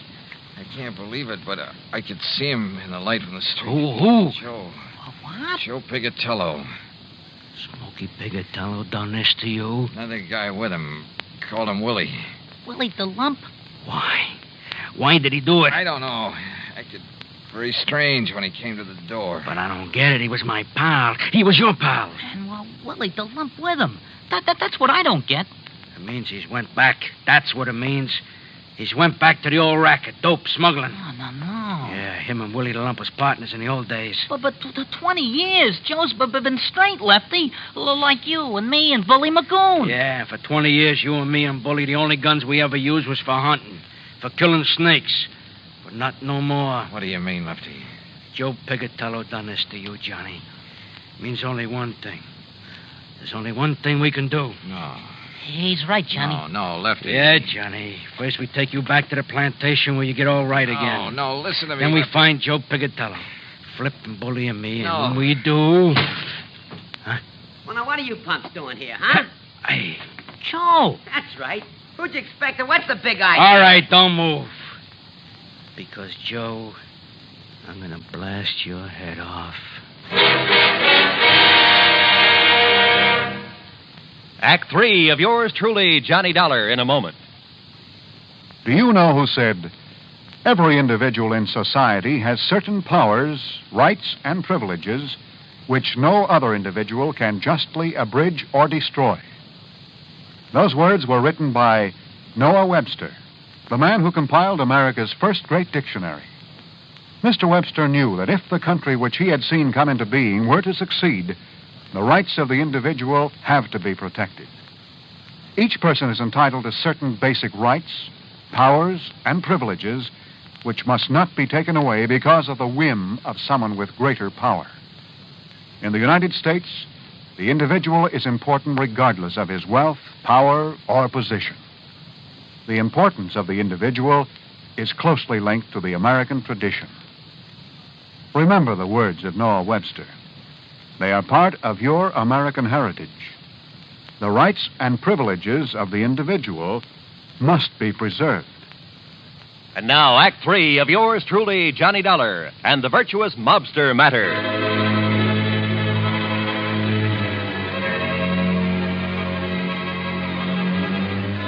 To say the atmosphere was tense there in Joe Picatello's office in Georgetown, South Carolina, would be the understatement of the week. After the beating I'd taken from the ex-gangster and one of his pals, my old friends Lefty and Flippy had come in and had found me there. And they couldn't understand why Joe had done this to me. Unless... It means he's went back, that's what it means. Went back to the rackets. Oh, Willie, the lump was with him. Him and Willie was partners in the old days. Dope, narcotics. So the two of them swore to get Joe.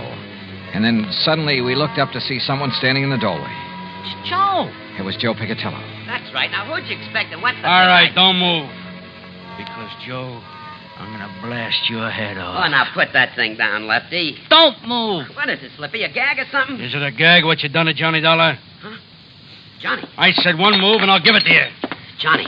Turn around, Joe, or I'll shoot you in the back, you dirty... What did they do to you, Johnny? Listen, Joe. Lefty.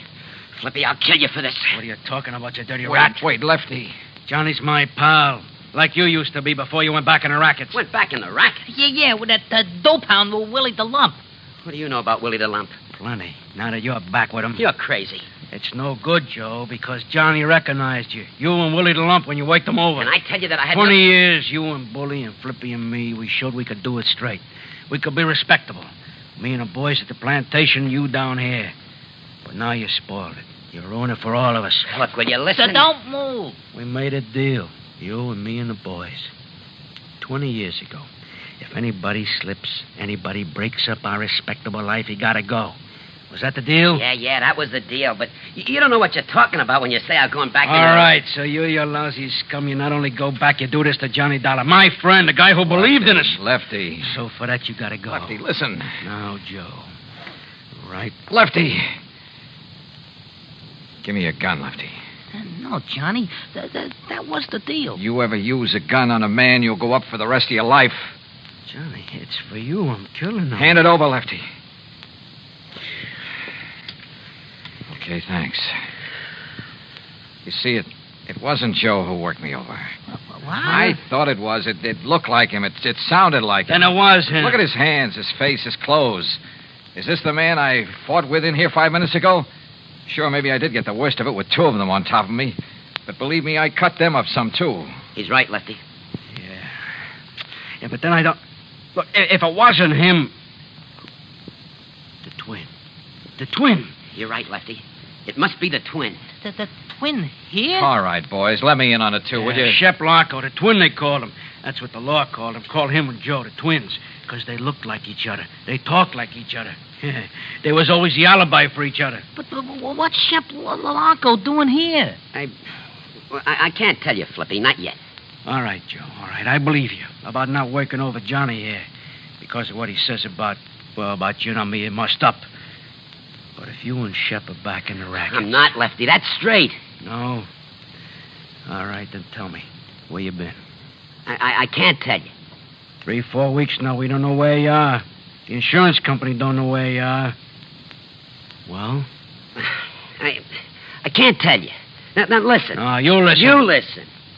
If Shep and Willie have been here, they'll be coming back. Why? Yeah, Joe. Why? I can't tell you. I can't tell you. All right. Listen. We're listening, Joe. The Secret Service. Huh? Well, after those killings up in Baltimore... During that smuggling job? Yeah, Johnny. They knew the twins, Shep Larko and Willie. Well, the boys in Washington knew they did it. But they didn't know where to find them. Well, go on, Joe. So they spread the word. The Secret Service spread the word. That I knew where Shep and Willie were. That I would lead them to them. You knew where they was, huh? No, but the law boys knew that'd flush them out. Get Shep and Willie out looking for me. Gunning for me. And the Secret Service didn't keep you undercover? Yeah, until today, back in Washington.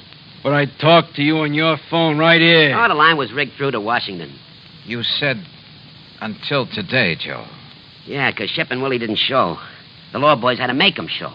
So then they sent you here as living bait? Yeah. And they passed the word that you'd be here? That's it, Johnny. That's why Shep and Willie were waiting here when you came. That's why they'll come back now that I'm here.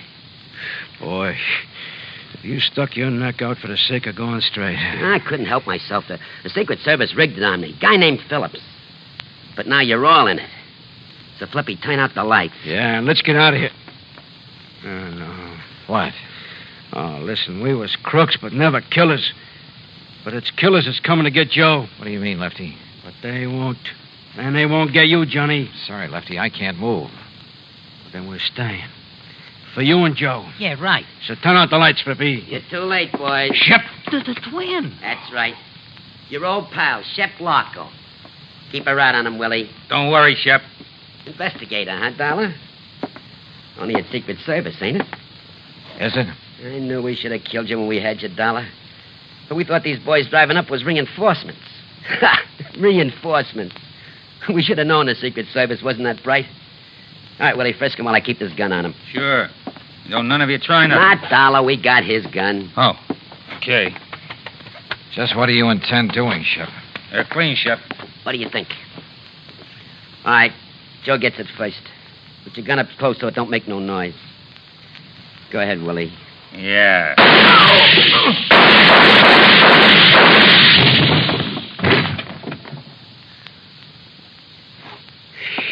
Whew. Oh, you got them both. And I thought you couldn't move. Yeah, but boy. Thanks, Johnny. Thanks. Thank Lefty for giving me his gun when I asked for it, Joe. Oh. Hey, look. Any of you guys know a good doctor?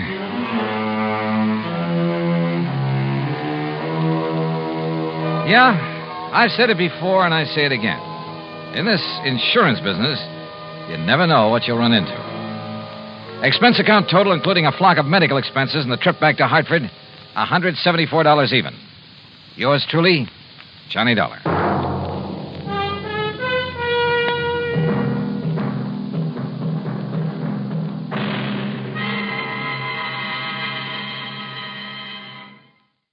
From Hollywood, it's time now for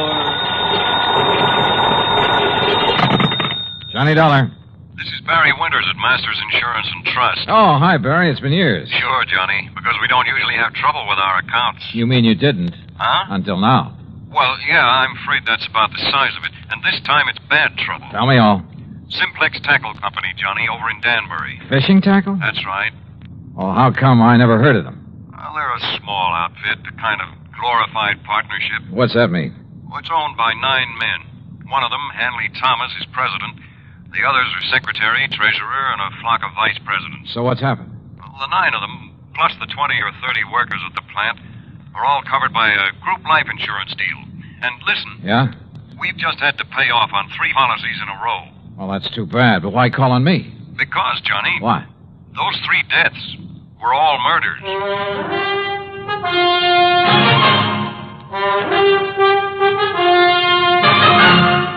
Bob Bailey in the exciting adventures of the man with the action-packed expense account, America's fabulous freelance insurance investigator. Yours truly, Johnny Dollar.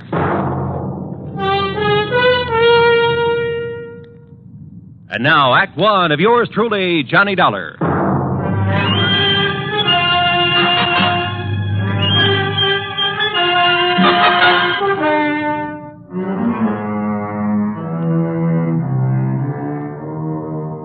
Expense account submitted by Special Investigator Johnny Dollar to the Masters Insurance and Trust Company, Home Office, Hartford, Connecticut.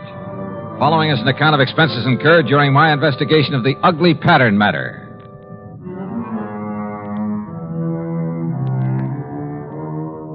Expense account item one, $1 even taxi to Barry Winter's office at Masters, where I hoped he could give me something more to work on than he had over the phone. And you know something? As it turned out, he gave me a lot more than he thought he did. Police? Sure, they've been working on these murders, Johnny. But they haven't come up with anything, except a theory that one man is behind them all. Why, Barry? Because the victims have all been members of the Simplex Tackle Company. Well, but I don't... Because they've all occurred within a month. Because each of them occurred on a Wednesday. Pattern, huh? That's right. And also, Johnny, because there's been no apparent reason for any of them. Have the police found anything? Nothing. Same kind of weapon used in each case? No. The first was a VP named Adams, run over by a car. Sure it wasn't accidental? The police say no. The second, John Bowers, was strangled, and Frank Dalvers was shot in his own home. No pattern there. I mean, in the way they occurred. Apparently not. But Hanley Thomas and the police don't agree. Thomas is president of Simplex, you said. And a real financial wizard. Used to be a promoter. Not much ethics, but a sharp businessman. As a friend or partner, I imagine he's a fine man. Here. I'll give you a complete list of the officers of the company, their rank and their salary. Well, I don't know exactly what good that'll do. Here you are. And this is a list of the employees. Have those employees all been checked out? Sergeant Dennis over there at Homicide made quite a point of it. So did Mr. Thomas. Well, look, why don't I run over there and talk with him? And to the Danbury police. Yeah, I think you'd better. And, Johnny, the sooner the better. Why do you say that? The pattern. There are still 6 officers left in that company. That is, 6 who are still alive. Item 2, another $1 for a cab back to my apartment. There I picked up my own car, and from here on in, the charge will be for mileage. Except for item 3, 4 1/4 for a tank of mobile gas. It was almost noon by the time I'd covered the 60-odd miles to the Simplex factory on the far edge of Danbury. To my surprise, it was quite a plant, new and modern in every way. A receptionist took my card, and a few minutes later, I was ushered into the office of Hanley Thomas, president. Oh, this is a terrible thing. Adams, Bowers, Frank Dalvers, all within a few weeks. Barry Winters back in Hartford seems to think these murders have all been the work of one man. Police and I concur in that theory. There's been a sort of pattern followed by the crazy killer. But not an actual method, Mr. Thomas. No, I'll grant you that's true. Car accident, strangling, pistol shot. But they were done by someone who must have been very familiar with his victims. How do you mean? Well, someone who knew, for instance, that Ben Adams took a long walk alone each night. He knew the route that he took. Same thing applied to the second victim? John Bowers always drove to work through a little woods. It was there he was stopped and strangled. Frank Dalvers always stayed at home alone on Wednesday nights while his wife was out playing bridge. Someone broke in on him, huh? Have the police checked that? Well, it was someone he must have let in. In other words, someone he knew. That's a possibility, I suppose.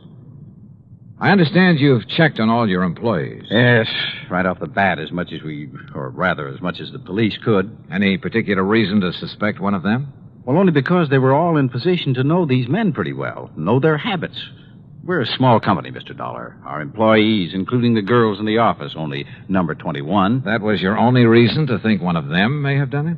Oh, of course, we've had our share of labor troubles, a few dissidents in the ranks, so to speak. I suppose some of them resent the rather top-heavy management here. You mean the fact there are 9 executives to only 21 employees, huh? Yes, and I must confess the profits have been pretty good lately. Barry Winters gave me a list of, here it is. Now, according to this, all of these... What is it, Mr. Dollar?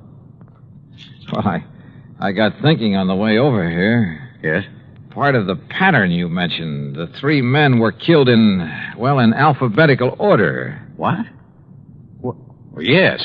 Adams, Bowers, Dalvers. But now that I look at this list again... Of course. The pattern again. No, I think that was just coincidence. The pattern, if there is one, is based on their order of rank.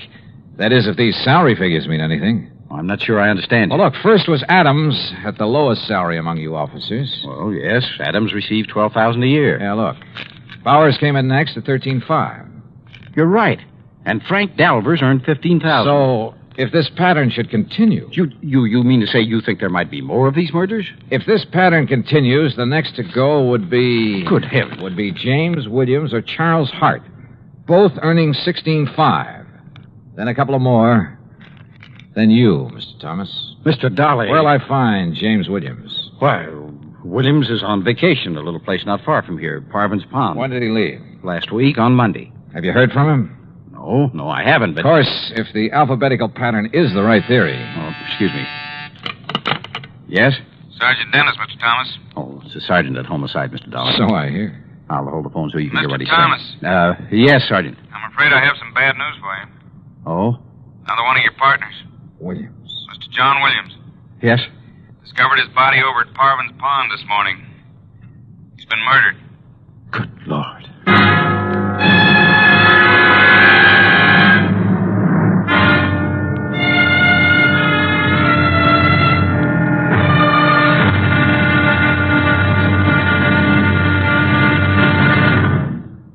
Act Two of yours truly, Johnny Dollar, in a moment. And now, Act Two of yours truly, Johnny Dollar, and the ugly pattern matter.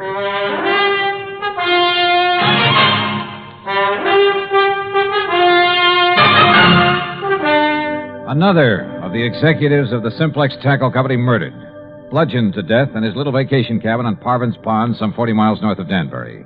And again, it was according to pattern. How those carefree kids can fish and water ski out there when there's been a murder right under their noses. Yeah, Sergeant, I know what you mean. This the cabin Mr. Williams was using? Yes, sir. He came up here on his vacation Monday morning last week alone. There we are. Who knew he was coming to this particular spot, Sergeant? Why, everybody down at the plant, I guess. Now, the way the doc and I figured it out, Mr. Williams had just come in from fishing. Now, you see there, he just tossed his rod and stringer on the bed. Everything's just the way it was, huh? Yeah, except for his body. That's in Danbury at the coroner's. You said he was bludgeoned to death. Yeah, with that oar from his rowboat. You see it laying there on the floor? Yeah, I see. Who found his body? Little old lady from the cabin next door. She'd stopped by this morning to bring him some cookies. Knocked on the door swung open, and there he was.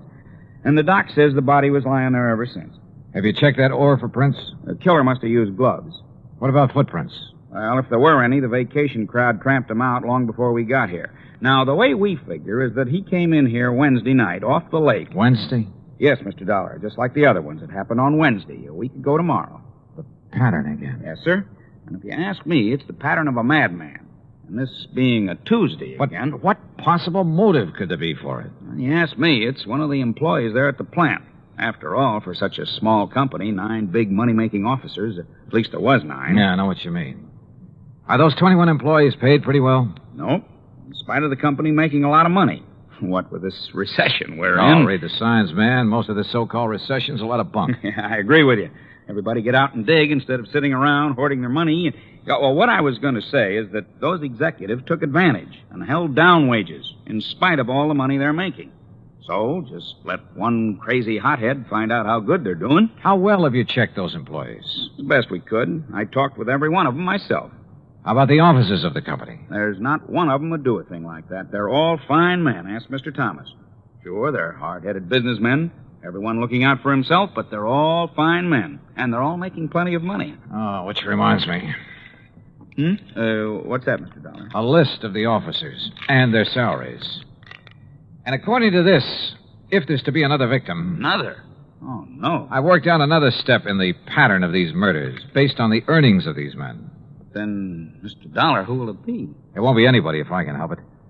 But, Sergeant, I may have to ask you to put a 24-hour watch over an officer of that company named Mr. Charles Hart.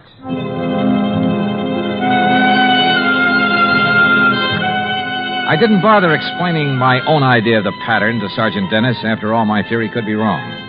But I drove back to the Simplex factory, to the office of Charles Hart. I found only a secretary there. No, he isn't here, Mr. Dollar. Well, where is he? To be perfectly honest about it, I don't know. Hasn't he been in at all today? No, sir.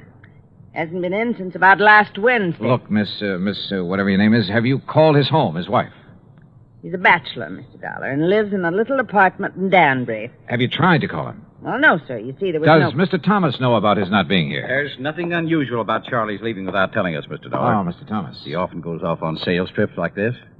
He was last seen the day Mr. Williams was killed. Well, surely you don't think Charlie Hart had anything to do with Jim Williams being... Oh, no. Did you find out anything over at Parvin's Pond? No, not much, I'm afraid. Could this Charlie Hart have had any reason for wanting Williams out of the organization? And Adams and Bowers and Dalvers? Of course not. Yes. Yes, he could. What? Miss Gregg. What do you mean by that? Mr. Hart was the one who built up this company. The one who developed the products, put all his money in it. Now, just a minute. He's the one who sold all the product that made all the money. He and Mr. Adams were the ones who started the business. Is that true, Mr. Thomas? Yes, of course. And when Mr. Thomas and his relatives came along... Miss Gregg. What she says is true, Mr. Dollar. Charlie Hart and Ben Adams did start this business. They took on a couple of partners, Al Bowers and Frank Dalvers. They were the ones who decided on the expansion program, who came to us for the financing. With the others gone, it should have been Mr. Hart's company. Oh, wait, Miss Gregg. Our financing made this present operation possible. But to imply that Charlie could have been driven by jealousy or any other motive to commit these crimes, that's absurd. How could you suggest such a thing, Miss Gregg? I didn't say he did it. I only tried We know what you said, and you've said enough. Tell me one thing, Mr. Thomas. Yes? What happens to his share of the business when one of the partners dies? Or in this case, when he's murdered? Well, the other partners absorb his share. Then, if Charlie Hart eliminated one of you, it would add to his holdings. That's true. Okay, I'll see you later. But, Mr. Dollar, if you believe for one moment that Charlie Hart... Why, I've known him for years. Yeah? Well, I think I want to know him a little better.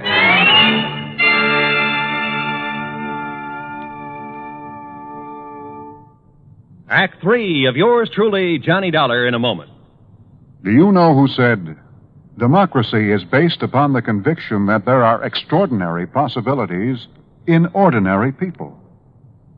Those words came from the American religious leader Harry Emerson Fosdick. From the earliest days of the United States of America, there has been the sentiment that the average person can achieve an important goal if he is given an environment in which he can develop his capabilities to the fullest extent. An environment in which the individual is given the rights and privileges that he needs for development. It is the duty of every American to protect and stimulate this environment. Remember the words of Harry Emerson Fosdick. They are part of your American heritage. The extraordinary possibilities of ordinary people are inherent in American democracy. And now, Act 3 of yours truly, Johnny Dollar, and the Ugly Pattern Matter.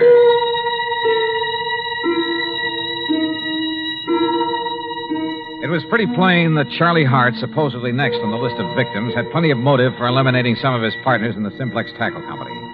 I guess the same applied to any other member of the company. But he, having started the business, knew all about the others, their plans, their habits. And he'd been last seen just prior to the murder of James Williams. I got his address, hopped into my car, and drove back to Danbury. But ringing his bell and pounding on his door got me nothing.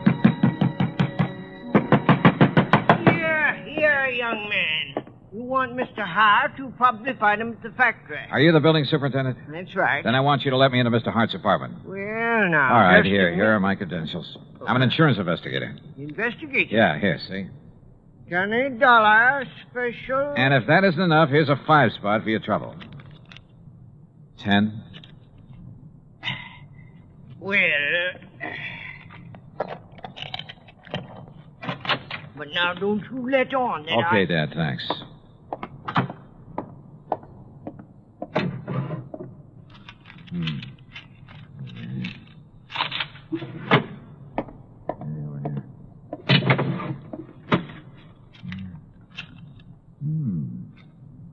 The same list that I got... The office. Huh? The offices of our company. Mr. Hart. That's right, Charlie Hart. Should have looked behind the door when you barged in here. Yeah, well, look. Would you like to point that thing the other way, please? I'm sorry, Mr. Dollar, of course. Well, you know who I am. Yes, I heard you through the door.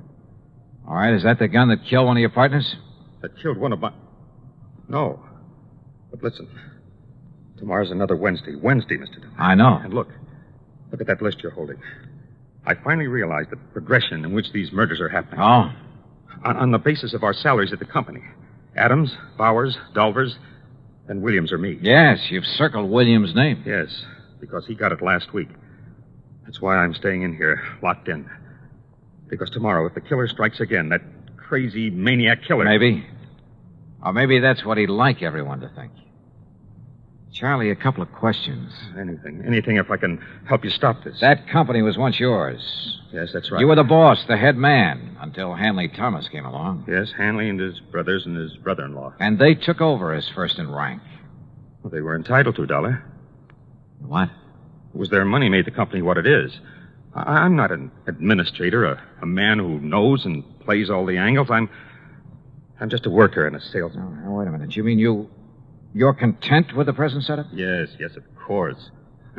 In spite of the prodding of a sweet old secretary who thinks that Wait a minute. But these murders, Mr. Dollar. You stay put.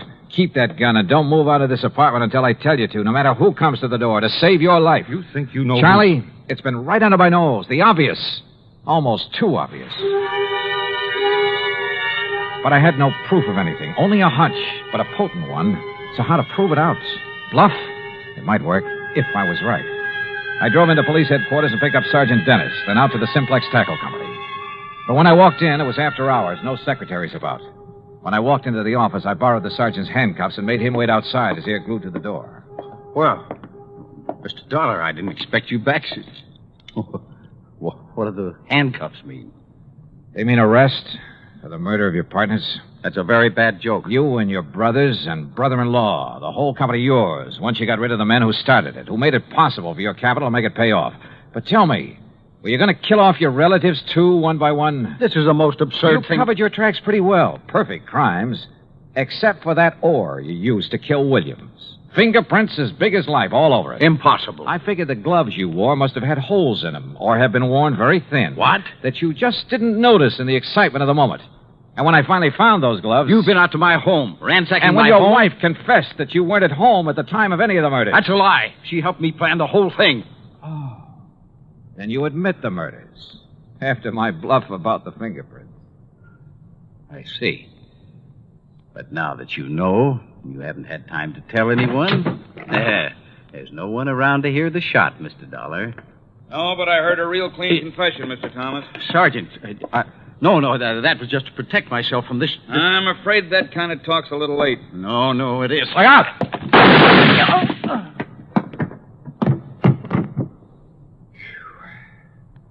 Sergeant, I haven't seen that fast a draw except on TV.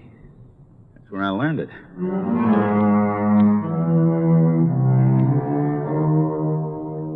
There'll be a lot for the courts to work on about who else was involved with Thomas. The sergeant's bullet killed him, by the way, and I'd call it good riddance. Or at least quick justice. So, expense account total, including a lot of mileage on my car, $101 even. Remarks? Why bother? Yours truly, Johnny Dollar.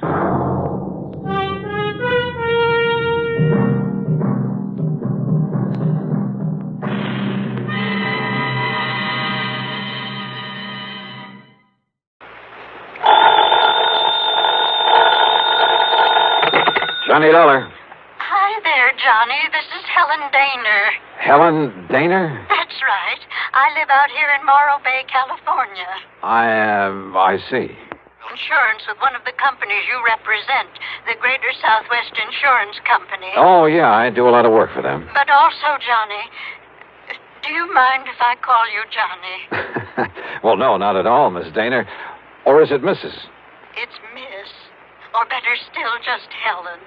As I started to say, I not only have that insurance, but, Johnny, I never miss that radio program of yours where you tell all about those exciting cases you solve.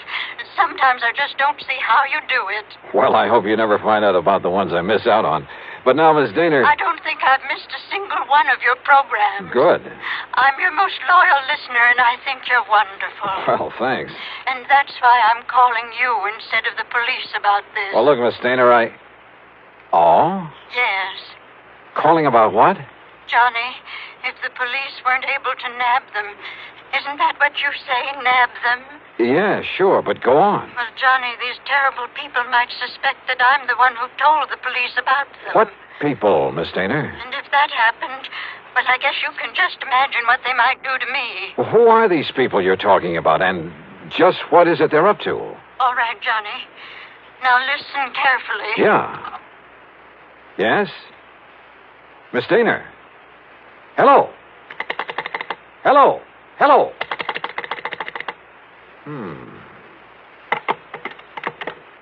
Oh, come on now, Dollar. Don't be a sucker for a...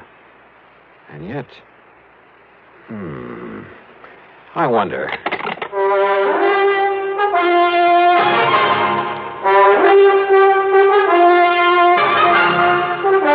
Bob Bailey in the exciting adventures of the man with the action-packed expense account. America's fabulous freelance insurance investigator. Yours truly, Johnny Dollar.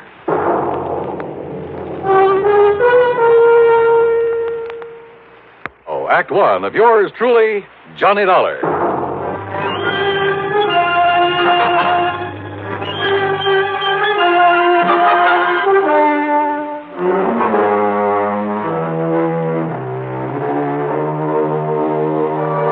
Expense account submitted by Special Investigator Johnny Dollar to the Greater Southwest Insurance Company, Home Office, Los Angeles, California. Following is an account of expenses incurred during my investigation of the Big H matter. Expense account item 1, 275, long-distance telephone call to Hollywood 82124. That is to say, the office of Royal J. Harkins, contact man at Greater Southwest Insurance in Los Angeles. It was late in the day, but luckily he was still in his office. Nice to hear from you again, Johnny. What can I do for you? Roy, I'm putting this call on expense account. Oh?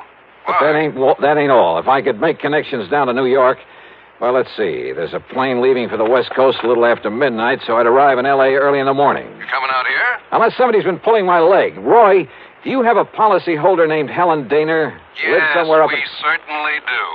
Well, now, what's that mean? She's an elderly woman, a spinster, who lives up in the little town of Morro Bay. That's about 200 miles north of here. Johnny, she called this office early this afternoon. She demanded your phone number there in Hartford. And? Well, I didn't give it to her. Why not? Because she wouldn't say why she wanted to get in touch with you. Oh, fine. And knowing how busy you always are, well... But then, just a few minutes ago, I began to wonder about it. Yes? Well, after all, if she wanted to contact you about some insurance matter... Yeah. What? Well, did you call her back? Yes, since we handle all her insurance. That is, I tried to, but I got no answer.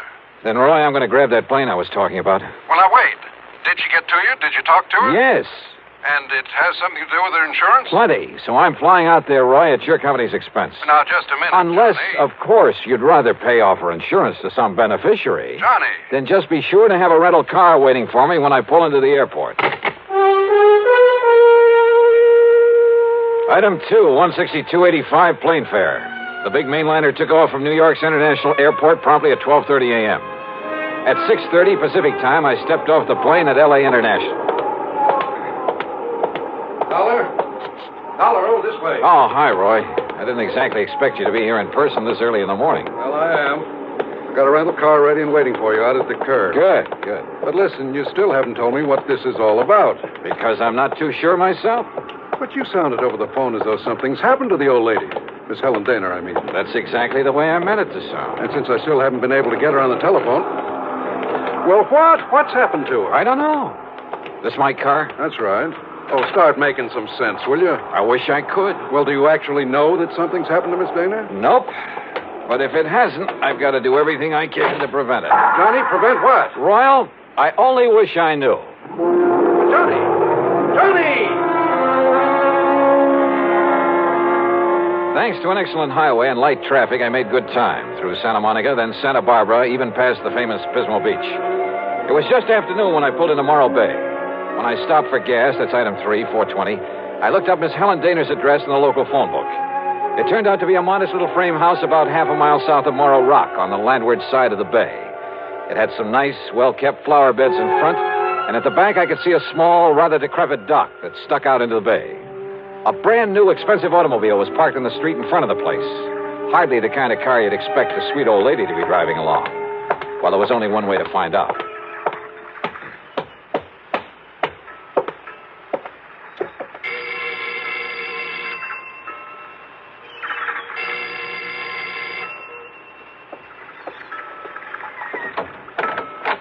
Yes? Miss Helen Daner? No, I'm Bessie Daner, Helen's sister. And who are you, young man? Johnny Dollar. I'm from Hartford, Connecticut. Is your sister... Oh, yes. I've heard Helen speak of you. You're an old friend of hers, aren't you? Well, yes, I guess Won't you come in? Well, is she here, Miss Daner? Well, she ought to be back from the market any minute. The market? She hasn't been at all well, you know. That's why I've come to live with her, sort of take care of her. I see. But I did think it was all right to let her walk down to the market this morning. Would you like to come in and wait for her? Which market, Miss Daner? Well, it's the first one down the street. Now, do you see it? That little supermarket just 2 blocks away. Oh, yeah, I see. So if you'd like to come in and wait... no, thanks. I'll pick her up there. Well, but Mr. Dollar... Thank you very much. Mr. Dollar...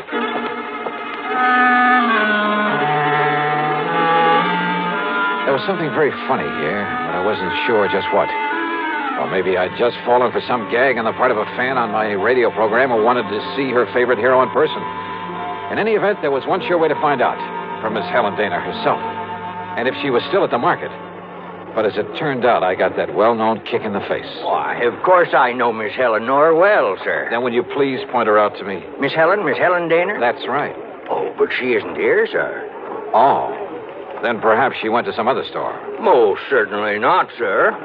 What? We deliver everything that she orders to her little house up the street.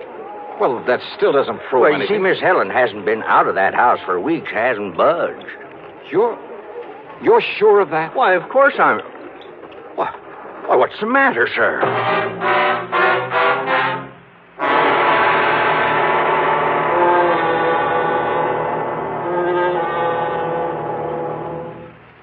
And now, Act Two of yours truly, Johnny Dollar and the Big H Matter.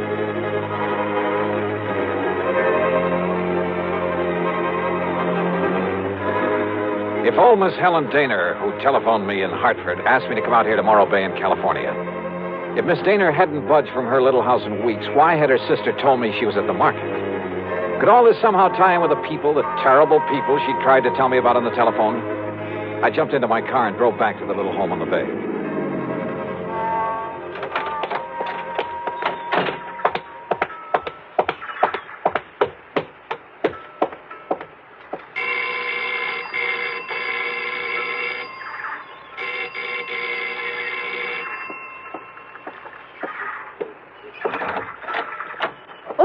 Mr. Dollar. That's right. Now, where is Helen Daner? Oh, Sister came back while you were gone. Came back without my seeing her? Now, listen, I was... Yes? Well, the manager of that market said she hasn't been out of this house for weeks. What?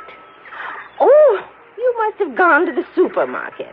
Well, where else? And just because she isn't shopping there anymore... Oh, now, look, Miss Daner, you told me... Won't you come in? I think she'll be terribly disappointed if you don't. You see, she's told me all about you now. In the couple of minutes I was away from here? An insurance investigator. I think it's awfully thrilling. But now come in and see her. I think she's been kind of expecting you. Yeah. And if you'd like to know what I think, Miss... Good Lord.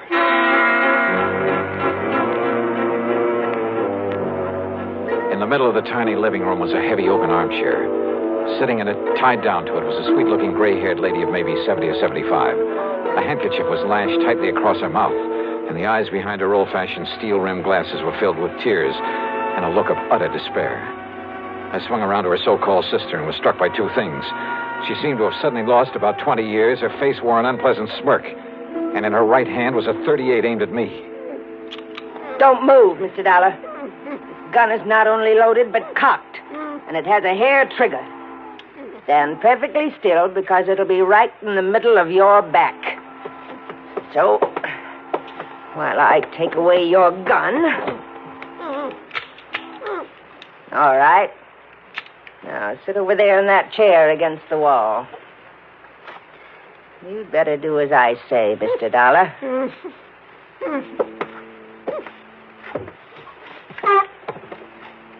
Now, we may have to wait a little while. So get one thing straight. Any move, any tricks, and I pull this trigger. Mind telling me what we're waiting for? You'll see. And why you've tied her up that way? That is Helen Daner, isn't it? Why, what's the matter, honey? Getting a little short of breath with that gag in your mouth? Well, then why don't I take it out for you? No, Dollar. Not a single move. Just crossing my legs. Sure. Here now, honey. Don't want you to conk out on it. After all, you may be of some use before we're through with this caper. There you are. Johnny, I don't know what... These terrible people, they sneaked in while I was phoning you. Yeah, Helen, I guessed that. If only you hadn't come, but I thought maybe... They're smugglers, Johnny, of the worst possible kind. You tell them, honey. It'll help to kill time while we're waiting for Pete and Dollar. Okay. They're smuggling in narcotics, heroin, from the way down in Mexico. Oh, pretty smart picking a spot as far up the coast as this. If only I'd known. When this man, Pete, asked if he could use my dock. He said it was to tie up his boat at night when he came in from fishing. How did you get onto them, Helen? When they saw I turned my lights out so early every night, they thought I was asleep. That I wouldn't notice he wasn't taking fish off his boat, but little cans of Of heroin. Heroin. Then Bessie here, who can look so sweet when she wants to. Why, Helen, I thought I was pretty sweet. Then Bessie would meet him with her car. How did you know it's heroin? Because they told me they'd use it on me if I don't behave myself. Which is a lot better than you'll get, Dollar. And besides, Johnny. Yeah.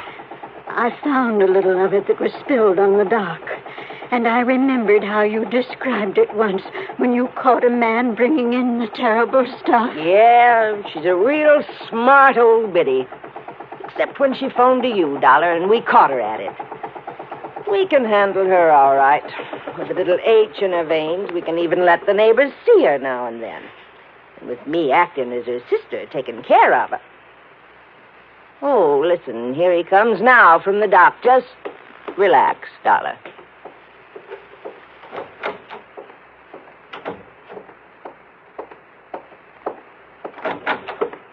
Well, what a charming little party. Johnny, this is... Nice work, Bessie. Dollar, huh? That's right. You want to take care of him, Pete? So you made the mistake of coming out here. Believe me, mister, it was a mistake. I said, are you going to take care of him? Why, of course, right away. We don't want him lying around here.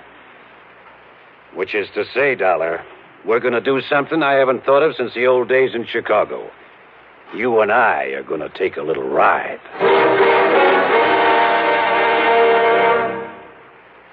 Act 3 of yours truly, Johnny Dollar.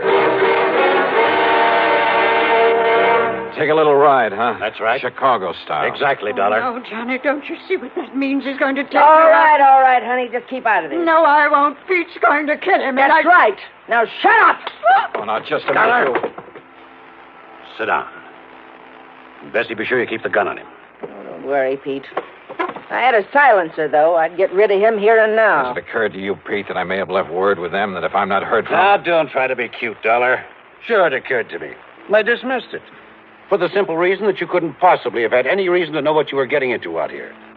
So forget it. What are you going to do with him, Pete? Well, whatever it is, it'll have to wait till after dark, when this one-horse town closes up for the night. Well, then what? Well, I've got to be sure that Dollar's body won't be found until No. Shut up. until we're through with this operation. That means a week or...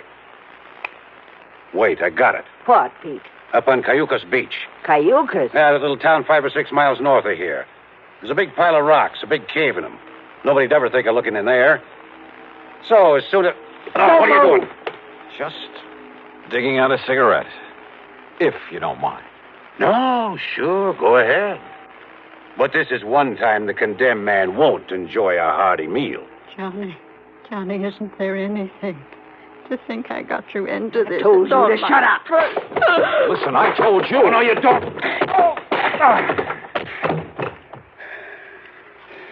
Finish him off, Pete. No. No, we'll wait for dark and do it right.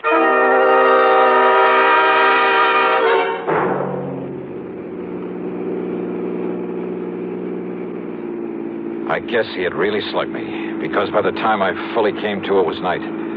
I was in the back seat of a car driving along the highway beside the ocean. Pete was at the wheel. Beside him, leaning over the back of the seat watching me, was Bessie. And the .38 in her hand was aimed straight at my head. You're sure the old lady won't be able to work herself loose, Bessie? I'm sure. If we'd had any sense, Pete, we would have brought her along on this ride, too. It would have saved us a lot of trouble. Oh, so you've woke up, Dollar. Yeah. Well, just stay put in that back seat. Any funny business? No. I said any funny business. Just trying to dig out a cigarette. Stay back in that seat. Yeah.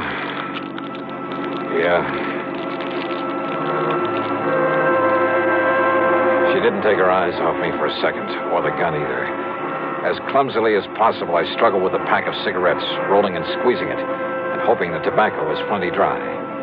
Then, having apparently failed to pull out a cigarette, I turned the pack upside down over my hand. And the fine tobacco poured into it. I took a deep breath. What's the matter, Dollar? You need some help with that. Oh, no! No, my eyes! My eyes! Oh! Instinctively, she dropped the gun, put her hands to her eyes, now filled with tobacco dust. With what little strength I had, I picked up the gun and slammed it against the side of Pete's head.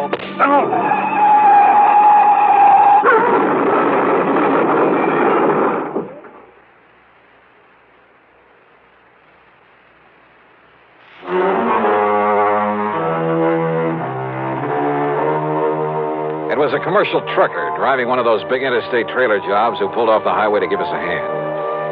Yeah, somehow those boys are always around when you need them. And he used his head. When he found my credentials in my pocket, he saw the whole picture in a flash. So he hailed down the first police car that came along and turned both Pete and Bessie over to them. Miss Helen Daner? Bless her heart. The spunky little old character was tickled pink to be involved in the whole thing. Yeah, she just can't wait to go to court and testify against those two. Expense account total, including the trip back to Hartford, $447.45. Yours truly, Johnny Dollar.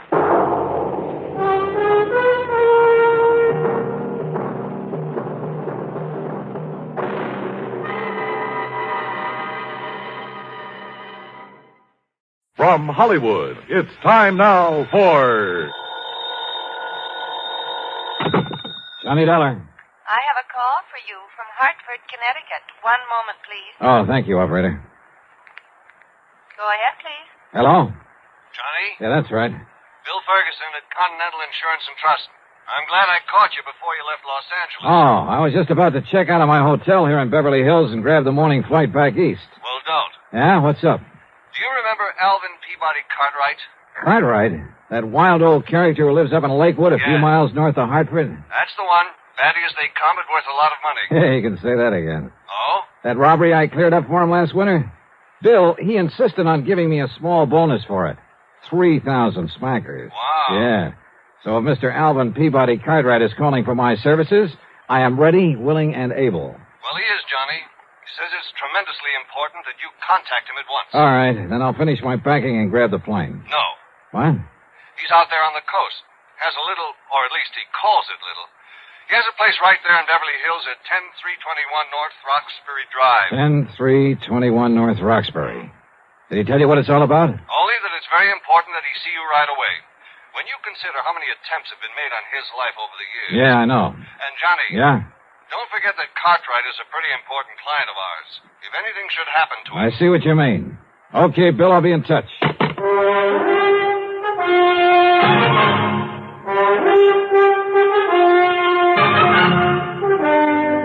Bob Bailey in the exciting adventures of the man with the action-packed expense account. America's fabulous freelance insurance investigator. Yours truly, Johnny Dollar.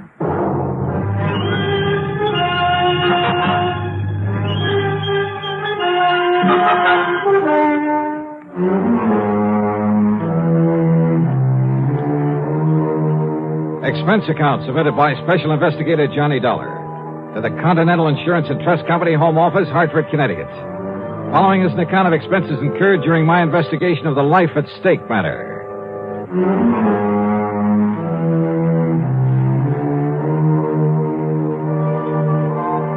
I notified the Beverly Hilton that I'd be staying over for a while and grabbed a Beverly Hills telephone directory. Expense account item 1, a call to Crestview 32121.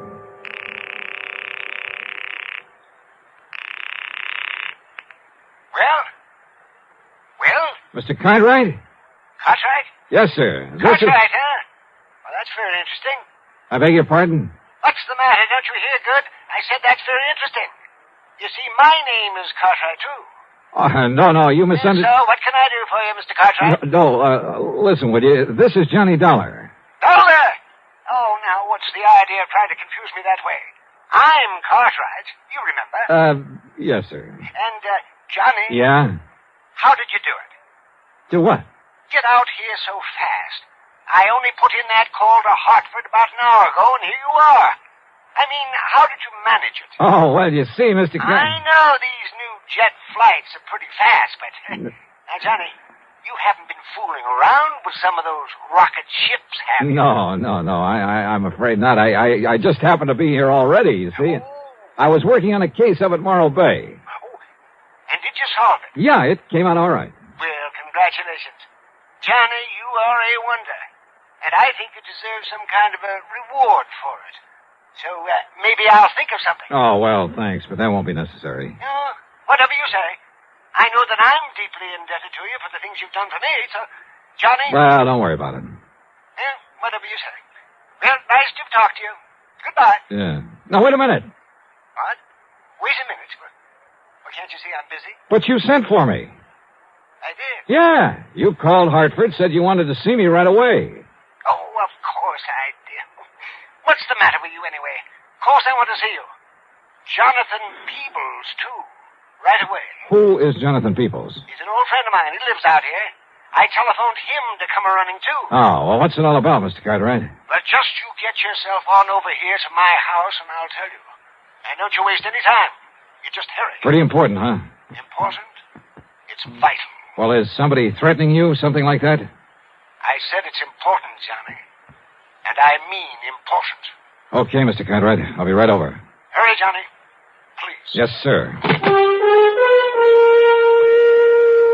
Yeah, old man Cartwright was as wacky as a bedbug. But what Bill Ferguson had told me was true.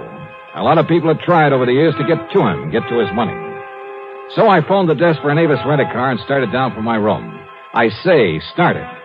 The youngster who came barreling down the hallway, chasing a hula hoop, was probably a very nice kid, a great joy to his parents. May even grow up to be president of the United States. But as I started out the door, that hoop caught me between the knees and down my leg. Oh. Daddy! Mommy! I killed him! I came to a couple of hours later on a table at the dispensary, I guess you'd call it, there at the hotel.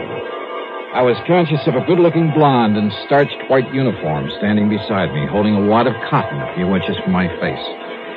That's better now. That's better. How is it? Now, once more, take a good, deep breath. Inhale, Mr. Dollar. Yeah. Oh. What? Just smelling salts. You had quite a bang on the head. Yeah. You should see what you did to that metal door panel. When the child's parents say that if there's anything they can do, they... No. Nurse, where's my coat? Oh, here. But you ought to rest a while. No, sorry. I gotta get out of here. And thanks. I dashed out to where my rental car was waiting for me and drove to the address on North Roxbury Drive in a wealthy section of Beverly Hills. A beat-up touring car that must have dated back to the early 30s was parked in the driveway. The front door of the house stood wide open. Mr. Cartwright! Mr. Cartwright! Oh, hello. Is that you? He isn't here. What? Are you Mr. Dollar? I mean, are you Mr. Dollar? Yeah, that's right. I'm Jonathan Peebles, Alvin's friend, and... Oh, Mr. Dollar. Yeah. What's the matter? He's gone. Something's happened to him, and... Oh, Mr. Dollar. Well, yeah? Well, from what I saw, from what I've found around here... Oh, Mr. Dollar, he's been murdered. He what? I'm sure of it. He's been murdered.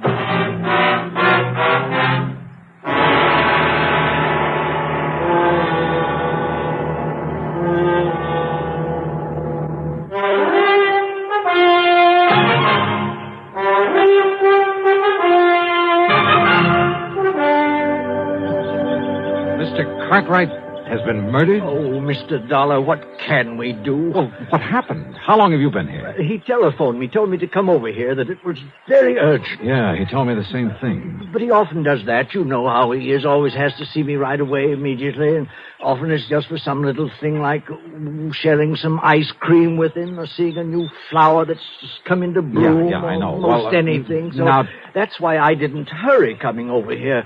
And anyhow, Betsy doesn't like to be pushed. Who is Betsy? Well, that's my nice old car that's parked out front. Didn't you see it? Oh, yeah, sure. I named it Betsy after an old white horse I used to have when I first came to California. I see. A wonderful horse.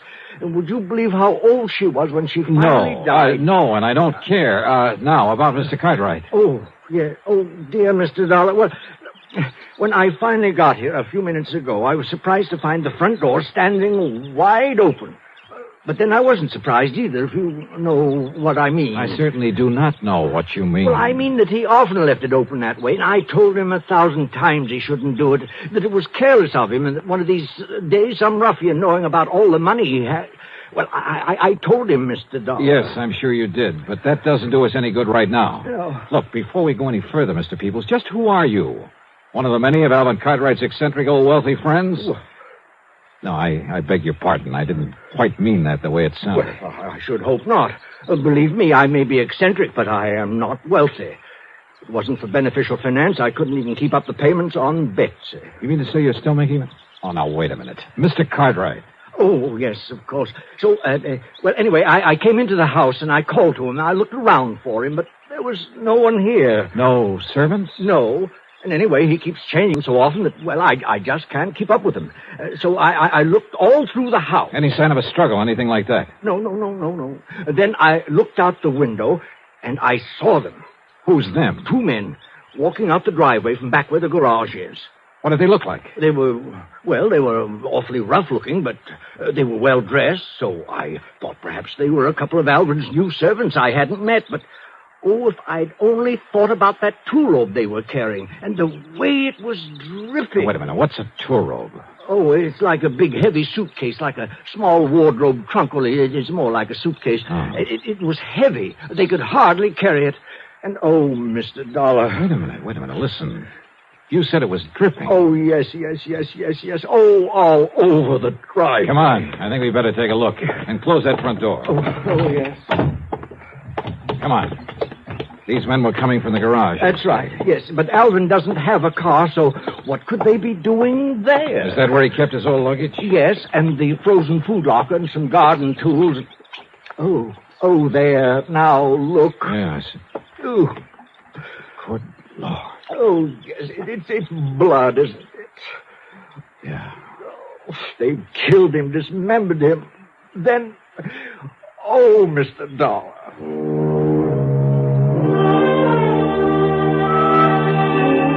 I made a hasty inspection of the garage. Nothing. I found no sign of a struggle anywhere in the house.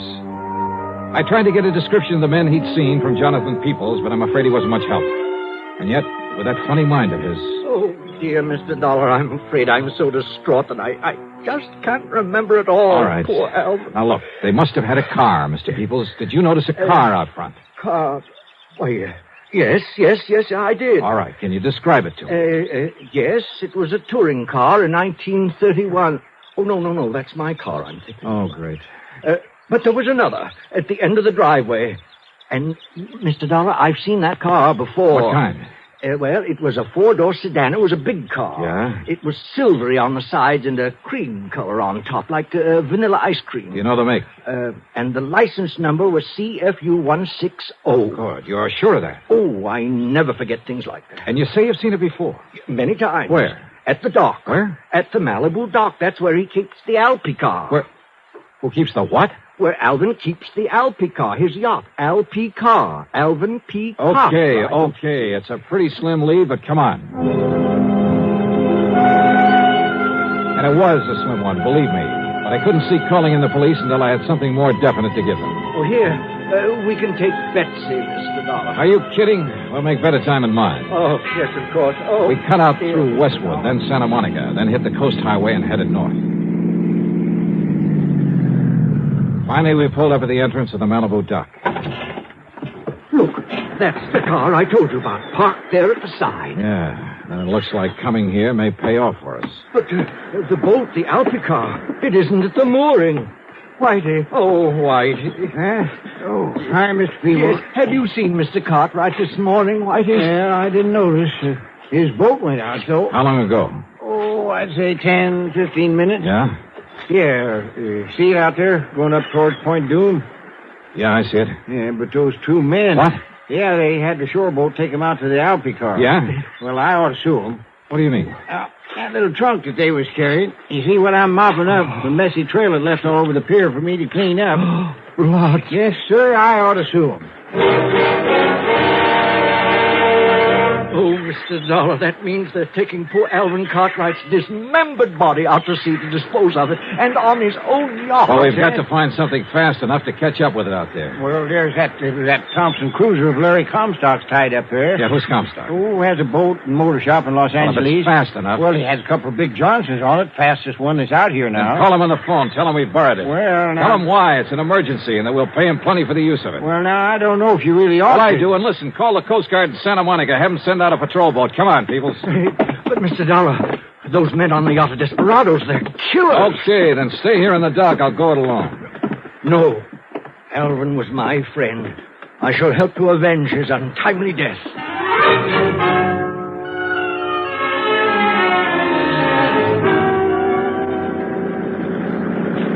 Maybe I should have left him behind. Of course, I had a gun with me. But that wouldn't keep him from stopping a bullet if the men aboard the Alpha car decided to shoot it out. I opened the throttle wide on the twin outboards, and within 15 minutes, we overtook the big 75-foot yacht. Much to my surprise, it was simply cruising along. Of course. So as not to arouse suspicion. That's why, Mr. Dollar. Yeah, possibly. And yet it must be pretty clear to them that we're chasing them. Look, the man at the wheel. That's one of the ruffians I saw carrying the trunk with Alvin's bleeding body in it. Ruffian, huh? I'm not so sure about that. And there's the other, coiling up those ropes up on the foredeck. Killers. Now, look, you better stay down low, Mr. Peebles. They're stopping the boat. If there's going to be any shooting... Look, there's Alvin. What? Yes, Alvin. He just came up on deck. Oh, you're right. Can't you see, Mr. Dollar? They put him together again. Yes, those killers... Alvin, we are here. We've come to your rescue. Jonathan, what a surprise. And Johnny Dollar. Now, what are you doing out here? Are you kidding? What? Oh, of course. I remember now. I wanted to take you out for a nice long ride in my lovely yacht. Huh? Of course. That's why I called you. Johnny, I think you deserve something nice like this for all the good work you've done. And since you've done so many fine things for me over the years, I decided I should take you on a nice long cruise. And you could relax and eat and sleep and fish and... yeah. And that's why you called the insurance company to get in touch with me? That's right. Now, wasn't that a great idea? Well, I'll be. And I invited Jonathan along, too. But an awfully funny thing happened, Johnny. No. Yes, sir, Johnny. The minute we left the dock, I just knew there was something else that I'd forgotten. And you know what it was? Don't tell me. Of course I will. I'd forgotten to wait for you and Jonathan. Oh, now. Isn't that the funniest thing? Yeah, Mr. Cartwright, it sure is. Now, just a minute, Alvin. Yes, Jonathan. What about those two men, those terrible killers? What did you say? Right there beside you. They killed you. They murdered you. And they... oh, what am I saying? Oh, wait a minute. Yeah, you think it over, Mr. Peoples. Mr. Cartwright. Yes, Jonathan. You said something else you'd forgotten. That's right. You and Jonathan.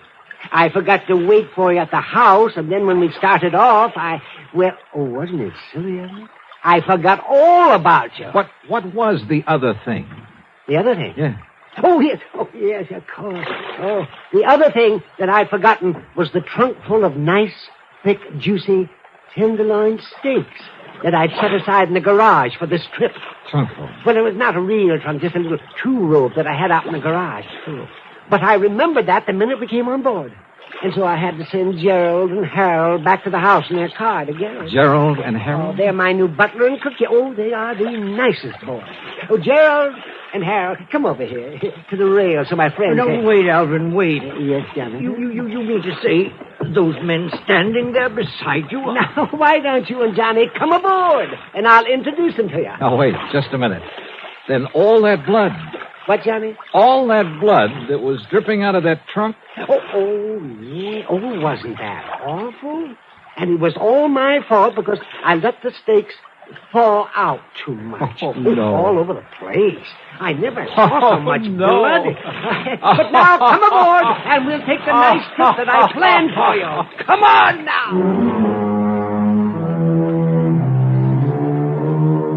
Hey, you know something? It's crazy. It's wild. But it does my heart good to get tangled up in something like this sometimes. Helps keep away the ulcers. As for the expense account, forget it. Alvin Peabody Cartwright shoved a check into my hands before I left that would cover the expense account a dozen times over. As for Larry Comstock, the man whose boat I'd appropriated, well, when he heard the story of what had happened, he wouldn't accept a penny for it. So, that's that.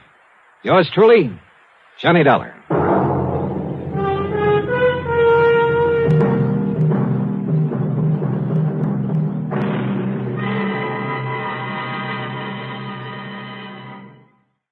From Hollywood, it's time now for... Johnny Dollar. Marty Bruce, Johnny, at Worldwide Mutual. Oh, hi, Marty. How are you? Did you ever hear of the Mei-Ling Buddha? Nope, I'm afraid I never. It's probably the most valuable piece of jade there is. A little statue not more than 3.5 inches high. Made during the Mei-Ling dynasty. And you've insured it? Yes. For how much? $40,000. So what's happened to it? I don't know. I don't know if anything's happened to it. Well, if nothing's happened to it. I'm not even sure of that. Huh? That nothing's happened to it. Come on over here and let's talk about it, huh? Yeah, I think I'd better.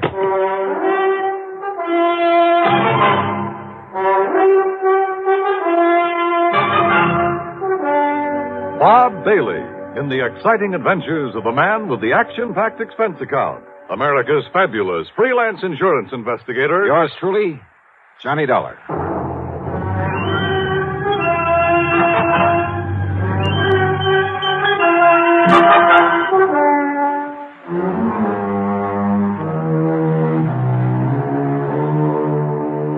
Expense account submitted by Special Investigator Johnny Dollar to the Worldwide Mutual Insurance Company, Home Office, Hartford, Connecticut. Following is an account of expenses incurred during my investigation of the Mei-Ling Buddha matter.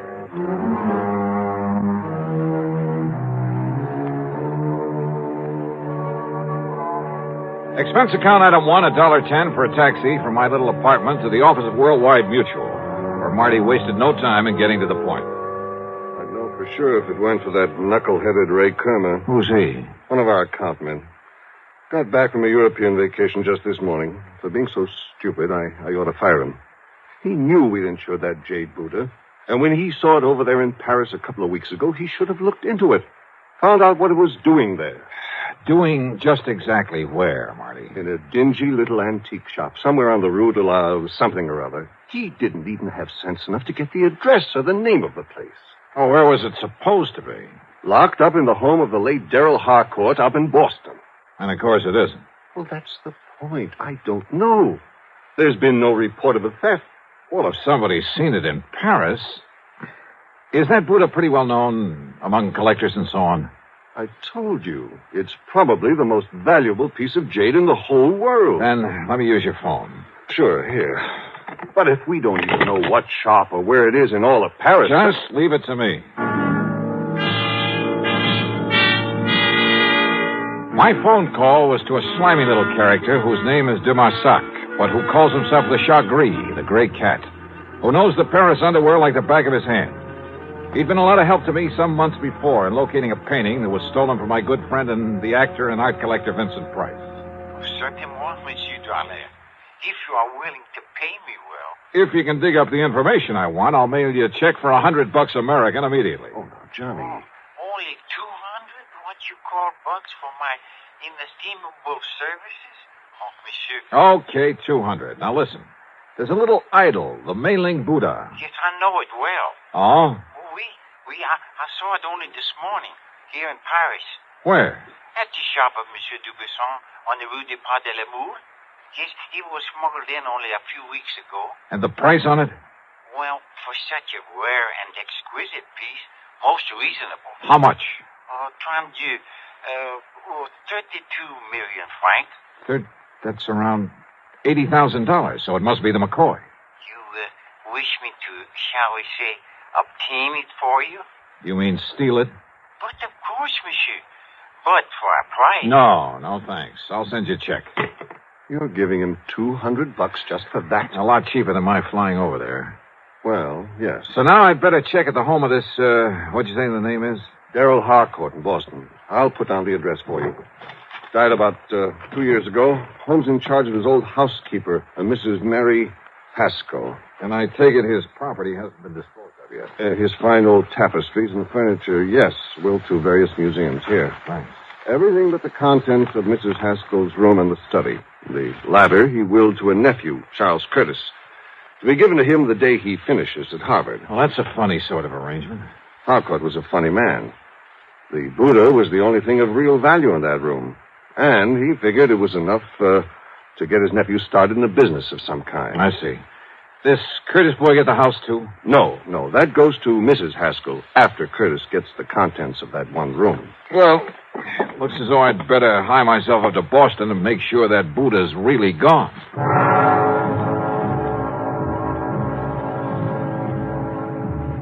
Item 2, the $200 check to my informant in Paris, who was sure he'd seen the Mei-Ling Buddha, was sure it had only arrived there recently.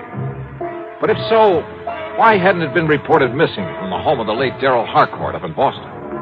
Item 3, $50 deposit on a rental car. When I reached Boston, I headed west on Beacon Street, a couple of miles beyond Kenmore Square, and there on a little side street found the Harcourt home.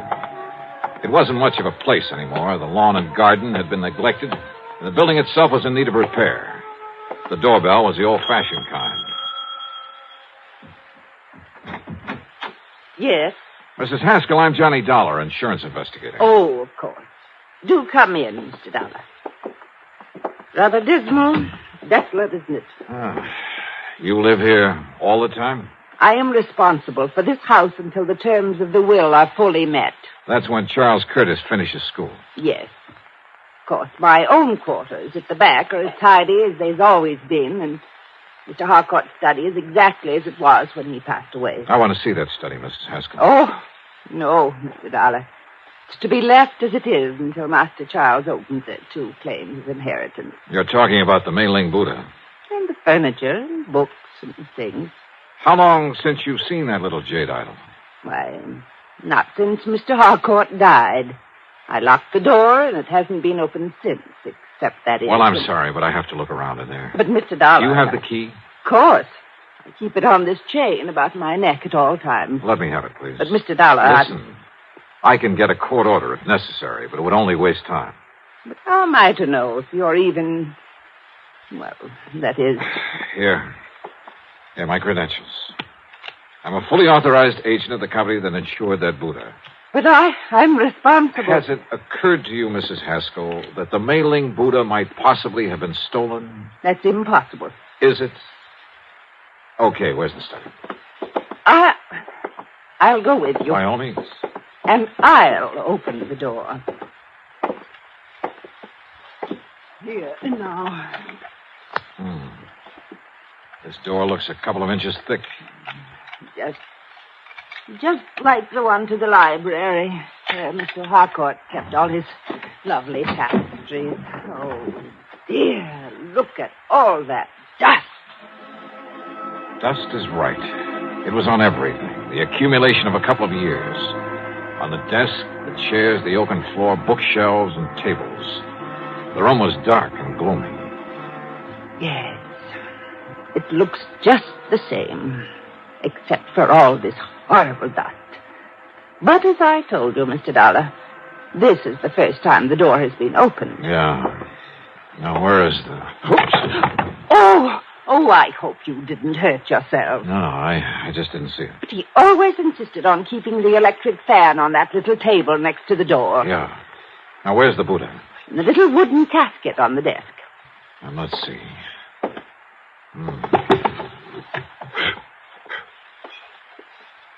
Now.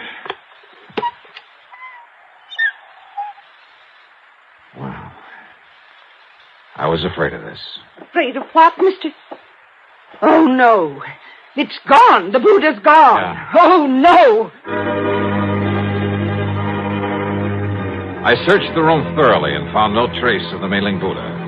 Somehow, someone had got in that locked room and stolen it. It must have happened recently. A piece as valuable as that wouldn't be allowed to lie around for long. The Varsaka told me it arrived in Paris only a few weeks ago, and I had no reason to doubt him. But how could anyone possibly have got in there without leaving marks in the dust that swirled about our feet every time we moved? That showed a clear imprint of every step we made. That left a mark on everything I touched. Oh, dear, Mr. Dollar, this is terrible. You're sure you have the only key to this room, Mrs. Haskell? Yes, it was entrusted to me to prevent this very thing. Oh, dear. What about the nephew, Charles Curtis? No, I'm sure he's never had one. You think he could have got hold of yours and had a copy made? No, impossible, Mr. Dollar. Oh, dear. Where is he? At school at Harvard. I think I'd better see that boy. Well, certainly you can't think that Master Charles did this. I don't know what to think yet. Tell me, you're absolutely sure you've let no one in here since Mr. Harcourt died? You can tell by the dust over everything that no one has been in here. Not for years. You're sure of that? Absolutely.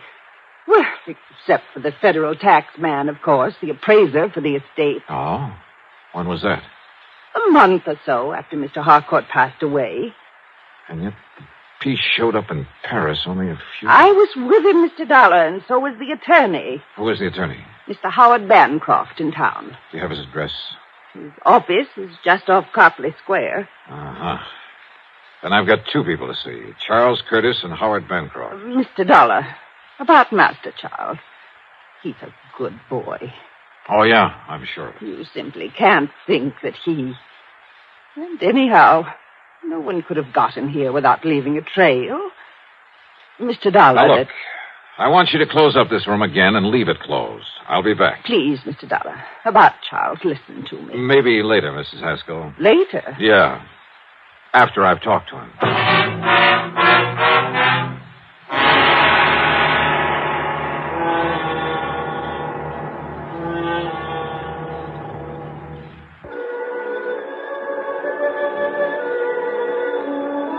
One thing puzzled me. If young Charles Curtis did steal the Buddha, why did he do it? After a few months more at Harvard, he'd get it anyway. And he'd be able to sell it on the legitimate market for a lot more than it would ever bring on the Paris black market. On the way in to look him up, I stopped at the office of the lawyer, Howard Bancroft. I can't believe it, Mr. Dollar. Well, the fact remains, Mr. Bancroft, that the Buddha's not only missing from the Harcourt home, but has turned up in Paris. But the only person who had access to that room was Mrs. Haskell, in accordance with Mr. Harcourt's wishes. That room hasn't been entered for years, until today. And yet, if the Buddha has shown up only recently... I'm afraid I don't follow you, sir. Mr. Harcourt willed it to his nephew, didn't he? That's right. Charles Curtis, when he finishes school. And he willed the house to Mrs. Haskell, didn't he? Yes, and it will be little enough reward for her years of service to him. How do you mean? Mr. Harcourt paid her very little during all those years. She, and I too, quite frankly, felt she was entitled to a great deal more. You see, his really valuable things, the collection of tapestries, he willed to various museums. So I understood. They were kept in an hermetically sealed room, the library. Hermetically sealed? Practically. Didn't you notice the tremendous doors on the study and library, the sealed windows? Then how could any dust... What? About Charles Curtis, Mr. Bancroft. Admirable young man. In addition to the money his uncle always gave him, his own family is very wealthy, you know. No, I didn't know. Yes. They've given him everything he wants, and it hasn't spoiled him a bit. Even during college? He's an excellent, hard-working student. He's going to be a lawyer, Mr. Dollar, and he'll be a good one. And maybe my thinking about him has been wrong. Oh, definitely. Why, Mr. Dollar, he's planned to donate the Mei-Ling Buddha to a museum when it comes into his possession. So you see... It's just that after handling more or less straight insurance cases for so many years, I almost instinctively suspect anyone close to the problem at hand. In this case, young Charles Curtis. Even Mrs. Haskell. Maybe even you. I beg your pardon. But I guess I'd better just shake the dust out of my brain and tackle this as a plain, ordinary... Wait a minute. Dust. Eh? It's a little matter of dust that really has me stopped. It makes it impossible for that room to have been entered since... Tapestries, you said. I mentioned them. Of course. How blind can I be? Eh? Look, you better get ready for some legal action on behalf of your client, the late Mr. Darrell Harcourt. What? I'm going to play a hunch, Mr. Bancroft. Maybe it's all wrong. Maybe it's crazy. But I'm going to play it to the hilt.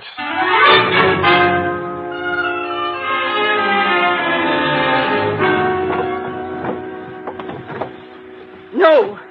Mr. Dollar, you can't do this. You have no right. Now, we'll see about that. These are my own personal things. I don't believe you're an insurance investigator Please, at all. whatever you like. you a warrant to search my room this way? No. No, you're just some thief, some... Uh-huh. Oh. Yeah.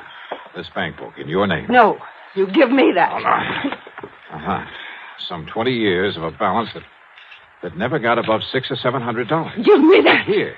2 months ago, a single deposit of $21,000. That was money That was the money you got from some crook. We let the police run him down. Some crook who smuggled the Mei-Ling Buddha over to Paris after you stole it out of the study. That's impossible, and you know it. That study hasn't been open for nearly 2 years. You saw the layer of dust in there yourself. Oh, yes. You pointed it out to me half a dozen times. I should have caught on then.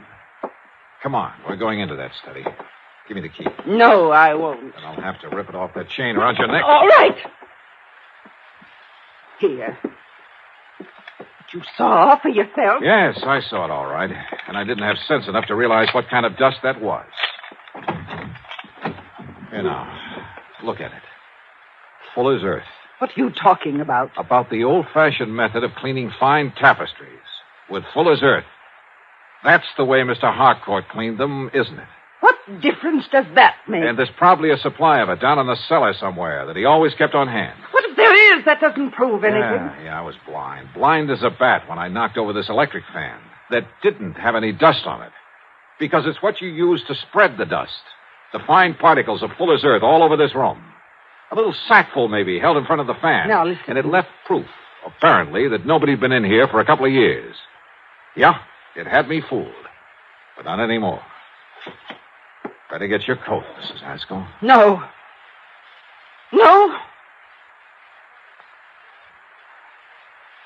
Mr. Dollar, I deserved far more from Mr. Harcourt for my years of service. And of watching him squander his money on the idle tapestries. And on that nephew who had money of his own. Now I have money. Plenty. Plenty, Mr. Dollar. More than I need. I'm an old woman. But you're young. Perhaps you could use some of it. Perhaps $10,000 or $12,000.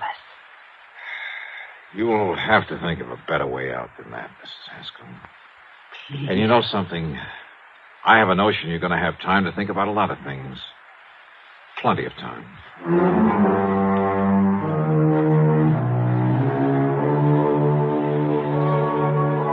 Yeah, I know. The Mei-Ling Buddha still has to be brought back from Paris. Maybe I'll get the assignment. Maybe it'll go to one of our regular foreign investigators. As for Mrs. Haskell, well, I'm sure Mr. Bancroft will lose no time in taking whatever steps are necessary. So, expense account total, including mileage on my rental car and a few incidentals, well, call it $300 even. Yours truly, Johnny Dollar.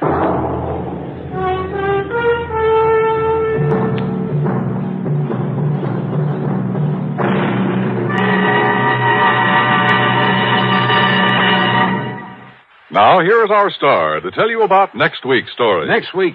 Well, far be it from me to get up on a soapbox, but I hope you'll make a point of listening to it. It concerns a lot of money in the wrong hands, in the hands of a bunch of kids too young to meet responsibility, too young to realize that cutting loose from family before they're ready can lead to trouble. In this case, murder. Yeah, I think you'd better hear it. So join us, won't you? Yours truly, Johnny Dollar.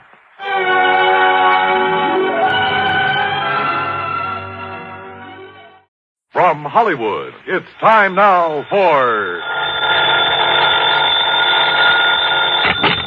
Johnny Dollar. Dollar, this is Fred Starkey. Starkey? Worldwide Mutual out here in Columbus, Ohio. Oh, sure, Fred. How are you? Look here, Dollar, if you're free for a couple of days, I'd like to have you come on out here. Oh, what's it all about? Mrs. George Hemingway Tilford. Ever hear of her? Tilford? No, I don't think so. Pretty wealthy, especially since a fire a few months ago. It destroyed a big lumber yard that her husband left to her.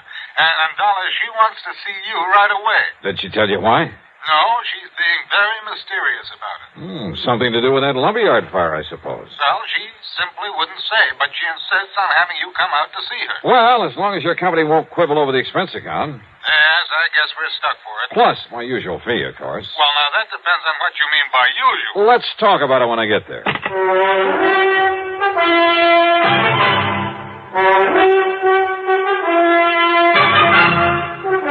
CBS Radio brings you Bob Bailey in the exciting adventures of the man with the action-packed expense account. America's fabulous freelance insurance investigator. Yours truly, Johnny Dollar.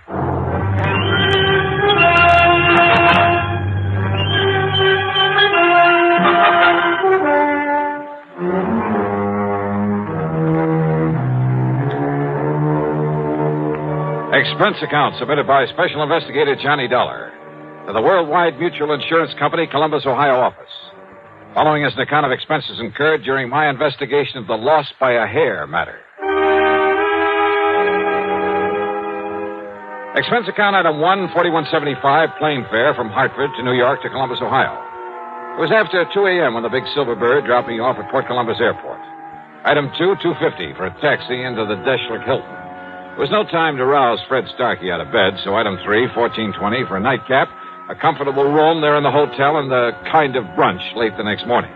So late, as a matter of fact, that I had to wait for Starkey to come back from his lunch before I could see him at the office of Worldwide Mutual.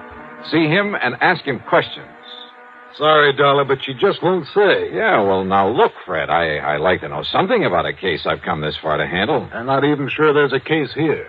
Well, you told me that she owned a big lumber yard that had burned down some months ago. Exactly 9 weeks ago. All right, how much insurance? Dollar, it was a total loss. It cost the company $330,000. Wow, wait. Fortunately, it was underinsured. Underinsured? Well, these days, the ground alone out there is worth that much. Out where? It's near Minerva Park. Arson by any chance? No. No sign of it whatsoever. She, possibly need the money? Hardly. Her husband left her over $250,000 in securities when he died a couple of years ago. No. Nothing suspicious at all, huh? Except that suspicious mind of yours. Now, listen, Johnny, I didn't say her wanting to see you has anything to do with that fire. That was your idea. Maybe she just wants a look at you. A great admirer of yours, I understand. Oh, sure. Well, do you always expect to find arson, fraud, or murder, some sort of crime whenever somebody calls on you? No, not always. Well, that's the way it usually turns out. But don't you see, if this had something to do with her insurance, she would have said as much. But if it hasn't, why did she ask for me? Well, I told you. You told me what? Oh, I don't know. I don't know why she wants to see you, but I'm willing to bet that it has nothing to do with that fire. $500? $500. Fred, how do I get there?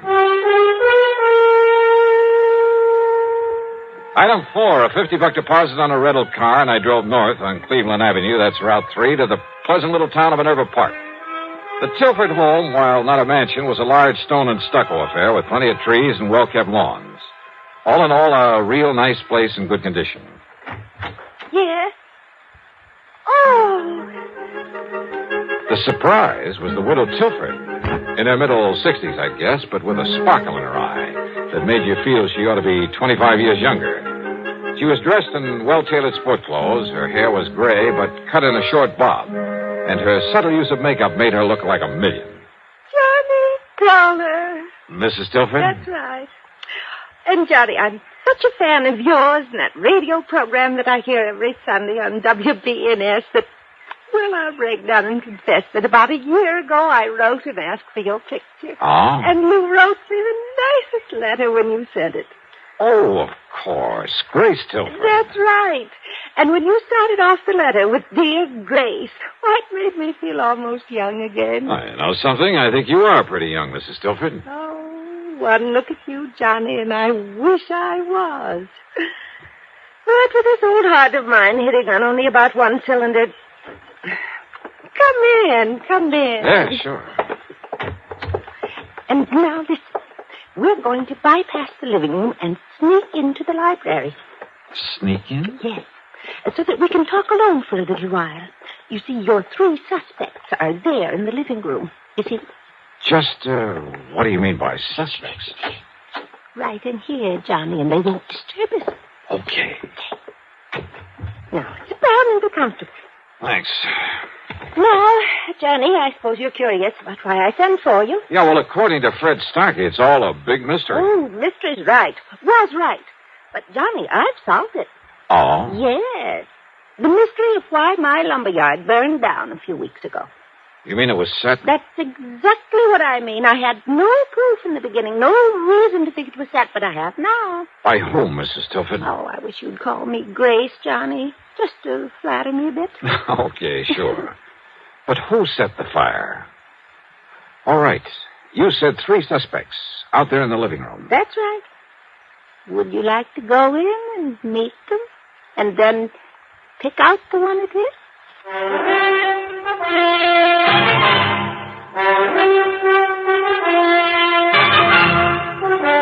You say that one of those 3 people sitting out there in the living room set that lumberyard fire. Yes, Johnny, and I collected $330,000 on it after all. The police and firemen had found nothing to indicate arson. Oh, believe me, it's hard to spot in a fire like that. Then I got to thinking about those 3, about how each of them could profit by it. Possible that all 3 could have had a hand in it? Oh, those 3 get together on anything, trust each other. Oh, never, never. Okay, then. Then a couple of days ago, I learned something.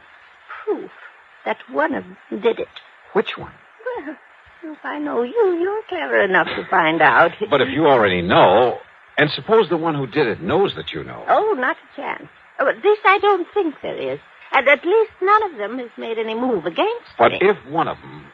you better tell me which one. Well, now, Johnny, do you ever tell who's the guilty one on your radio program right at the beginning? Oh, now, let's face it, this is a little bit different.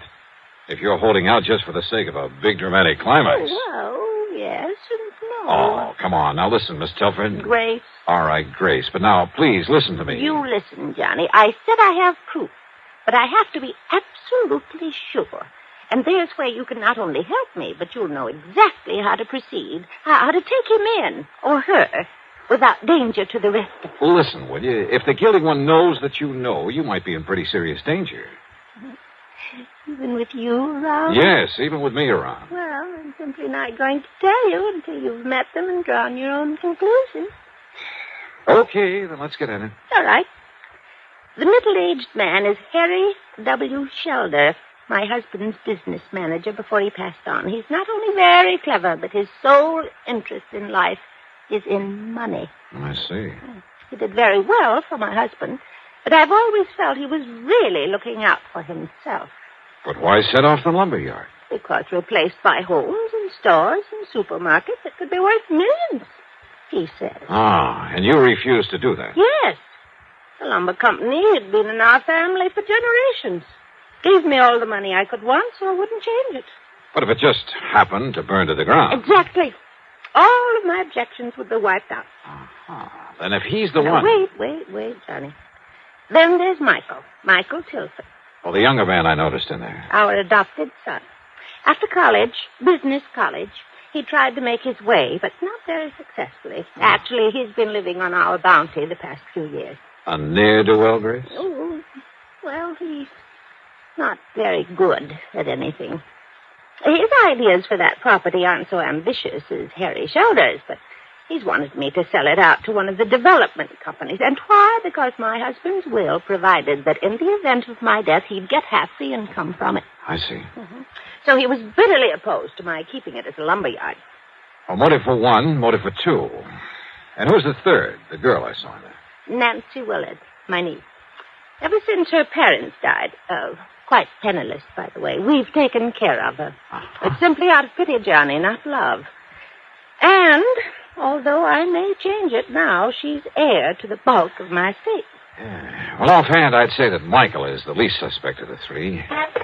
Let's go talk to them. But I'll leave you alone with them. I want to clean up before dinner and wash my hair. It's a mess. Looks great to me. What? Like this? Okay. You gals have to have something to fuss about, I suppose. Now, let's go in and see those folks.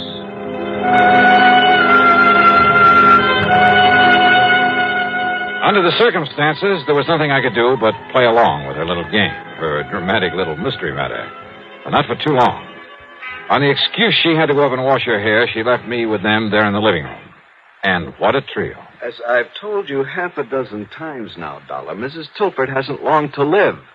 According to her doctor, not more than 5 or 6 years at the most. Don't you see what I mean? Maybe, Mr. Shelder. Go on. As long as she's alive and lets me handle things, she can make millions with that property. And you? Well, of course, I get a percentage of the capital gains I achieve for her. And I say those fancy plans of yours are too much of a gamble, Harry. Just wait, I Michael. say play it safe. Let somebody else take the risk. That's all. Then all we have to do is... all Mother has to do is sit by and share in the profit. A small share instead of all the profit. With you running things, I'd want a pretty good accounting, Harry. You think you could handle a project like I have in mind? One like I have in mind. Nothing to it. I wouldn't trust your judgment or you, as a matter of fact. Oh, now stop it, kids. What kind of people will Johnny Dollar think we are? Sorry, Johnny. Oh, I find this all very interesting, Nancy. Don't you see, Dollar? Listen to me. No, you listen, Michael. Every time we get together this way, it's the same old thing. I've said it before, and I say it again. Let Auntie Grace handle things her own way. Of course, you're well provided for without even having to lift a finger. That's right, Harry. I'm not one of the hired help. Nancy, I resent that. But she does have a point there. Sure, so go ahead and resent, but... Oh, now, look, it's cocktail time, so let's have Haskell bring in the drinks and talk about other things, or just get quietly loaded. Haskell! Mrs. Haskell! There's no reason why one of us can't bring us. Don't bother, Harry. Yes, you called to me, miss? Bring in the portable bar and plenty of ice cubes. Yes, Mum, I'll be after getting it for you right away. Where's my aunt? About to get under the hairdryer last time I was up the stairs. Tell her to come down and join us. Yes, Mum, that I will. And while we're waiting, let's try to be civil to each other. To say I didn't particularly like these three would be an understatement. And I could picture any one of them having set that fire. For the next few minutes, they simply sat and glared at each other until we heard Mrs. Haskell come running clumsily down the stairs. Miss Nancy, Mr. Shelder, Mr. Michael. Haskell, I thought you were going to bring... Haskell, what's the matter? It's Mrs. Tilford up there in her room. Well? She's dead.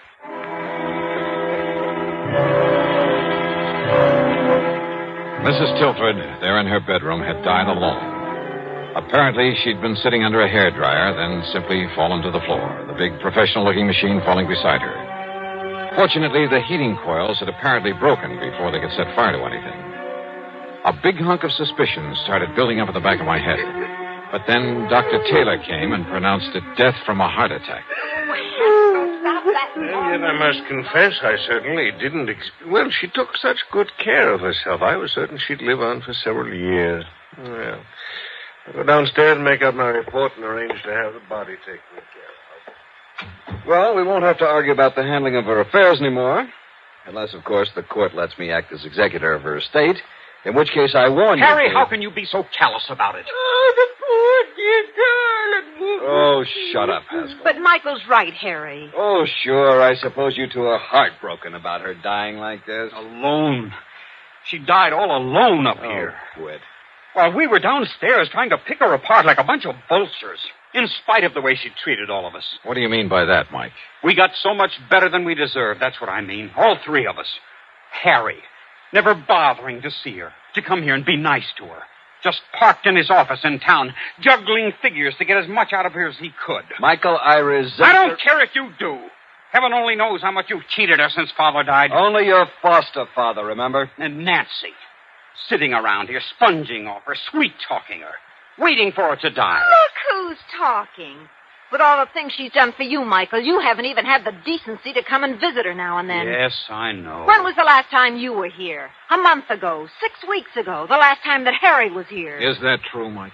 Yes, Mr. Dollar, I'm afraid But it you is. didn't hesitate to accept the money she kept sending you. At least I tried to make my own way. Oh, sure. Big, ambitious little Michael. Well, what have you done for us? At least I've stayed here these past few weeks and gone through the motions of being nice to her. Kept her company, helped her with her clothes, fixed her hair for her, and, well... Is that true, Mrs. Haskell? Yes, sir. Fixed her hair for her. Big deal. Miss Nancy even bought her that big hair-drying machine. Oh. And the poor dear loved it so, she was washing her hair 3 and 4 times a week. Now, what's that got to do with what Wait a we're minute. discussing? That's right. If it hadn't been for this crazy machine, she would have been downstairs where we might have... Wait. Well, don't take it out on the hairdryer, I Michael. said wait a minute. My brain was fairly spinning. A news item in the New York papers less than a month ago. A freak accident, 1 in a million at a beauty parlor. A professional hairdryer machine, exactly like the one lying here on the floor. There'd been pictures of it, sketches, to show exactly what had happened. A tiny wire had come loose, had shocked the customer so badly that she'd lost consciousness. There'd been a big noise over it. And now here was Mrs. Tilford, a little frail old lady with a heart condition. Yeah. What is it, Mr. Dollar? Yes, Johnny. What's that funny look supposed to mean? Plenty. Mrs. Haskell, did you ever help Mrs. Tilford with this machine? Oh, jeez, I'd never even touched that contraption of the devil, sir. Dollar, this old biddy wouldn't even let Mrs. Tilford install an electric stove. But I failed to... Listen, when was this thing purchased? Well, about 3 weeks ago. I still have the bill for it in my office. Another of Nancy's little tricks gave it to Mrs. Tilford as a gift, but charged it to her account. But I failed to see... 3 weeks ago. So when I find the wire on it, it was cut instead of simply broken off when it fell. Mr. Dollar? Yeah, and I'm glad you didn't kick this thing anymore, Mike. You see it here? When she clamped this thing on her head, this wire touched her wet scalp. Oh, now just... Good heavens. Then when she turned on the switch, well, that was it. Harry, you haven't been here for weeks. Well, I know, but Nor have you, Michael. And Mrs. Haskell was afraid to touch the thing. Well... Nancy. Yeah, Nancy. You were here, Nancy. And a few weeks ago, when you read in the papers how one of these machines might... No! Heaven, Dollar! Oh, put it down, Nancy. No. I'll kill you. I'll kill all of you. Sure, I did it, but nobody will ever know, because none of you will be alive. That's where you're wrong, Nancy! Michael! All right, Nancy. No! Let go of me! Sorry.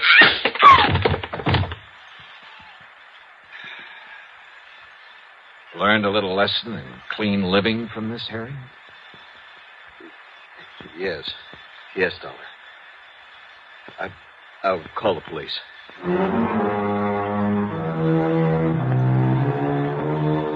So Nancy's wild shot busted one of his ribs, but Michael recovered.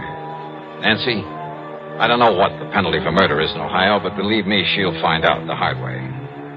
As for the estate, well, that's up to the courts, too. No doubt much of what might have been Nancy's share will go to the company for that payment on the fire. Expense account total, including the trip back to Hartford, $162.70. Yours truly,